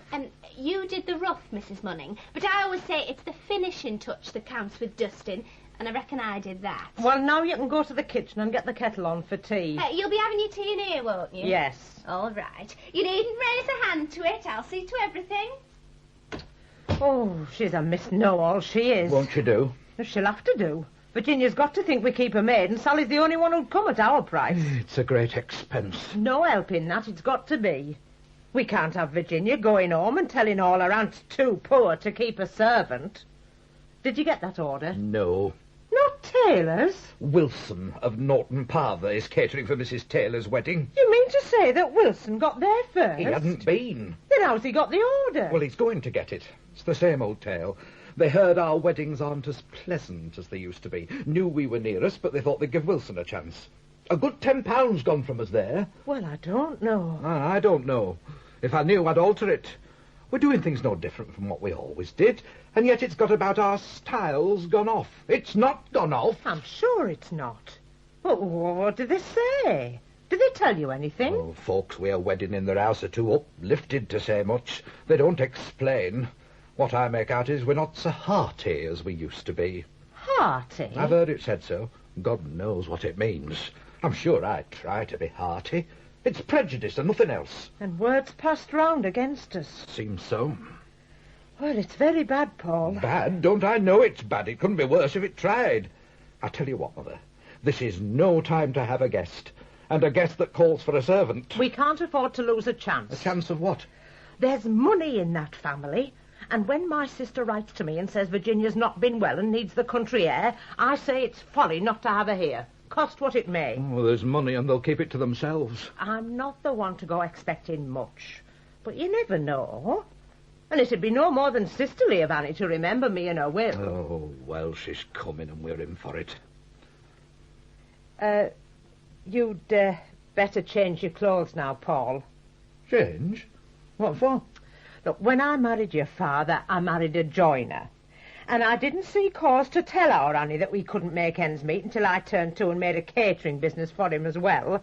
Me being apprenticed to the confectionery when he came courting me. Look, I didn't tell them, and I haven't told them to this day. Yes, but if the girl's to stay a month, she's bound to know it sooner or late. Then let her know it late. There's a lot in first impressions. Why, there's Mr. Abbott's wedding party tomorrow. That's not today, is it? We'll send her for a walk tomorrow with Zach out of the way. It's about all he's fit for. You get your gay clothes changed, Paul, or she'll ask questions at once. I've tea to see to now. Right, Mother. Oops. Sorry, Mr. Paul. Sally? Oh, now it's all right, Mrs. Munning. I'm finding all I want. What do you call that? Tea cloth, isn't it? Yes, for the kitchen. I've got one here for this room. Oh, company cloth, like. Take the other back. Oh, and Sally. Yes, Mrs. Munning. Take the wedding cake model off the windowsill and put it in the dresser. The dresser? And mind you close it. Well, oh, I see. You're hiding it. We don't want Miss Cavender to be learning everything at once. A nod's as good as a wink to me. I'm Mum. That'll not do, Sally. What's wrong now? You mustn't bring in the loaf like that. I want cut bread and butter. Oh, well, I call that making work, especially with a loaf like that. All of the knobbly bits of crust that's twice as sweet to eat for tearing off. And that cress. Well? It's for cress sandwiches. So? I didn't see no ham or nothing. Cress sandwiches, Sally. How can there be sandwiches without there's meat? Can you cut them, or must I do it myself? Can I? Of course I can. But I call it a finicky way of doing things. Making a nuisance of a simple job like eating cress. What are fingers for? That'll do, Sally. I want no grumbling. Grumbling? There never was nobody less of a grumbler than me. I only speak my mind. Well, you get along and cut that bread up now, and I want things looking nice. Oh, Lord, if that isn't a fly now. Oh, quick, Sally. Put those plates down in yonder and get back to the door. Oh, hang me apron up sometime. Go along now, get to the front door. Oh, it's all right, Mrs. Munning. Don't you get yourself into a tear. There's another day tomorrow. Oh, hello. Good afternoon. Oh, good afternoon. Miss Cavender, isn't it? Yes. Yes. Can you come this way, please? Thank you. The young lady's here. Well, so this is Virginia. Oh, how you've grown. How are you, Aunt Elizabeth? I'm strong and hearty, child. It's you that's not. Oh, I'm all right now, Aunt. You're pale. But not for long in this air of yours. There isn't much the matter with me. Oh, your mother wrote a different tale from Mother's that. a dear old fuss. How is she? She's splendid, thanks. Well, give your coat to Sally and sit down. Thanks. That's right. And now, Virginia... Jenny, please, Aunt. Jenny? Virginia's no name to live with. Well, as you like. Why don't you sit? I didn't pay the flyman. Oh, as if we'd let you. It'll be a pleasure to Paul to see to that. You'll remember Paul. Oh, very vaguely, as a tiny boy. Oh, he's a big man now. Will you have your tea now, or would you rather go to your room first? Sally shall show you. Thank you. Our guest room is directly over here. Thank you. Well, that's your room, Mrs. Munning. You keep that to yourself. Zack? Zack? Zack! What do you want Zack for? Oh, it's you. Yes, what's to do? Well, I've had so much on hand with that Sally turning up so late that it slipped my mind about Zack. What about Zack? I'd forgotten to warn him. Warn? About the catering and Sally and so on. If we don't make it as plain to him as Monday's dinner, he'll give us away in the inside of 2 minutes. You know what Zack is. Oh, I'd leave him alone. He's safer out of the way than in it. That'll not do. He'll choose the best wrong time for turning up. Trust Zack for doing something awkward. Oh, well, I'll have a look round. It's like as not the Westrel's sleeping somewhere. Reading in a book. I'll give him read. Oh, you've been a fine time showing Miss Cavender a room. I've been helping her undo a box, Mrs. Munning. Trust you for prying, I suppose. I didn't look before she asked me. But when I did, I saw some sight. The ironing she'll make. Frills. They're the width of my hand and more. Will you go into the kitchen and get those sandwiches cut? I'm going. But I'll tell you this much, Mrs. Munning, that there'll be a row of eyes on washing day a-watching me hang Miss Cavender's underlinen on the line. This village hasn't seen such sights before. You mind your own business in there and don't waste time. I'll ring for tea. Can't you find him, Paul? Not yet. Well, best leave it then. If he's asleep, he may sleep on till after tea, and then we'll tell him quietly. What? Zack sleep while there's eating going on? We'll have to chance it, Paul. I want you here when she comes down, wherever Zack may be. You didn't see her upstairs? No. Dodged her. Oh, that's right. Tea in here? Why, of course. Oh, it's a sight more comfortable in the kitchen. This is a foul upset of all our ways. Wait till you see Virginia. I don't need seeing her. I carried up her traps, and that's enough to tell me all I want to know. The girl must have clothes, Paul. I'd rather carry them up than pay for them, that's true. Dressed up, peaked and pampered town girl with a head full of fancies and... I'm sure she isn't peaked. Oh?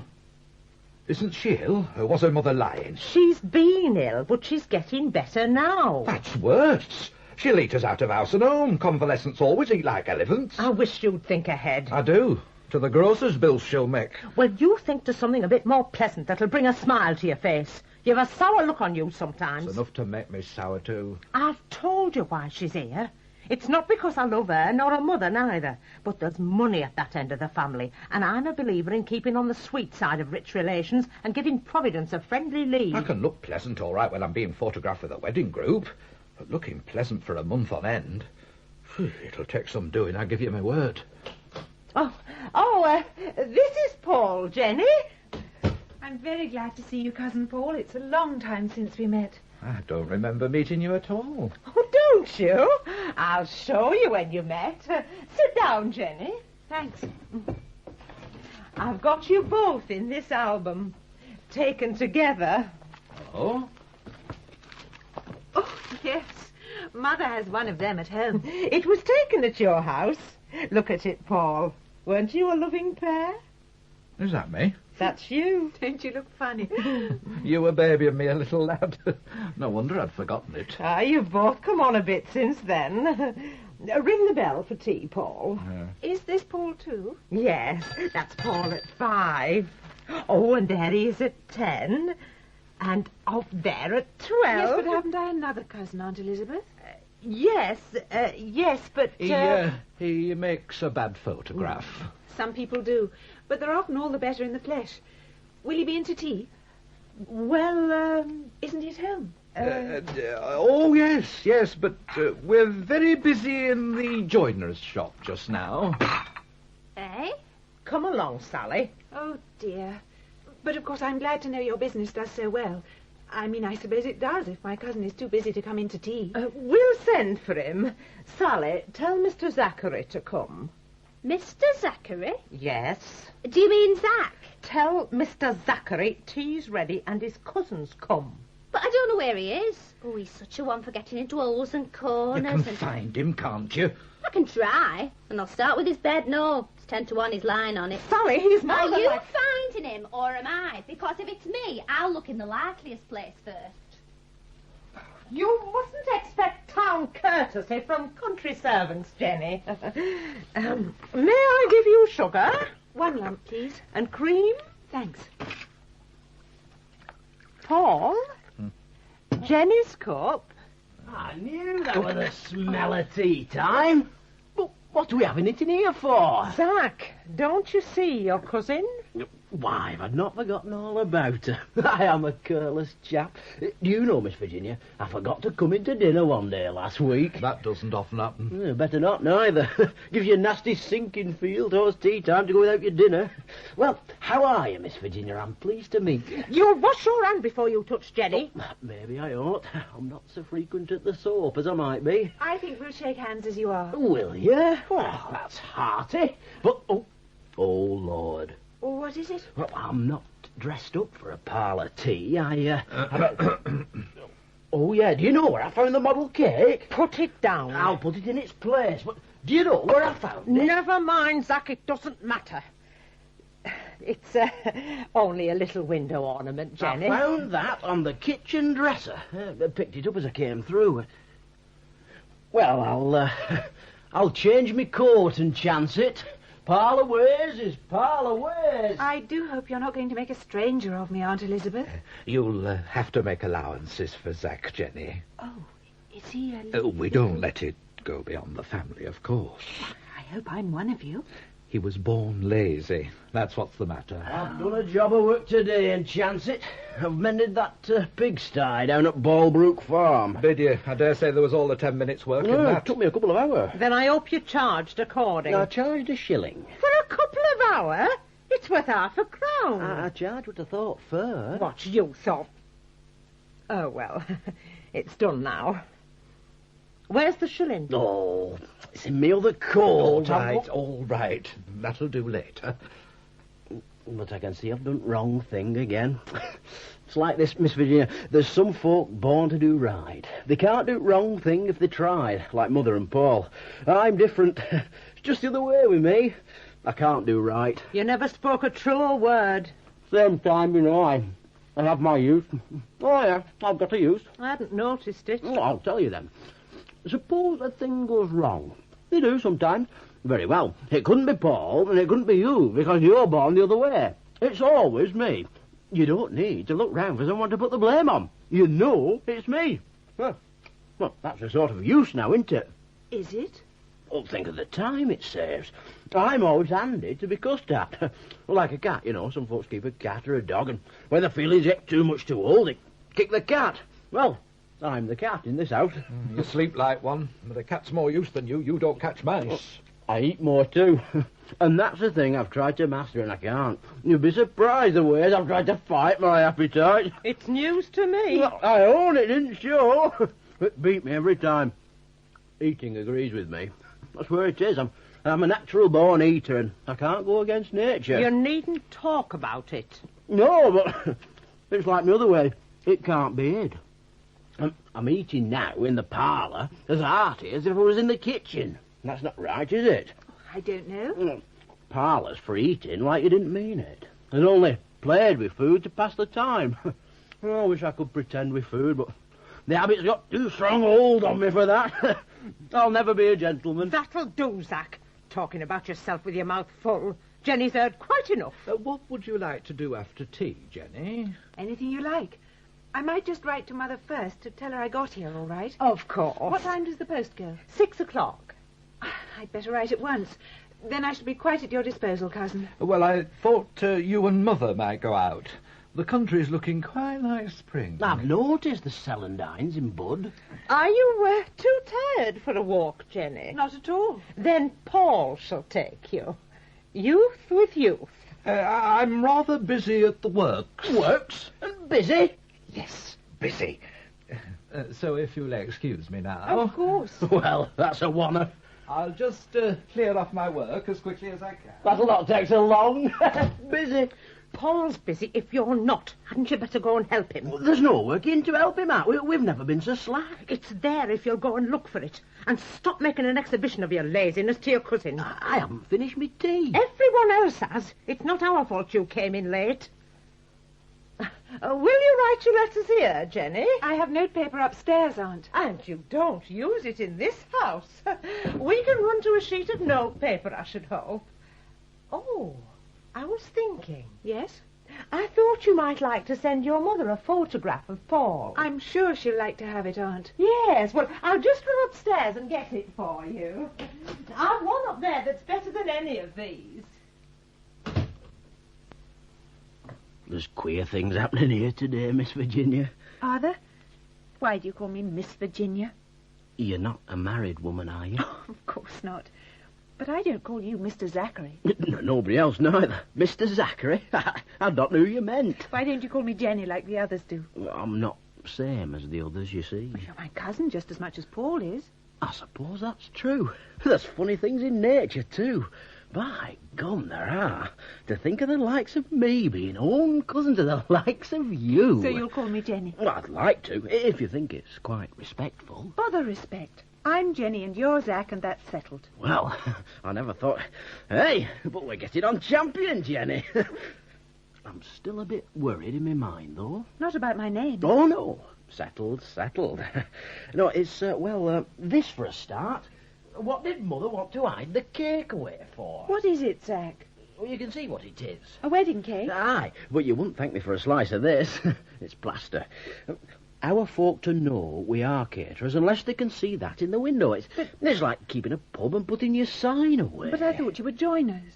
We crack to be, because joinery was Father's trade. Well, it's Mother's trade we mostly live by. She's a masterpiece at cooking, only the business isn't thriving. Wedding spreads are the best part of it, and folk are a bit slow at getting wed some road. I don't think Aunt wanted me to know about this, Zach. She'd no cause to hide it, then. Father was a bit like me, and not much inclined to work, and I reckon I'm proud of my mother for working for two, but things aren't what they were. Folk won't spend like they used to. They buy furniture now instead of feasting so much, and our weddings have a bad name, too. I don't know how it is. I'm sure Paul tries. And do you go to them?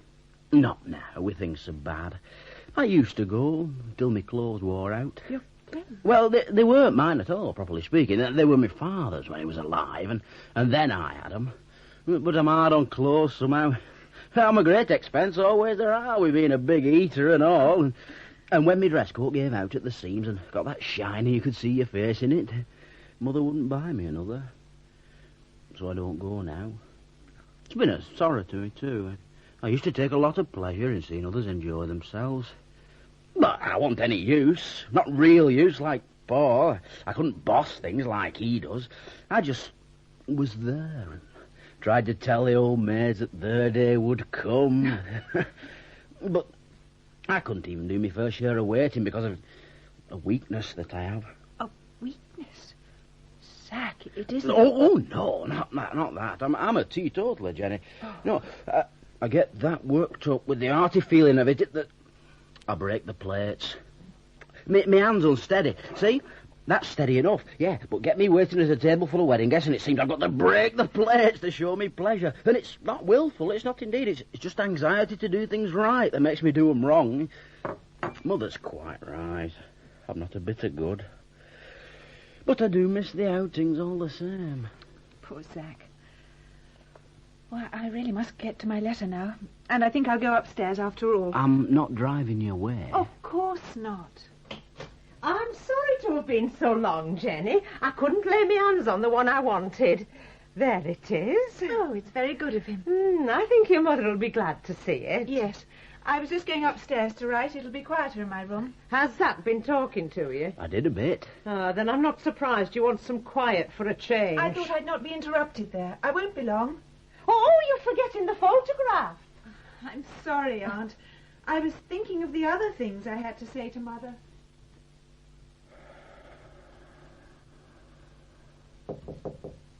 Huh?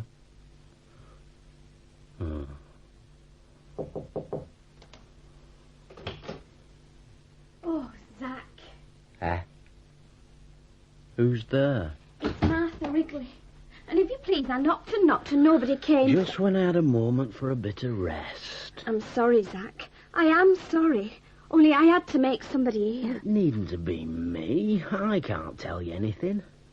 No, I know you're nobody here, but you can tell them that are somebody. Tell them what? Oh, Zach, we're in such trouble at home. What's to do, Martha? I don't know what Mrs. Money will say. It's my father, Zach. What's he done? He's fallen down and broke his arm and he won't be able to wait at wedding tomorrow. Joe Wrigley's broke his arm? Well, there's carelessness for you. Yes, please, he knows it's careless of him, and he'll lose the half a crown he gets from you for waiting. And we did need that £0.50 so bad. You better see me mother, Martha. Couldn't you tell her Zach she'll be so mad? It's not a job I'm pining for. We've done our best. I brought my father's suit for somebody else to wear. And Zach... Nay, this is getting too much for me. I'll fetch me mother. Yes, but Zach... Well? We did so hope that Mrs. Munning would see a way to paying Father all the same. Paying him when he's not there? He would if he could. We do need his money that bad. You'll not get out from mother. Nothing for nothing's her way of seeing things. There's been so little lately with you having so few parties. You'll get none out of mother, that's a certain fact. And I was so looking forward to a bite of meat. We've not seen butcher's meat in our house, not for a month and more. My word, Martha. That's bad. And me anemic too. I never can get food enough to satisfy me. Not food enough? I'm always hungry. This did look like a chance of getting my teeth into a bit of meat at last. Well, I don't know. That's very bad. You try it and you'd know. Look, Martha, this'll get me into trouble, I know, but I got a shilling today at Ballbrook Farm. And if it's any use to you, well, dang it, mother can't kill me. Here it is. Oh, Mr. Zach, you had a good one. There. Don't take on so. Oh, when's the wedding, Zach? Oh, I don't know. In about a month, Martha? You're fool enough for anything. I was only consoling her a bit. If you want to console young women with your arm around their waists, my lad, you'll not be long for this house. You've enough bad habits without beginning new ones. Martha was a bit upset, Mother. Oh, it'd be a bad case that called for you to set it right. What is it, Martha? Father's broke his arm and he can't wait tomorrow, and I brought his clothes, and please, Mrs. Munning, he's very sorry. Sorry? Here. Paul? Paul? Paul! Coming! And you consoled her for that? Console? I'd use a stick and beat the living... Mother? A nice upset, that's what it is. Joe Wrigley's gone and broke his arm, and we wanted him tomorrow. The meddling fool. Disturbing our arrangements. How dare he break his arm? Please, Mr. Pottle, he didn't mean to. It was an accident. An accident? Didn't he know it was Mr. Abbott's wedding tomorrow? Yes, sir. Well, then he shouldn't have an accident. You go and tell your father he's engaged by me tomorrow, and if he doesn't come and do his job, he'll get no more work from us, you understand? But Father can't wait tomorrow with a broken arm. That's not my fault. I didn't break it. You tell him what I said. Then you won't be paying him his money, sir. What? Paying him? I like your impudence. You'd better go home, Martha. It's Mr. Zack's man. Oh, there. Take your hands off the girl, I'm Zack. only consoling her a Then bit. don't do it. No, Mother. Well, this is a pretty how do you do. Found Joe Wrigley. I don't know where to get another man at such short notice. And labour's scarce and all. Can you manage it with a man short? No, I can't. Well, you just have to get somebody tonight then, that's all. If I can. It's going to take some doing to find a steady man. Paul. What's the matter? Could I go? You? I'd dearly love to. You're no use. I know my hands were awkward, but I will try, Paul. I'll try so hard not to break anything. It'd be better than nothing, Paul. I doubt it. Give me another chance. I gave you chance on chance. You're more trouble than you're worth. I'm not worth anything, and nobody knows it more than me, but couldn't I go just this once, just to fill up? I'll be so careful, Paul. It's saving a man's wages for the day. It's not a saving if he makes a mess of things. Our catering's got bad name enough without making bad to worse. He's got no proper clothes. How were Joe Wrigley's? Willing. Joe Wrigley's a big man. Oh, can I try 'em, Paul? Just let me try 'em on. Well, you can try. Show us what sort of a lout you look. Oh, hooray! It's the best road out, Paul. It's a rotten best. It will be splendid to be wearing black again. It's only for tomorrow, mind. Joe Wrigley's out of it 6 weeks or more. Joe Wrigley's finished himself with me. Zack can go tomorrow till I've time to loot round. Suppose I'm not so bad tomorrow, Paul. Supposing pigs'll fly. Let's have a look at you. Oh, good Lord. Hold the trousers to you. Let us know the worst. Now I ask you. Well, I can tack the bottoms up, Paul. And the rest of it isn't so bad. I finished my... Oh, Zack. Zack, you do look funny. You've come just at the right time. Thank you, Zack. Yeah, it's a bit mixed up on account of me putting bits of things into me pocket at table when nobody's watching, but it's all good food, Martha. I'm sure I'm very grateful to you, Zack. Well, I often get up famished from my meals, and it's a fight to keep from feeling in my pocket, but I'm managing without. Yes, Zack, I'm grateful. I am, really. I know you are. Yes, but I want you to know I am. And if anything's going to come to you unpleasant, it's not my fault. Unpleasant? I'm being driven, Zack. I'd never dream of such a thing myself. Whatever is it? It's Father, Zack. Again? What's he broke now? He's not broke anything. But you know your brother sacked him, and my father says he'll be revenged. That's a nasty spirit, Martha. And a nasty thing that Mr. Paul did and all. Well, I'm not denying that. And I'd not mind whatever Father did to Mr. Paul. Oh, Martha. I wouldn't. Not for sacking him because he'd hurt himself. But Father's going to do it to you. And I've got to help him to do it. Oh, dear. Don't cry, Martha. No, don't do it, because if you do, I'll have to console you. And you heard what Mother said to me the other day. But it's... Paul's coming back with somebody. Don't cry, Martha. Bye-bye.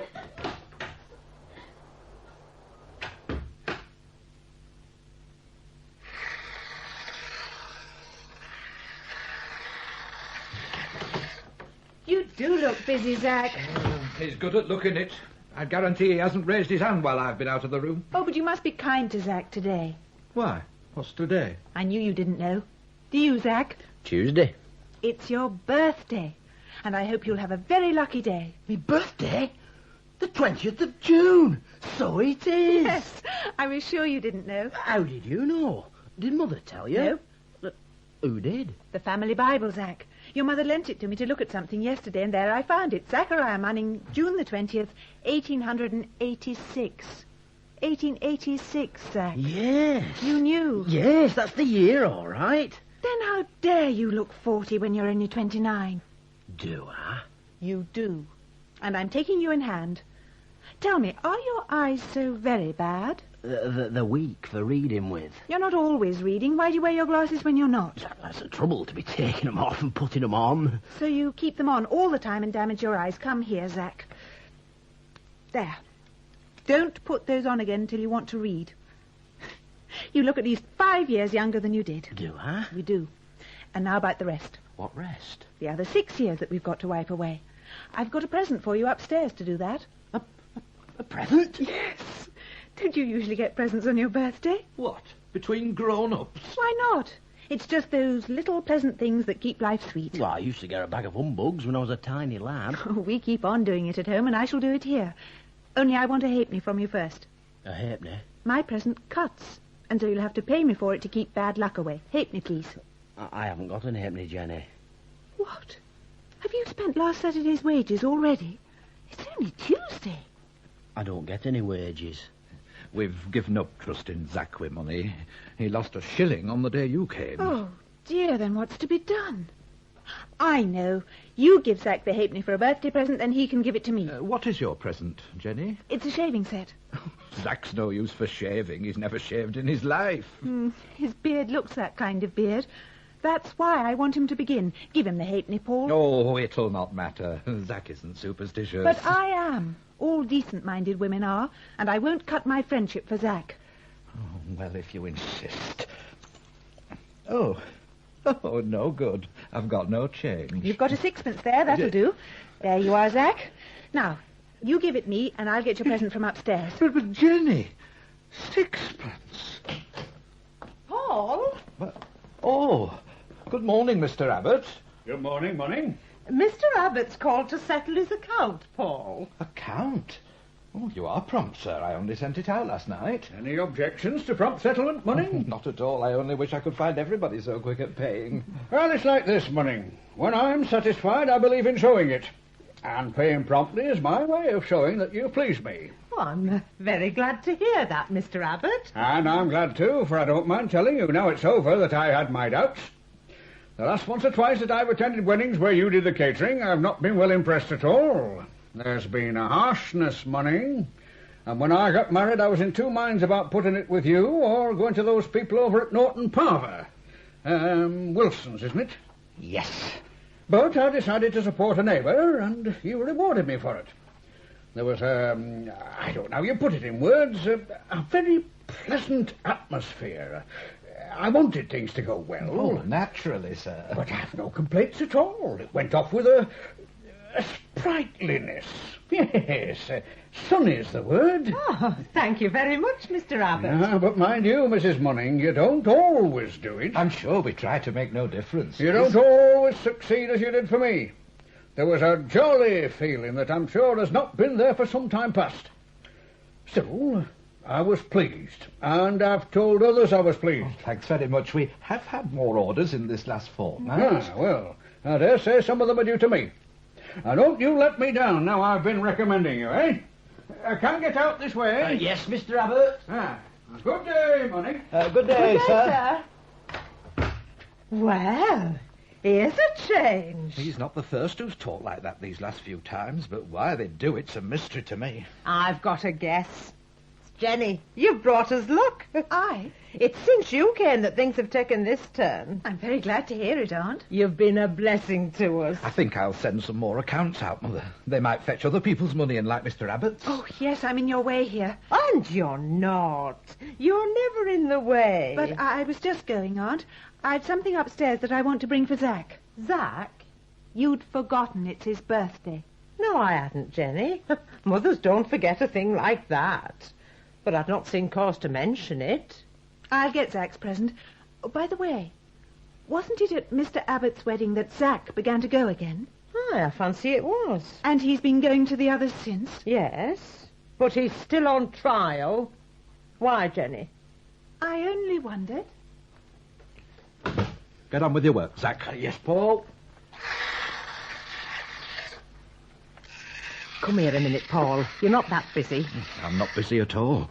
I just made a show of it before Virginia. Good thing she heard him talk like that. I'll tell you something better for the business than Mr. Abbott's talk. If you tell me what it is that makes people say one thing of us one week and change their minds the next, you'll be doing me a good turn. I'll do you a better turn. I had a chat with Virginia in a room last night. I heard your voices going late. You kept me awake. Well, it was worth it, Paul. I knew they were well off, but there's more than I thought. The girl's got money of her own besides her mother's. Some folk get all the luck. Well? Well, what? Don't you take me, Paul? Oh, will you hush your noise, Zack? Get away out of this while I talk to Paul. Yes, Mother.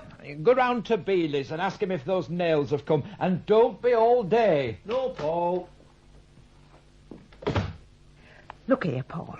You could do a lot to this business if you had the capital. We could start a temperance hotel and give up the joinery altogether. Zack could clean the boots. Aye, if... She's got it. Well for her. Oh, you're not slow to see her interest as a rope. Slow? I'd call it quick myself, and very quick. I've known the girl a fortnight. Oh, you do see what I'm driving at. I saw it days ago. And anything the matter with it? Only Virginia. What's wrong with her? She don't show willing. Have you asked? Asked? I haven't. It's not a thing to rush at, Mother. I have to look at every side before I take a leap like that. Well, what are you frightened of? Well, I wouldn't like to get refused. Oh. I don't so much as know she thinks of me at all. You'll get to know by asking, Paul. And I'll tell you what, she's ripe for it. Ripe? The girl's in love. She's got the signs of it all over her. It only needs a bit of enterprise from you, and all's as good as done. I've seen no signs of love. She's got a thumping appetite, if that's your meaning. Oh, where's your eyes? The girl's another creature since she's been with us. The country air did that. I thought love made 'em pale. Quit talking, Paul. Are you in love with any other girl? What, me in love? I've got more sense. Then marry Virginia. All right. I'll try. Oh, is Zack not here? Oh, he's gone out on an errand. Did you want him? Yes, to give him this.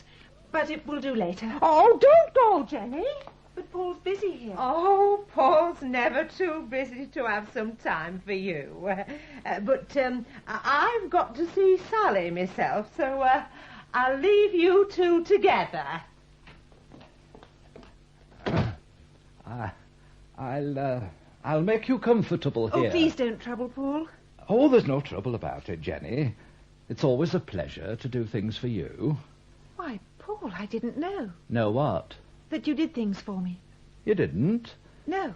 Well, I haven't boasted up to now. Then it's you. And I've been thinking it was Zack. Thought what was Zack? I thought Zack bought the roses that I'm always finding in my room, and... Zack?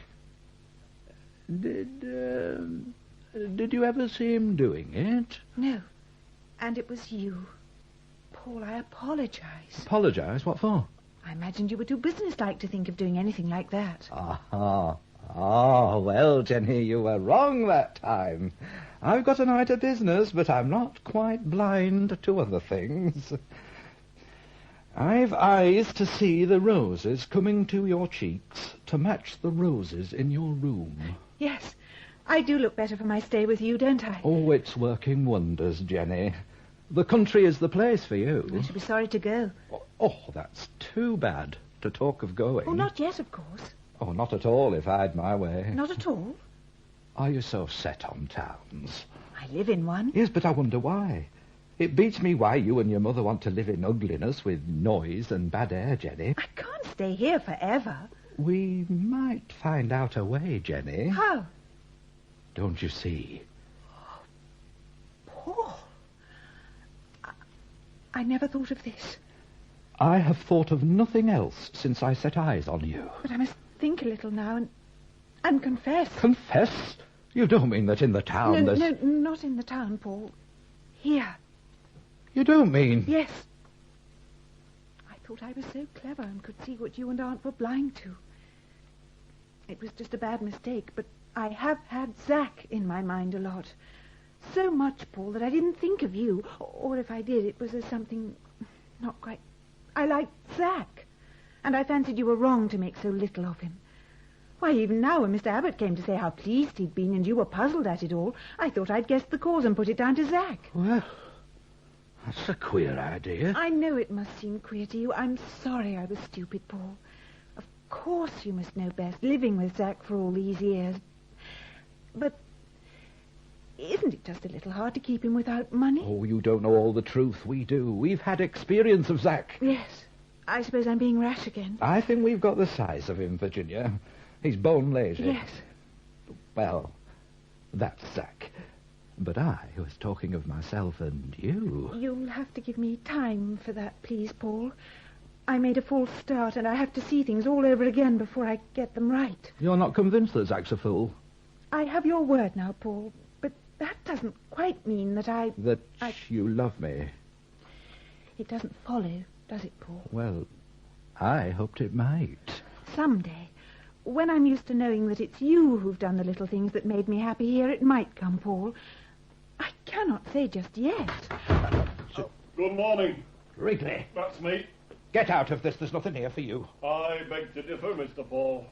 We've things to settle here, of you and me. Well, you can't settle them now. I'm busy. I'm not, and so I'll wait your pleasure. Come in, Martha. Zack. Look, I've finished with you, Wrigley. No, you haven't, Mr. Paul. You only think you have. I'd better go, Paul. No, I'll get rid of him. When things are settled, you'll get rid of me, and not before. You're trespassing in here. You'll do yourself no good be quarrelling. It's him I've come about. Him and her. You're Zack and my Martha. Zack? What about him?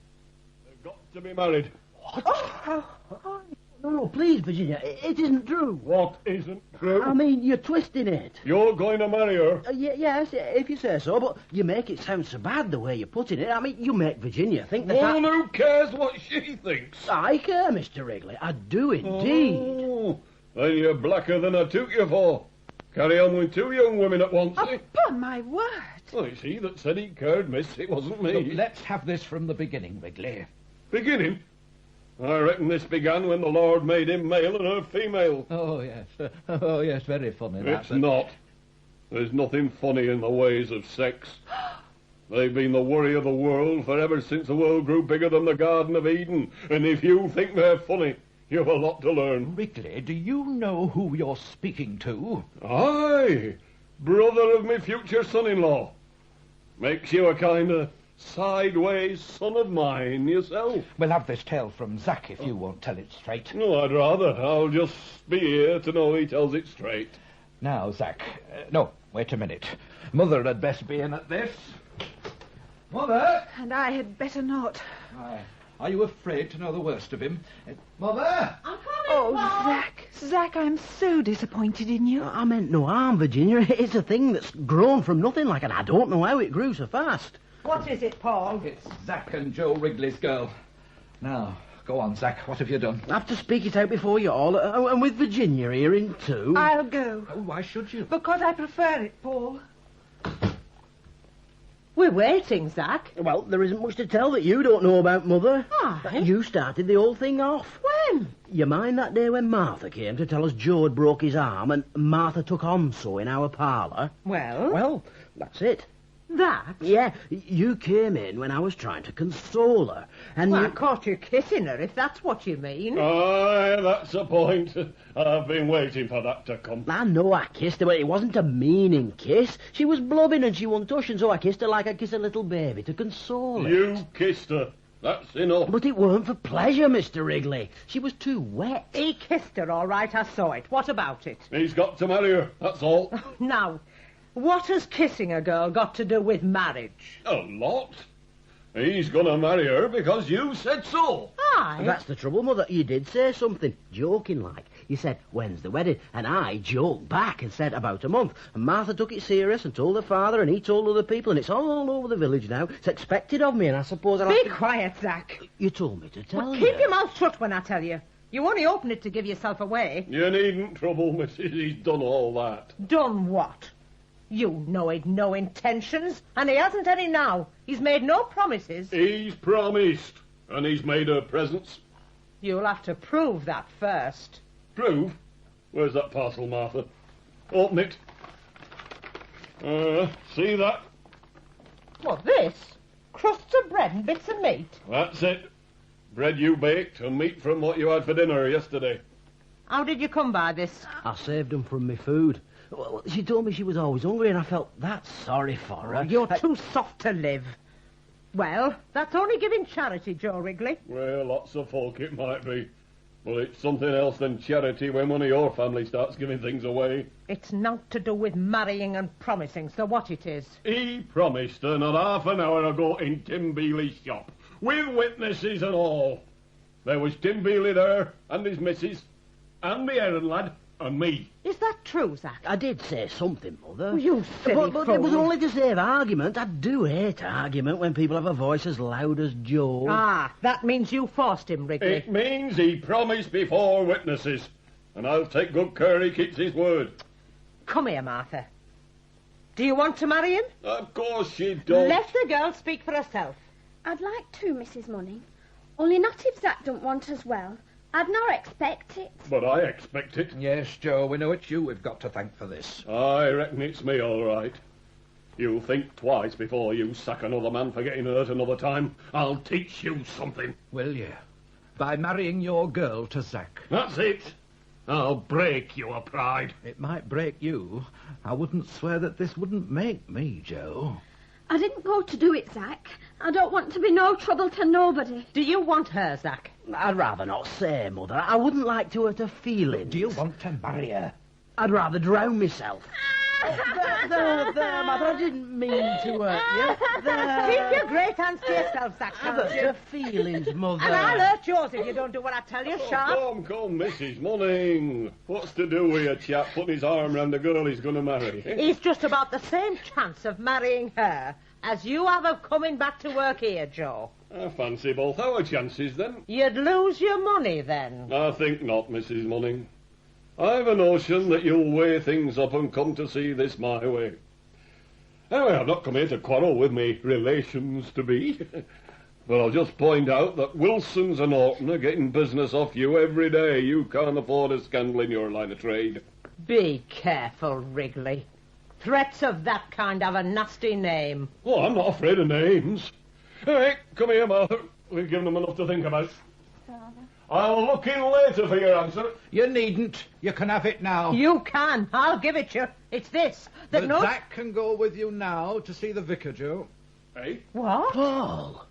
Paul, are you mad? But I don't want to marry her. I don't, indeed. You've made your bed and you'll lie on it. I'll stir no hand to save you. But Paul, you... I've got my reasons, Mother, and they're sound. There's no great hurry, is there, Paul? If a thing's to be done, it's best done quick.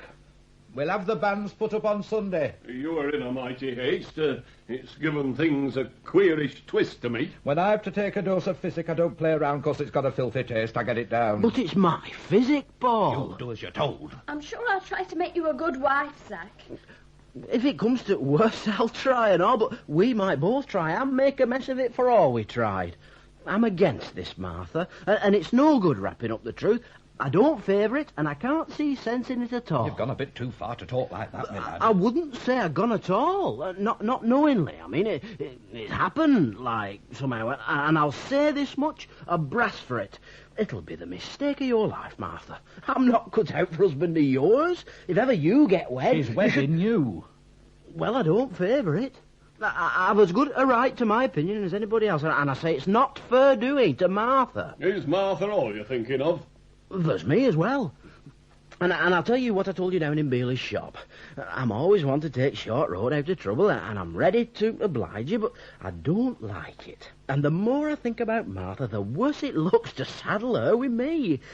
Martha's the helpless sort, and I'm the helpless sort, and you don't make two soft people into strong by wedding them together. She tried to lean on me, I'd try to lean on her, and there'd be nothing there to lean on. It's like trying to make weak tea strong by watering the pot. Martha'll only wed with trouble when she weds a gormless chap like me. And I don't favour it. I see no sense in it at all. And it's no good saying I do. Because I don't. And I don't see the sense in doing things just to please Joe Wrigley. I'm doing this to please myself, not him. Well, what are you waiting for, Wrigley? You've got your answer. I don't know. Well, then don't wait. If you want to see Mr. Andrews, it's a good time to catch him now before his lunch. Come along. Paul, you're going to have me call in church. The usual place. Me and Martha Wrigley and everybody listening. Take him with you, Joe. Well, I don't favour it at all. I'll do me best for Martha, but I'm a silly best for any girl. I've got no heart in this. You're crossing me in this. I've not said much so far because there's time to stop it yet. You won't want to stop it, Mother. Oh, won't I? I'm not particular fond of Zack, but he's my son as much as you, and I've no taste to see a Munning standing up in church with the daughter of Joe Wrigley. I've just two things to say to that. The first is that you started with joking about marriage, and the second's what you're planning now for Virginia and me. Virginia? I've had that talk with her. Well, is it right? It isn't right, and it was very wrong. I've got her coming round, and no more than that. But this affair of Zack chimes in with what we want. What's Zack to do with her? Well, that's where the queerness comes. What do you think, Mother? Oh, I'm getting past all thought today. She'd him in mind. Zack? Well, I don't know. What's Zack been doing that takes her fancy? Did you ever know Zack do anything? Oh, she told me one thing. He's been putting flowers in her room. In her room? The impudence. I put those flowers there. You understand? You? Oh, I see. And I'll tell you something else. She thinks the weddings have got a better name because Zack's going to them now. But Zack does nothing but break things when he goes. I'm telling you what she thinks, not what we know. She's got a fancy picture of him in her mind, and while it's there, she'll never marry me. That's why he'll marry Martha. I'm not at ease about it, Paul. Well, whose scheme was it for me to marry Jenny? Mine or yours? Oh, it's mine, I know. Well, then you shouldn't scheme if you're not prepared to put things through. I am prepared. I didn't think seriously of this until you set me on, but now I'm on. And it'll not be Zack'll stop me neither. We'll have to set them up. That won't cost much. Oh, I'll never bear the sight of Zack living along of Martha in the village here. Well, we might get over that. It's costing something. But there'll be Virginia's money soon, and... What's in your mind? A clean sweep, Mother. Getting rid of them. It's much the best. Zack's never any use to us. Get rid? We'll emigrate them when they get married. You're thinking fast. Well, leave it to me, Mother. I'll arrange it. Yes, it's all plain sailing now. Zack married in Canada, and me and Jenny here with you. I'll see that steamship agency at Bollington tomorrow and find out the cost. What on earth? You've never been to see Mr. Andrews in this time? No. Then what do you mean by coming back?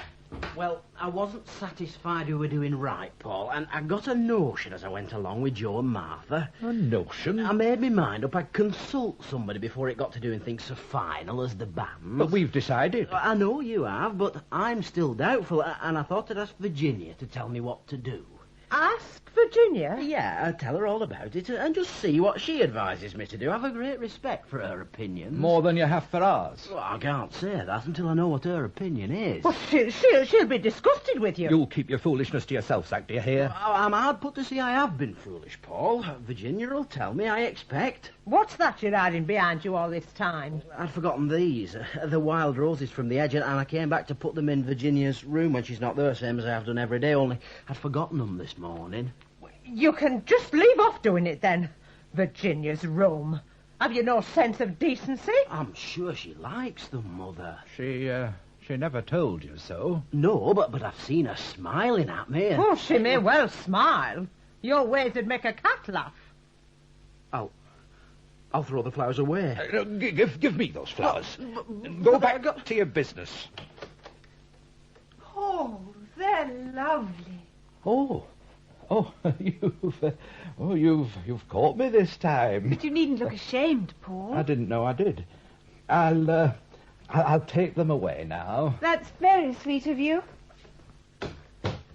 Now, Zach, I don't think you deserve it, but I brought your birthday present down, and here it is. A shaving set. I'm sorry, but I haven't got a coin to give you now for luck. That doesn't matter now. Oh, Jenny. I'd think not, too, with you disgraced. Well, haven't you got a word of thanks for your razor? Yes. It's the best gift you could make me, Jenny. And you promise me you'll use it, Zach. I'll use it right enough. I'll cut my throat with it. Zach! He doesn't know what he's saying, Jenny. I do know, and I mean it too. You'd have some trouble, Zach. It's a safety razor. You're all against me, and I don't care what happens to me. Zach, listen to me. I'm not against you. Though I'm very, very sorry for what you've done. I haven't done anything, and nobody let me tell you. Your cousin doesn't want to hear about that, You're trying to stop her hearing, and I'm going to tell her now. She's got it all so wrong. I know I'm not an angel in trousers, but I'm not a wrong and neither. That'll do, Zach. You've said enough.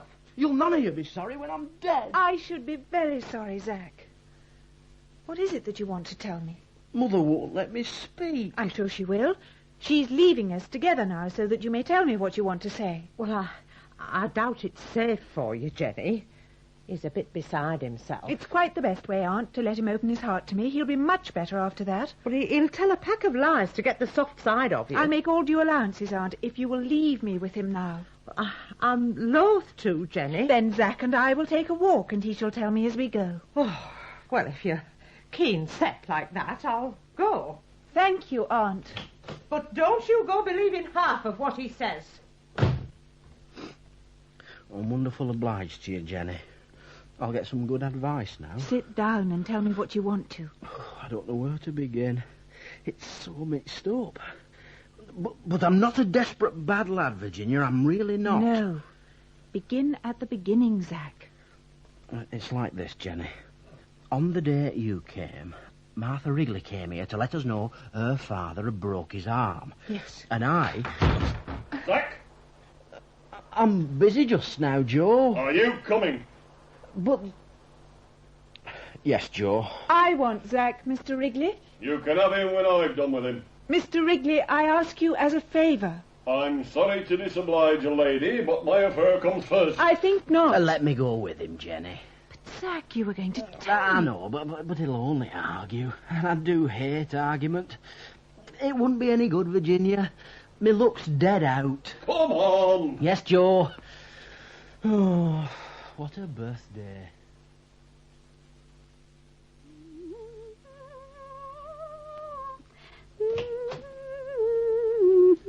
Well, I never did see the like of you, Martha Wrigley. Strolling in and sitting you down as if you own the place. Are you speaking to me? I'm not addressing my remarks to the table. I believe I'm speaking to Mrs. Munning's kitchen maid. Kitchen maid? I'm a lady, help. And you couldn't get a job of cleaning steps yourself. I want none of your impudence, my girl. Impudence? From me to you? I've known when you came begging a slice of bread from my lunch when we were at school. Times change, don't they, Sally? I'm sitting in parlour now, and your place is in the kitchen. You'll keep it too. You do think you're someone because you're going to marry Zack. It might be Mr. Paul, the fuss you make. It's a pity that folk can't control themselves. If that's meant for me, let me tell you, I never lost control of myself in my life. If the cap fits, you can put it on. You'll please to tell me what you mean by that, Martha Wrigley. Everybody knows you'd up to Zack yourself. You're only showing your jealousy. Me? Jealous of you? You'll take that back, Dewey. You'll take that back. Not me. It's a well-known fact. Who says? I say. Then I call you a liar. You're a liar and a mean, spiteful, spitting cat. Zack! Hello, Martha. I just came in here for a bit of a sit-down. I favour a spell of peace and quiet at the close of the day. An all day, too. You hold your hush, Sally Teal. Am I to come in here and be insulted by your servant, Zack? Nay, I've got no servant that I ever heard of. Sally? Hey, Martha, Sally's a decent body. She'd never insult nobody. Are you going to take her side against me? I've not seen anything to take anybody's side about as yet. She says I'm jealous and she'll take it back. I won't. As true as true, you are. I'm not. You are. I'm not. I'm not. I'm not. I'm not. That's enough. Last whistle's gone. I'm referee, and I look at it like this. You can't both be right. No, and you can't both be wrong. She's... So, it's a draw. That doesn't help. She called me a liar. No. Did you, Sally? Yes, I did, and I'm sorry to hear that of you, Sally. Well, she shouldn't have said... Maybe she spoke beyond her meaning. You did, didn't you, Martha? I spoke hasty. And you answered hasty, didn't you? I might. I thought so. Haste. It's the cause of half the trouble in the world. I never hurry. It's a principle with me. Zack, I'm sorry I put on airs. I won't do it again. I'll not lose me temper again, Zack. There, Martha. There, Sally. I never did believe in arguing. It's wear and tear for nothing. Going in for being a Mormon, Zack? No, Mother, I don't know it is, Cousin Virginia, but the awkwardest things do keep happening to me. I was only reconciling them, like. You haven't done the bedrooms for the night, Sally. I'm on my way there now. You'll arrive a lot sooner if you try going upstairs. I'm the unluckiest chap alive, Virginia. I'd give the world to have you thinking well of me, and things fall out wrong road every time. That'll do, Zack. Martha's waiting to speak to me. What is it, Martha? This is what I came for, Mrs. Munning. Your invitation to the wedding. Why, you've had cards printed. They're stylish, aren't they? That's yours, Mrs. Munning. And I brought you one, Miss Virginia. Thanks. Waste of money. You can't be genteel without spending a bit of money. A wedding's a wedding, Mrs. Munning. Folk have to spread themselves sometimes. Are you ready, Zack? I'm not so anxious, Martha. It'll mean a lot of walking. I suppose you'd rather good money went on postage. All right, Mother, I'll go. Only, you know, Martha, you're tying this knot firm. A printed card's an awful binding thing. Me father's got to see there's no mistake. He's doing pretty well so far. Yes, me wedding dress is coming home tonight, too. I'll show it to you if you like. I'm like a cat on hot bricks till I see that dress. Poor Zack. Fools pay for their folly. Did you come down for your walk with Paul? Yes, it's about the usual time. Oh, he'll be late this evening. He'd to go to Bollington this afternoon. But he'll bring you back a fairing, Jenny. He mostly went on your account. On mine? Paul's fretting because the roses he's putting in your room each day aren't good enough for you. He's gone to Bollington to see if he can't find better at the flower shop there. You needn't have troubled, Aunt. Well, truth's truth, and I'm not bound to hide it. He's missed his proper bedtime every night with seeking roses here to suit him. They've got to be so fine and large before they'll do for Paul. Do you want these old roses leaving in your room any longer, Miss Virginia? They're that faded and done, they'll stick the place out I soon. think they might be thrown away now, Sally. I think so, too. Been there a week if it's a minute. Someone used to change them every day, but they've seemingly got tired of the job. Yes. Put them away, please. I didn't know he'd given it up here altogether. I expect he preferred a proper night's rest, Aunt. Oh, not he. But that's Paul all over. If he can't get the best, he'll have none. Look at the engagement ring he gave you. Yes, it's an engagement ring. But you're like myself, Jenny. You don't value things for their appearance, but for what they mean to you. Yes. Good evening. Well, you're sooner than I expected. Well, I've settled it. I've done my business. I've got them, Mother. How are you, Jenny? Have you brought them with you, Paul? Yes, I'll show you if you'll just let me get my coat off. The roses, I mean. Oh, the roses. They'll be sending them, I suppose. Well, I'm just going upstairs. Oh, you needn't run away from him the moment he comes back. No, but I shan't be going out for a walk. Have you no sense at all? Couldn't you tell her the roses were coming? They're not. Not come. And me just telling her they were all you went to Bollington for. Well, you shouldn't tell her lies. You know they weren't all I went for. She liked to think they were. You've got a memory like a sieve. I didn't forget. I went to the shop and asked the price. They wanted 6 each. 6 for a single rose. Have you any idea what a lot of roses it takes to make a decent-looking bunch? Will you never get it into your thick head that it's worth spending money to gain money? You've got the spending habit lately. There's no need to spend for the sake of spending. I'm engaged to Virginia. What more do you want? I want you to stay engaged until you're married. You're growing careless and neglecting her. Neglecting? I gave her a kiss just now. Well, that cost you nothing. And what made you stop putting flowers in her room? I'm not marrying a wife to run at her heels with silly flowers. And there isn't a woman on earth worth buying roses for at 6 a bloom. Virginia's 500 a year's worth it. It's not. Selling flowers at that price is robbery, and I'll be robbed by no one. Look at Joe Wrigley. Oh, that won't last long. You're right, it won't. Zach'll be married on Wednesday and off to Canada on Saturday. Just let Joe Wrigley come here after that. I'll teach him something. You've got the tickets. Yes, I told you I had. Steerage, I see. Of course, the steerage. Why, do you know we've to give them a matter of £10 before they'll even let them land? Well, we'll have to start them off with something, Paul. £10 isn't something. It's a thundering lot. In a good cause. A good cause is a better cause when it's cheap. This is coming out a bit expensive. Oh, I wonder who that is. An order, if we're lucky. Well, you are lucky lately, aren't you? Everything you can think of's going right. It's Mr. Wrigley and some friends. Good evening, Mrs. Munning.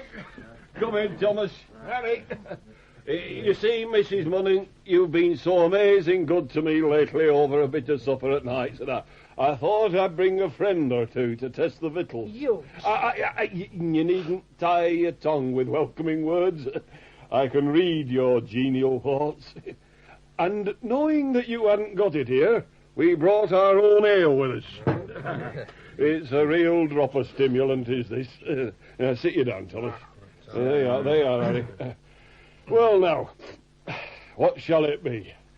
Now, seeing as we're unexpected, like, I think a bit of bread and cheese, Thomas? No, it'll go sweetly with the ale. Aye, so it will. Bread and cheese, Mrs. Munning.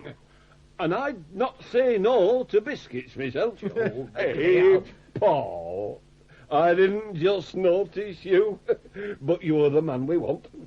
We've really come on business, but we'll get on better when we've fortified with a bite and a sup. You know what Thomas and Harry are, don't you? You better get the bread and cheese out, Mother. Sally? Sally? That's right, Paul. When the executive committee of the Little Alton Saving Club pay a call upon you, it's a matter of common sense for you to make them feel at home. Mr. Mowat and Mr. Shoebridge are on the executive, and they're welcome here, but you... I'm on as well. Since last night. As you say, Harry, since last night. I'm co-opted under Rule 17. Cost me a gallon of beer, but I am co-opted. We're the executive, and we're here on a matter of business concerned with the work of the society. What can I do for you, Mr. Shoebridge? Well, I'll tell you, Mr. Morning. You do the catering for our annual picnic, and there's a resolution standing on our minute book recommending our members to employ you at times of private merrymaking. Thank you, Mrs. Munning. We've done all catering for your members at contract prices for many years. Oh, that's so, and no one likes to break an old connection without warning. Break? Well, I reckon first to last you've made a pretty penny by us. But I'm sure our charges to you are moderate, Mr. Moore. They'll do. They'll do, so long as you're giving us what we want. It's not the charges we hear about exactly. Then what is it? I'm telling you as fast as I can. Ooh, this is a tasty bit of cheese, Mrs. Money. I thought you'd relish it. It's full-flavoured, but it doesn't rasp the tongue. It's mellow. Mellow's a great word, Joe. I like things to be mellow. I like mellow women and mellow cheese and mellow ale and mellow festivals. Did you go to see Mr. Abbott married the other day? Did I go? Hey, I'd say so. Now, that were a proper mellow occasion. It was that mellow right through. He married his wife with port wine, did Mr. Abbott. I'm not partial to port wine myself. I favour ale at all times and all occasions. Ale's a beverage. And Mr. Abbott's wedding isn't the point tonight. It were a mellow wedding, and we want things mellow always. I'm sure we make no differences, Mr. Shoebridge. Oh, yes, you do. You may not know it, but you do. You have two sorts of catering, and our members want the best. Or the executive will pass a resolution advising all to patronise Wilson's and Norton. Oh, I hope you won't do that, Mr. Shoebridge. Well, if you want to keep our connection, you'll have to do the thing our way. But you don't tell us what your way is. What is it we do wrong, Mr. Shoebridge? I'm coming to it, lad. I'm going to touch the spot. Now, from what we hear, your Zach's a wedding Martha Wrigley. Yes. Well, I'm not against it. Martha's doing unexpected well, but if Zach's satisfied, I'm sure I am. But Joe Wrigley tells me that it doesn't stop at that, and being a father, he ought to know. You want to emigrate him off to Canada. Now, where's the sense of that? It seems best to us. Well, I think it's rotten. You must allow us to be the judges. I think that's our business and nobody else's. Come on. Let's be getting over to Wilson's and make our arrangements with him. Yes, well, that's the only thing if they're going to talk that. But I do wish you'd explain. What has Zach's going to Canada to do with it? You want a lot of telling. You have two sorts of jollifications here. Jollifications with Zach Munning and jollifications without. We want them with. With Zach? He's the difference I've been telling you about. Zach is? But he never does anything. He does enough. Oh, I know what you mean. He's a bit of a fool at doing most things, is Zach. But he's a gift for jollifications. I couldn't point to where it is myself. Zach's just to come and moon about and drop a word into an ear there and take a woman's arm here and the thing's done. You might call it a knack he has. He mellows things. And that's where it is. No, it's like this, Mrs. Munning. You can eat cheese without supping ale to it, but you don't get satisfaction. And Paul can run a wedding without Zach being there, but it's not arty. I mean, it's not what I'd call a jollification. It's stiff and hard and no feeling in it. No mellowness. Zach's got away with him. He's an artist. If the talk's going flat or anybody recalls a subject that's not fit to be recalled at a wedding, an old quarrel or such like, what does Zach do? But break a plate and smile that smile of his and all's well in a moment. Well, this is a revelation to me. I don't know what to say. I do. He'll go to Canada. Is that your last word? No, we'll talk this over, Paul. It's gone too far for talking now. I've bought the tickets. It'll do to light a fire with. We'll let you have your answer later, Mr. Shoebridge. All right, Mrs. Munning, you're wise enough to know a hasty temper doesn't pay in business. I could give a good guess at your answer, though. Yeah, well, I'm not fond of guessing myself, so I'll stay here and get it. I'm concerned twice over. As a member of the executive and as father of the bride-to-be. We'll leave it to you, Joe. Yeah, I reckon you can. Good evening, Mrs. Munning. Good evening to you. I suppose we can put this down to you, Joe Wrigley. You might be farther out. You'd nothing to say against emigrating them when I mentioned it. No, but I thought a lot. I'd a father's feelings and they went too deep for words. Oh, what have you done this for, Joe? 2 reasons. And I don't know which is bigger at 2. Zach's worth good money here.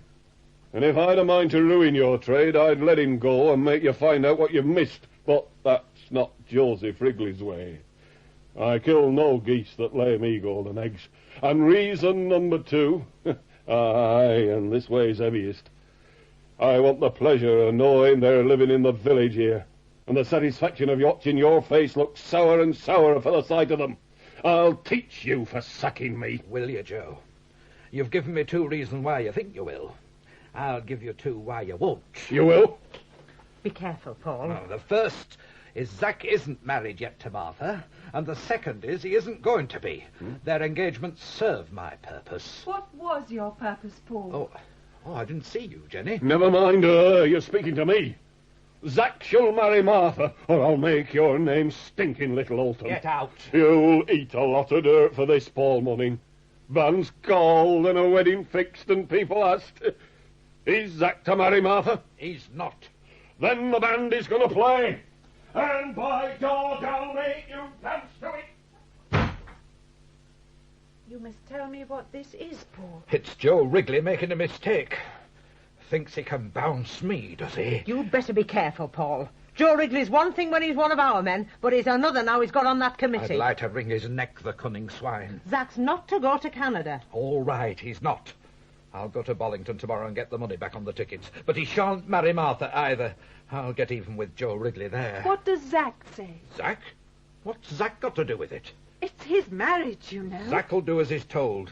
He wasn't marrying her because he wanted to. Why was he marrying? Because I wanted it. I don't want it now. Look, we're in a ticklish corner with Joe Wrigley, Paul. Look, do you want me to hold up my hands to Joe Wrigley? You take care what you do. I don't want my business damaged worse than it is. Your business? It is my business, I believe. You're only my manager. And I'll warn you to be careful, or I'll set about making a change. I've learnt something tonight. So have I. Mother, you don't believe Joe's tales of Zack? I'd not believe a sacked man's tales of anything. But I believe Mowat and Showbridge, and I know who it is they want at the weddings. Oh, it's been a shock to me to find they favour Zack, but it's Zack they want, and Zack they're going to get. A nice mess he'll make of things. That remains to be seen. He's never had his chance till now, but he's just as much my son as you are, Paul. Yes, and he was just as much your son when you neglected him and kept him down and gave Paul all your love. And just as much when you and Paul let Zack walk into Wrigley's trap and never raised a hand to save him. And when you schemed to send him out to Canada to save your pride from being hurt. And when you changed your mind about him now, not from regret or any love for Zack, but when you found your business would do better with him here. Oh, I've been stupid too. I let myself be blinded by the dust you both threw in my eyes, but I'm not blinded now, and from now on... Will you be quiet, Virginia? If I made a mistake, Jenny, I've owned You've to it. owned to it? Does that make up to Zack for all the years you've slighted him? For the chances that he might have had and Paul has robbed him of? Robbed? I think you're forgetting whose ring you're wearing on your finger. Your ring? Yes. There's your ring. I heard something drop. Yes, I've dropped Paul. Jenny! You might have damaged that ring badly. It cost me 30 shillings. You are having an expensive time lately. Oh, it's a beautiful ring. Yes, here, give it to me. No. Martha, put it on. What? Put it on. Do you like the look of it on your finger? It's a vision. Is it? Do you like the man that goes with that ring? That's my ring, Virginia. I'm quite aware of that. Do you like Paul, Martha? Will you take Paul Munning for your lawful wedded husband? I'm not very quick at thinking, Virginia, but I think you're getting things a bit mixed up, like. She's gone mad. Have I, Aunt? I don't know, Jenny. You do know. You know Joe Wrigley has the power to ruin you unless Martha becomes Mrs. Munning.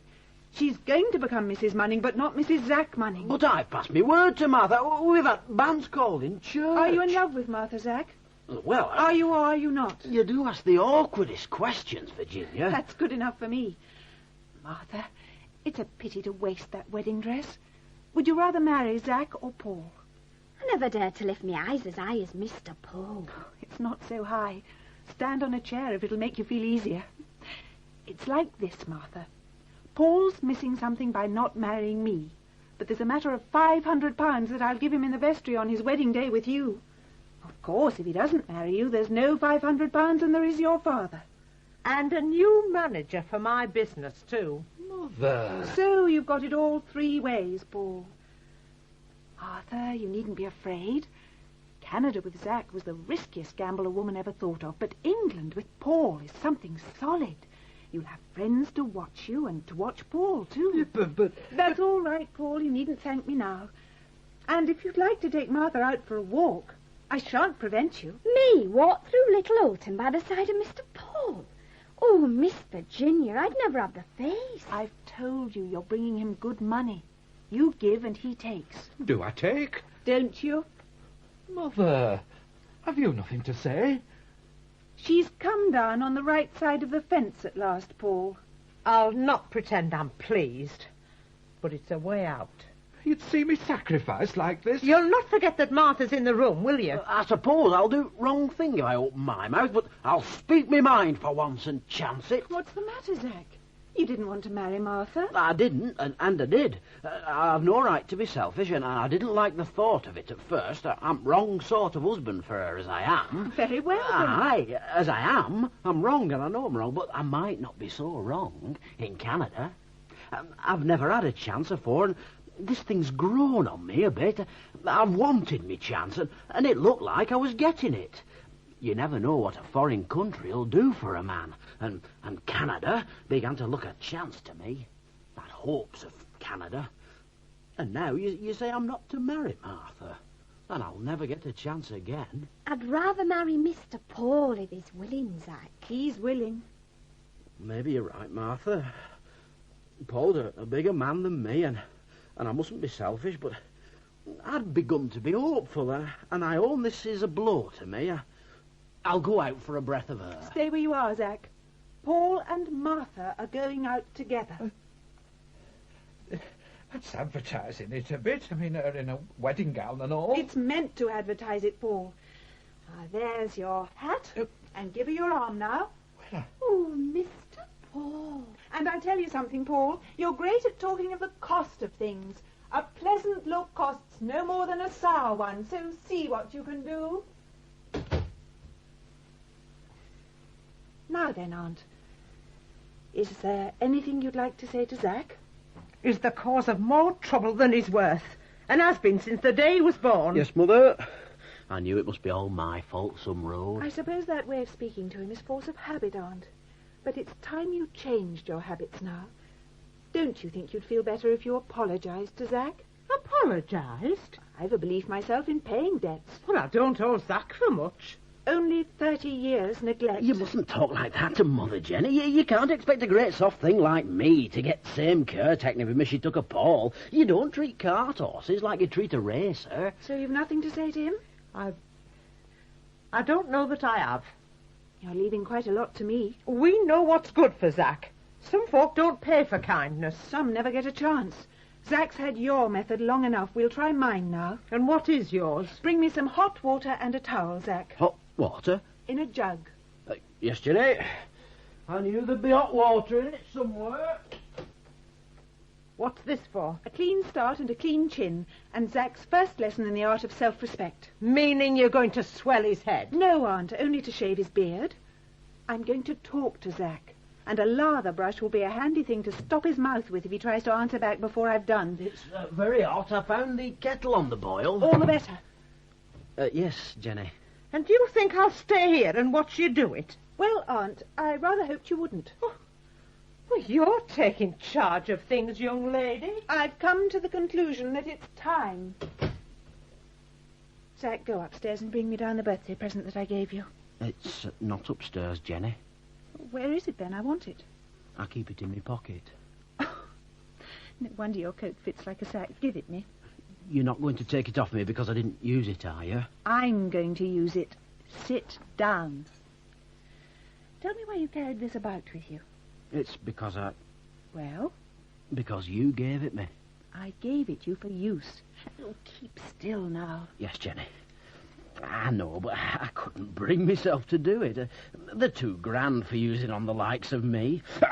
Oh! What is it? You ran the scissors into me. It doesn't matter, though. Oh, Jenny, that did hurt a bit. I meant it to. Don't you dare to say it doesn't matter when you're hurt, or I'll hurt you again. No, Jenny. And when I give you anything and tell you to use it, you won't imagine it's too grand for you. You'll use it. Yes, Jenny. Very well. Now I can start talking to you. You've not done so badly up to now for a non-starter. If you open your mouth again, unless I tell you to, that's what you'll get. Now, Zack Manning, who do you think you are? You may answer. Well, I suppose I don't know. I'm nobody much. You can't answer. Then I'll tell you. You are not nobody. You're a person of considerable importance. For one thing, you're the mainstay of your mother's business. When you go to weddings, they're liked, and when you don't, they're disliked. Paul's not popular. You are. You may speak. You've no right to run Paul down like that, Jenny. I'm not running him down. I'm putting him in his place in comparison with you. Now, is that understood? You're of more value here than he is. No, but Jenny...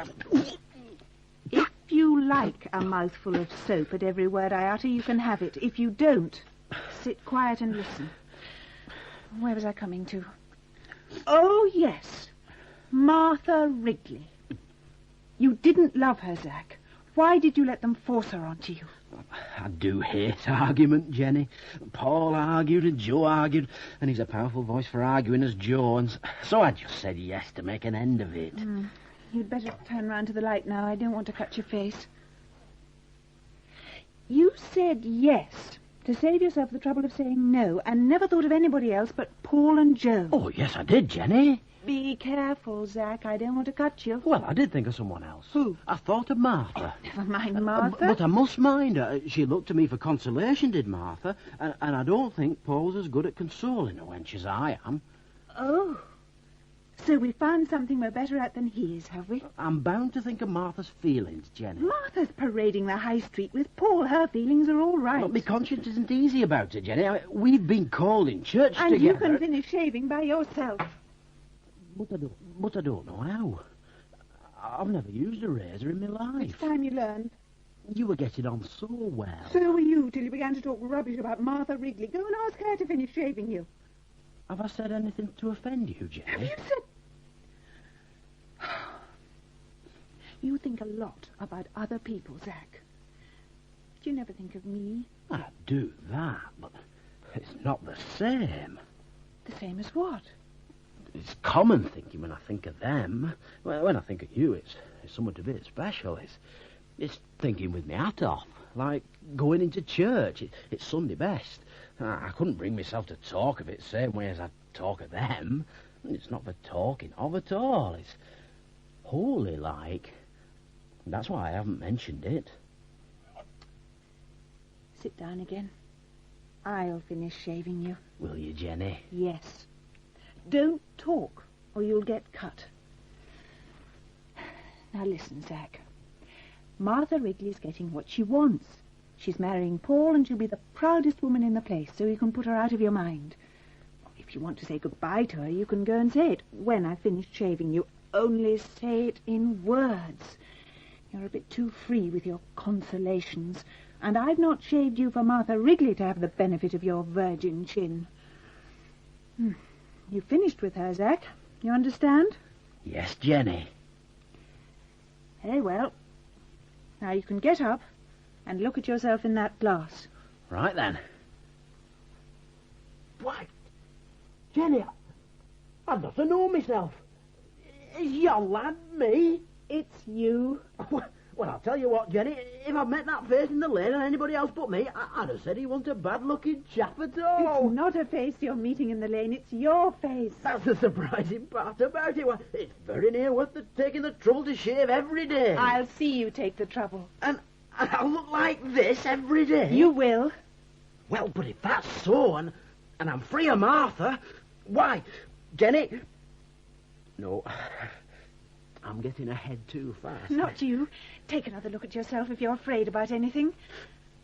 I'm pretty near good looking enough to chance it. Dang it. I will chance it and all. No, I'm not quite bold enough for that. Look again. Well, you can't eat me anyhow. Jenny, I've a heap of love for you. I've loved you since the day I met you, and I've been the miserablest chap on earth because of what's been happening since. Things always do go wrong with me, and they've been going wrongest road they could, but by gum, there's just a chance to put them right this time, and I'll dash at it if I'm hanged for it.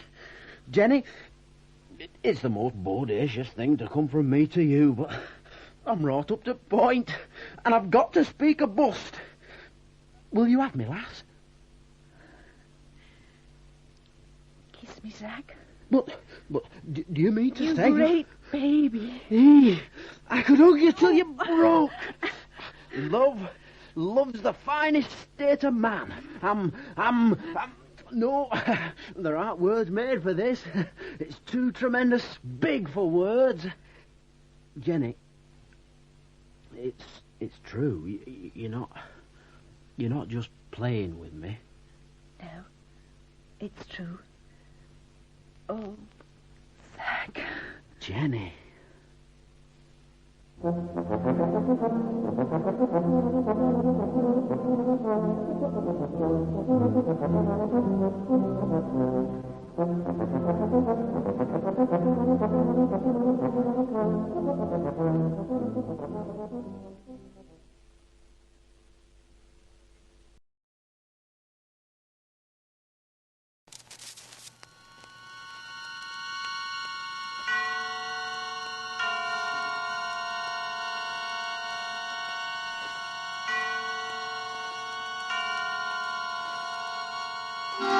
Suspense.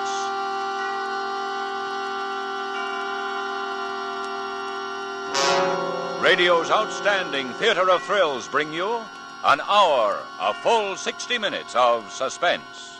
Directed by Anton M. Leader and produced by Robert Montgomery. Tonight, two great suspense dramas. John Collier's Wet Saturday and W.F. Harvey's August Heat. Performed by two distinguished casts of radio actors. Two complete stories joined in 1 hour of suspense.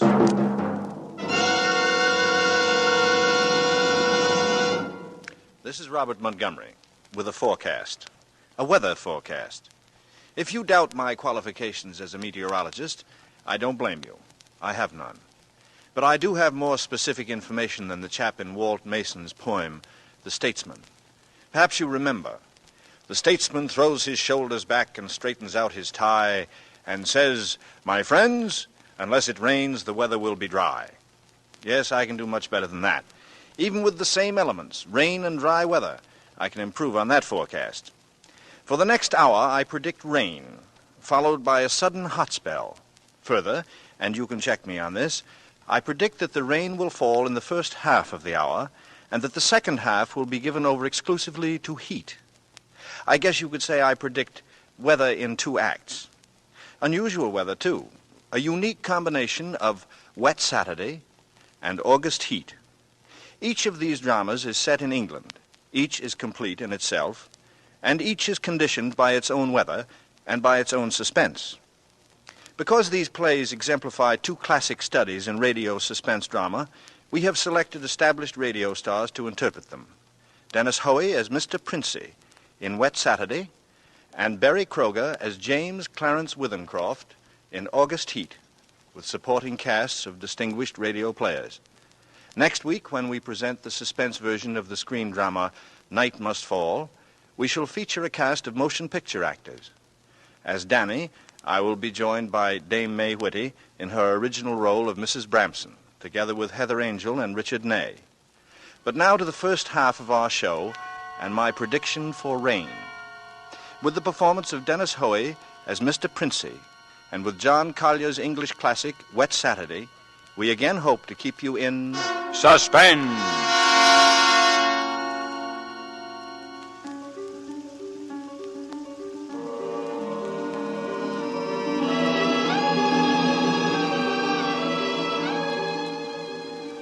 On this rainy afternoon, we should like you to meet the Princey family and their visitor. They are, of course, at home. Mrs. Princey, daughter Millicent, George, the son and heir, sprawled on a couch, and finally Mr. Princey, biting on a dry pipe. Their living room is dull and overstuffed. Rain beats at the windows. They are any middle-class family at home on a wet day, except for one small item. As you sit with them in the living room, you can see, through the door to the sun porch, a pair of man's feet, encased in black boots. They look like the feet of a curate. There is a tenseness in the room, The air is charged with excitement, but the feet are very still.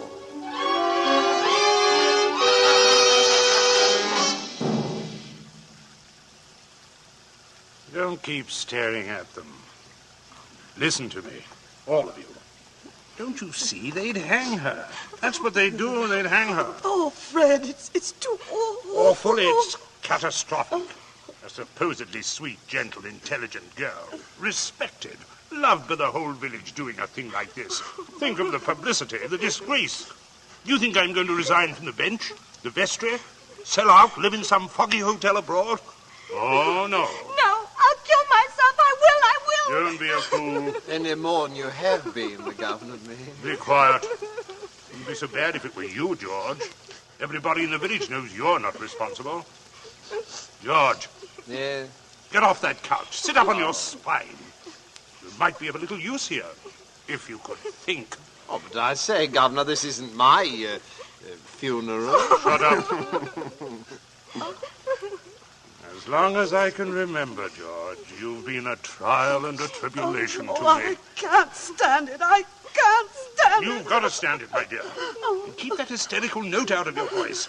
Do you hear? Yes. We are talking about the weather. Now, George. Hmm?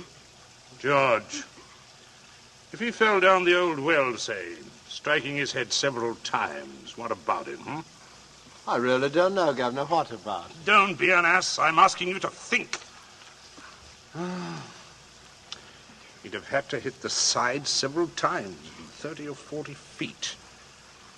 And at all the correct angles. No, I'm afraid not. I'm afraid not. We'll have to go over it all again, Millicent. Oh, no, Father, no, I couldn't. Millicent, we must go over it all again. Fred, you're torturing her. Oh, face facts, Mater. With him lying there, it's no use pretending it's a picnic. They might hang you, Millicent. Oh, stop that shaking. Stop it here. You must stop it. You must keep your voice quiet, Millicent. Millicent! We are talking of the weather.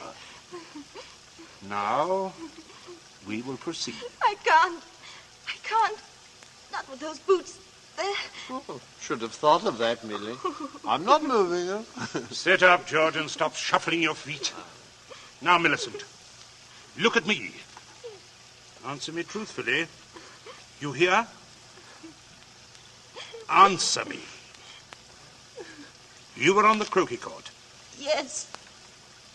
Who knew you were in love with this wretched curate? Oh, the whole village knows. They've been sniggering about at the pub for 3 years past. Shut up, George. Millicent, we continue. You were on the croquet court. Yes. You were putting the croquet set in its box. Yes. It was starting to rain. I was carrying the balls and the mallets into the sun porch. The box was there. You heard someone enter the garden gate and come across the yard. Yes. Could you see who it was? Not at first. I was going into the sun porch. I threw down all the mallets but the red one and turned around. It was Withers. Yes. So you called him? Yes. Loudly? Oh. Did you call him loudly? Could anyone have heard? No, Father. I'm sure not. I didn't really call him. I just spoke his name. He saw me when I went to the door. He just waved his hand and came over. How can I find out whether there was anyone about? Whether he could have been seen? I'm sure not, Father. I'm quite sure. Right, so you went onto the sun porch. Yes, it was raining hard then. What did he say? He said, "Hello, Millie," and excuse his coming in the back way, but he'd set out to walk over to Leiston. Yes? And he said, passing the park, he'd seen the house and suddenly thought of me. And he thought he'd just look in for a minute. He had something he wanted to tell me. Go on. He said he was so happy, and he wanted me to share it. He'd heard from the bishop that he was to have a vicarage, and it wasn't only that, it meant that he could marry. And he began to stutter and get all confused. And of course I thought he meant me. Don't tell me what you thought. Tell me exactly what he said and nothing else. Well... Oh, stop crying. It's a luxury you can no longer afford. Tell me what happened. He know. He said it wasn't me. It's Ella Bragdon Davis. and he was sorry and all that. And then he went to go. And then? I went mad. He turned his back. I had the red mallet of the croquet set in my hand. I'd forgotten to drop it when he came in. I went... Did you shout or scream? I mean, as you hit him. No, I'm sure I didn't. Did he? Come on, speak up. No, Father.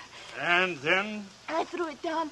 I came straight in here. I went to look for Mother, that's all. Oh, my poor baby. And you're sure no one else was about? No one, no. Leave the child alone, Fred. Oh, not such a child, Major.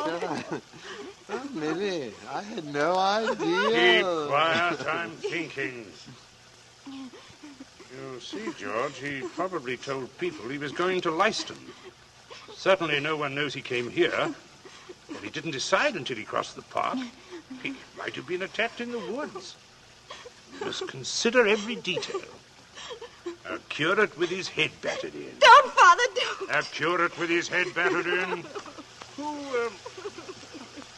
would want to kill Withers? Who'd kill Withers? Well, I would. With pleasure. How do you do, Mrs. Prince? Captain Smollett. Captain Smollett? Well. Oh, sit down, pray. Mustn't get up for me, Mrs. Princey. You either, Millicent. My word. Just being neighborly on a bad day. I wanted to ask you about those dahlia bulbs, Princey. Mm-hmm. Took a shortcut on account of the rain and walked right in. Knew you wouldn't mind. He heard you, Father. My dear, we can all have our little jokes. Don't pretend to be shocked. This way, Smollett. This chair facing the fireplace. Sit down, Mother. Oh, just straighten the curtains on the sun porch, dear. It looks so gloomy out there. Might as well shut the rain out. Yeah. We were just talking about a little theoretical parson killing, Smollett. Young people these days like thrillers. And, Parsonicide. Justifiable parsonicide. Have you heard about Ella Bragdon Davis? I shall be most properly laughed at. Why? Why should you be laughed at, Smollett? Oh, had a shot in that direction myself. Yes. She half said yes, too. Hadn't you heard? She told most people. Now it'll look as though I got turned down for a white rat and a dog collar. Too bad. Oh, well. Fortune of war, you know. Yes, fortunes of war. Odd how it happens, isn't it? Sit down, Smollett. Mother, Millicent, console Captain Smollett with your best-like conversation. George and I have something to look at outside. This rain, bad, very bad. Come on, George, come on. Governor, right. Perhaps we'll leave raincoat. Oh, no, I don't think so. Just make yourself at home, Smollett. Make yourself at home. A cigarette, Captain Smollett? Yes, thank you. Nasty day, they're going out. It's something about the old well, just off the sun porch door, you know. This terrible sodden weather seemed to have loosened some of the stones. Too bad. Dash too bad. Spoils the tennis and croquet. I mean, a day like this. Doesn't it, Minnie? Yes, it does. She was practicing out in the croquet quite earlier. But do pull your chair up near the fire, Captain. It was so damp we thought it would be cozy to light it. Oh, thank you. I'm quite comfortable. I hope you don't feel too bad about Ella Bragdon Davis. Well, can't always win, you know. Can't understand, though, what you women see in these bloodless clerics. Oh, I always thought Mr. Withers is a very charming man. Oh, yes, quite agree. But why should anyone want to marry him? You wouldn't want to marry him, would you, Minnie? Not now. That is, I used... Oh, no, of course not. Smollett?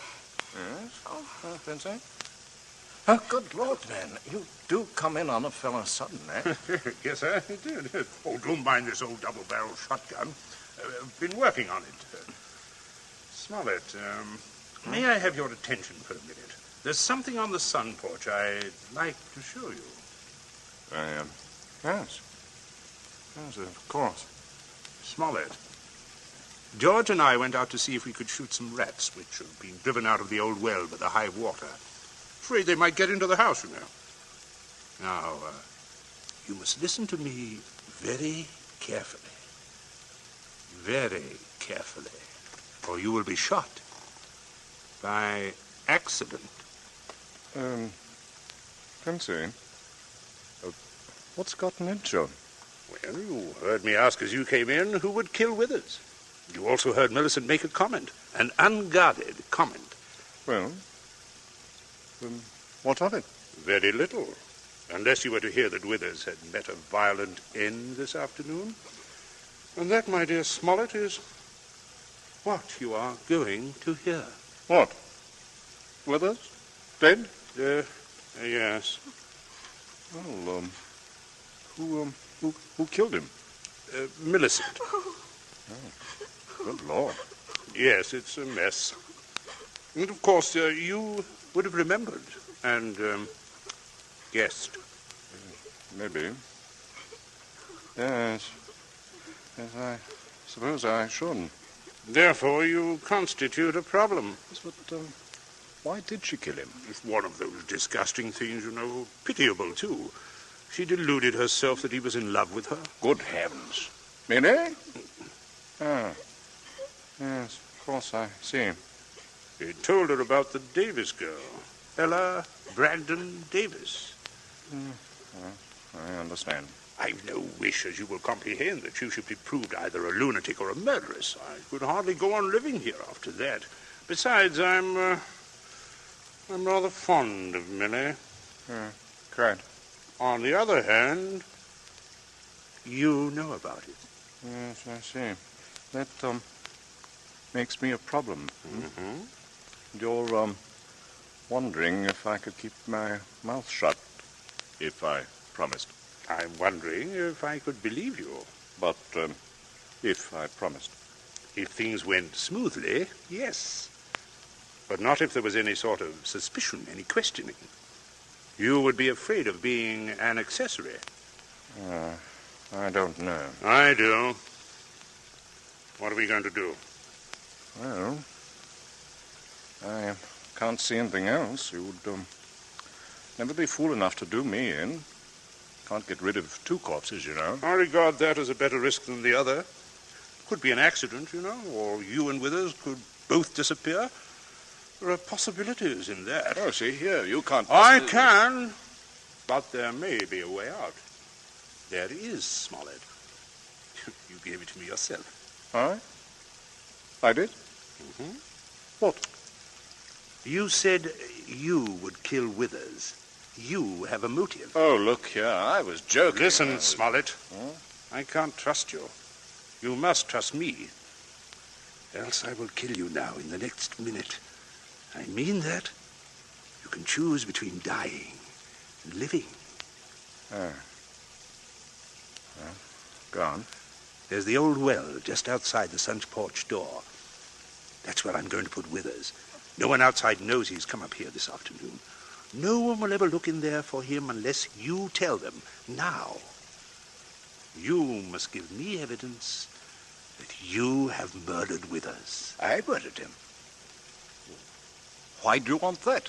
So that I shall be dead sure that you will never open your lips on the subject. I see. What evidence? George, hit him in the face. Sure. Oh, George, don't. Keep off this. Captain, you should be more careful. Look what your teeth did to my knuckle. Again, George. Okay. Oh, I can't stand it. Father, how can you? Quiet. I'm sorry, Smollett, but there must be traces of a struggle between you and Withers. Then it will not be altogether safe for you to go to the police. George, get the croquet mallet. Take your handkerchief to it. There it is on the sun porch floor. There, Captain. There's your weapon. As I told you, Smollett. Now you'll just grasp the end that mashed Withers' head. I shall shoot you if you don't. Yes, but good Lord, you can't... All right. All right. That's it. Now deposit it by the side of the house, outside. Out of the rain, of course. Oh, wait, George. First, you'd better pull a few hairs out of his head and put them under the nails of Withers' right hand. No, wait. Sorry to muss up your hair, Captain.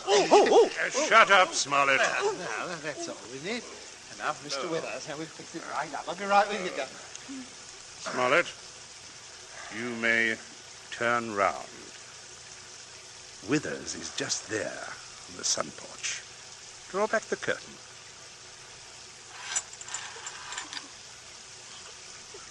Good Lord. Yes, messy.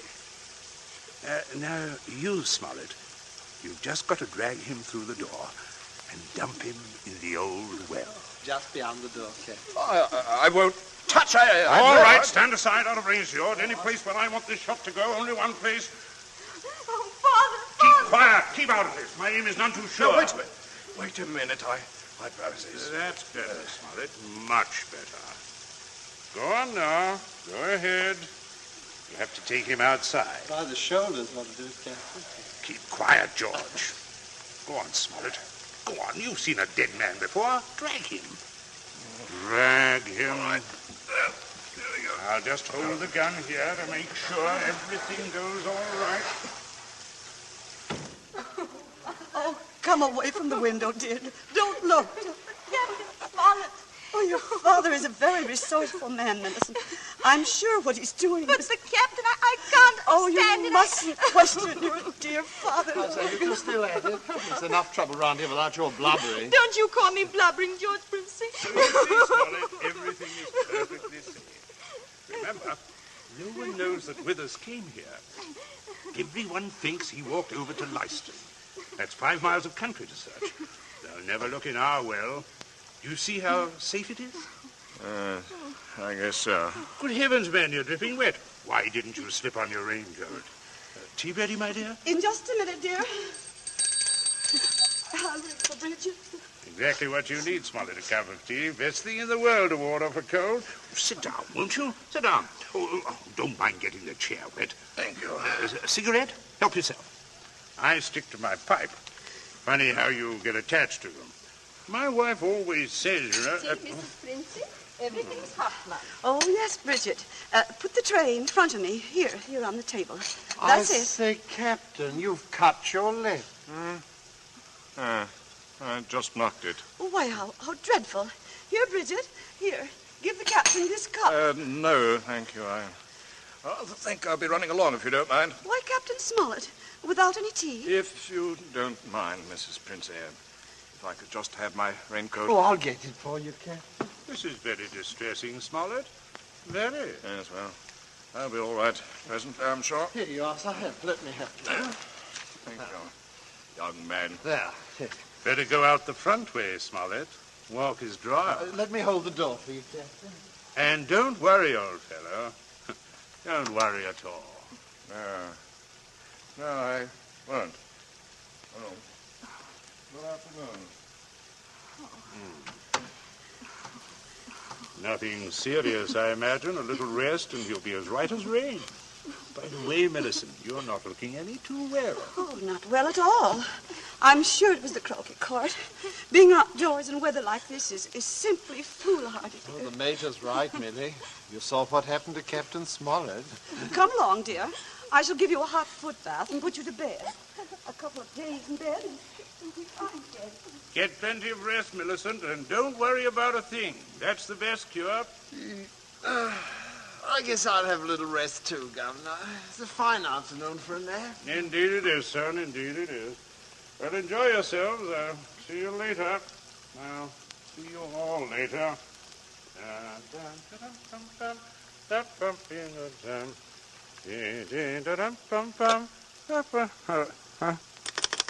Hello? Your number, please. Would you get me the police station? Police station. Right away, sir.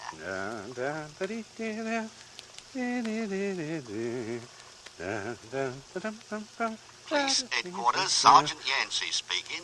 Oh, hello, Sergeant. This is Princey of Abbott's Road. I believe you know me. Indeed I do, Mr. Princey. Sergeant, a rather horrible thing has just occurred. Quite extraordinary. Murder, in fact. Murder? Mm-hmm. I'm afraid it looks rather bad for a close friend of ours, unfortunately. We saw him do it. I think you'd better send someone over right away. Our man should be there right about now, Mr. Princey. I beg your pardon? I say our man should be there now. Constable Martin. has his post right below your house there. I just rang him. Seems Captain Smollett was with him. Captain Smollett? He reported some rather queer goings-on at your place, but I certainly didn't understand it was murder.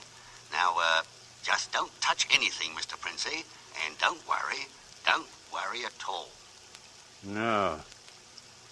I won't, Sergeant. Thank you.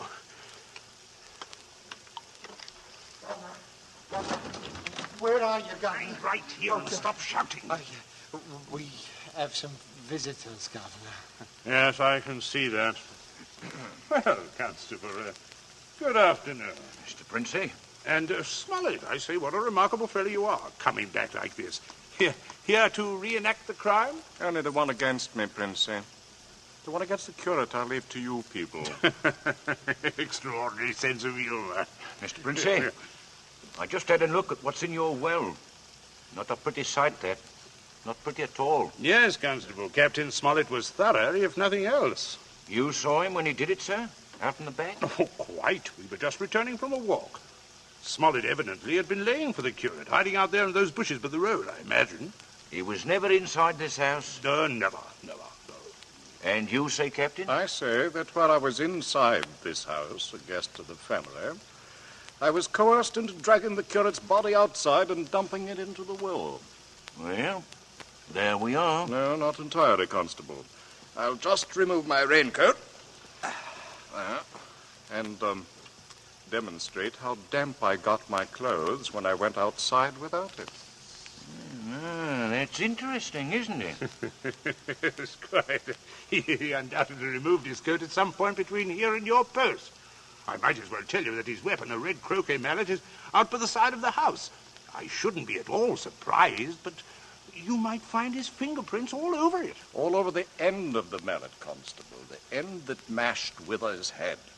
Not the end I'd have to grasp in order to do the mashing. Governor, That's a decent try, Smollett, but it won't work. There must be other evidences, Constable. You'll undoubtedly find them when you examine the body. He means my hair under Wither's fingernails. Well, sir, you know, I happened to notice something when young George there opened the door for me. If you'll look carefully, I believe you'll find a few of my precious hairs under his nails, too. What are you trying to suggest? Constable, this is an utter waste of time.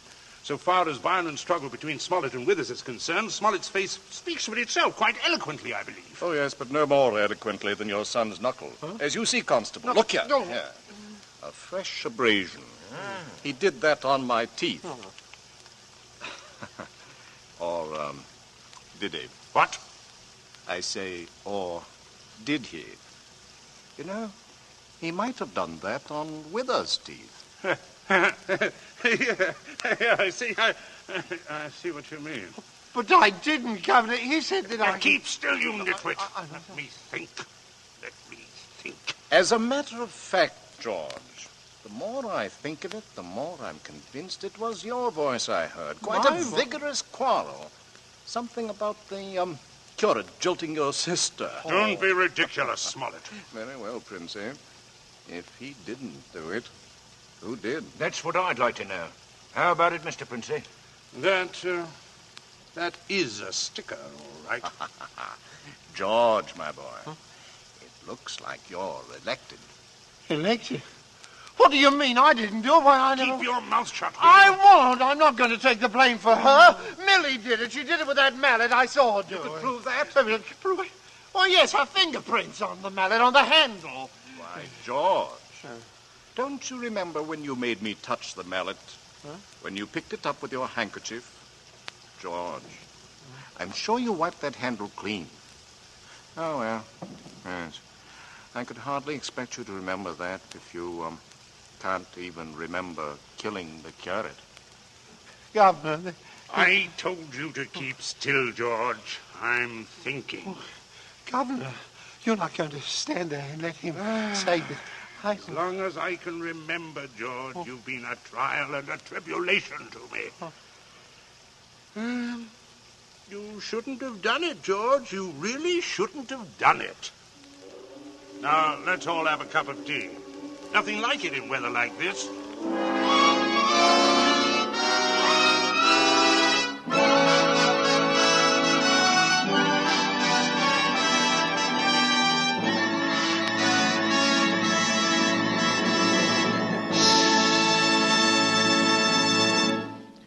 So ends Wet Saturday, the first of 2 half-hour stories combining dramatic weather and dramatic suspense. Our thanks to Dennis Hoey for an excellent performance, and to Harold Medford, who adapted John Collier's story. True to our prediction, we will return in a moment with August Heat, a second study in suspense.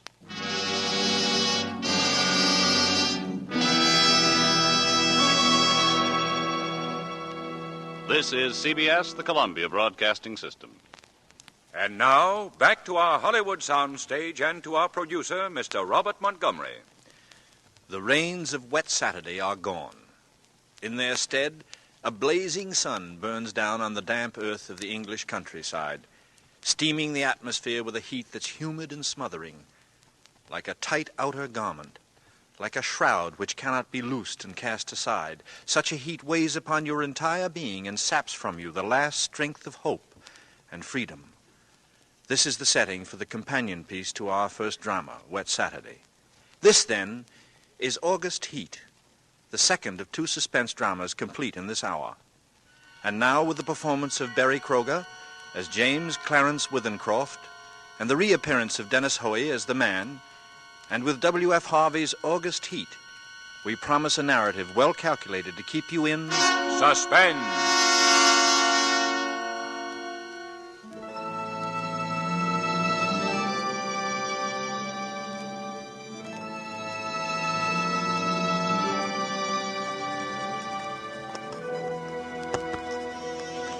Fenistone Road, Clapham, August 20, 1947.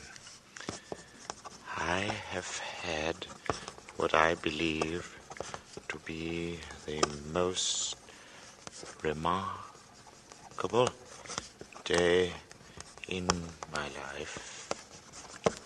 And while the events are still fresh in my mind, I wish to put them down on paper as clearly as possible.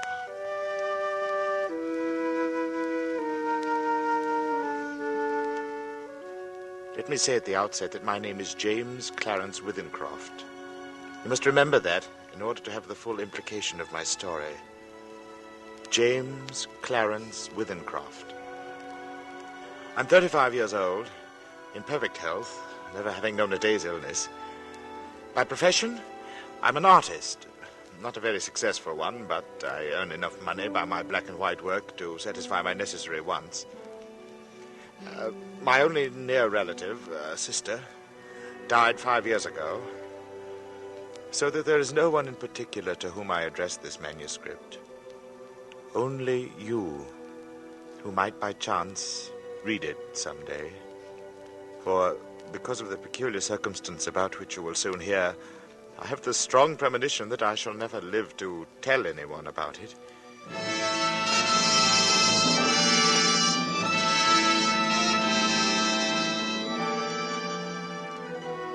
I breakfasted this morning at 9, at the usual time.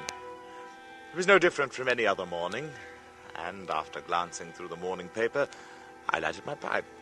I proceeded to let my mind wander, in the hope that I might chance upon some subject for my pencil. The room, though door and window were open, was oppressively hot, and I just made up my mind that the coolest and most comfortable place in the neighborhood would be the deep end of the public swimming bath when I was suddenly shaken. A feeling swept over me such as I'd never experienced before. I attempted to rise to my feet. Somehow it seemed as though I'd suddenly been fastened to my chair. My hand went out in an effort to brace myself.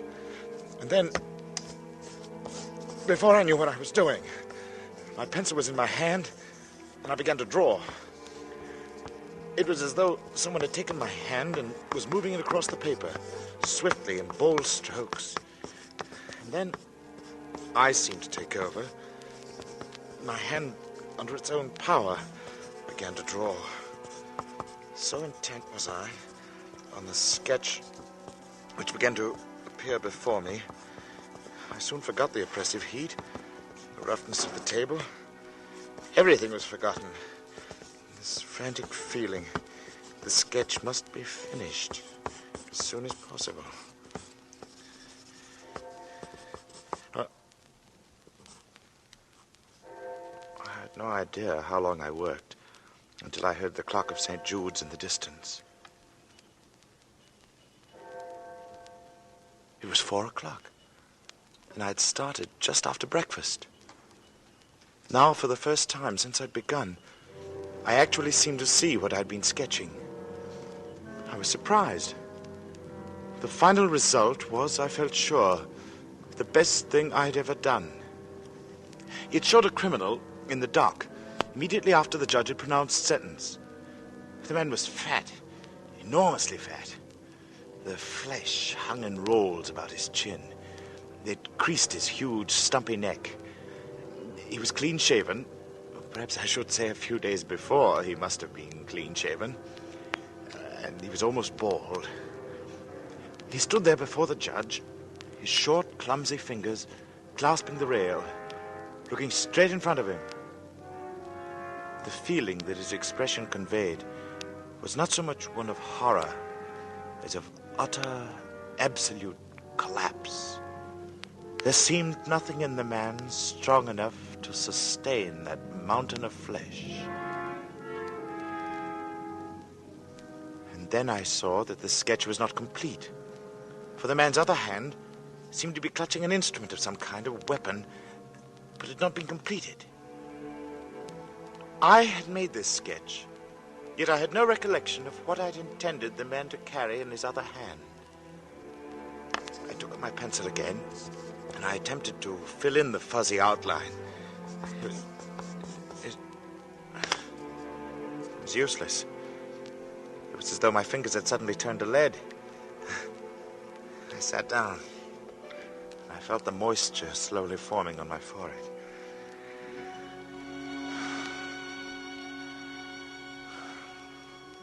And I was conscious of the oppressive heat again. And then I knew that there would be no finishing of the sketch.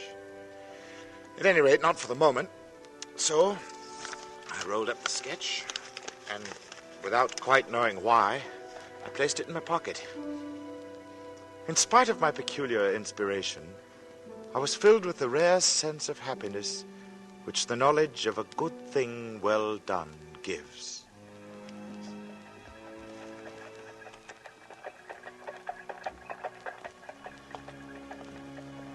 I believe that I set out with the idea of calling upon Trenton, for I remember walking along Lytton Street and turning to the right along Gilchrist Road, at the bottom of the hill where the men were at work on the new tram lines.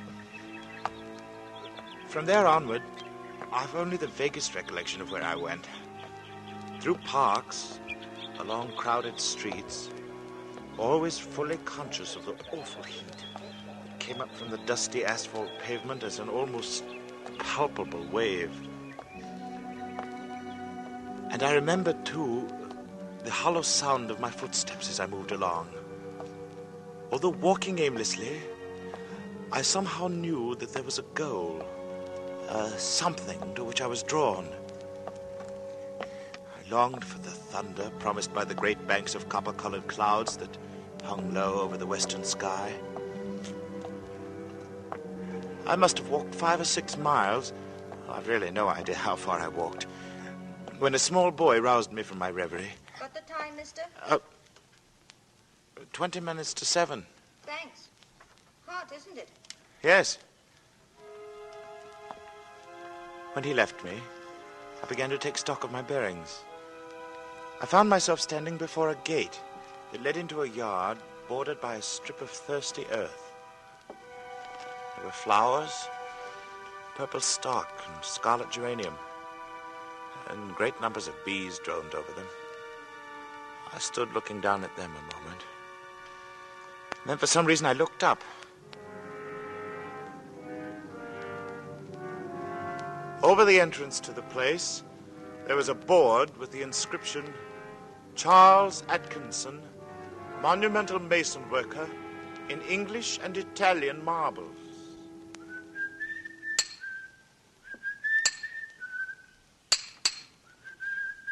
From the yard itself came a cheery whistle, the noise of hammer blows, and the cold sound of steel meeting stone. A sudden impulse made me enter, and I went in the direction of the noise. There was a man sitting with his back towards me. He was busy at work on a slab of curiously veined marble. He was not conscious of my presence as I stood there watching him for some time. Then, without turning, his hammer stopped in midair as he was about to bring it down on his chisel. He looked up, and then he held his position a moment before turning, but I knew that he was aware of my presence. And when he turned, I saw his face. It was, although I had never seen him before, it was the face of the man I'd been drawing.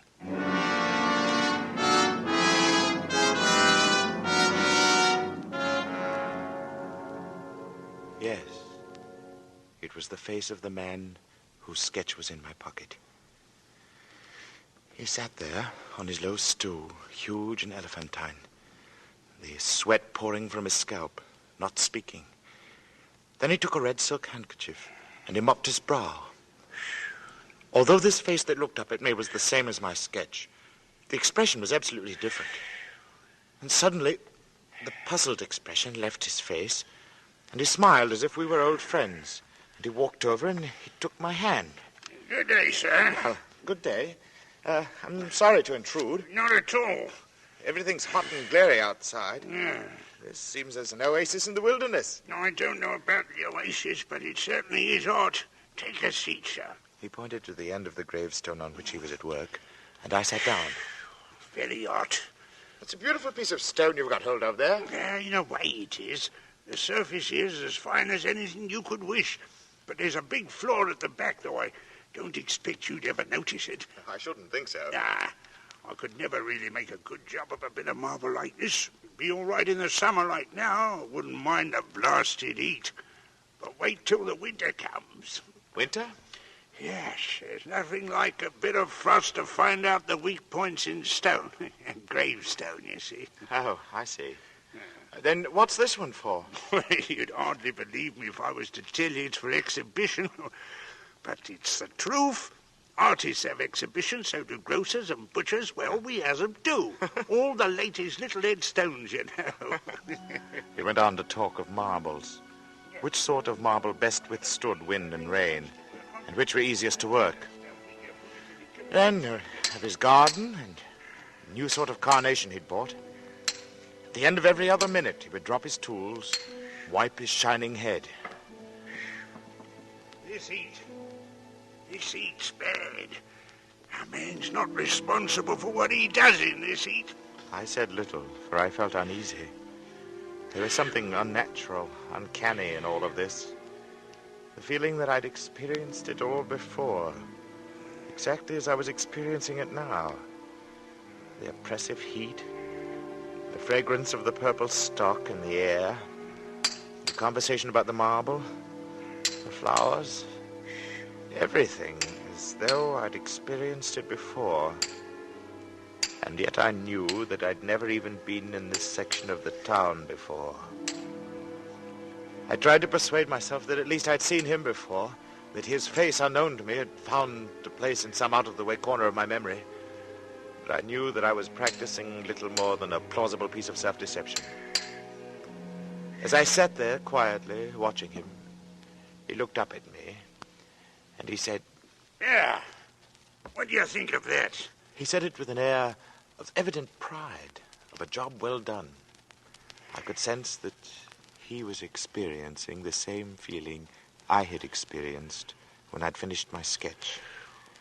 Then he got up with a sigh of relief. Hot, ain't it? I was seated in such a position that I was unable to see his work, and for some reason I didn't move. Suddenly, he began to read what he'd carved on the tombstone. He spoke deliberately and with a flat voice. In the midst of life, we are in death. Born January 18th, 1912. I looked up with a start. This man had read my exact birth date. He passed away very suddenly on August 20th, 1947. That's today. I usually use the present date on these exhibition stones. Do you usually put a name on them, too? Yes. Sacred to the memory of James Clarence Withencroft.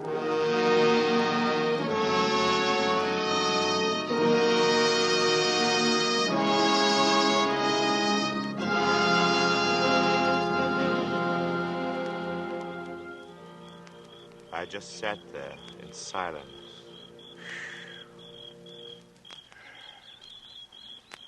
The sound of birds and crickets seemed loud in my ears as we stood there, looking at each other, saying nothing. And then he mopped his brow again. What? I was finally able to speak. Where did you see that name? Oh, I didn't see it anywhere. I wanted some name, and I put down the first one that came into me head. It's a strange coincidence, but it happens to be mine. That's your name? You're James Clarence Withencroft. Yes. Well. And the dates? I can only answer for the birth date. It's correct. Oh. It's a rum go. I made a sketch this morning. Of you. Of me? What, you've never seen me before? No. Oh. I took my sketch from my pocket, and I showed it to him. As he looked, the expression on his face altered, until it became more and more like that of the man I had drawn. It was only the day before yesterday that I told Maria there was no such things as ghosts. Neither of us had seen a ghost, but I knew what he meant. Then I spoke to him. You probably heard my name someplace. Yes. You must have seen me somewhere and forgotten it, huh? Yes. Yeah, were you at Clacton-on-Sea last July? No. No, I've never been to Clacton in my life. Oh. Then we were silent for some time again. And we stood there, looking at one another, and at the two dates on the gravestone. And the birth one was right, and the other was today. Come inside and have some supper.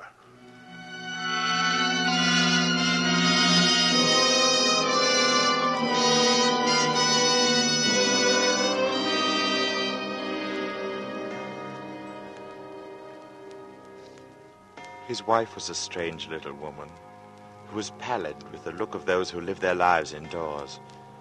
Her husband introduced me as a friend of his who was an artist, and informed her that I was staying to supper. I spoke, making some comment that I hoped I would not be an intrusion, and she looked up at me. She said, You have a pleasing voice, Mr. Withencroft, and you're welcome in my home. I'm sorry Charles has not brought you here before.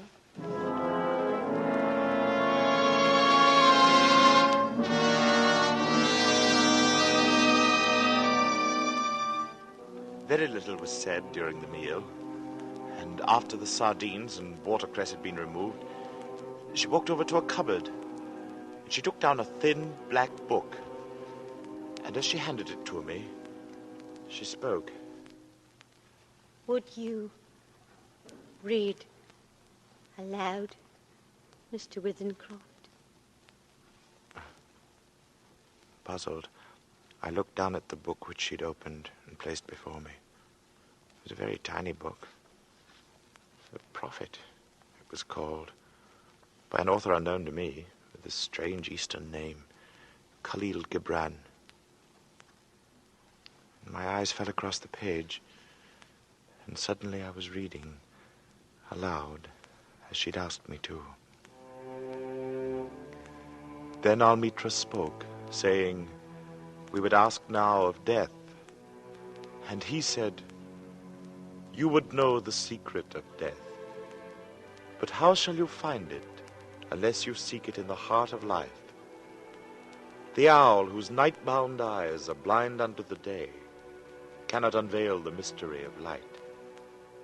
If you would indeed behold the spirit of death, open your heart wide unto the body of life. For life and death are one, even as the river and the sea are one. In the depth of your hopes and desires lies your silent knowledge of the beyond. And like seeds dreaming beneath the snow, your heart dreams of spring. Trust the dreams, for in them is hidden the gate to eternity.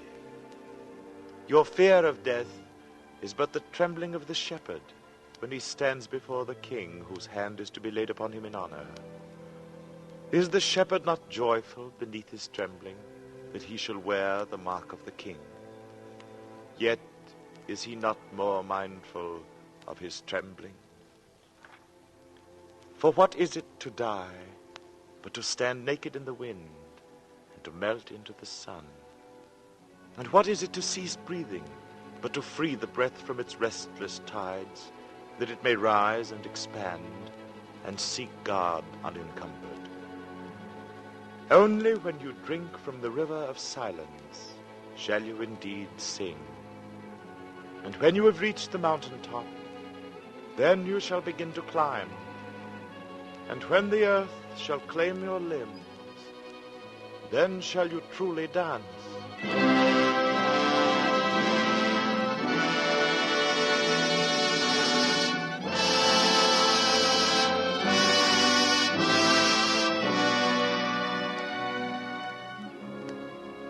When I looked up, Mr. Atkinson had gone, but his wife stood before me.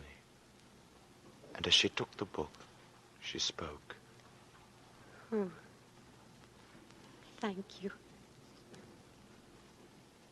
Then I went outside, and I found Atkinson sitting on the gravestone and smoking. He looked up at me. It's hot. A man's not responsible for what he might do in this heat. She never asked anyone to read aloud before. And then we talked about the sketch again. He looked at it. The likeness is me, all right. On trial. You must excuse my asking, but do you know of anything you've done for which you could be put on trial? I've done nothing. Not yet. He got up, fetched a can from the porch, and he began to water the flowers. Twice a day regular in the hot weather. And then the heat sometimes gets the better of the delicate ones. And ferns, good Lord, they could never stand it. Where do you live? I told him my address. It would take an hour's quick walk to get back home. Then he stopped watering, and he faced me squarely. It's like this. We look at the matter straight. If you go home tonight, you take your chance of accidents.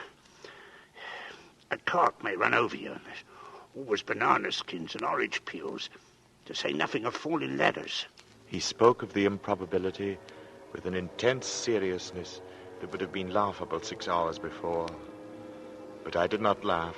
The best thing we can do is for you to stay here till 12 o'clock. Then it'll be tomorrow, you see? We'll go upstairs and smoke. Whew. It may be cooler inside. To my surprise, I agreed.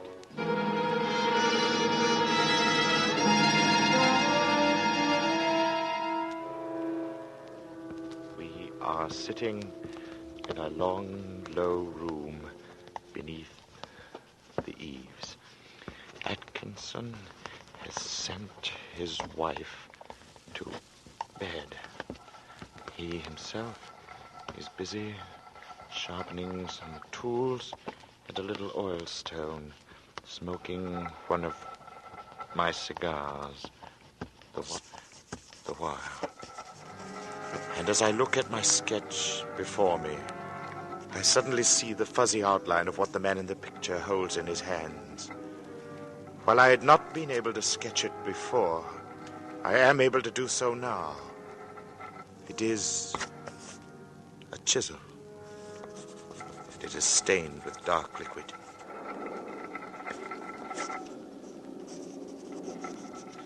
The sketch is completed now. The air seems charged with thunder, and I hear it in the distance. It is ominous, but it carries the hope of rain. Perhaps this damnable heat will be broken soon, and the day will soon be over. It is close to 12.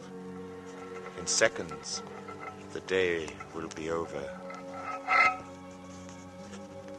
I am writing this at a shaky table before the open window. The leg is cracked, and Atchison, who seems a handyman with his tools, is going to mend it as soon as he has finished putting an edge on his chisel. There. It is 12. The day is over, and I shall be going home.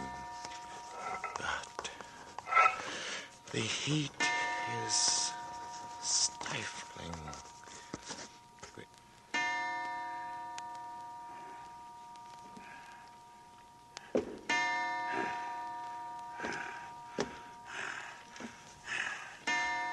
This heat is enough to send a man mad.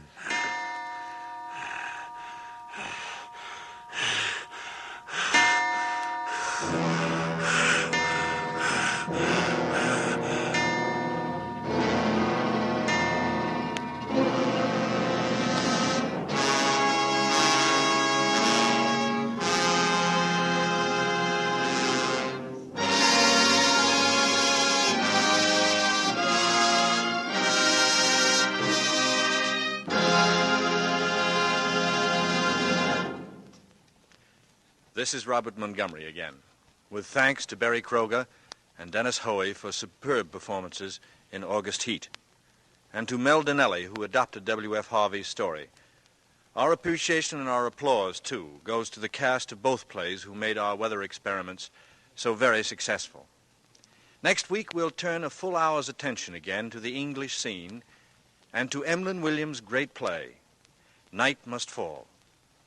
You'll meet Mrs. Bramson, Olivia Grain, and Hubert Laurie.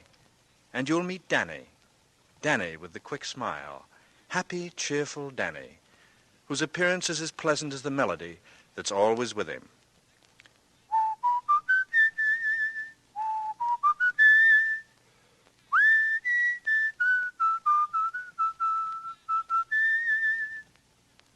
Mighty like a rose. That's Danny. Yes, that's Danny. Next week, with Dame May Whitty, Heather Angel, Richard Ney, and myself, and with Night Must Fall, we'll again hope to keep you in suspense. Good night.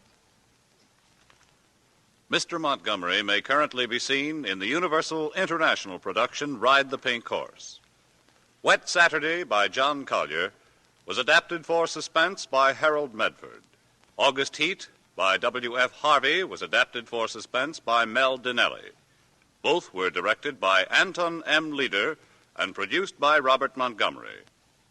Lud Gluskin is our musical director and conductor, and Lucien Morawek composes the original scores. Next week, hear Night Must Fall, starring Robert Montgomery with Dame May Whitty, Heather Angel, and Richard Ney on radio's outstanding theater of thrills, 1 hour of suspense.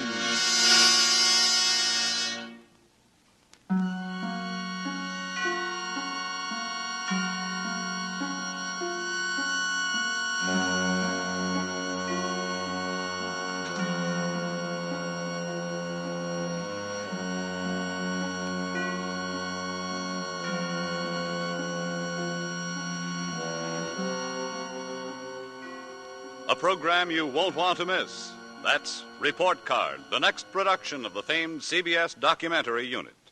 Overcrowded schools, out-of-date equipment, and a shortage of trained teachers, all of these are contributing to a breakdown in American education.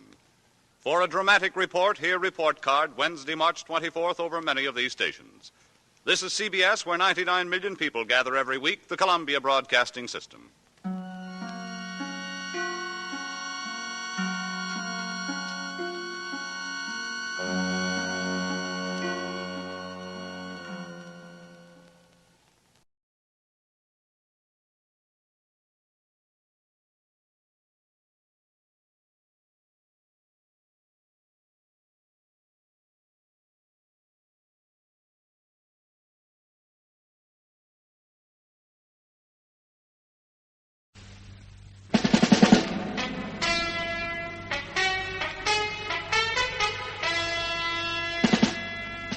Flight of the Arrow by Michael Davis.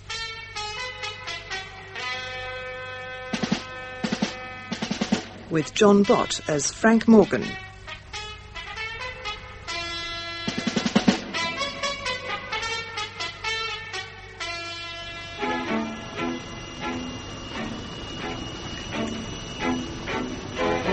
Heathrow ground control, Fastjet 101, request startup. Fastjet 101, clear to start.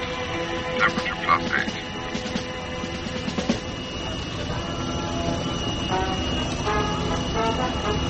Heathrow ground control, Fastjet 101, push back to stand, Juliet 07. Fastjet 101, hold position. Fastjet 101, clear to push back. Fastjet 101.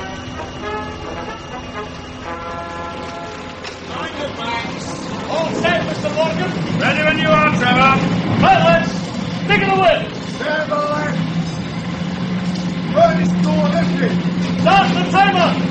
Timer running. Charge your entering furnace. Well, keep it coming, Charlie. Keep it coming. Go clear of the furnace. I'll get those hooks on. Come on. Get those hooks on. Hooks on.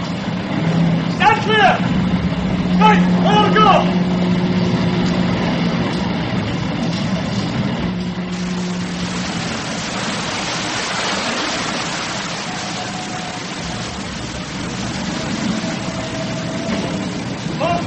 Seconds into the water, Mr. Morgan. How does that suit you? Very good, Trevor. You happy with that, Mr. Jones? First class, Frank. Thank you, boys. Keep up the good work. Calling Mr. Frank Morgan. Mr. Frank Morgan, technical department. Mr. Morgan, there's a telephone, please. Someone's shouting for me. Excuse me, Mr. Jones. The telephone in the charge hand office. Won't be a moment. Go right ahead, Frank. Take your time. No hurry.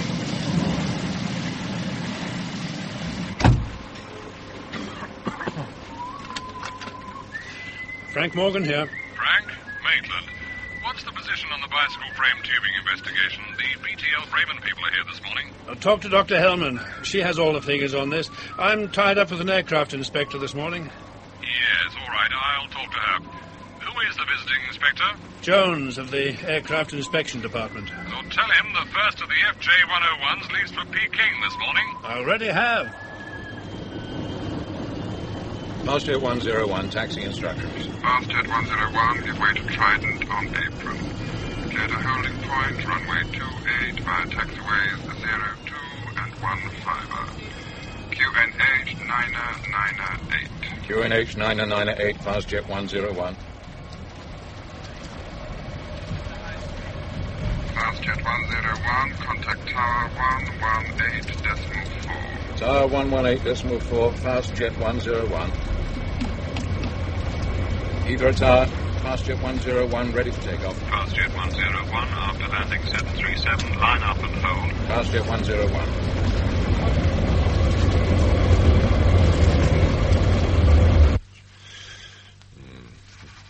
Dr. Hellman's here, sir. Yes, all right. Get me Brian Matthews, will you? Yes,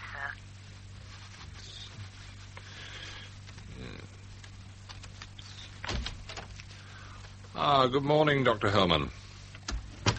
Sit down. I won't keep you a moment. Thank you. If I don't keep things moving from left to right by mid-morning, I sink without trace. Did you see Frank's bright boy on television last night? Yes, I did. I thought he did terribly well. Oh, yes, he's a clever chap, all right. Have you met him? Once, yes. He chaired an Institute of Science meeting in Birmingham a year or two ago. Frank was enormously proud. Yes. Yes, I imagine he would be. Brian Matthews for you, sir. Oh, put him through. Excuse me a moment. Yes. Brian, the BTL Bremen people are in this morning. You technically liaise the material for this order. It might be a good idea if you sat in on this one. 11:30. Yes, all right, yes. Yes, good man. This bicycle frame tubing complaint from Germany, we kept samples of the material, I believe. Yes, we did. Oh, we needn't have done, because it was a perfectly straightforward commercial order. But Brian recommended that we use aircraft material designate, which meant that it was produced to an aircraft specification, requiring samples to be kept. Good. At least now we have some of the original material to look at.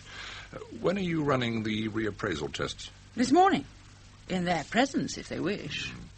Now, how are you fixed? Will you be able to attend this meeting? Frank's tied up with an aircraft inspector, I believe. Would you like me to send someone out to take over for him? To be perfectly honest, Dr. Helmer, I'd rather you were there. Well, Frank's great. He knows what he's talking about, but it does take him rather a long time to get his ball onto the green nowadays. You do it, okay? Yes, of course, if that's what you want. And if I'm to make any kind of a showing at all, I better do something about shifting this headache. I'm as ragged as a ratter's hat this morning. Serves me right. Up half the night bung-hoing with a Chinese trade mission celebrating the first of the 101s. Excuse me a minute. Laura, love, be an angel and rummage in your handbag for a couple of aspirins for me. Help me shift a headache. Just a moment. I believe I've got some somewhere.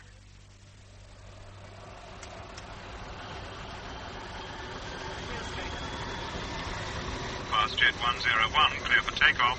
Fastjet 101 rolling.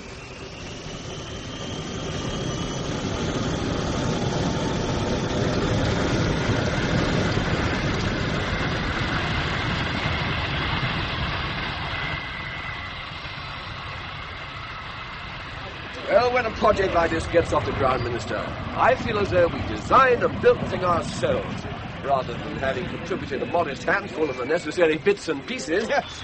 Well, that's what any aircraft has to be, Mr. Saunderson. A conglomerate of bits and pieces manufactured in umpteen factories up and down the country. All over the world, for that matter. No one can claim total credit. Truly a shared endeavour. No, she's airborne. Good enough. Happy landing.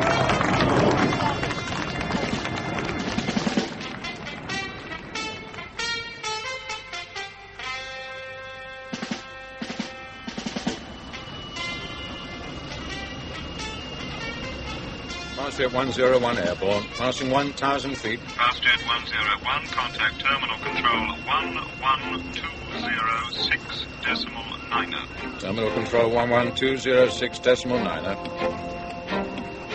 London terminal control, Fastjet 101 en route for Peking, over.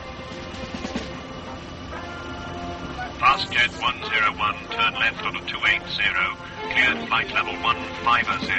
Call overhead Midhurst Beacon. Flight level 150, Fastjet 101.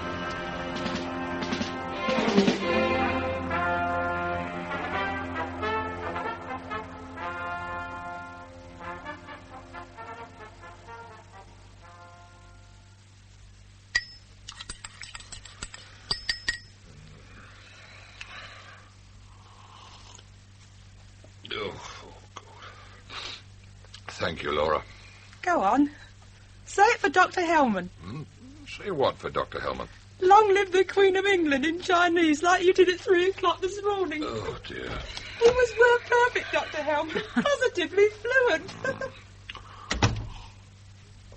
Oh, God knows how she does it. She was in there at the death last night, sinking sake as fast as anyone would hand it to her. And here she is this morning without a dent in the paintwork. I'm a ruin, a crumbling ruin.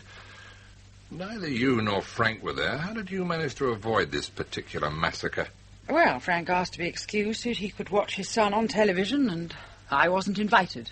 I see. Did you see the program? Yes, I did. And how do you rate son Nigel? Is it all cerebral, or has he got fist as well as facts? At a guess, I'd say he was strong-willed and hugely competent. Tough enough to stand the crash-bang wallop of this game, do you think? Why do you ask? Are we interested in him? It's possible. There are certain stirrings at the moorings, shall we say. Well, why don't you go along to the university this evening? Hmm? Well, Nigel's giving a lecture on silicon chip microcircuitry. See for yourself. I might just do that, yes. Yes, thank you, Dr. Hellman. As always, you've been a great help. Not at all. Oh, by the way, we're sending Harry Anderson to Trondheim instead of Frank to look at this extruder project, if that's all right with you. Does Frank know about this? No, not yet. And quite honestly, I don't know how I'm going to tell him.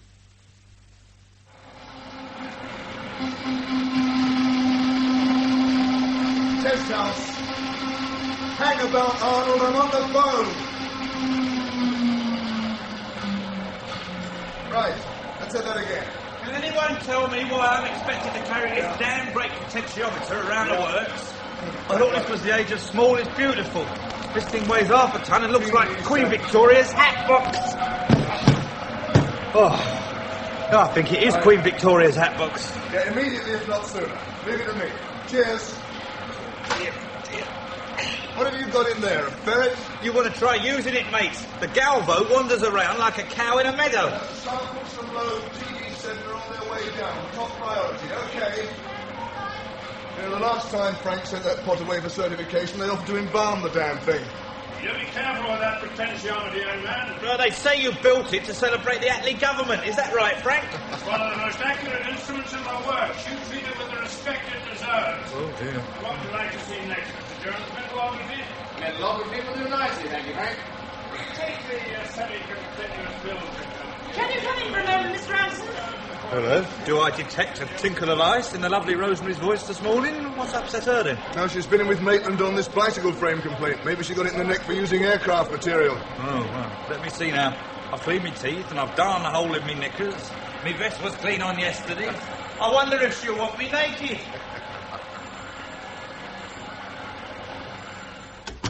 You wanted to see me, Dr. Hellman? Take these chits to personnel, and they will give you travel vouchers and some ready cash. We're leaving for Trondheim first thing tomorrow morning. What? I thought Frank was going to Norway. Mr. Morgan is needed here. Hand over whatever you're doing to Gordon Harkness and Peter Jackson. If they have problems, refer them to me. The technical manager will brief you on what is expected of you before you go. Is something bothering you, Mr. Anderson? Look, don't misunderstand me. I'm the last man to turn down a couple of weeks in Norway. But are you sure you're doing the right thing? I mean, Frank's the extruder expert, not me. What I know about extruders isn't going to hurt anyone. Then before what you do not know does hurt someone, Mr. Anderson, I suggest that you go to Norway and achieve whatever enlightenment you can. That will be all. Send Mr. Harkness in to me. Yes, Dr. Hellman. Oh, I'm sorry. After you. Thank you. Yes, Helen, what is it? The bicycle frame test pieces have arrived from the blood bank, Dr. Hellman. Am I to get on with the retest? Not yet, Helen. Our visitors might want to see the test runs. In the meantime, you can give Peter Jackson a 12-inch sample length and tell him that I want him to stress relieve it in the lab furnace for 3 hours at 175 degrees centigrade. I shall want a temperature time graph, if you please. Yes, Dr. Hellman. How much of it is obstructionism and how much is a genuine concern for the men's welfare, it's impossible to say, but you saw for yourself he's like a rock. Oh, indeed. Are those the cycle frame test pieces, young lady? Yes, Mr. Morgan. Have you completed the reappraisal test yet? No, not yet. We're waiting for the BTL Bremen people to arrive in case they want to see the tests carried out. Oh, if that's all right with you. Yes, of course. The left hand must always know what the left hand is doing in this business. What say you, Mr. Jones? Indeed. Carry on, Helen. Yes, Dr. Hellman. You kept samples from a commercial order? We used a 3034-based alloy and produced it to aircraft specifications. The samples were called for, samples we kept. As simple as that. There you are, you see. The old aircraft material blood bank has its uses after all. Good for you. If Mr. Jones has finished his tour of inspection, Frank, Mr. Maitland wants to see you. Well, we just have some spectrograph frequencies to look at. I won't keep him waiting a moment. It's about the Trondheim visit. I think perhaps you'd better attend to it. I'll show Mr. Jones the spectrograph results. Yes, I see. I'm off to look at an extruder plant in Norway, Mr. Jones. Some last-minute briefing, I expect. Do you mind if I leave you in Dr. Hellman's capable hands? Not at all. Go right ahead, Frank. Mustn't keep the top brass waiting. Are we lunching? Oh, afraid not. I'm expected across at GKN. Well, you'll have to organise things a little better next time. Nice to see you, Mr. Jones. You too, Frank. Always a pleasure. Always a pleasure. Dear old Frank. We've been friends for many years. You've known him since the war, I believe. Oh, before, my dear, before. We were at university together, Frank and I. You want to see some spectrograph results? Oh, please. Follow me. It's a day for celebration, Frank tells me. First of the FJ 101s leaves for Red China this morning. How many more do we have in the pipeline? Do you know? 12, I believe. The promise of more to come.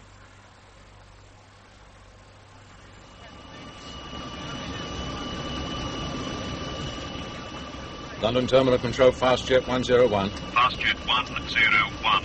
Fastjet 101, London Terminal Control, flight level 150, request flight level 400. Fastjet 101, clear to flight level 400. Flight level 400. Thank you. We have some coffee, please, Laura? Yes, sir. Have you finished your inspection with Jones AID? And Dr. Hellman is crossing the T's and dotting the I's for him right now. He rates you very highly, Frank. Are you aware of that? Oh, I know that he thinks well of us as a factory. A clean bill of health for 30 years is something we have every right to be proud of, I imagine. I mean you personally. He thinks very highly of you, as a man and as a technician. Well, thanks for telling me. One cannot deny it's nice to know when one is appreciated. But I'm afraid it's simply a matter of being able to rely upon people to do what they're supposed to do. Without that, we wouldn't survive for 5 minutes. Very true. Ah, coffee. Splendid. I'm just beginning to assume human form once more, Frank. I was busy promoting East-West relations last night. I got up this morning feeling like death itself. White with no sugar, Mr. Morgan, am I right? Thank you, Mrs. Williams. Yes.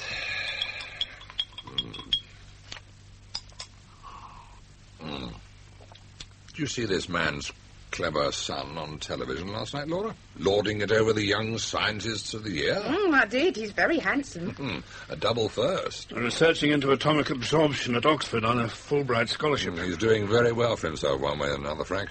You must be very proud of him. Yes, we are. Very pleased with him indeed. How old is he? 27. 27, good Lord. Will that be all, Mr. Maitland? Yes, thank you, Laura.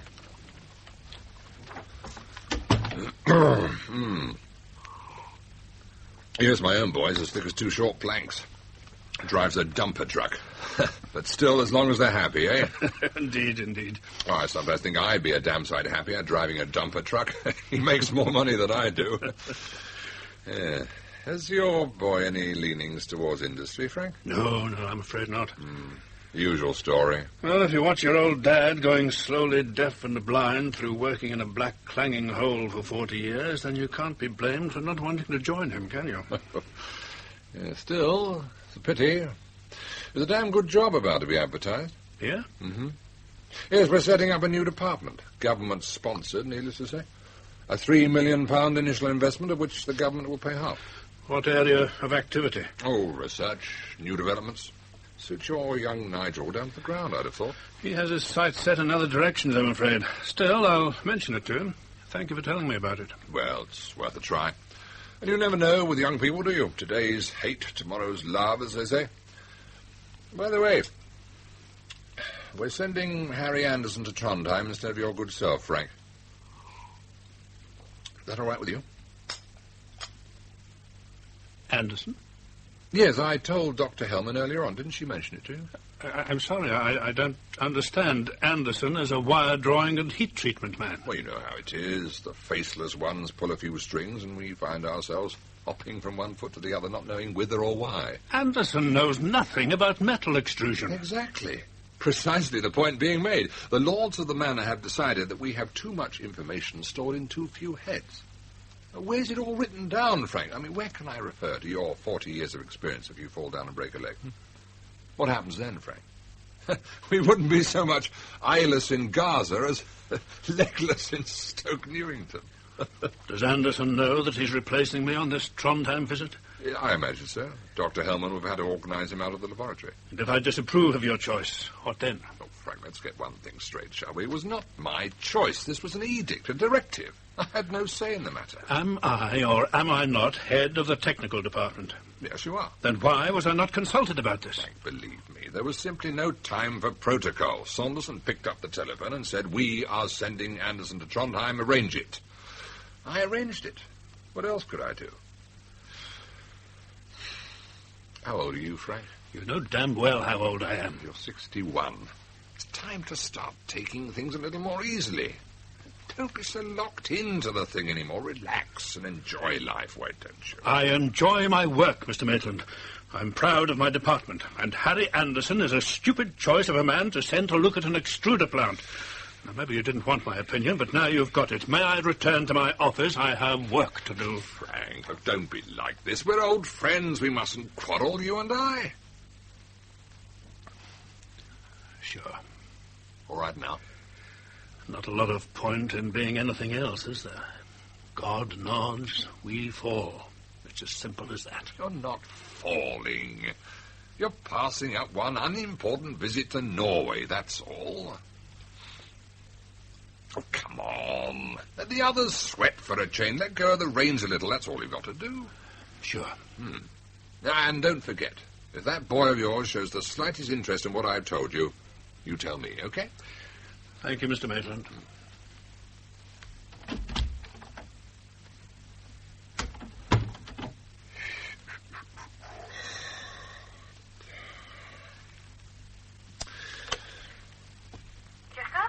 Let me know the minute Saunderson gets back from Heathrow. I want to see him. Very good, sir. You've told Frank Morgan that he's not being sent to Trondheim. I have. How did he take it? Not very well. He was extremely annoyed, as a matter of fact. And Dr. Hellman, how did she react? Oh, predictably. You know how protective she is towards Frank at the best of times. Well, now, since we've started this particular ball rolling, we'd best see the thing through. Mrs. Crawford. Sir? Would you ask Dr. Hellman to come in, please? Yes, sir. What did you offer by way of an explanation? Too much information in too few heads. Not a very strong argument, but enough to hold them until they get the rest of it from you. Did you soften him up by talking about his son, as I suggested? Yes, I did. Incidentally, he's lecturing at the university here this evening. You interested? Might be a good opportunity to make the first approach. Wednesday. No, nothing on this evening. It might be a good idea at that, Philip. Oh, we'll both go. See what we're buying. Splendid. How did you get on at Heathrow? Did the plane get away all right? Yes, right on time. As a matter of fact, it was all rather moving. I had no idea the Chinese were so emotional. Dr. Hellman is here, sir. Thank you, Mrs. Crawford. Ask Dr. Hellman to come in, will you? Let me do the talking, will you? Take your lead from me, all right? Yes, right. There you are, Dr. Hellman. Do come along in and sit down. Thank you. Philip and I were just discussing Frank's reaction to the news he's not being sent to Trondheim. It seems the old lad's quite upset. You find that surprising? Well, regrettable, not surprising. Well, I'm completely at a loss to understand why you should do such a thing. Oh, I know such decisions are never taken lightly, but was it necessary to be quite so brutal about it? You're quite right, Dr. Hellman. Such decisions are never taken lightly, nor are they made overnight. This particular report has been with me for the past 2 weeks. It's a consultant's report on restructuring, and it runs to some 200,000 words.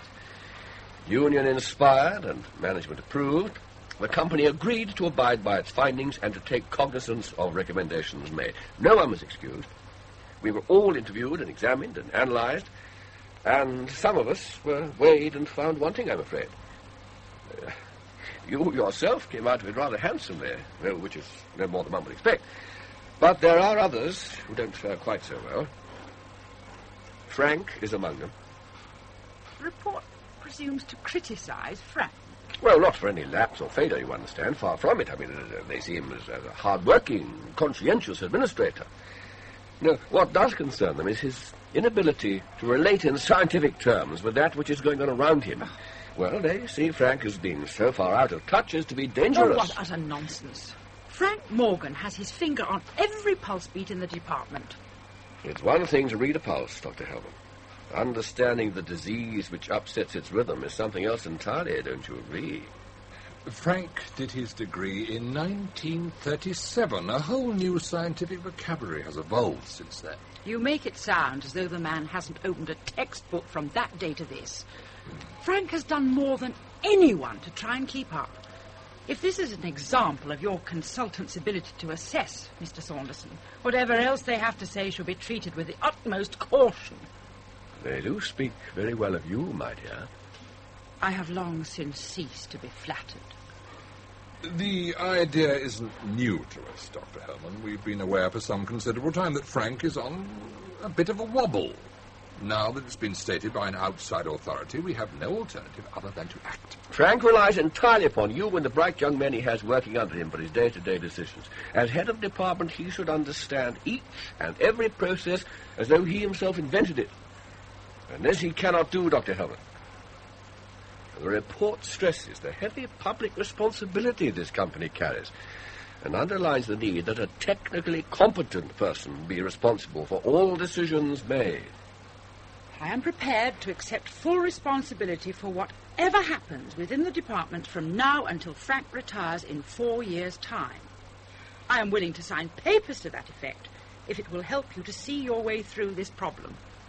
The report recommends that Frank be moved away from the position of ultimate responsibility and that you be made head of the technical department, Dr. Hellman. If you try to implement that recommendation, Mr. Saunderson, I will have no alternative other than to resign. Even if it's Frank himself who asks you to take over from him?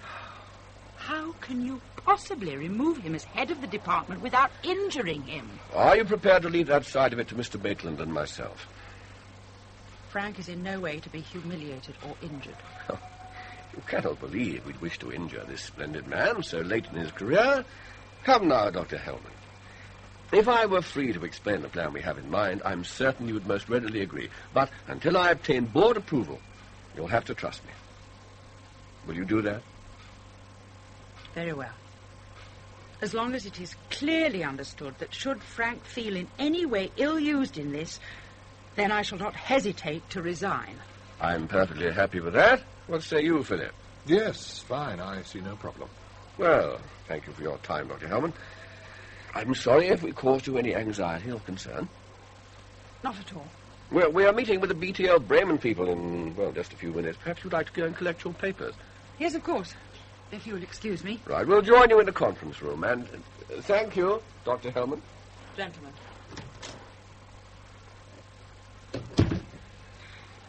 Well, Philip, what do you think? Oh, I wish I had a woman who thought half as much of me. I wish I deserved to be thought half as much of. The difficulty, of course, is going to be persuading Frank to cooperate. You leave Frank to me.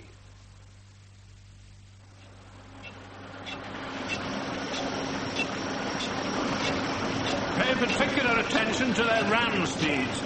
Note the impact pressure and whether or not it's a constant. And I want to know whether or not they use any form of superheat on their dummy blocks. You got that, Harry? Well, I'll do my best.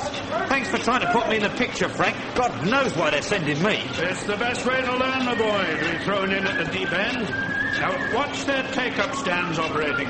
Find out whether they're tacho-oriented or working on a servo system similar to here. Hang on, I better write all this down. And for goodness sake, ask questions. If there's anything you don't understand, ask for an explanation. Right. And do as you're doing now. Write everything down. I shall want to report 5 miles long when you get back. Now, if we go back to my office, I'll give you my notes on commissioning this little lot. That's right. And you read them too before you go. You'll know a bit more about extruders than you do now. Come on. Frederickstad Oceanic Fastjet 101. Fastjet 101, Frederickstad Oceanic. Fastjet 101, 450 west, 60 north, heading 240, flight level 23,000 at 800 knots. ETA Anchorage 2300. Fastjet 101, Frederickstad Oceanic. Roger. It'll take a bit of wading through, since these notes represent 18 months of commissioning work and production trials. But you've got the rest of the afternoon and all of the night, haven't you? God, Frank, I'll never get through it. Of course you will. And one of the biggest problems we came up against here was air from the compression chamber being forced into the metal and then exploding as it came through the die. I want to know what answers they have for this at Trondheim, OK? Yeah, all right. Excuse me, Mr. Morgan. Yes, Helen, what is it? The reappraisal results on the cycle tubing are complete. Dr. Hellman's waiting for them. Dr. Hellman's in a meeting with the BTL Bremen people at the moment. Put the figures on her desk. I'll see to it that she gets them as soon as the meeting's over. Yes, sir. Oh, Mr. Morgan, I found this commercial works order wrongly filed when I was raising the material this morning. It was with the AID orders. What material is it? KT 608. Yes, understandable, I suppose. It's an AID equivalent. Shall I file it where it belongs? Please, if you would, my dear. Yes, sir. Look, Frank, are you sure you don't mind handing all this information over to me? Well, we work for the same company, don't we? Kick the ball in the same direction. All the same, an awful lot of work has gone into this. I'll let you into a secret, Harry, shall I? My son is lecturing at the university here tonight. Well, now that I'm not going to Trondheim, I'm free to go and listen to him, aren't I? An input protection network of matched diodes and non-inductive resistance loops which enables the signal to float between BBC and ground. Static access memories are referred to as SAMs, and in this example consist of an 8-bit bidirectional data bus, providing 12 address lines, 4 read-write control circuits, and a constant scan self-audit program alarm. Being silicon gate motivated, the control and interrupt lines can be programmed simultaneously for up to 4 control modes. The use of non-volatile memory arrays enables the range of working parameters to undertake such complex tasks as the monitoring of carbon diffusion in steel in sealed quench furnaces, producing an overall energy saving of up to 25%. Extraordinary behaviour, it seems to me. First you came to Norway, then you decide to send somebody else. Was it absolutely necessary to make it so patently obvious to everybody that you hadn't understood a word of what Nigel had been talking about? Couldn't you have stayed at home and read a book or watched television? And I thought your remark, Frank, when Professor Hodgson asked you if you favour the Brightford or Kessner theories, that you were a tit man yourself, was in the worst possible taste. I was thoroughly ashamed of you. I'm sure Nigel was too, weren't you, dear? It was quite funny. People did laugh a lot, didn't they? Here, give me a coat, Dad. At, dear, not with. There's a world of difference. Tit as in titanium, my dear. I really thought everyone was on that kind of wavelength. You're priceless, you really are. Anyway, it isn't true to say I didn't understand any of what Nigel had to say. Not all of it by a long chalk, but some of it, which is a lot more than can be said for you and a couple of hundred like you who pretend to understand everything and in fact understand not a damn thing. At least we don't parade our ignorance like a banner. I enjoyed your lecture, Nigel. I thought you spoke well and with great authority. I was glad that I was able to be there. And I was glad to have you there. Thank you. Oh, really? You too? I'll go and make some coffee. Lovely. Anchorage approach. This is Fastjet 101 for zone joining instructions. Fastjet 101, Anchorage approach. Pass your details en route. Fastjet 101, 30 miles east, heading 030, flight level 50, IMC London to Peking, estimating zone boundary 20 GM at 05200 knots. Over. Fastjet 101, remain outside controlled airspace. Time check 50. Fastjet 101, roger, out. And it's a £3 million government-sponsored project. Brand new department researching into new methods and techniques. You interested? I can't be, can I? I told Saunderson I'm committed to the Fulbright Scholarship. And it's not really my scene, is it? Oh, I'd have thought it might have suited you quite well. Pure research, unlimited cash flow, a short hop from the boardroom. Seems like a very good opportunity to me. If it's such a marvellous opportunity, why don't you put in for it yourself? God knows you've been there long enough with little or no recognition. At least you'd retire on a salary worth calling a salary. Oh, it's out of my league, I'm afraid. Most things are, dear, aren't they?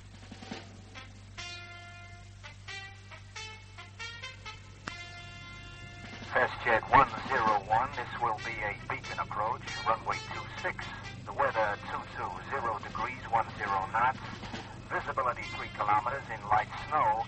6 OK TAS at 800 feet. QNH 1014, AFE 1013, over. QNH 1014, QFE 1013, Fastjet 101. Fastjet 101, clear for straight-in approach. Report established ILS. Wilco, Fastjet 101. Mayday, mayday, mayday. Anchorage approach. This is Fastjet 101. We have an explosion. Radar response nil. We're falling. We're falling.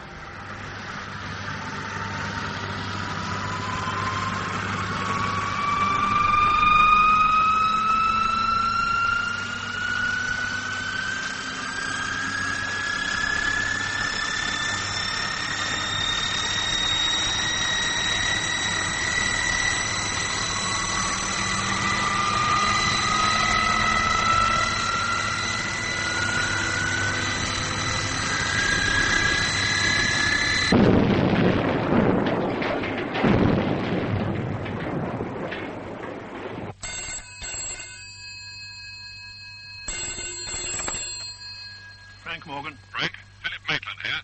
I'm sorry to wake you at this hour, but I thought you should know that the FJ-101 is banged up in Alaska. Are you there, Frank? Yes, I'm here. How bad is it? First report says no survivors. What is it, Frank? A plane that left for Peking yesterday morning has crashed in Alaska. Do we know what happened, Philip?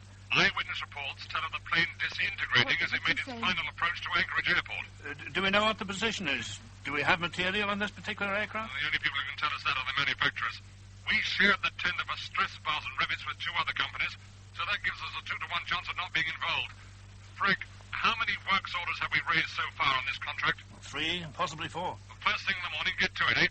No matter whether we're involved or not, run your lab checks as though we are, okay? If there are any questions from AID Jones, we'll have our answers ready and waiting. I'll do better than that. I'll turn in and run the checks now. Good man. Ring me if there's anything untoward. Right. I've got to go to work. What are you going to do? Check our procedures and lab figures for the material we're supplying to the people who built the aeroplane.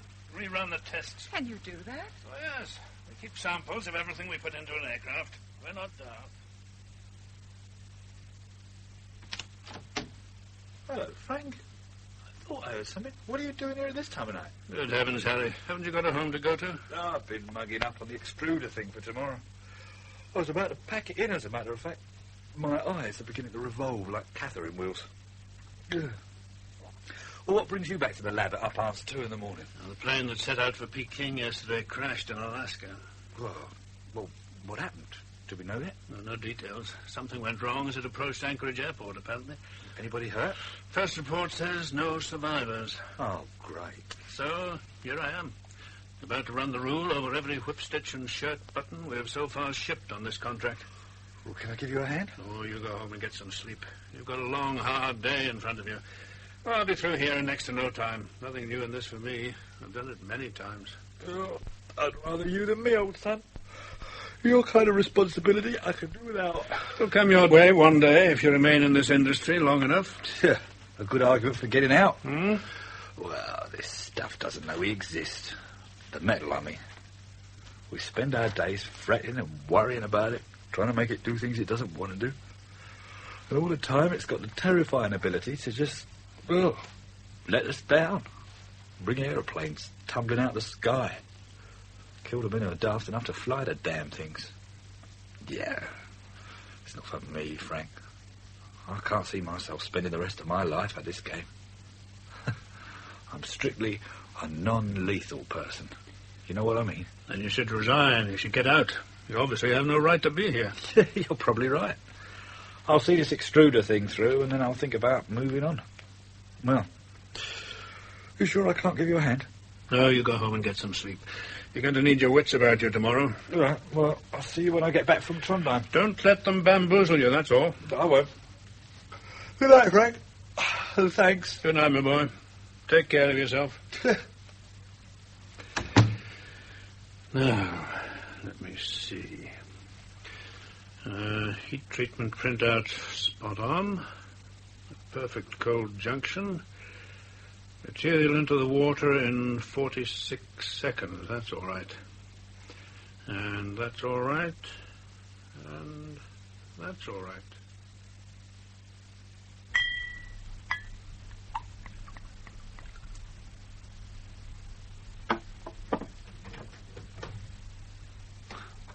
Things don't change much around here, do they?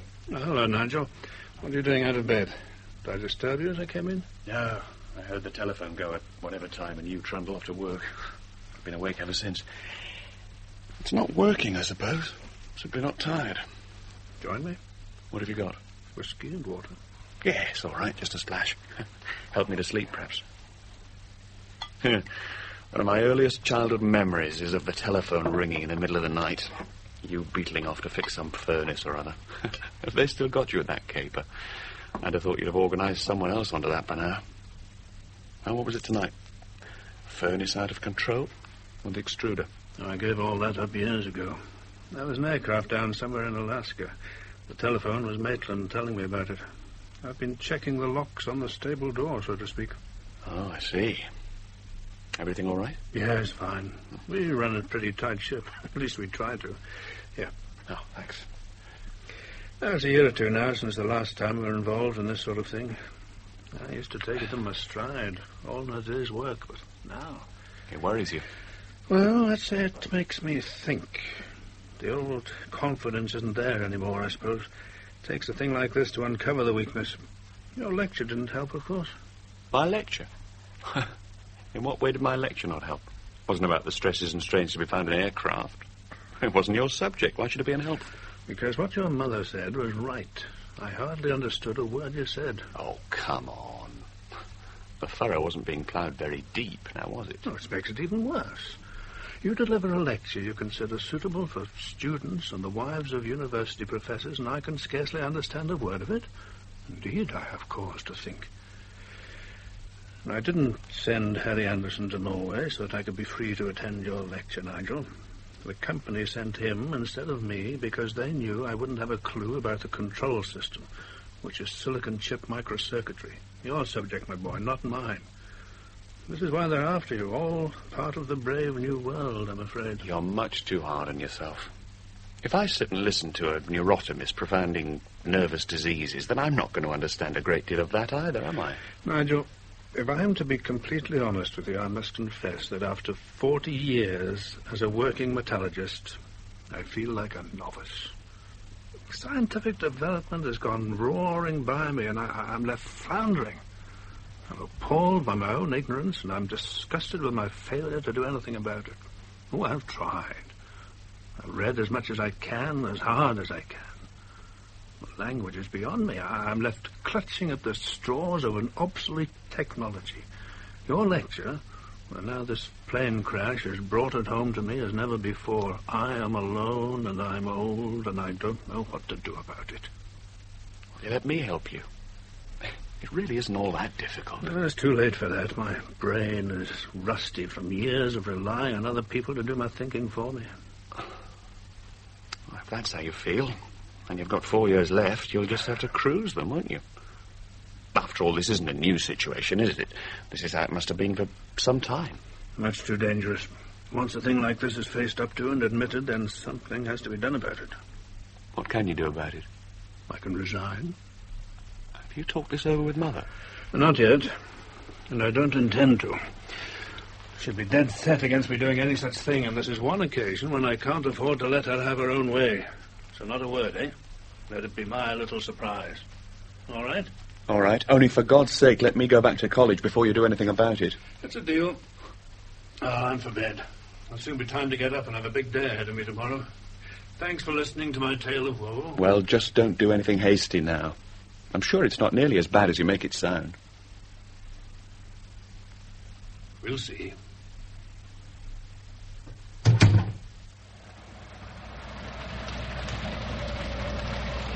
Over here with that lifting gear, Mac. Yeah, there's something under this lot. It's either seat fabric or a man's jacket. Okay, hang on there. Hey, now what you doing now? Left a bit with your hook. That's it. Easy now. Easy. You know what I dream about? What? Air conditioning. When I die, I'm going to have an air-conditioned coffin with a neon light and a transistor radio playing pop music all the time. Weird. There's no air where I live. Even the mice sleep with their heads down to the holes. And the guy upstairs, thump, thump, thump on the ceiling all the time. Do I complain about his rotten pup peeing over my tomato plants? I do not. So why should he object to me listening to pop music? Come, the bathroom. It's so small I have to clean the teeth up and down. Do you know what I mean? Test house. Hang about, Marvel, can't hear myself think. Right. Give me that again. Oh, yes, good morning, sir. Yes, he is here. He's out on the factory floor. Can I put a shout out for him? Yes. All right, sir. Yes, I'll do that. Right, away you go, Arnold. Okay.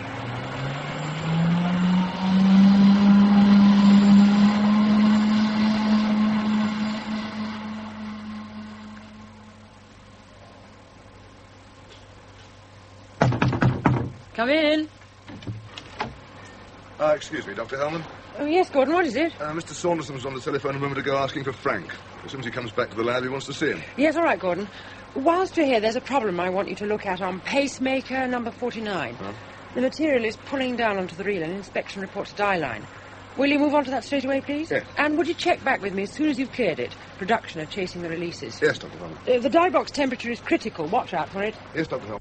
Hey, if you want me to. Oh, no, it'll speed things up if I tell you and you tell Frank, if Right. that's all right with you, Dr. Hellman. I'm spinning rather like a top at the moment. Yes, of course. What have you managed to find out, Mr. Jones? I talked with McEwen Aerospace. Well, there's quite a flat going on out there, as you might well imagine. Until specific areas of interest emerge, they'll comment in general yes and no terms only. Yes, your material was used in the FJ 101. One consignment of stress bars and one rivet order. Can you give me works order and batch numbers, Mr. Jones? No, they're not prepared to dig any deeper than that at the moment. Dozens of companies like yourselves are after them, all wanting to know who has what, where. In your case, we can say, yes, your material is amongst the wreckage of the aeroplane, but that's all I'm able to tell you at the moment. Thank you, Mr. Jones. I'll tell Frank. I'll keep you posted of any developments. Goodbye, Dr. Hellman. Goodbye. Damn.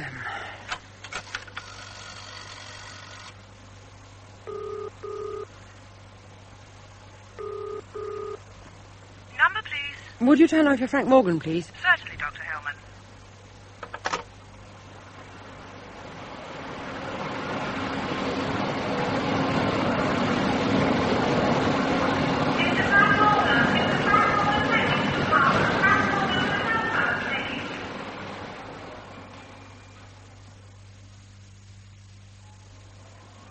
Yes, but what do you think, Frank? I went through every single release note last night, and everything's in order. Tensile strengths, proof stresses, elongations, everything right on the middle of specification. We can do no more. So, in the unlikely event of us being asked to show the books, everything is exactly as it should be. Exactly as it should be. Good. Saunderson's been chasing you. Wants to be put generally in the picture. Will you take these figures in with you to reassure him, do you think? No, I don't think so. Personal involvement isn't something he craves, is it? Not really, no. Well, you best get on with it. Is there something else, Frank? I have something I want to look at in spectrography. I'd like your advice, Dr. Hellman. My advice, Frank? What about? I intend to resign as head of technical department. Oh, why on earth should you? Oh, surely not this business of Trondheim. That's hardly a resigning matter now, is it? It's part of it. It's not the reason, but it's part of it. Tell me, Dr. Hellman, did you manage to grapple with the substance of Nigel's lecture last night? Did you leave the lecture theatre knowing a little more about silicon chips and microcircuitry? I thought he spoke brilliantly. You have an extremely clever son, Frank, and you have every reason to be very proud of him. Thank you. But if he had delivered his lecture in Serbo-Croat, I would not have understood it less.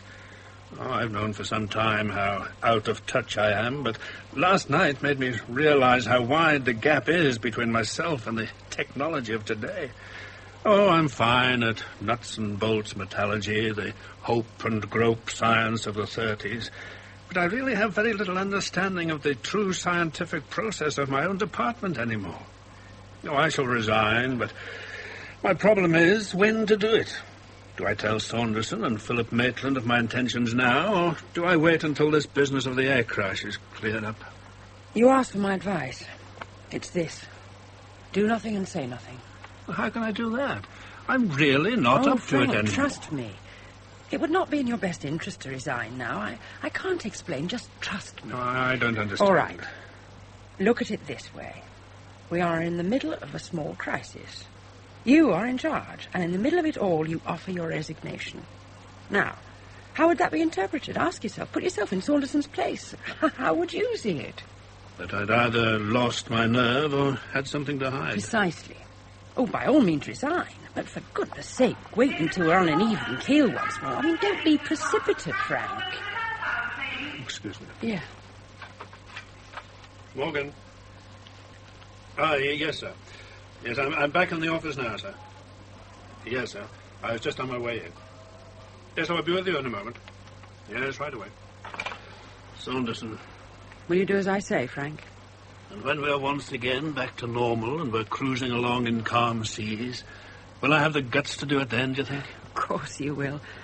If you want me to, I'll promise here and now to make you resign when I think it is right that you should.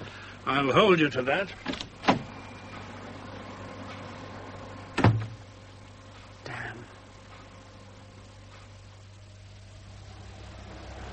She's laid out 3 miles long and a couple of miles wide. They sure got one hell of a job finding out why this one tumbled from the sky. Commander Macintosh! Over here! Yes? One moment. Yes? What is it? Take a look at this, sir. And the Lord knows how many other companies are in precisely the same predicament. All twitching like mad, of course. But when you take into consideration the wind and the weather and the human error percentages in occurrences of this kind and set all that against the fact that we can, if asked, demonstrate fully the airworthiness of our own tiny contribution, then I suggest the thing to do is to carry on as normal and simply get on with the business of running this factory. Are we agreed? Yeah, entirely. I mean, the thing to do is just to get on with it. Thank you for your stalwart performance in turning in at that unearthly hour this morning, Frank. It's all very much appreciated, I'm sure. I claim small credit for that. Selfishly motivated, I'm afraid. I simply wanted to know that we were all right. Well, quite, perfectly understandable, but nonetheless praiseworthy for all that. Shows the right company's spirit. What say you, Philip? Oh, absolutely. Yeah. Frank, I talked to your son after his lecture last night. So he's a splendid young man. Take a seat, won't you? Thank you. And I did my best to persuade him to join us when his Fulbright scholarship ends. Yes, he told me of your conversation. Mm-hmm. And will he, do you think? Join us? The best I could manage to make him commit himself to was thinking about it. His research is ongoing. He has various offers from America and Germany that would enable him to continue. Yes, I understand. Ah, well, world's lost, heaven's gain, as they say. We shall keep our fingers crossed and hope we'll get him one day. What say you, Philip? Oh, indeed, yeah. Trouble is, of course, I'm being booted rhythmically from behind to get this particular project off the ground. The chaps upstairs think scientists breed like accountants, to be hired and fired at will. A very different animal. Yes, indeed. Now, one thing's certain. I won't be bullied into appointing the wrong man. Now, I just wish there was someone to move the project forward while we're continuing the long search. See, now, if your son were only available, Frank, all things would be possible. Might I make a suggestion, sir? Yes, of course. Suggest away. Well, it seems to me that what we need at this stage is an administrator. I mean, not the boffin who will ultimately be in charge of the whole affair, but a technician of the highest possible quality with a load of admin experience who could implement, augment, and generally breathe the first breaths of life into the thing. Well, now all we need is a technician of the highest quality and ability willing to take the task on. I mean, that's almost as difficult as finding someone like Frank's son, Nigel. Oh, it's a problem. But it occurred to me, sir, that Frank might consider doing it. Frank? Yes. What, this Frank? You must admit, sir, he does fit the specification. With his kind of experience, who better? Frank's head of the technical department. We can't possibly spare him. I hardly think, gentlemen. No. Frank could take on the admin job, and we could promote Dr. Hellman to head of department. It'll need careful handling, by Jove. But the scheme does have a certain panache, I must admit. Well, in what way would it need careful handling, sir? Well, I mean, a woman in charge of industrial technology. It's taking women's lib a bit far, don't you think? Frank can go out there and F&B with the best of them, but Dr. Hellman... Dr. Hellman commands the greatest possible respect from the factory floor, sir. You need have no concern as to whether or not she could control shift supervision. Can we take it from that you're not opposed to the idea? On the contrary, I have a great many reservations about it. I simply want to make it quite clear that possibly at a different time and under different circumstances, Dr. Hellman would be more than able to hold down the job of head of technical department. I see. What objections do you have to my proposal, Frank? Well, am I the man for such a job? Would I be able to do what you require of me? Shouldn't you be looking for a much younger man? Would a young man have your experience of organizing and running a highly technical department? And would I have suggested such a thing if I thought for one moment you couldn't do it? I see it as a most splendid opportunity for you, Frank. Jolly interesting work. A substantial bump up in salary to affect your pension. And a way for you to make a first-class contribution to the company before you retire. And you're not the man to duck a challenge, are you? Of course not. No, I see quite a different problem, personally. And what might that be, sir? Will Dr. Hellman accept the job? It's a heavy responsibility. Being a lieutenant's one thing, but being the company commander is something else. Oh, let me put it to her. Let's find out how she reacts. Better still, why not let Frank put it to her? If she realizes that by refusing she might well jeopardize Frank's chances of securing the job, then she'll hardly be able to refuse, will she? What do you say, Frank? Are you willing to give it a try? Well, you seem quite determined that I'm the man you want. Well, of course. Well? Very well, I'll talk it over with Dr. Hellman. Good man. First class. Splendid. Well, off you go, my dear chap. And the very best of luck. If you'll excuse me. Yes, by all means. And do your very best now. We're depending on you, Frank. I'll do my best. Thank you, gentlemen. Thank you, Frank. Thank you. Well, what do you think? Obviously, we're home and dry, sir. What else? You stupid child! Whatever possessed you to do such a thing? I'm sorry, Dr. Hellman. I didn't know how important it was. You do realize that by your irresponsibility you placed Mr. Morgan and myself and the entire company in a position of acute embarrassment, not to say danger. Have you the remotest idea of what might happen here? I'm sorry, Dr. Hellman. I did ask Mr. Morgan what I should do with it. Hey, what's all this? Tears in my department? My goodness, whatever next?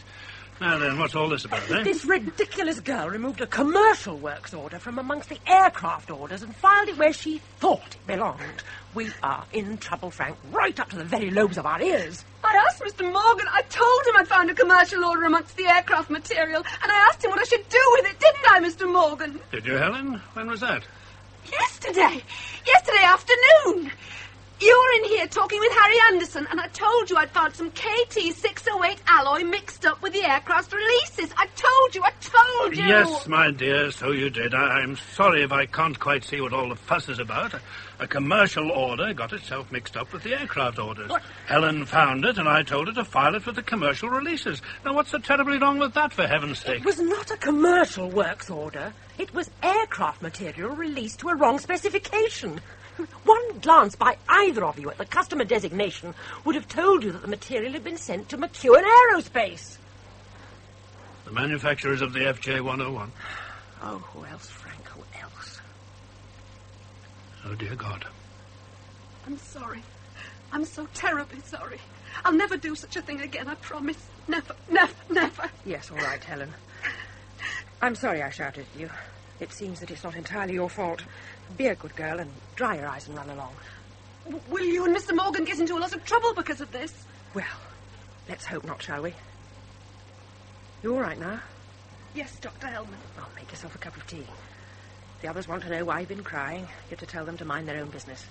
Understand? Yes, Dr. Hellman.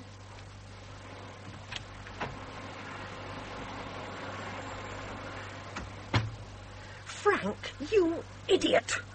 You told that child to refile a wrongly placed works order without even looking at it. What were you thinking about? I was busy trying to knock some sense into Harry Anderson. Helen came in, and I didn't give it a second's thought. What are our options in this? Oh, we haven't any option. The mistake has been made. We're going to have to admit it and try to recall the material and hope to God that it hasn't already been used. But how could it possibly happen? You release all AID material. Nothing ever gets past you. How on earth did you manage to sign a commercial release note for material going to an aircraft manufacturer? I didn't sign it, Frank. You did. I signed it? Here it is. See for yourself. Material released on the authority of an approved AID signatory. Signed, Frank Morgan. But I never release aircraft material. You know that. You've signed all the aircraft releases for the past 5 years. Why should I sign this one? It's dated the 17th of June last. I was on holiday in France.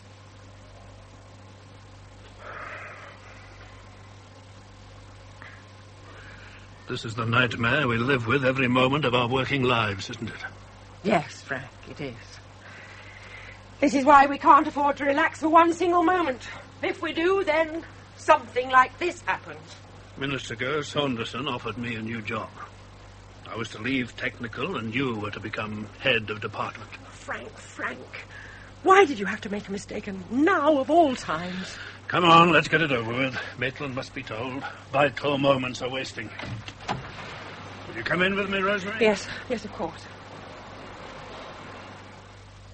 Hell's teeth, Frank, how could you possibly do such a thing?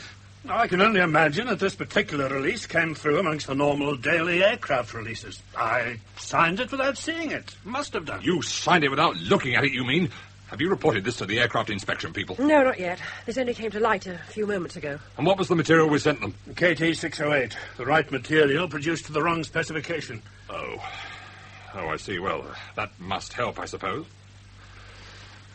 Well, what do we do now? Contact the aircraft inspection department and get the material returned to us. And if it's already been used? Then they will have to ground whatever aircraft the material went into. And dismantle the damn thing? Good God, Frank, I've known for some time that you're a bit limp in the leap, but this takes the biscuit, it really does. Could we move on this, do you think? If we're lucky and the material hasn't been used, we can get it sent back to us for further testing, and perhaps Mr. Saunderson need never be told. Mrs. Williams, get me London 1928000, will you? Yes, sir. Oh, and I have an incoming call from Mr. Frank Morgan. Shall he take it in your office, sir? Yes, put it through. A call for you on 3, Frank. Frank Morgan? Oh, good morning, Frank. Jones AID here. It's Jones AID. Say nothing. Good morning, Mr. Jones. What can I do for you? Well, I've had a signal from Anchorage, Frank. It's a bit worrying. The crash investigators have found rivets with their heads sheared off. They think the plane must have imploded because of rivet failure. They asked me to locate and test the material. It's your material, Frank. Oh, excuse me, sir. Your call to London's engaged, sir. Forget it. We have them on the other line. Frank, you're still there? Yes, I'm still here, Mr. Jones. Can you let me have the works order number and the batch number if you've got it? Works order 79/6/548902. Batch 12. Works order 79/6/548902, batch 12. Yes, all right. Get everything ready for me and I'll be with you this afternoon, Frank. Okay? Yes, fine. Bye, Mr. Jones. Now, that works order wasn't amongst the material I checked last night. Of course it wasn't. You let Helen remove it and wrongly file it yesterday afternoon. Here it is. The release you signed last June. Well, that's it then, isn't it? We've had it in the biggest possible way. Saunderson will shoot the lot of us. What blithering idiot raised the wrong procedure for me to sign in the first place? Harry Anderson, it's here. Procedure raised by H. Anderson. Oh, yes, it makes sense. If there's anyone in technical department who could be relied upon to screw things up, it's Harry Anderson. God help our extruder program when he gets back from Trondheim. Well, if he thinks I'm going to cover up for him, he is sadly mistaken. I shall tell Mr. Jones precisely who it was who raised this procedure, and then we'll see. We'll see, all right. Frank, you signed for the material's release. It's you they're going to blame, not Anderson. Now is not the time for this. If we're to stand any chance at all of surviving this issue, we're going to have to put some kind of case to Jones' AID, and he'll be here within the space of a few hours. Case? What case? We've dropped the most almighty clanger, and we're going to have to accept the consequences whether we like them or not. This company is about to lose its aircraft manufacturing license. That's what's going to happen. Mrs. Williams. Yes, sir? Send a telex to Harry Anderson in Trondheim. He's to be back here in my office by the forenoon tomorrow. I shall want to know the reason why. Yes. Mrs. Williams, this is Dr. Hellman. Would you ask Gordon Harkness to come in here, please? Yes, Dr. Hellman. This is my office, Dr. Hellman. It won't be for very much longer unless you take some positive action, Mr. Maitland. The one and only thing we have to hang on to is the fact that the correct material was sent. We will have to admit that it was incorrectly released, but the fact still remains that we have no reason to believe that material is anything other than perfect. That is the whole point, surely. We can't prove it to be perfect because no batch samples were kept. Would it help matters at all if I offered my resignation immediately? Oh, do stop gibbering, man. If you've nothing more constructive than that to offer, then for God's sake, shut up! I'm sorry. Mr. Harkness is here, sir. Send him in. What you imagine you can do about it, Dr. Hellman, remains to be seen. You sent for me? Yes, come in, Gordon. Close the door. Find yourself a seat. Oh, thank you. Well, fire away, Dr. Hellman. The ball is bouncing very firmly in your court. Gordon, we find ourselves in the unfortunate position of being asked by the Aircraft Inspection Department to present samples for their examination and not having any samples to present them with. Ah, nasty. As you say, very nasty situation indeed. Inadvertently, KT-608 alloy was used against an aircraft order, and it was dispatched without detection. It is an AID equivalent, and there is no earthly reason why there should be anything wrong with the material. Unfortunately, we are not now in a position to prove that, because no samples were kept. I understand. Find the cast of the material which was used. Get material control to issue you with a part coil. Take it to wire drawing and get it drawn down to the diameter called for on the works order. The shift foreman is to take whatever material he has on the machine off, and he is to produce the KT-608 for you immediately. If you meet with any opposition, come straight back to me, understood? Yes, Dr. Hellman. Bring the newly produced material back to the laboratory and test it to its AID specification, and bring me the results the moment you have them. Yes, Dr. Hellman. We must have these figures within the hour, Gordon. I'm relying on you to see that we get them. You've a great deal to do, young man. I suggest you get on with it. Yes, sir. Excuse me. Well, will it be enough to take the heat off, do you think? No. Not totally. Nothing can do that. We're guilty of an irreversible mistake. Nothing that we will do can alter that fact. If the figures for the material that Gordon is producing are bang in the middle of the AID specification, it will help to assuage Jones' AID a little, I've no doubt. And if they're not? Then they will serve only to condemn us.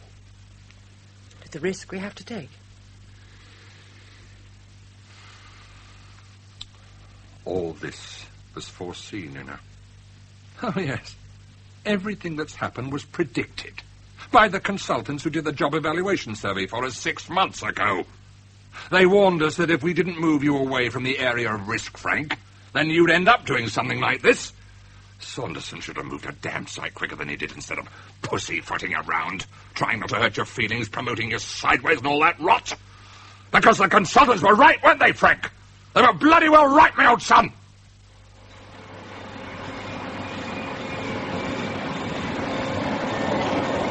I've got some KT-608 bolt here that I want drawn to 0.186 millimeters diameter.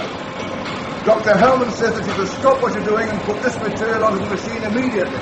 All right, I'll finish this lot. Dispatch will be through in about 45 minutes, okay? No, it's not okay. We're involved in the air crash at Anchorage. This material is part of it.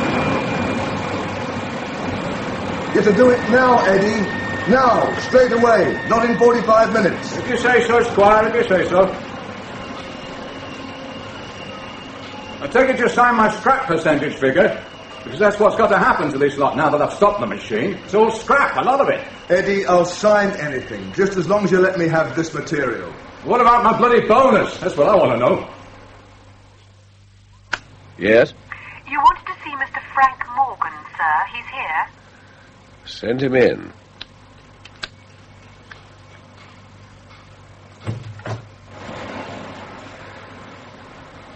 Close the door, Frank. Sit down. Well, now, this is a fine kettle of fish, I must say. I've heard Philip Maitland's version of the story. Perhaps now I'd better listen to yours. What precisely happened? I signed for the release of commercial material against an aircraft order. The material is KT-608, which is an AID equivalent, but it was produced to the wrong specification and no batch samples were kept. I can offer no excuse or reason. I made a mistake, for which I'm terribly sorry.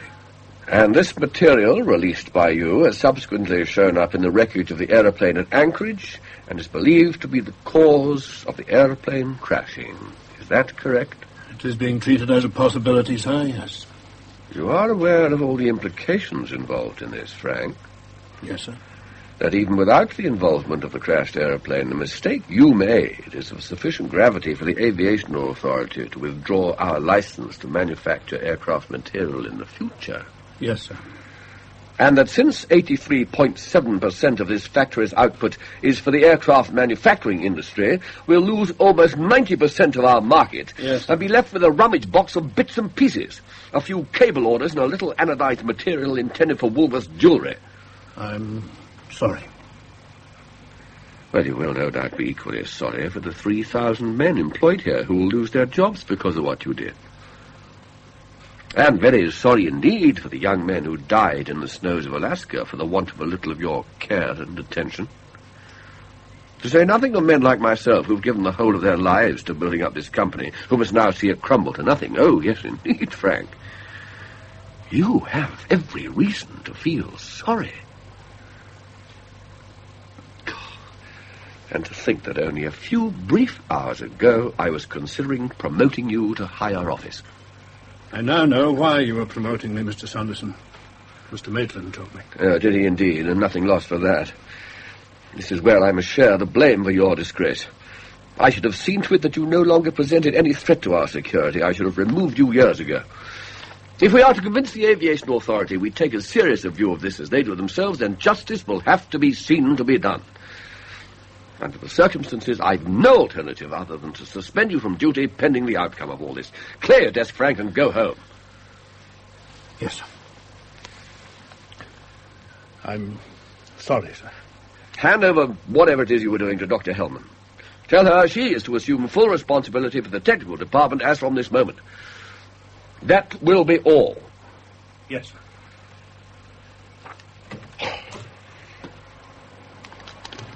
Ask Mr. Maitland to step in here, will you? Yes, sir.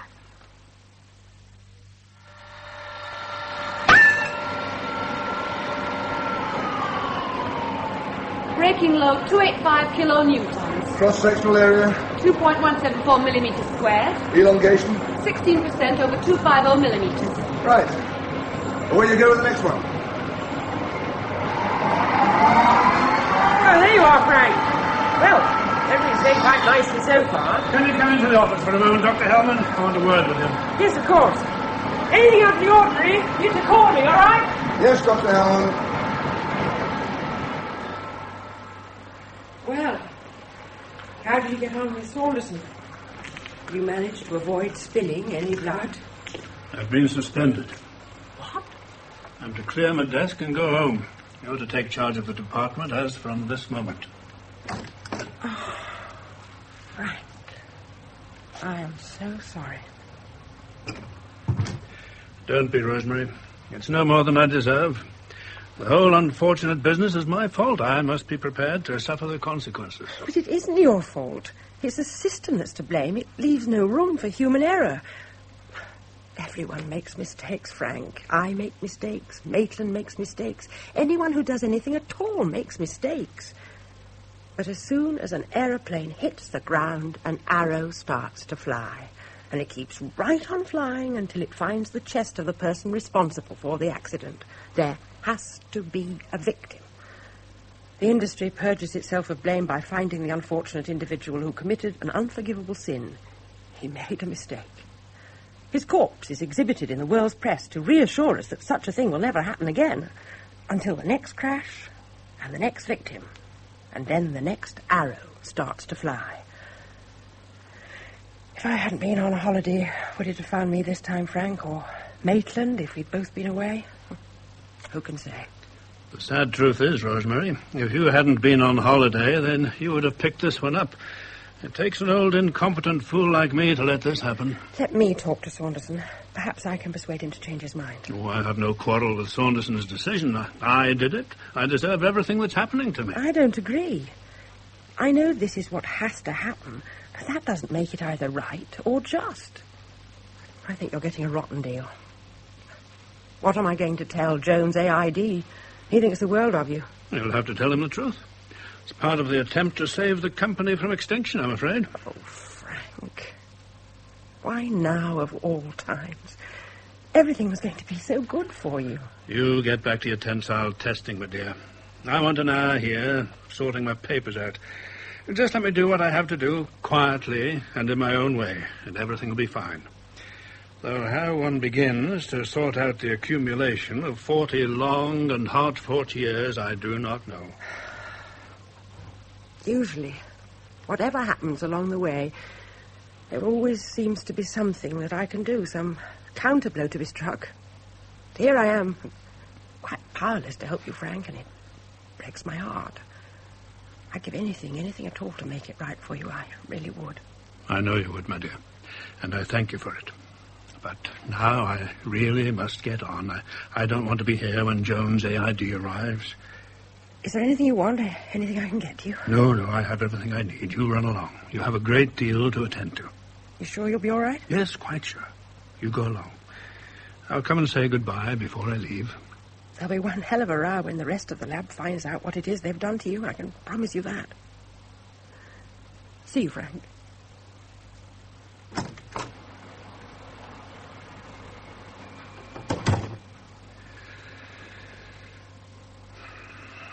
The problem is, of course, where does one begin?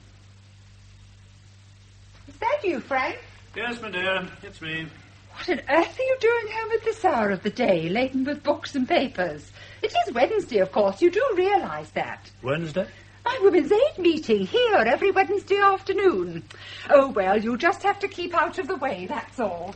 If you want a cup of coffee, I'm just making Nigel one. He's in the study. Right, I'll be in with him. Hello, Nigel. Oh, what are you doing here? Got the afternoon off, have we? Well, things were rather quiet this afternoon, so I thought I'd come home and do a little reading, as you suggested. Uh-huh. No, I didn't. That won't do at all. There's something wrong? I've had my knuckles rapped and been sent home from school. The head is very cross with me, I'm afraid. Father? The aeroplane that crashed last night. Huh? They found faulty rivets. It was our material. It was produced to an incorrect specification. I signed the release note. 7 men died, Nigel, and I am to blame. How could such a thing happen? Didn't you recognize a wrong procedure? I didn't read it. I couldn't have done.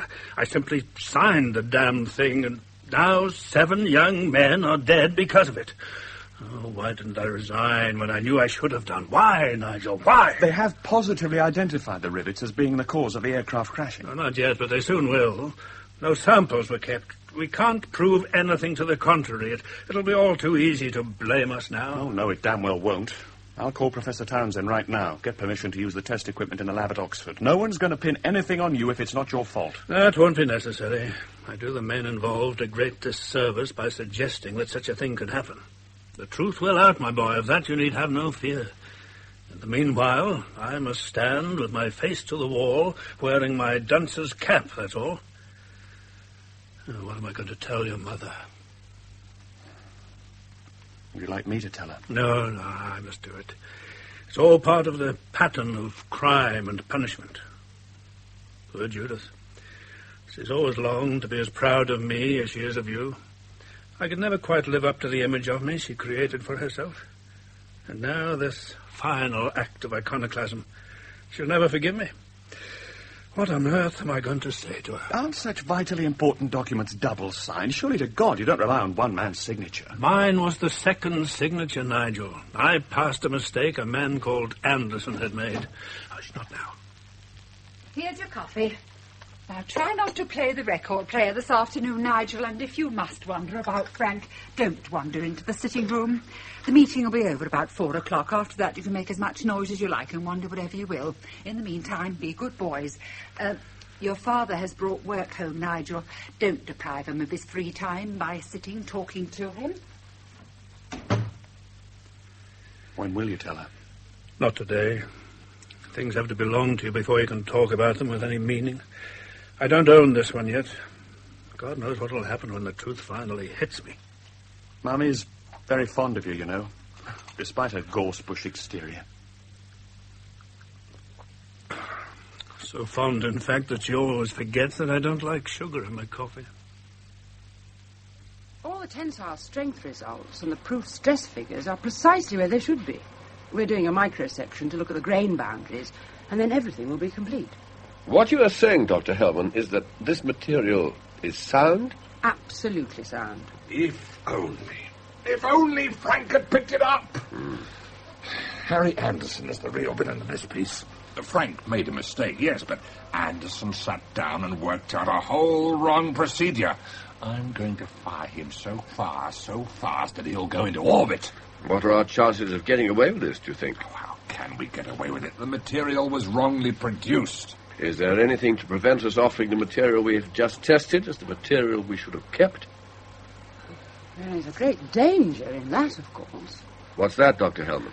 Well, only 1 in 10 coils is tested on a commercial release. This means that 9 out of 10 of the coils Frank released were not looked at by the lab. If any one or more of those 9 coils are faulty and are proved to be the reason for the rivet failures, then the attempted cover-up would automatically be discovered. Not only would the company lose its aircraft license, the perpetrators of the cover-up would face criminal charges. Well, that puts that very firmly out of the question, doesn't it? There is an incoming call for Mr. Jones of the Aircraft Inspection Department, sir. Well, he hasn't arrived yet. We're expecting him any moment. Will you take the caller's number? We'll get him to ring back. Yes, sir. Excuse me? Yes, sure. Yes, one moment. It's for you, Rosemary. Oh, thanks. Yes, Helen? Yes, sir. We'll need another chair for Mr. Jones. Yes, Well, I have no photograph to enlarge it to a scale of 10 to 1. I belong to the darkroom. Should be here in a minute now, I think. The microsections are perfect. Well, of course. What else? Apart from the fact that Frank signed us into oblivion, everything's lovely. Mr. Jones of the Aircraft Inspection Department is here, sir. Well, show him in. Look, leave this to me, right? Let me do the talking. Mr. Jones, sir. Thank you, Mrs. Crawford. Coffee in 5 minutes? Certainly, sir. Good afternoon, Mr. Jones. Good afternoon. Very nice to see you. Do sit down. Thank you. No, Dr. Hellman. Mr. Maitland, of course. Indeed, we're old friends. Mr. Maitland, Dr. Hellman, nice to see you. Thank you. Well, it's a sad and unhappy business, Mr. Jones. It's an experience we could all do without. You know, I've been puzzling my brains out all the way down here. You know how it is when things don't just seem right. I talked to Frank first thing this morning. He told me he'd been up half the night running retests and that everything was fine. Something was wrong. Nagging at the back of my mind was the idea that something was wrong. A feeling. When you've been in this game as long as I have, you get intuitive flashes, and I simply knew that something was wrong. Yes, well, full credit your intuition, Mr. Jones. We've had to send Frank. Excuse me, Mr. Saunderson. Yes, Mrs. Crawford, what is it? There was a message for Mr. Jones to call his office. Would you like me to get that number now, sir? Shortly before you arrive, Mr. Jones, your office called. You ought to call them back. Oh, I've radio telephone in my car. They've already reached me. They thought I'd be here, and that's why they called here first of all. Right. It's all right, Mrs. Crawford. Mr. Jones has already spoken to his office. Yes, sir. That's why I was anxious that Frank should be here. We mustn't deprive the old lad of his moment of triumph, must we? Triumph? Oh, the aeroplane was sabotaged, Mr. Maitland. What? Yes. The crash investigators found bomb fragments amongst the wreckage this morning. Your rivets didn't fail. They had the heads blown off. Sabotage? Yeah. That's what my officer was so anxious to tell me, so I could tell you good people you have nothing to worry about. That's what I found so puzzling as I drove down here. Frank had said that everything was in order. Well, you know Frank, he never makes a mistake. Something was wrong, all right, and this was it. The plane was blown up by someone who probably objects to us trading with Red China. Nothing to do with Frank's rivets. Where is he? Can we get him in here? He went home at lunchtime. He was a little under the weather, so I packed him off home, didn't I, Philip? Yes. Yes, you did indeed. He went quite green, poor old chap. Looked awful. The rivets in question, Mr. Jones. Yes, Dr. Hellman. Did that particular works order all go into making that one aeroplane, or is there more of the material elsewhere? Oh, the material 548902 batch 12 all went into this one aircraft. Scattered over several miles of Alaskan hillside. You'll hear no more of it. Thank you. Well, now, this is good news. What a pity old Frank isn't here to hear it. Not that this diminishes the tragedy, one jot, of course, but, well, we'd be less than human if we didn't admit to a sense of relief at the knowledge we in no way contributed to the event. Indeed, I quite understand. Well, now, this is one journey I'm pleased to see produce a negative result. Look, I see no point in going through the motions of reappraisal test that Frank's already done, do you? None at all, my dear chap, none at all. A fine gesture to demonstrate your faith in the man. Indeed. Well, give him my best. Tell him I hope he'll be fit again soon. Now, if you'll excuse me, I'll be on my way. I'm so glad that it's worked out all right for you. Well, thank you, Mr. Jones, for all your help and fine consideration. Our world will be a poorer place without you. Are you ready for coffee now, sir? A cup of coffee, Mr. Jones, and help you on your way. Well, thank you. That's very nice of you, Mr. Saunderson. Why don't you go and telephone Frank, Dr. Hellman? I'm sure he'd be terribly interested in all of this, don't you think? Yes, right. Yes. If you'll excuse me, gentlemen. Yeah, then tell him to hurry back, so he can get on with organising our new experimental department for us. We're promoting Frank, you see, in recognition of his long years of faithful work, Mr. Jones. Isn't that splendid? Well, I'm delighted to hear it. No one deserves it more than Frank. Coffee. How very welcome.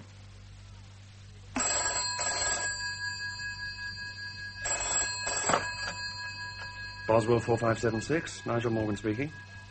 Oh, one moment, Dr. Hellman. He's in the study. I'll call him. Dad! Telephone! Who is it, dear? It's Dr. Hellman for Dad. He's in the study. Can't hear me. Oh, well, I'll call him. One moment, Dr. Hellman. Mother's going to call him. Won't keep you a minute. Oh, Frank. no, I'm fine, thank you. Yes. Dr. Hellman's on the telephone. Oh, very nice of you to say so. Yes, Frank? Wasn't it? Why have you locked the door, dear? Just a moment, Dr. Hellman. What is it, Mother? Oh, your father's locked the study door and he's not answering. Frank, open the door, dear. Dr. Hellman wants to speak to you. Frank? Here, let me do it. Dad? Dad, open the door, old chap. Gordon Dulieu. Tower Control 2, Gordon Reed. The play was directed by Jerry Jones.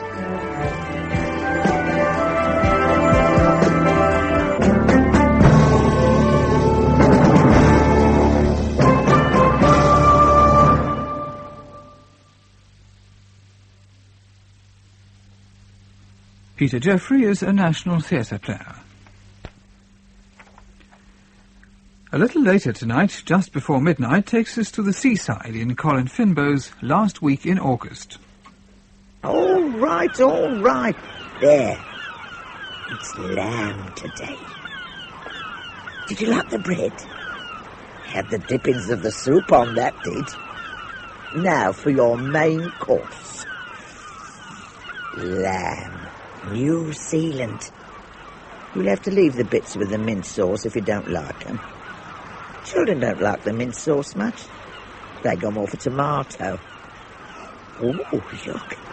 Somebody left a bit of lean there. Nice bit of lean. Probably that young woman from Shifnal. She was a poor eater.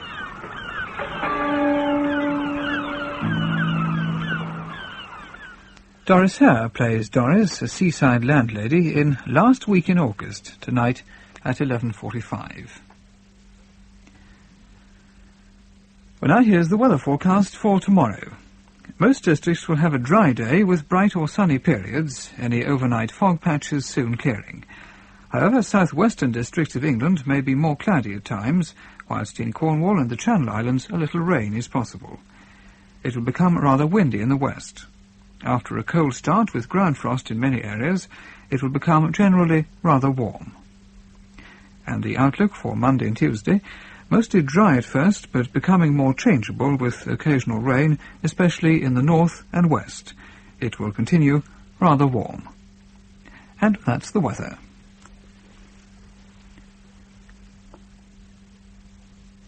Radio 4.